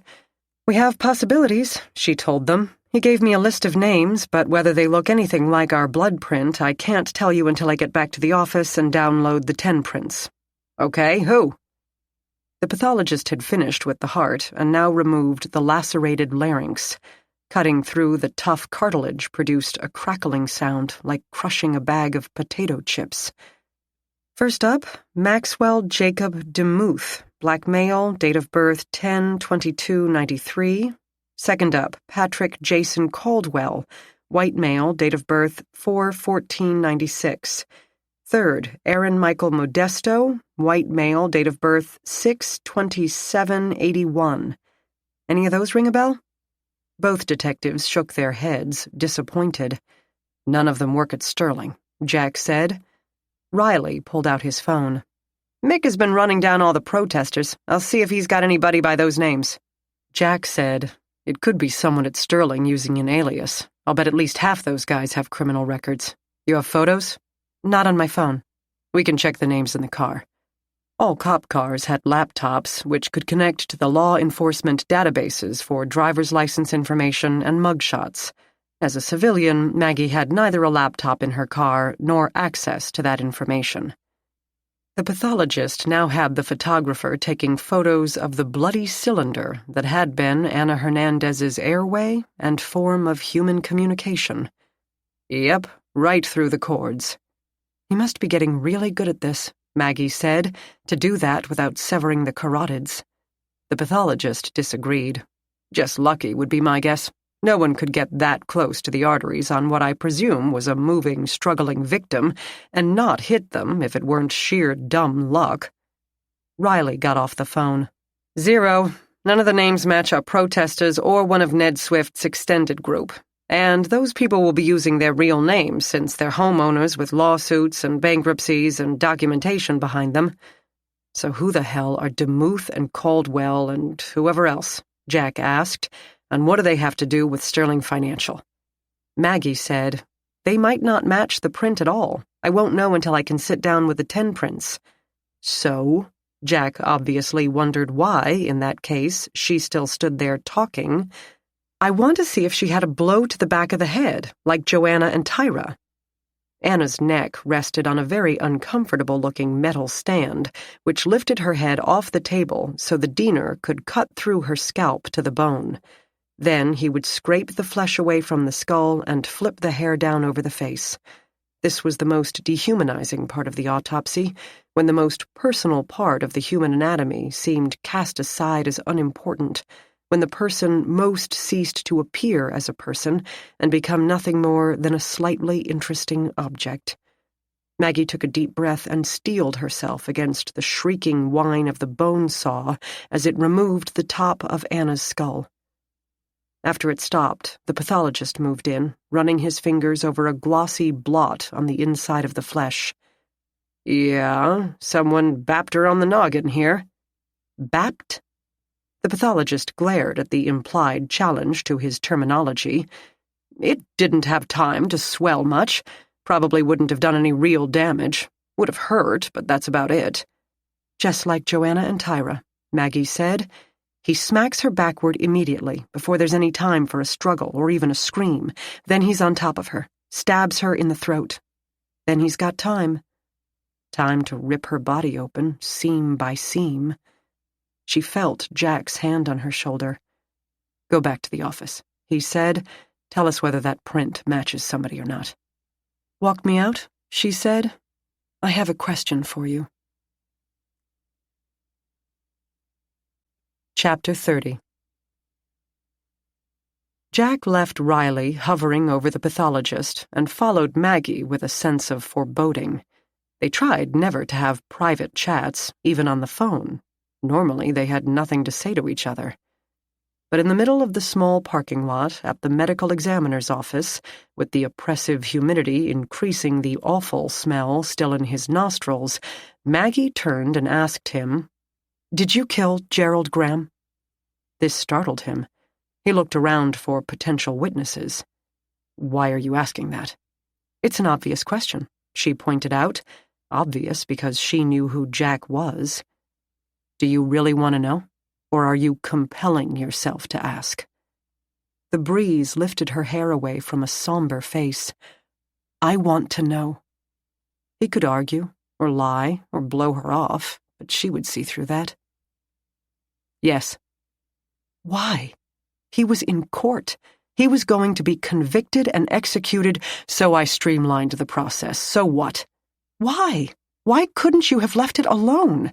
Because he might have gotten off if his attorney's expert could twist the jury's mind with that stupid fingerprint. That wouldn't have happened.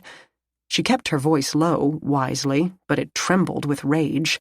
You couldn't be sure of that. This is sure. You didn't trust me to handle it. He considered her. Is that what you're pissed about? Not that I executed someone a bit early in the process, but that I disregarded your professional abilities? Are your feelings hurt? This isn't about me. Apparently it is. I didn't realize you were so sensitive. He tried to bite off the sarcasm and stick to the facts. And you haven't realized that whoever shot at you two yesterday wasn't aiming at Anna. We've had 2 different informants finger one of Graham's... He broke off as a secretary exited the back door and stalked across the lot to her car, phone glued to her ear. Maggie breathed in and out, heavily, obviously trying to keep herself under control, but her next words surprised him in their desperation. I can't do this, Jack. I can't. It's not up to you. It is, because all I have to do is tell the truth, what I should have done in the first place. He grabbed her shoulders. Stop. Just stop. You can't control me, Maggie. Accept that. You can't control much in life. Few of us can. The truth was, it hadn't been her he didn't trust, only the influence of a paid whore. Who knew what that attorney might have convinced the jury of, even though everyone in the courtroom knew the guy was guilty as sin. But he'd be damned if he'd tell her that. Getting Graham off the planet was more important than coddling one by-the-book forensic scientist.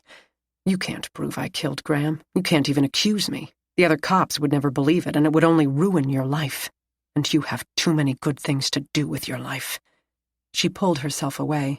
You're not even making sense. I am, but you don't want to listen to it. There's no point in churning your brain up with this. It isn't going to go anywhere, and you know it. She glared mightily. But she had pulled a trigger herself once, and couldn't expose him without exposing herself. So let her glare. He was done justifying himself to Maggie Gardner. I can't keep doing this, she said again.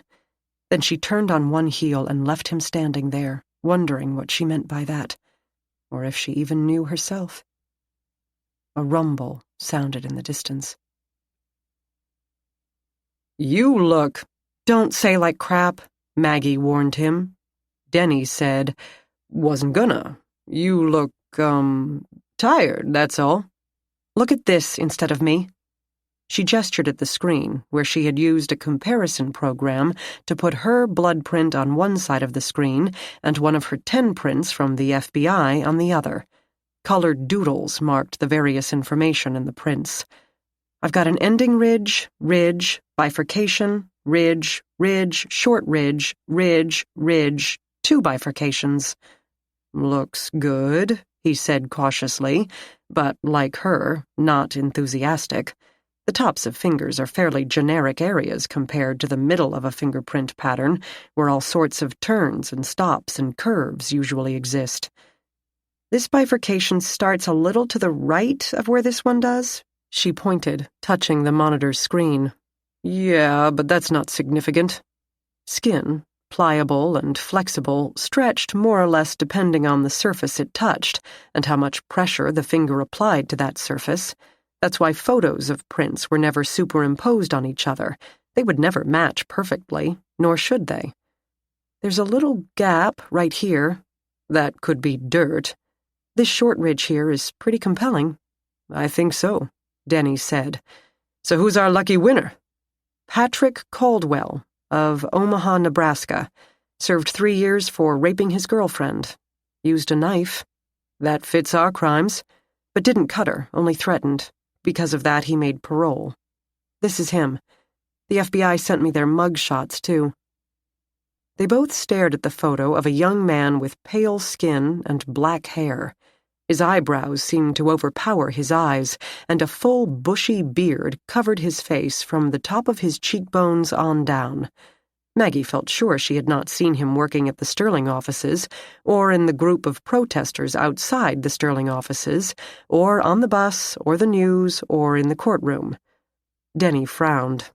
"And what is Patrick of Omaha doing at a Cleveland crime scene?" "I have no earthly idea. Hence my lack of exultation at this possible match." Let the music wash away a little of your tiredness, and let the story light a gentle glow inside you.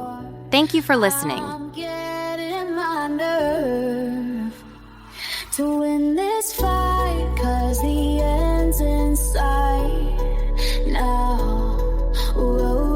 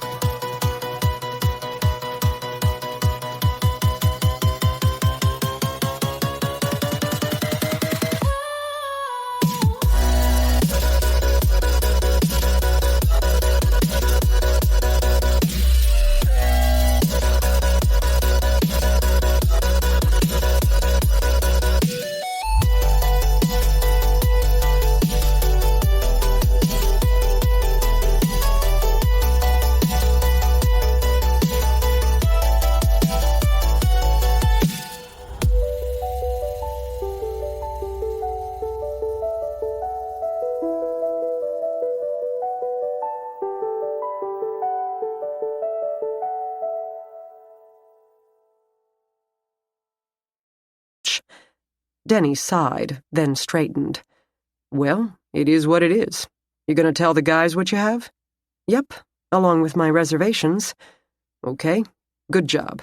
And then, get some sleep. That's an order." She summoned up a smile. "Okay, boss." Denny shuffled off toward his office, and Maggie picked up the phone. She didn't want to talk to Jack, so she called Riley. He, of course, wanted a positive answer, but she made her ambivalence clear. They could consider the print an investigative lead, but not a positive identification. Then she moved on to the fingernail scrapings. They were full of Anna's blood, of course, but several fibers were caught in the dried red material. She tried a dry mount, then a wet mount. The water leached away some of the red so that she could see the fibers a bit clearer. A mess of white and dirty white fibers of varying thickness with some clumpy glue binding them together. Tyvek. Just as with Tyra. She called Riley back. "He's wearing Tyvek, probably a whole jumpsuit. That's how he gets away from their houses without some passerby calling the cops about a guy in bloody clothes. But why would these women open their door to someone in a Tyvek jumpsuit? Anna had a peephole in her door and had found a body earlier that day. She had to be jumpy." It had to be someone they knew. I thought you said the fibers probably came from the handbags.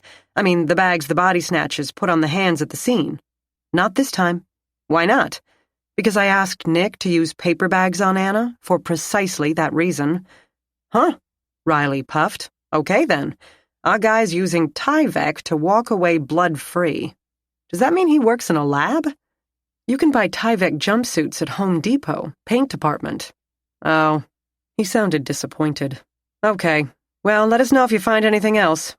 She hung up. Like so much forensic evidence, interesting, but not particularly helpful.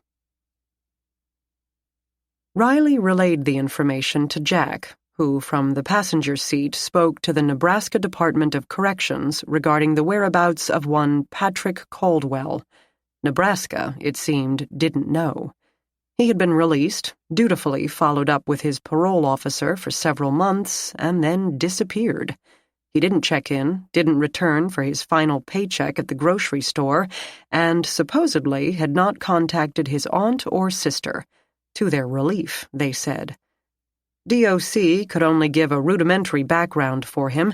Apparently, he had been a decent student from a tumultuous home and briefly held jobs in commercial construction, assembly line, and food service positions, where employers had always been satisfied with his work. Nothing to do with mortgages or loans. White collar wasn't really his thing. Riley pulled into the Sterling parking lot and wondered aloud, could our video guys do anything with the mugshot? Maybe erase the beard? See what he looked like with a haircut? Last time I asked them to do that, they laughed me out of the office. Said I might as well ask if someone has a mole on their butt underneath their clothing. Riley got out of the car and slammed the door. Bet they could do it on TV. Why is Maggie calling me instead of you? Jack nearly stumbled over a curb. What? She always calls you. It's okay, I don't take it personally. You've got all that rugged, manly man appeal going on. But what happened? You two have a tiff? Jack lied best when he had time to prepare. He didn't excel at ad-lib. So, as he pulled open the lobby door, the front sidewalk now inexplicably clear of protesters, he took out his phone and checked the call history. No call from Maggie, but he told Riley that there was, that he hadn't picked up because he'd been talking to Nebraska. Oh, Riley said as they piled into the elevator. Glad you didn't have a fight. He didn't ask what the private chat in the ME's parking lot had been about. Pointedly so. Jack tried to think of ways to say that he and Maggie hadn't argued, though they had, and that they weren't in a relationship, though they were in a weird, messed-up way. When the doors opened at their floor, he still hadn't come up with anything. Nothing, it seemed, affected the Sterling offices. Jack thought if the killer worked his way through their entire workforce, the last man would be at his desk, on the phone, alternately cajoling and threatening his regional directors to do more, produce more, make more loans, and bring in more fees. You only did $1.5 million last month, he heard one man, who barely seemed old enough for a legal drink, shout into the receiver.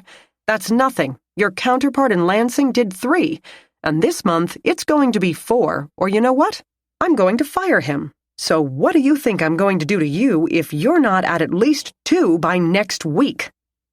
No one appeared upset over Anna's death. True, Anna had not been one of them. She had worked largely by herself and had been there only for a few weeks, and she had been an enemy of sorts, working to uncover whatever dirty little secrets the Sterling clan preferred to keep. In that way, Anna's death was a boon for them. Now the merger would be over and done with long before a new regulator could be brought up to speed. Lauren Schneider certainly hadn't paused to grieve. She hummed at her desk as if her body were a finely tuned violin string. The small amount of papers on her blotter had grown to messy stacks, and a legal pad in front of her had been covered with elaborate scribbles of to-do tasks. She spoke quickly on the phone while glowing lights on its console spoke of 2 calls holding, and she seemed more animated than they had ever seen her. She seemed happy. She seemed ecstatic. She didn't even look annoyed when the 2 detectives entered her office without knocking. AAA. That's what I said, AAA. Call Carter and Poe if you don't believe me. Look, Bob, I have to go. Say hi to Jeannie. Bye. Bye. She hung up. Do you have him? Whoever's been killing us? Not yet, Jack told her. He didn't sit, uninvited or otherwise. Do you know a Patrick Caldwell? She blinked, thought. No. We'll need to check your employee rolls, especially from Nebraska. She didn't argue, still processing the implications of a name, any name. Is that who it is? The killer? How do you know? It's the name of someone we'd like to speak to. Is he one of Ned's crew? We checked that. We need to know if he is or has ever been an employee of Sterling, Riley said. I can have my assistant check. Or a client? I can do that, she said, and immediately began typing on her keyboard. Lauren Schneider wasn't stupid. 3 people from the Sterling office had died and, Jack realized, they had all been women. Females were scarce at Sterling. Cutthroat loan brokering remained largely a man's game. Aside from a petite blonde manager at a cubicle in the main room and Deb Fisher with her husband and big dog, Lauren was the only woman left. Maybe the guy didn't feel confident about going up against someone his own size, Jack thought, or maybe he just liked killing women. We did a refi for a Patrick Allen Caldwell in Cheyenne, Lauren said, last year. No, it was Patrick... Riley paused. Jason, Jack supplied. She scanned her screen. Patrick Jason Caldwell. Home equity line in Sarasota. Male, black, married, 68 years of age. Not our guy, Jack said. Lauren shrugged and searched again. I have a Patricia Caldwell in Nebraska. Lincoln, Caucasian, schoolteacher, 72. Mother? Riley speculated. Lauren said, refi with line of credit, defaulted. Huh. What's huh? Says here the local legal aid brought a lawsuit against us for not disclosing the payment bump when the intro rate ran out, but Mrs. Caldwell died before the case got to court. Could be a motive. Lauren stared at him. For killing people? Riley said, if someone ruined your mom's life and drove her into an early heart attack, yes. There's no evidence that happened. She could have had cancer for all we know, she scoffed. Any mention of a son or husband? Jack asked. No, only what I told you. Any other Caldwells? Past clients as well as current? This is everybody. She nodded at the screen. We have a number of Caldwells, but no other Patricks. 2 in California, a Laverne, widow, 78, and a John and Maybelle, both 81. Jack pulled out his phone and showed her the mugshot Maggie had emailed. Lauren stared carefully at the image, frowned, and continued to frown. You know him? Jack asked. No, I don't know. I don't think so. She placed a finger across the phone's small screen, blocking out the lower half of the man's face with its bushy beard. Something about the eyes. No, honestly, I don't know if I've ever seen him before. He certainly isn't someone I know. We'll need to ask the rest of your staff, everyone down to the parking lot attendant. A sharp exhalation passed for a chuckle. Good luck with that. But go ahead. Ask any one of my employees anything you need. This has to be resolved if this merger is ever going to get done. And if you want people to stop dying, Jack added. Yes, she said. That too. Just to be thorough, they went through the same process with Maxwell Jacob DeMuth and Aaron Michael Modesto. DeMuth and Modesto being less common surnames than Caldwell, it didn't take as much time.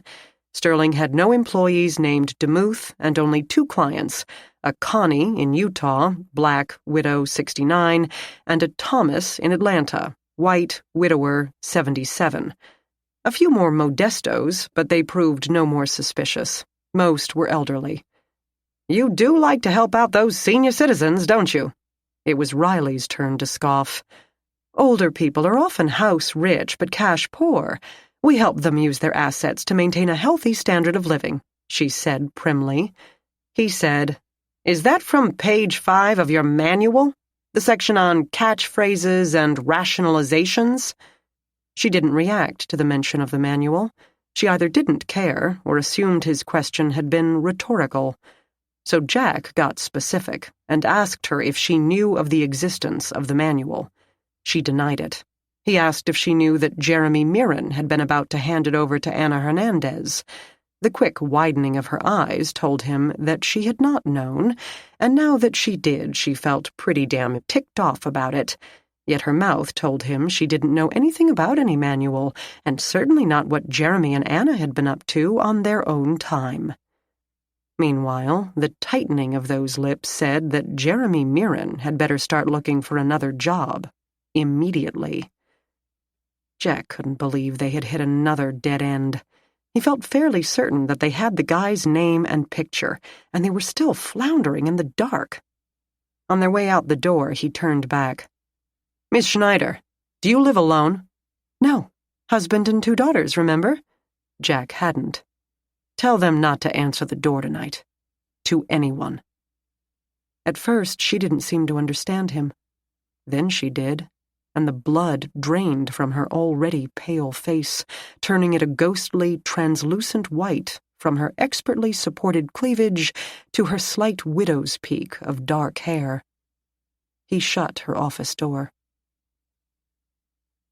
"You love me," Carol said to Maggie. "Always," Maggie said, looking up from her microscope. She had spent the past 15 minutes gathering fiber samples from the lab's supply of booties, sleeves, jumpsuits, and disposable lab coats to see if she could tell a difference between manufacturers. So far, not so much. But why in particular at this moment? "I pushed our semen through CODIS." Maggie sat up. "Already?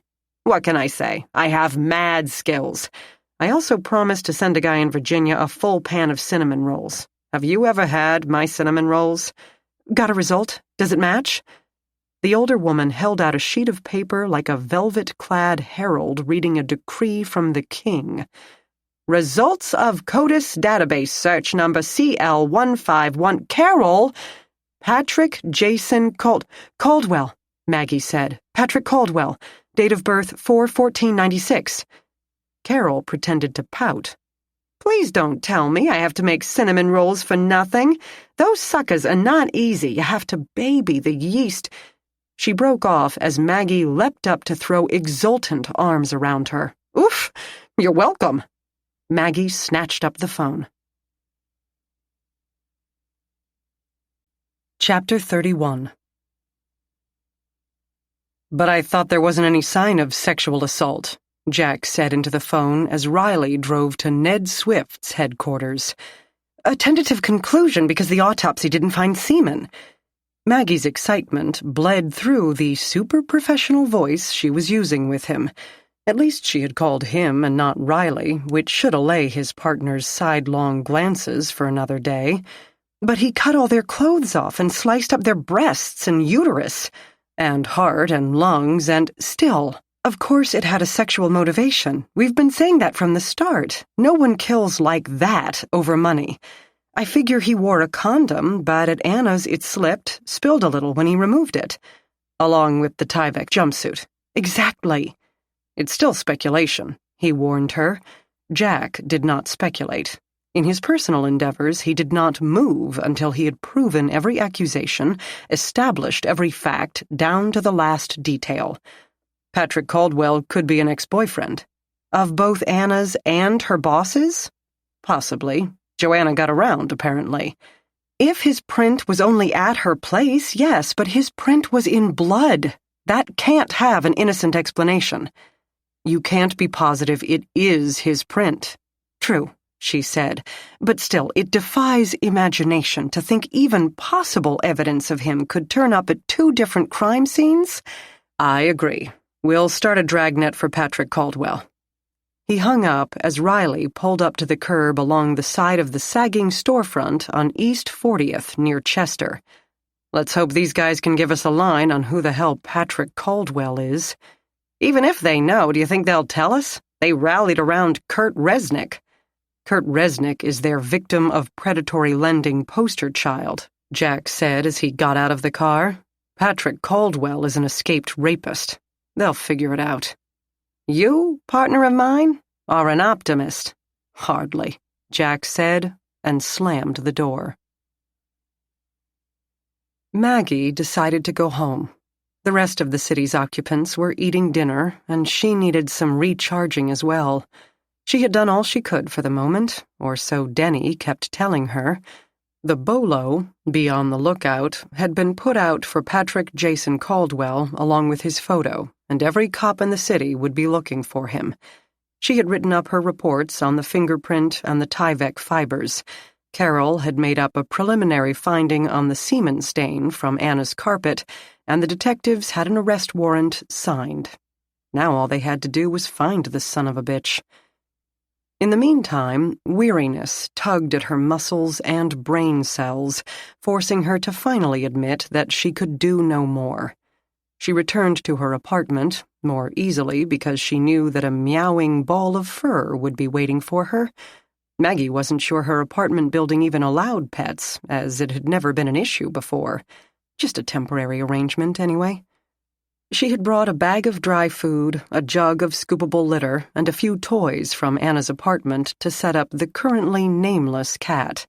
She hoped Alex wouldn't mind if he ever found out that she used the basalt bowl, densest stone there was, he had paid so much to ship as a cat feeder, but most of her other dishes were in the washer, and the cat wouldn't be able to scoot this one all over the floor. Densest stone, after all. A bowl of water, a flat cardboard box to hold the litter, and the animal had spent a leisurely day in Maggie's apartment. At least it didn't seem to be complaining when she returned. She dumped her purse and lunch bag and cardigan on the couch and sank to the ground. "I think I know who killed your mistress," she said, stroking the tabby's head, "but I have no idea why, or where he is now." The cat listened, staring into her eyes.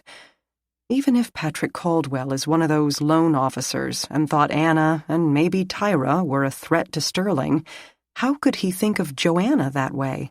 She had every reason in the world to protect Sterling until her last breath. And if he had been screwed over royally by Sterling, maybe lost his house, ruined his life, why would he blame Anna? She tried to help the little guy. The cat crawled into her lap, purring, and seemed to frown as Maggie kept speaking. Maybe he thought she didn't do enough. Like abused children, they often blame the non-abusing parent more than the violent one. Maybe he didn't even know what Anna did, simply saw her there in the offices and assumed she worked for Sterling. Or maybe... She looked down at the cat looked up at her. He just likes killing women. The cat meowed. Maybe Jack just liked killing, too. Maybe that was why he couldn't resist taking care of Jerry Graham, a man who had already been taken care of, who sat in a courtroom about to go to jail. Maybe Jack truly hadn't trusted her ability to get the job done. Or maybe he enjoyed murder, not as a benign protector of innocence, but as bloodthirsty and voracious as Patrick Caldwell. And her silence kept Jack free, instead of putting him in a cell next to Caldwell where he belonged. Where maybe he belonged. She looked at her phone, sitting on the coffee table near her outstretched feet. All she had to do was pick it up and dial Denny, or the homicide unit, and tell them she had to amend her statement. She could call Rick. Rick would believe her. He had been with the department much longer than Jack and would be able to convince the other cops to take her word over that of a fellow officer.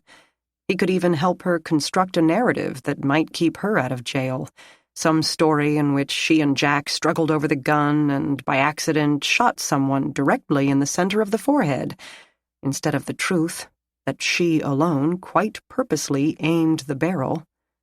He could help her put an end to all this. But what would he want from her in return? Nothing gross, like sexual services. He might hint, but he wouldn't exactly blackmail. Not even Rick would do that. But he would expect any forensic requests of his to be moved to the top of the pile. He would expect her full attention when he wanted it. He would expect any favor requested, short of sexual services, to be instantly granted, forever. There was no way she'd give her ex-husband that kind of power over her. Not to mention that forcing the burden of her secret onto his shoulders wouldn't be fair to him either. Not that Rick had ever felt lying to be much of a burden. No. If she did this, it would be without Rick. Maggie scratched the cat's ears, considering the same options that had churned through her mind for weeks. She would simply have to tell the truth. The whole truth and nothing but. She could play up the trauma and fear and fish-out-of-water bewilderment involved in her pulling of that trigger. It might sway a jury. It might not. Outside, the thunder rumbled in the distance, and the cat snuggled itself more deeply into her lap. She could not tell a soul without accepting life, or a good chunk of it, in prison. She could never tell Rick, or Denny, or Carol, and certainly not Alex, such a thing, and then ask them to keep her secret. That would be relieving some of her own burden by shifting it to them, and she could never do that. The only person she could talk to, really talk to in this new reality, was Jack Renner, who would only tell her to stop talking. The only alternative included hard time. But all to avenge the murder of Jerry Graham? No, hardly.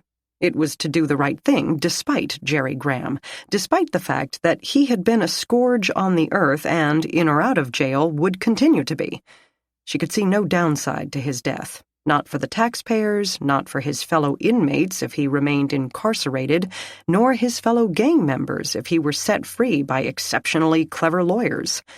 No doubt colleagues had already stepped up to fill the employment gap in his absence, and might have fatally argued a demotion if the system released him. Great, Maggie. You're using the well-being of thugs as a justification for accessory to murder. A new low. She needed to pick up that phone. She forced her hand toward it. The cat, resenting the interruption to its needs, dug its claws into her thigh. Ow! You might have warned me you still had those before I took you on as a roomie. She leaned over the cat and snatched the phone off the table. The claws dug in again, as if both a warning and a premonition. But she didn't dial it. Something was missing in her mental structure, had been missing all this time. A gap that had kept her silent all this time about both her own culpability and Jack's. Guilt. She knew that covering up Jack's murders, and her own, violated the laws she had by association sworn to uphold. She felt the guilt of the reflexively obedient. She felt guilty for leaving unsolved murders on her colleagues' books when she could clear them. She felt guilty for lying by omission to every single person in her life, other than Jack, Denny, Carol, Alex, Riley. But did she feel guilty that these people, the child pornographer, the elder abuser, the rapist, Jerry Graham, were dead? No, not at all. Where did that leave her? She patted the cat while the phone rang in her hand. Ned and his crew had been busily fundraising for Kurt Resnick's defense. Jack didn't tell him that they would be releasing their cause celeb as soon as they returned to the station, but they took a moment out to study the photo of Patrick Jason Caldwell, cluck to themselves, and insist that they had never seen him before. The beard made it difficult to be sure, of course, but each protester and Ned himself seemed certain they had never encountered the man, on either side of the picket line. They also denied knowing who took a shot at Anna and/or Maggie. Most seemed genuinely horrified at the idea. "You think he killed Anna Hernandez?" Ned Swift asked them. "We'd like to talk to him," Riley hedged. "I have over 100 affidavits telling the story of Sterling Financial, and that's right here in Cuyahoga County. Multiply that by the rest of the country, and the question isn't which of Sterling's ex-clients would want to murder their staff, it's which ones wouldn't. But Anna Hernandez didn't work for Sterling. In a sense, she worked against them. That's what I've been saying all along. The Federal Reserve pretends it's a gatekeeper, but all it's done is hold the gate open for the Wall Street firms who want to keep making money hand over fist. Who talked Morgan into buying Bear Stearns? Who bailed them out back in 2009? Who's been printing money in order to keep them shored up without inflation sucking us all into a downward vortex? The Fed. And as their representative, this Hernandez woman deserved to die? Jack finished, his jaw set. I'm not exactly saying that.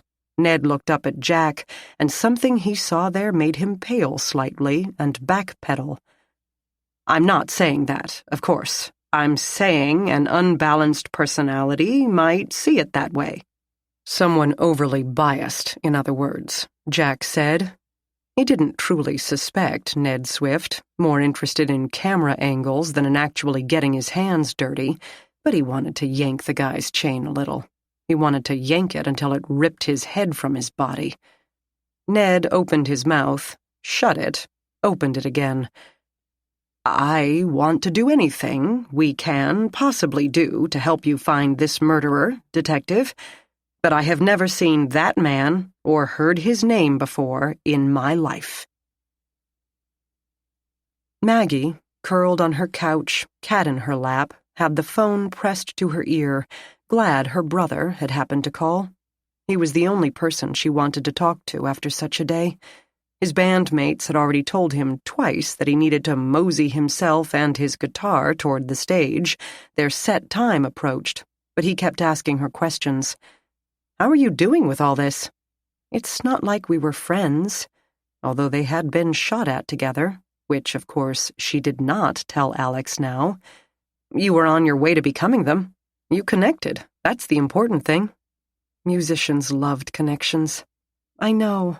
I feel so sorry for her, that's all. I'm not used to being personally acquainted with murder victims. And bewilderment doesn't help. The cops don't have a clue who this guy is or what he has against Sterling. Turn your mind off. He frequently gave her this, for her, impossible advice. Alex believed in meditation, also in all-organic foods and P90X, but those came up in different conversations. For once, I think I can. I'm so exhausted I'll barely be able to stumble to my bed. She could hear his drummer calling him a third time as a light knock sounded at her door. Go play your music, bro. Go to bed, sis. They each promised to obey, and Maggie hung up, then gently removed the cat from her lap. The cat protested, but Maggie left it on the couch as she walked toward her kitchen, automatically checking to see if she had locked the door. Once again, she hadn't, and a shadow hovered through the crack at the bottom. A stab of irrational fear pierced the back of her neck. Nothing to worry about, she told herself. Jerry Graham was dead.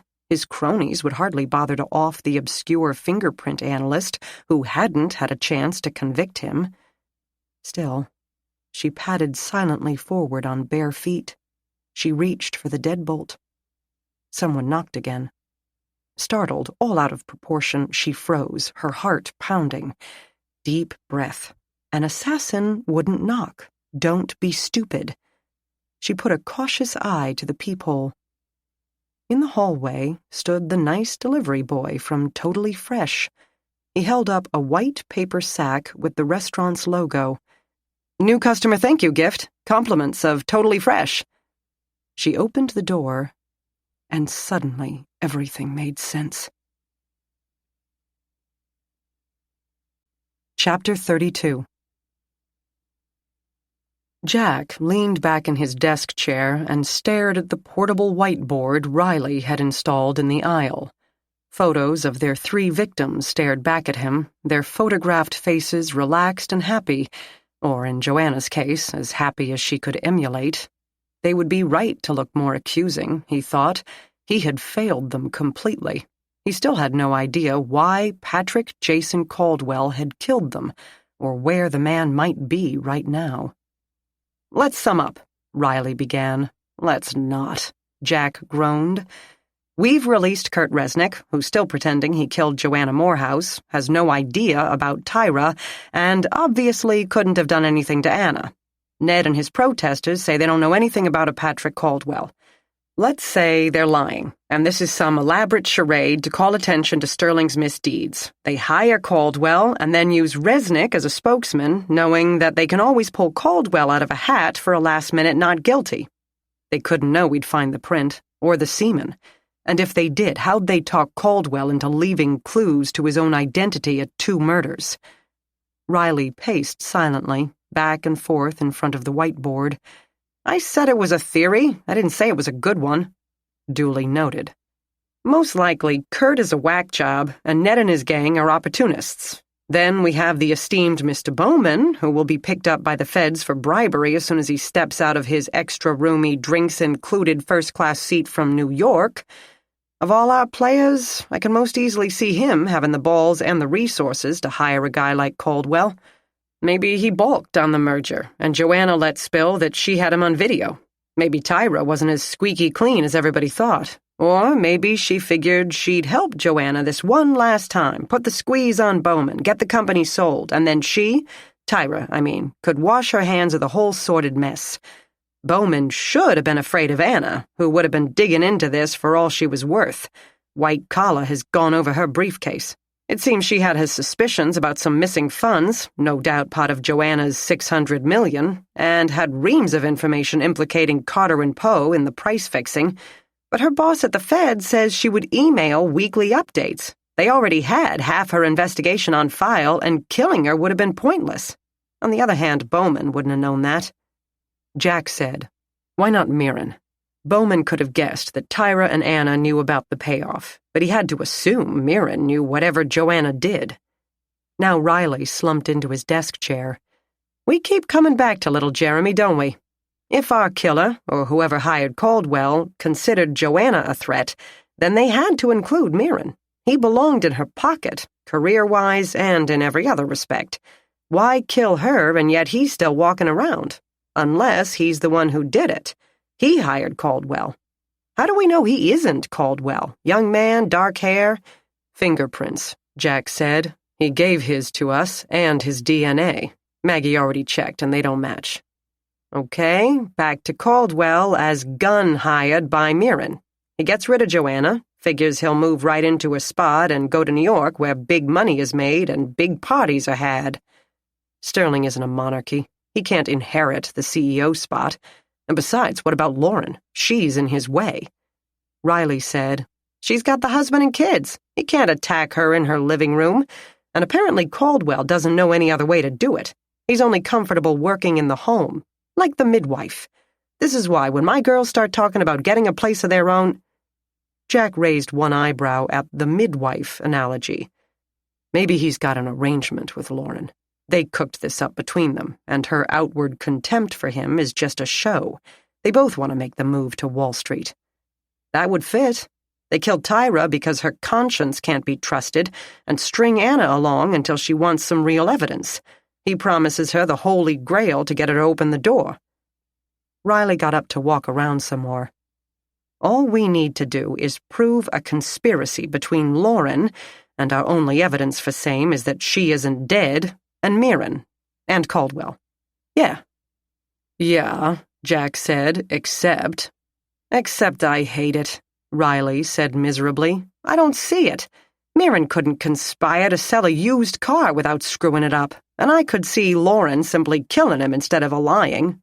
It's more likely that Lauren is behind the whole thing, the only evidence being that she's still breathing, and she let Mirren live because she knows he'd be as useless to us as he is to her. Jack rubbed his face.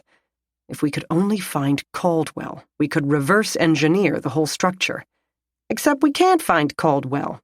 So, moving on... Riley continued to pace, making a lazy circle around the whiteboard, brushing past co-workers' desks as they tried to finish their own paperwork amid his steady stream of words. The handsome Mr. Fortner at Carter & Poe, a venerable firm that could suffer mightily if it came to light that one of their own had been taking bribes, monetary and personal, to give Sterling's crap a AAA rating.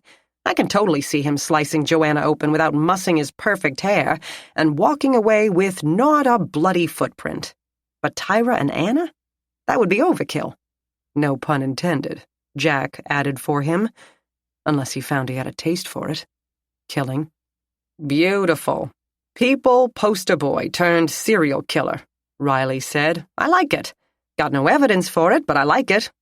But he knew Joanna, so he knew she'd never let Tyra in on the secret, and Anna had no proof. Even if Tyra stumbled on it, that still leaves out Anna, Jack said. These three women are like trying to draw a triangle. If you can get 2 points to connect, the third one won't. No one had a motive against all three, Riley agreed. Maybe Lauren. She wants Joanna's job, doesn't know Joanna is planning to bail anyway, knows Tyra is a liability. But Anna? To her, Anna is a gnat, annoying but harmless. This case had been bothering Jack from the moment he'd arrived at Joanna's mansion and seen the carnage. They had gotten onto the wrong track, he thought, and still hadn't found the right one. They had conducted the investigation just as they should have, following up all the leads, going where the evidence took them, but pulling on all those strings led only to loose, stray strings, no prizes. And the third falls out, Riley said. Still no triangle. Can you guys shut up? A portly detective up the aisle loosened his tie. I can't get anything done with all your yammering. No, Riley said, or someone else will be dead by bedtime. The ladies of Greater Cleveland are depending upon our detective skills. The other detective now rubbed his shiny black cheek. Then they're doomed. Jack said, that seems to be the only thing they do have in common.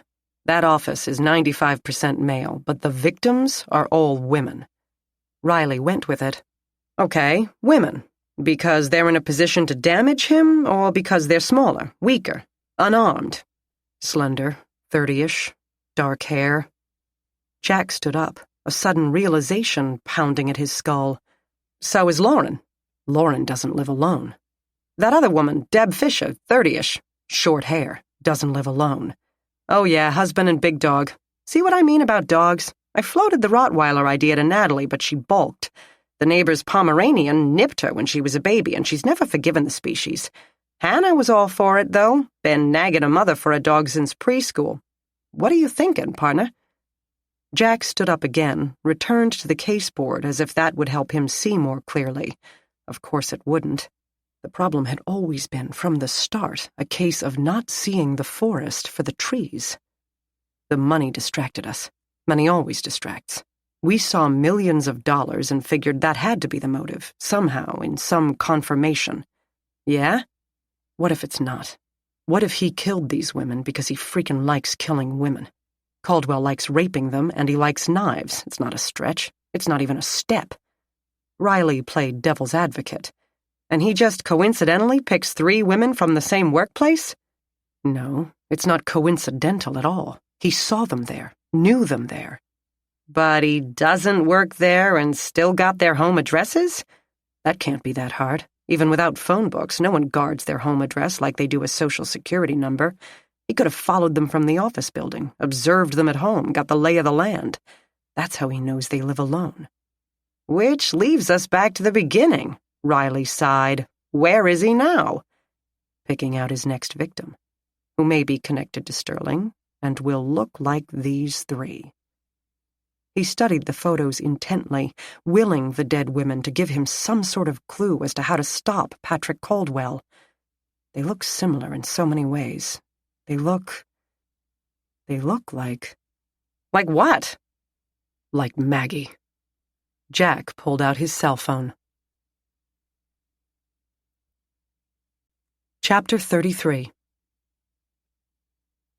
The nice young delivery man from Totally Fresh held up a white paper bag. We bring thank yous to all our new customers, he said. May I come in? No, Maggie responded instantly. Because, as so often happened, her subconscious had summed up the situation much more quickly than her conscious mind could ever hope to.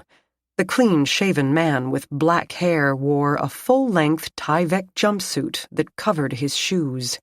He had used colored markers to create a passable imitation of the Totally Fresh logo on the upper right chest, so that through the apartment door's peephole he appeared to be wearing one of their uniformly snow-white smocks. In his right hand, the one not holding the bag, he carried a short, thick baton, like the kind used by some police forces. As the last "oh" sound of her answer came from her mouth, he raised it and slammed its length against her throat. She raised both hands to ward off the blow, but far too late in this split-second contest.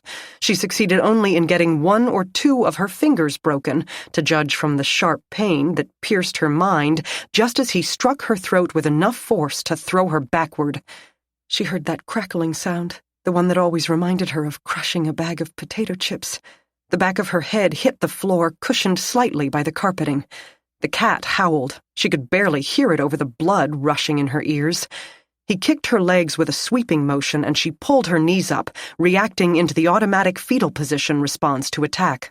Unfortunately, this cleared the way for him to shut the door, closing out her neighbors along the hall. She opened her mouth to scream, but he straddled her stomach, forcing the air out of her lungs. While she gasped for air, he zipped up the jumpsuit to his neck, then removed a knife from the white bag. He pulled off the leather sheath, and its thick but razor-sharp length glinted in the flash of lightning through her windows. She rocked her hips, trying to buck him off, and clasped both hands over her agonized throat, not because of the pain, but because she knew what he would do next, stab her in the neck, severing her vocal cords and possibly killing her. Again, she tried to suck in a breath, but the full weight of him kept her diaphragm trapped and her lungs compressed. He raised the knife. The nameless cat leapt from the back of her sofa and sank its claws into Patrick Caldwell's forearm. Through this blur of activity, Maggie saw it bite down on the back of his hand, but she couldn't be sure. In any case, the man waved the knife hand from side to side in sharp motions and shook the animal off like a drop of rain. The cat landed somewhere with a thump and howled again. But in the meantime, Maggie had removed her right hand, leaving only the left to protect her neck, and stretched it to her side. Her hand grabbed frantically at the empty floor until it found the cat's food, the dry Purina mix nestled in the hand-carved bowl her brother had sent her. The bowl carved from a single chunk of basalt, the bowl that cost $38 to ship. The bowl so heavy she could barely lift it with only one arm and no breath. Panic gave her strength enough to bring the bowl up, even with Caldwell holding down her right shoulder and again raising the knife above her neck. She swung it through the air as best she could, knowing it wouldn't be enough. It wouldn't be nearly enough. But if she could just distract him long enough to ease the weight, get a breath before she passed out. Her vision had already clouded with stars. She didn't have much time. Small pieces of the cat's favorite food rained onto her face as the bowl made contact with his left temple. Caldwell's hot breath exploded in her face, and the blow forced him to the side, enough to lift most of his weight from her diaphragm. The bowl slipped from her fingers and landed against the back of her sofa. She should be able to breathe now, with her lungs temporarily able to expand and draw air into the clusters of alveoli, to then let oxygen flow into her starved arteries and muscles. But somehow that didn't work. Her lungs expanded, but her throat bottlenecked. Caldwell took longer to recover than she expected, but still righted himself back onto her torso before she could draw more than a tiny stream of air into herself. He raised the knife, but his right hand shook, and his left tried to staunch the blood where she had broken the skin on his left temple. Maggie tried to think what to do next. She wasn't sure if she still had her left hand protecting her throat. Her right seemed to be lying uselessly on the floor. His weight pinned her above her hips so she could bring her legs up and wrap them around his neck, pulling him backward. She had seen that in a movie. But simply to get her knees to bend seemed to take a long time, and she needed air to get them any higher, to get her muscles to respond. There didn't seem to be any in the room. At least Caldwell, wobbling slightly, could not move very quickly either. Her vision darkened to a hazy gray. She heard a far-off bang, and some white light pierced the gray as her apartment door banged open, striking her foot hard enough for her to feel it while the rest of her body was going numb. A large figure loomed. Caldwell gave a startled jerk, shifting on top of her again, but again this did not help her to breathe. Her lungs wanted to expand, but the air wouldn't flow to them. Jack stood in her doorway. Caldwell leapt to his feet, unfortunately planting one of them on her stomach. More air went out without any to replace it. Not even the hallway lights could keep her atmosphere from turning gray again. Caldwell jumped or was pulled across her, and she heard, or rather felt, a series of thumps and exhalations of breath and the rush of air that comes when two bodies are locked in a frantic struggle, but she didn't pay much attention. Her lungs burned as if the tissue had melted, and she managed only to turn to one side, her body still trying to go fetal, when she heard a distinct snap break the air. Then, what seemed to be a long time later, a sliding, falling thump shook the wooden planks underneath her. The cells of her brain knew this to be somehow significant, but her body didn't care. She was dying. She might already be dead. Then it seemed that, without much effort, her limp form was scooped up and moving.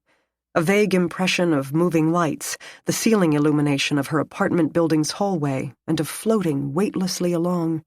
A pause outside a dark door. Of course, she wasn't really weightless, to judge from the small pants of effort Jack gave out now and then.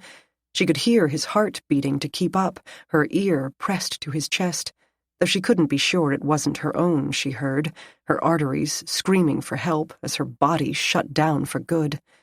She knew she should try to hang on, put her arms around his neck to distribute her weight to help him out, but moving even her unbroken fingers had become impossible. One arm slipped off to dangle by her side, and she couldn't even do anything about that. All sensation began to leave her. Before her body shut down completely, she looked up at him, a vague gray figure against the shiny square ceiling, and wondered when it was that buildings stopped playing music in elevators. Chapter 34. She had fought them, long and hard, but they called in reinforcements in the way of orderlies, and the cowards had strapped her arms down with nylon and Velcro so they could continue stabbing her in the throat. Then she couldn't breathe at all, and the world went gray again. When her vision cleared, they had removed the straps, and she had a tube in her throat, gagging her. She reached up to pull it out, but a nurse caught her hand and pressed a small plastic box into it. "I know it's uncomfortable," she began. Uncomfortable? They had cut her throat open. "But we have to leave it in until the swelling goes down. This is your morphine drip controller. You can control it Maggie pressed the button that the nurse had thoughtfully positioned under her left thumb, awkward with two of those fingers in a cast, but still workable. "Self. It will help you relax and sleep." Maggie pressed the button again, held it down. "But it only dispenses once every 10 minutes. Bastards. So don't worry about pressing it too much or accidentally. The tube should come out tomorrow. In the meantime, it will allow you to breathe, which I think you will agree is pretty important." A comic. Huh, Maggie then realized. She could breathe. Air in, air out. Her lungs could expand at will. That was pretty great. It almost made up for the sewer pipe in her throat. Almost. Now that Maggie's panicked pulse had calmed, the nurse tried to amputate her arm with the blood pressure cuff. She clucked at the result. Maggie didn't know whether that was good or bad and didn't much care. A little hypertension seemed a small worry at that point. "Are you up to visitors? There are 2 gentlemen in the waiting room who want to see you." Maggie wondered who they were. Denny and Rick? Jack and Riley? Jeremy Mirren and Anna's boyfriend? It didn't matter. She made a writing motion in the air. The nurse had been prepared for this and gave her a half-used-up student spiral notebook and a pen. Maggie brought up one knee and propped the paper on her thigh to write. So her legs still worked, too. Cool. Outside, rain dashed against the windows. The heavens had finally opened, releasing the pent-up volumes. Maggie handed the notebook and pen to the nurse and hit the morphine drip button again. But the first 10 minutes hadn't yet expired, and the cycler didn't give the telltale churning sound that meant it was actually dispensing something. Maggie cursed it to the electronic scrapyard as her eyes began to close. Jack rested his head against the wall behind the thinly cushioned chairs and stared at the fluorescent lights in the ceiling. All that money floating around, and it had come down to a guy who simply liked killing good-looking women. Riley was already checking to see if the stabbing victims from prior months had frequented Totally Fresh, but 3 at one firm. Perhaps the Shark Tank atmosphere at Sterling had gotten his blood going in some way.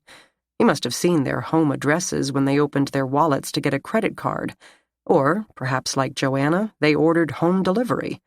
Or he simply could have followed them there at the end of the day. Rick Gardner had entered the waiting area without a word. Now, after several minutes of watching TV news with no sound on the flat screen in the corner, he asked why Jack was there. "I found her, and the guy. What are you doing here?" Maggie was the guy's ex-wife. He also wondered why Gardner annoyed him so. "I tried to get a hold of her to tell her our trip is off. Your partner answered her phone, told me what happened." Trip? Maggie was going to take a trip with him? To see a witness, little girl who might have seen our guy, but the kid couldn't ID the sketch, said it wasn't even close, so the captain won't approve the travel. Oh. Jack had no idea what all that meant and didn't much care. He leaned his head back again, closed his eyes. "So that's the end of that bleed. Now I gotta come up with something else to keep the captain off my back about that damn case. I always wind up with the unsolvables." Jack didn't respond to the whining, and the waiting room grew quiet for half a minute. "There might be brain damage," Rick said, apropos of nothing, "if she couldn't breathe for a while." That was why. "If she's gonna need help, I'll have to call her brother. I can't do anything. We're divorced, for Christ's sakes." Definitely why. "This guy got into her apartment building without anyone seeing him?" Jack raised his eyelids without moving a single other muscle. He felt as if he could sleep for a week, maybe 2. Dunno. He wouldn't have pulled on the jumpsuit at least until her floor, in the elevator or the stairwell. The lobby door and back door both lock, Riley said. But you know how apartments are. All he had to do was wait until someone went in or out and then catch the door before it shut. Jack had broken one of those locks to gain entry, would be turning over part of his paycheck to 740 West Superior. Anyone admit to that? Nah. Once they found out Maggie was all right, her neighbors scattered like coos. "I guess it doesn't matter. We've got the guy now." Something seemed to occur to Rick, and he turned to look directly at Jack. He opened his mouth to say something, but a white-clad woman approached them. "She's settling in just fine and needs to rest now. I asked her about visitors, and she wrote this." The notebook page read, in Maggie's clear block letters, "Tube in throat, tube in arm, no visitors." She had added several exclamation points after the last phrase and underlined it twice. Jack felt oddly comforted. It sounded like pure Maggie to him. No brain damage there. "Huh," Rick said, "but I need to talk to her about something." Jack made his escape, leaving Gardner to argue with the nurse. He had no doubts about who would win. Chapter 35. The tube didn't come out the next day, but it did get removed the following morning, and in another day after, the doctors released Maggie to the ministrations of Carol and the luxury of her own apartment. So, when Jack stopped by, the ex-patient sat in an armchair by the window, the sunlight turning her eyes to Aqua, Anna's cat, on her lap. She looked wan to him, bundled in an ivory blanket, the only color present in the bright red cast that held her 2 broken fingers steady, and the deep, swirling purples across the front of her neck. Wan and tiny and vulnerable as hell, which gave him a surge of very uncomfortable feelings, and he felt his fingers curl into fists. He didn't want her wan or tiny, and especially not vulnerable.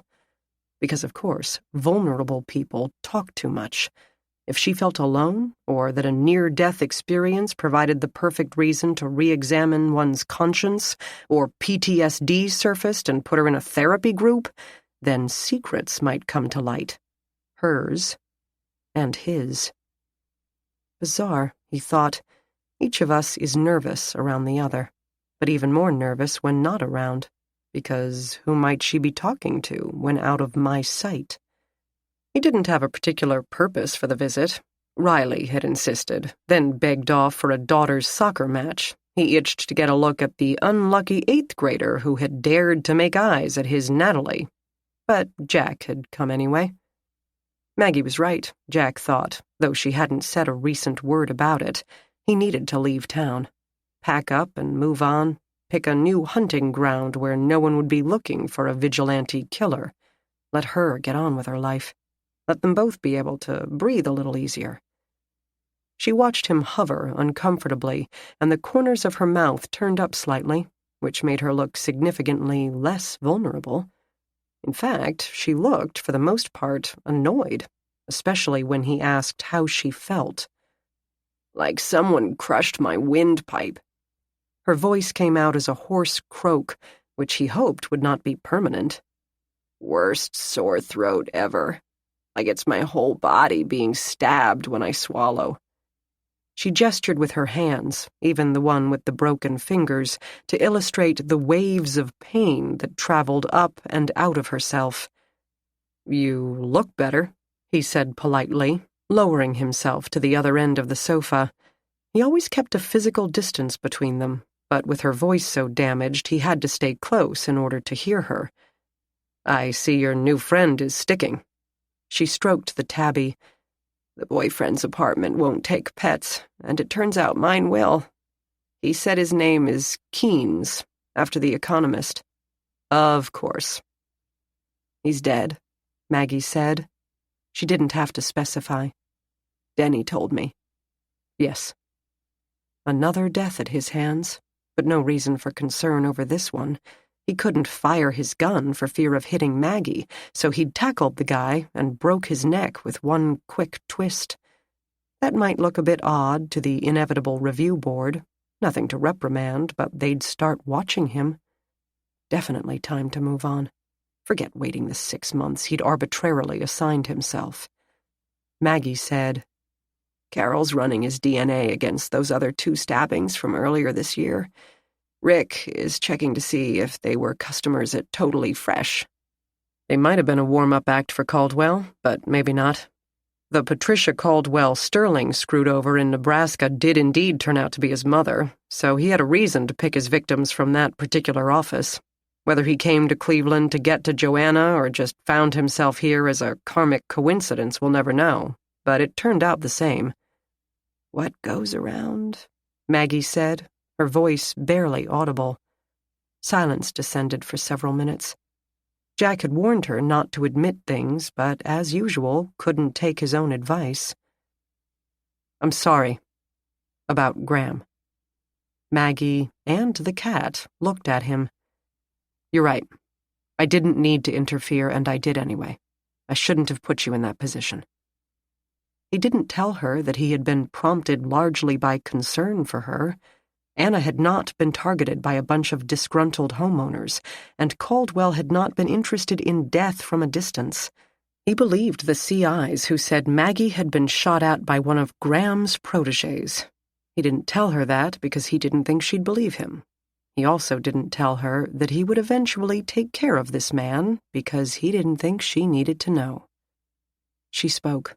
He had to lean in to hear her words.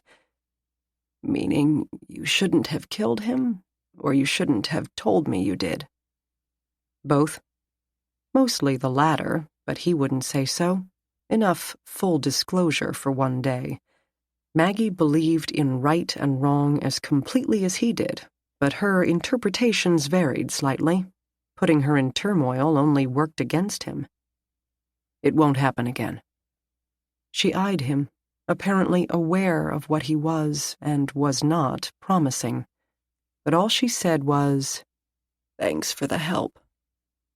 She didn't have to add that if he hadn't arrived when he did, her neighbors would have found her dead on her apartment floor. Maybe that had made her willing to give him a pass on Graham. But Jack didn't think so. Maggie didn't work that way. She would make her decisions independent of personal reasons. Then she abruptly croaked, "Jack, What? Who did play in the Super Bowl this year? I have no earthly idea. She gave a strangled cough that startled him, and he grabbed for his phone to call an ambulance. But she was laughing, cheekbones popping as the edges of her mouth turned up. I suspected as much.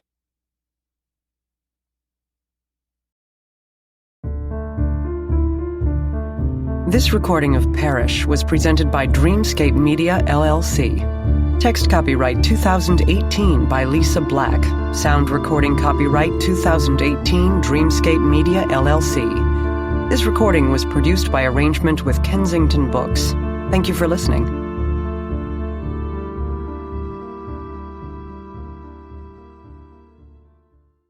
Please check www.dreamscapeab.com for Dreamscape's latest releases.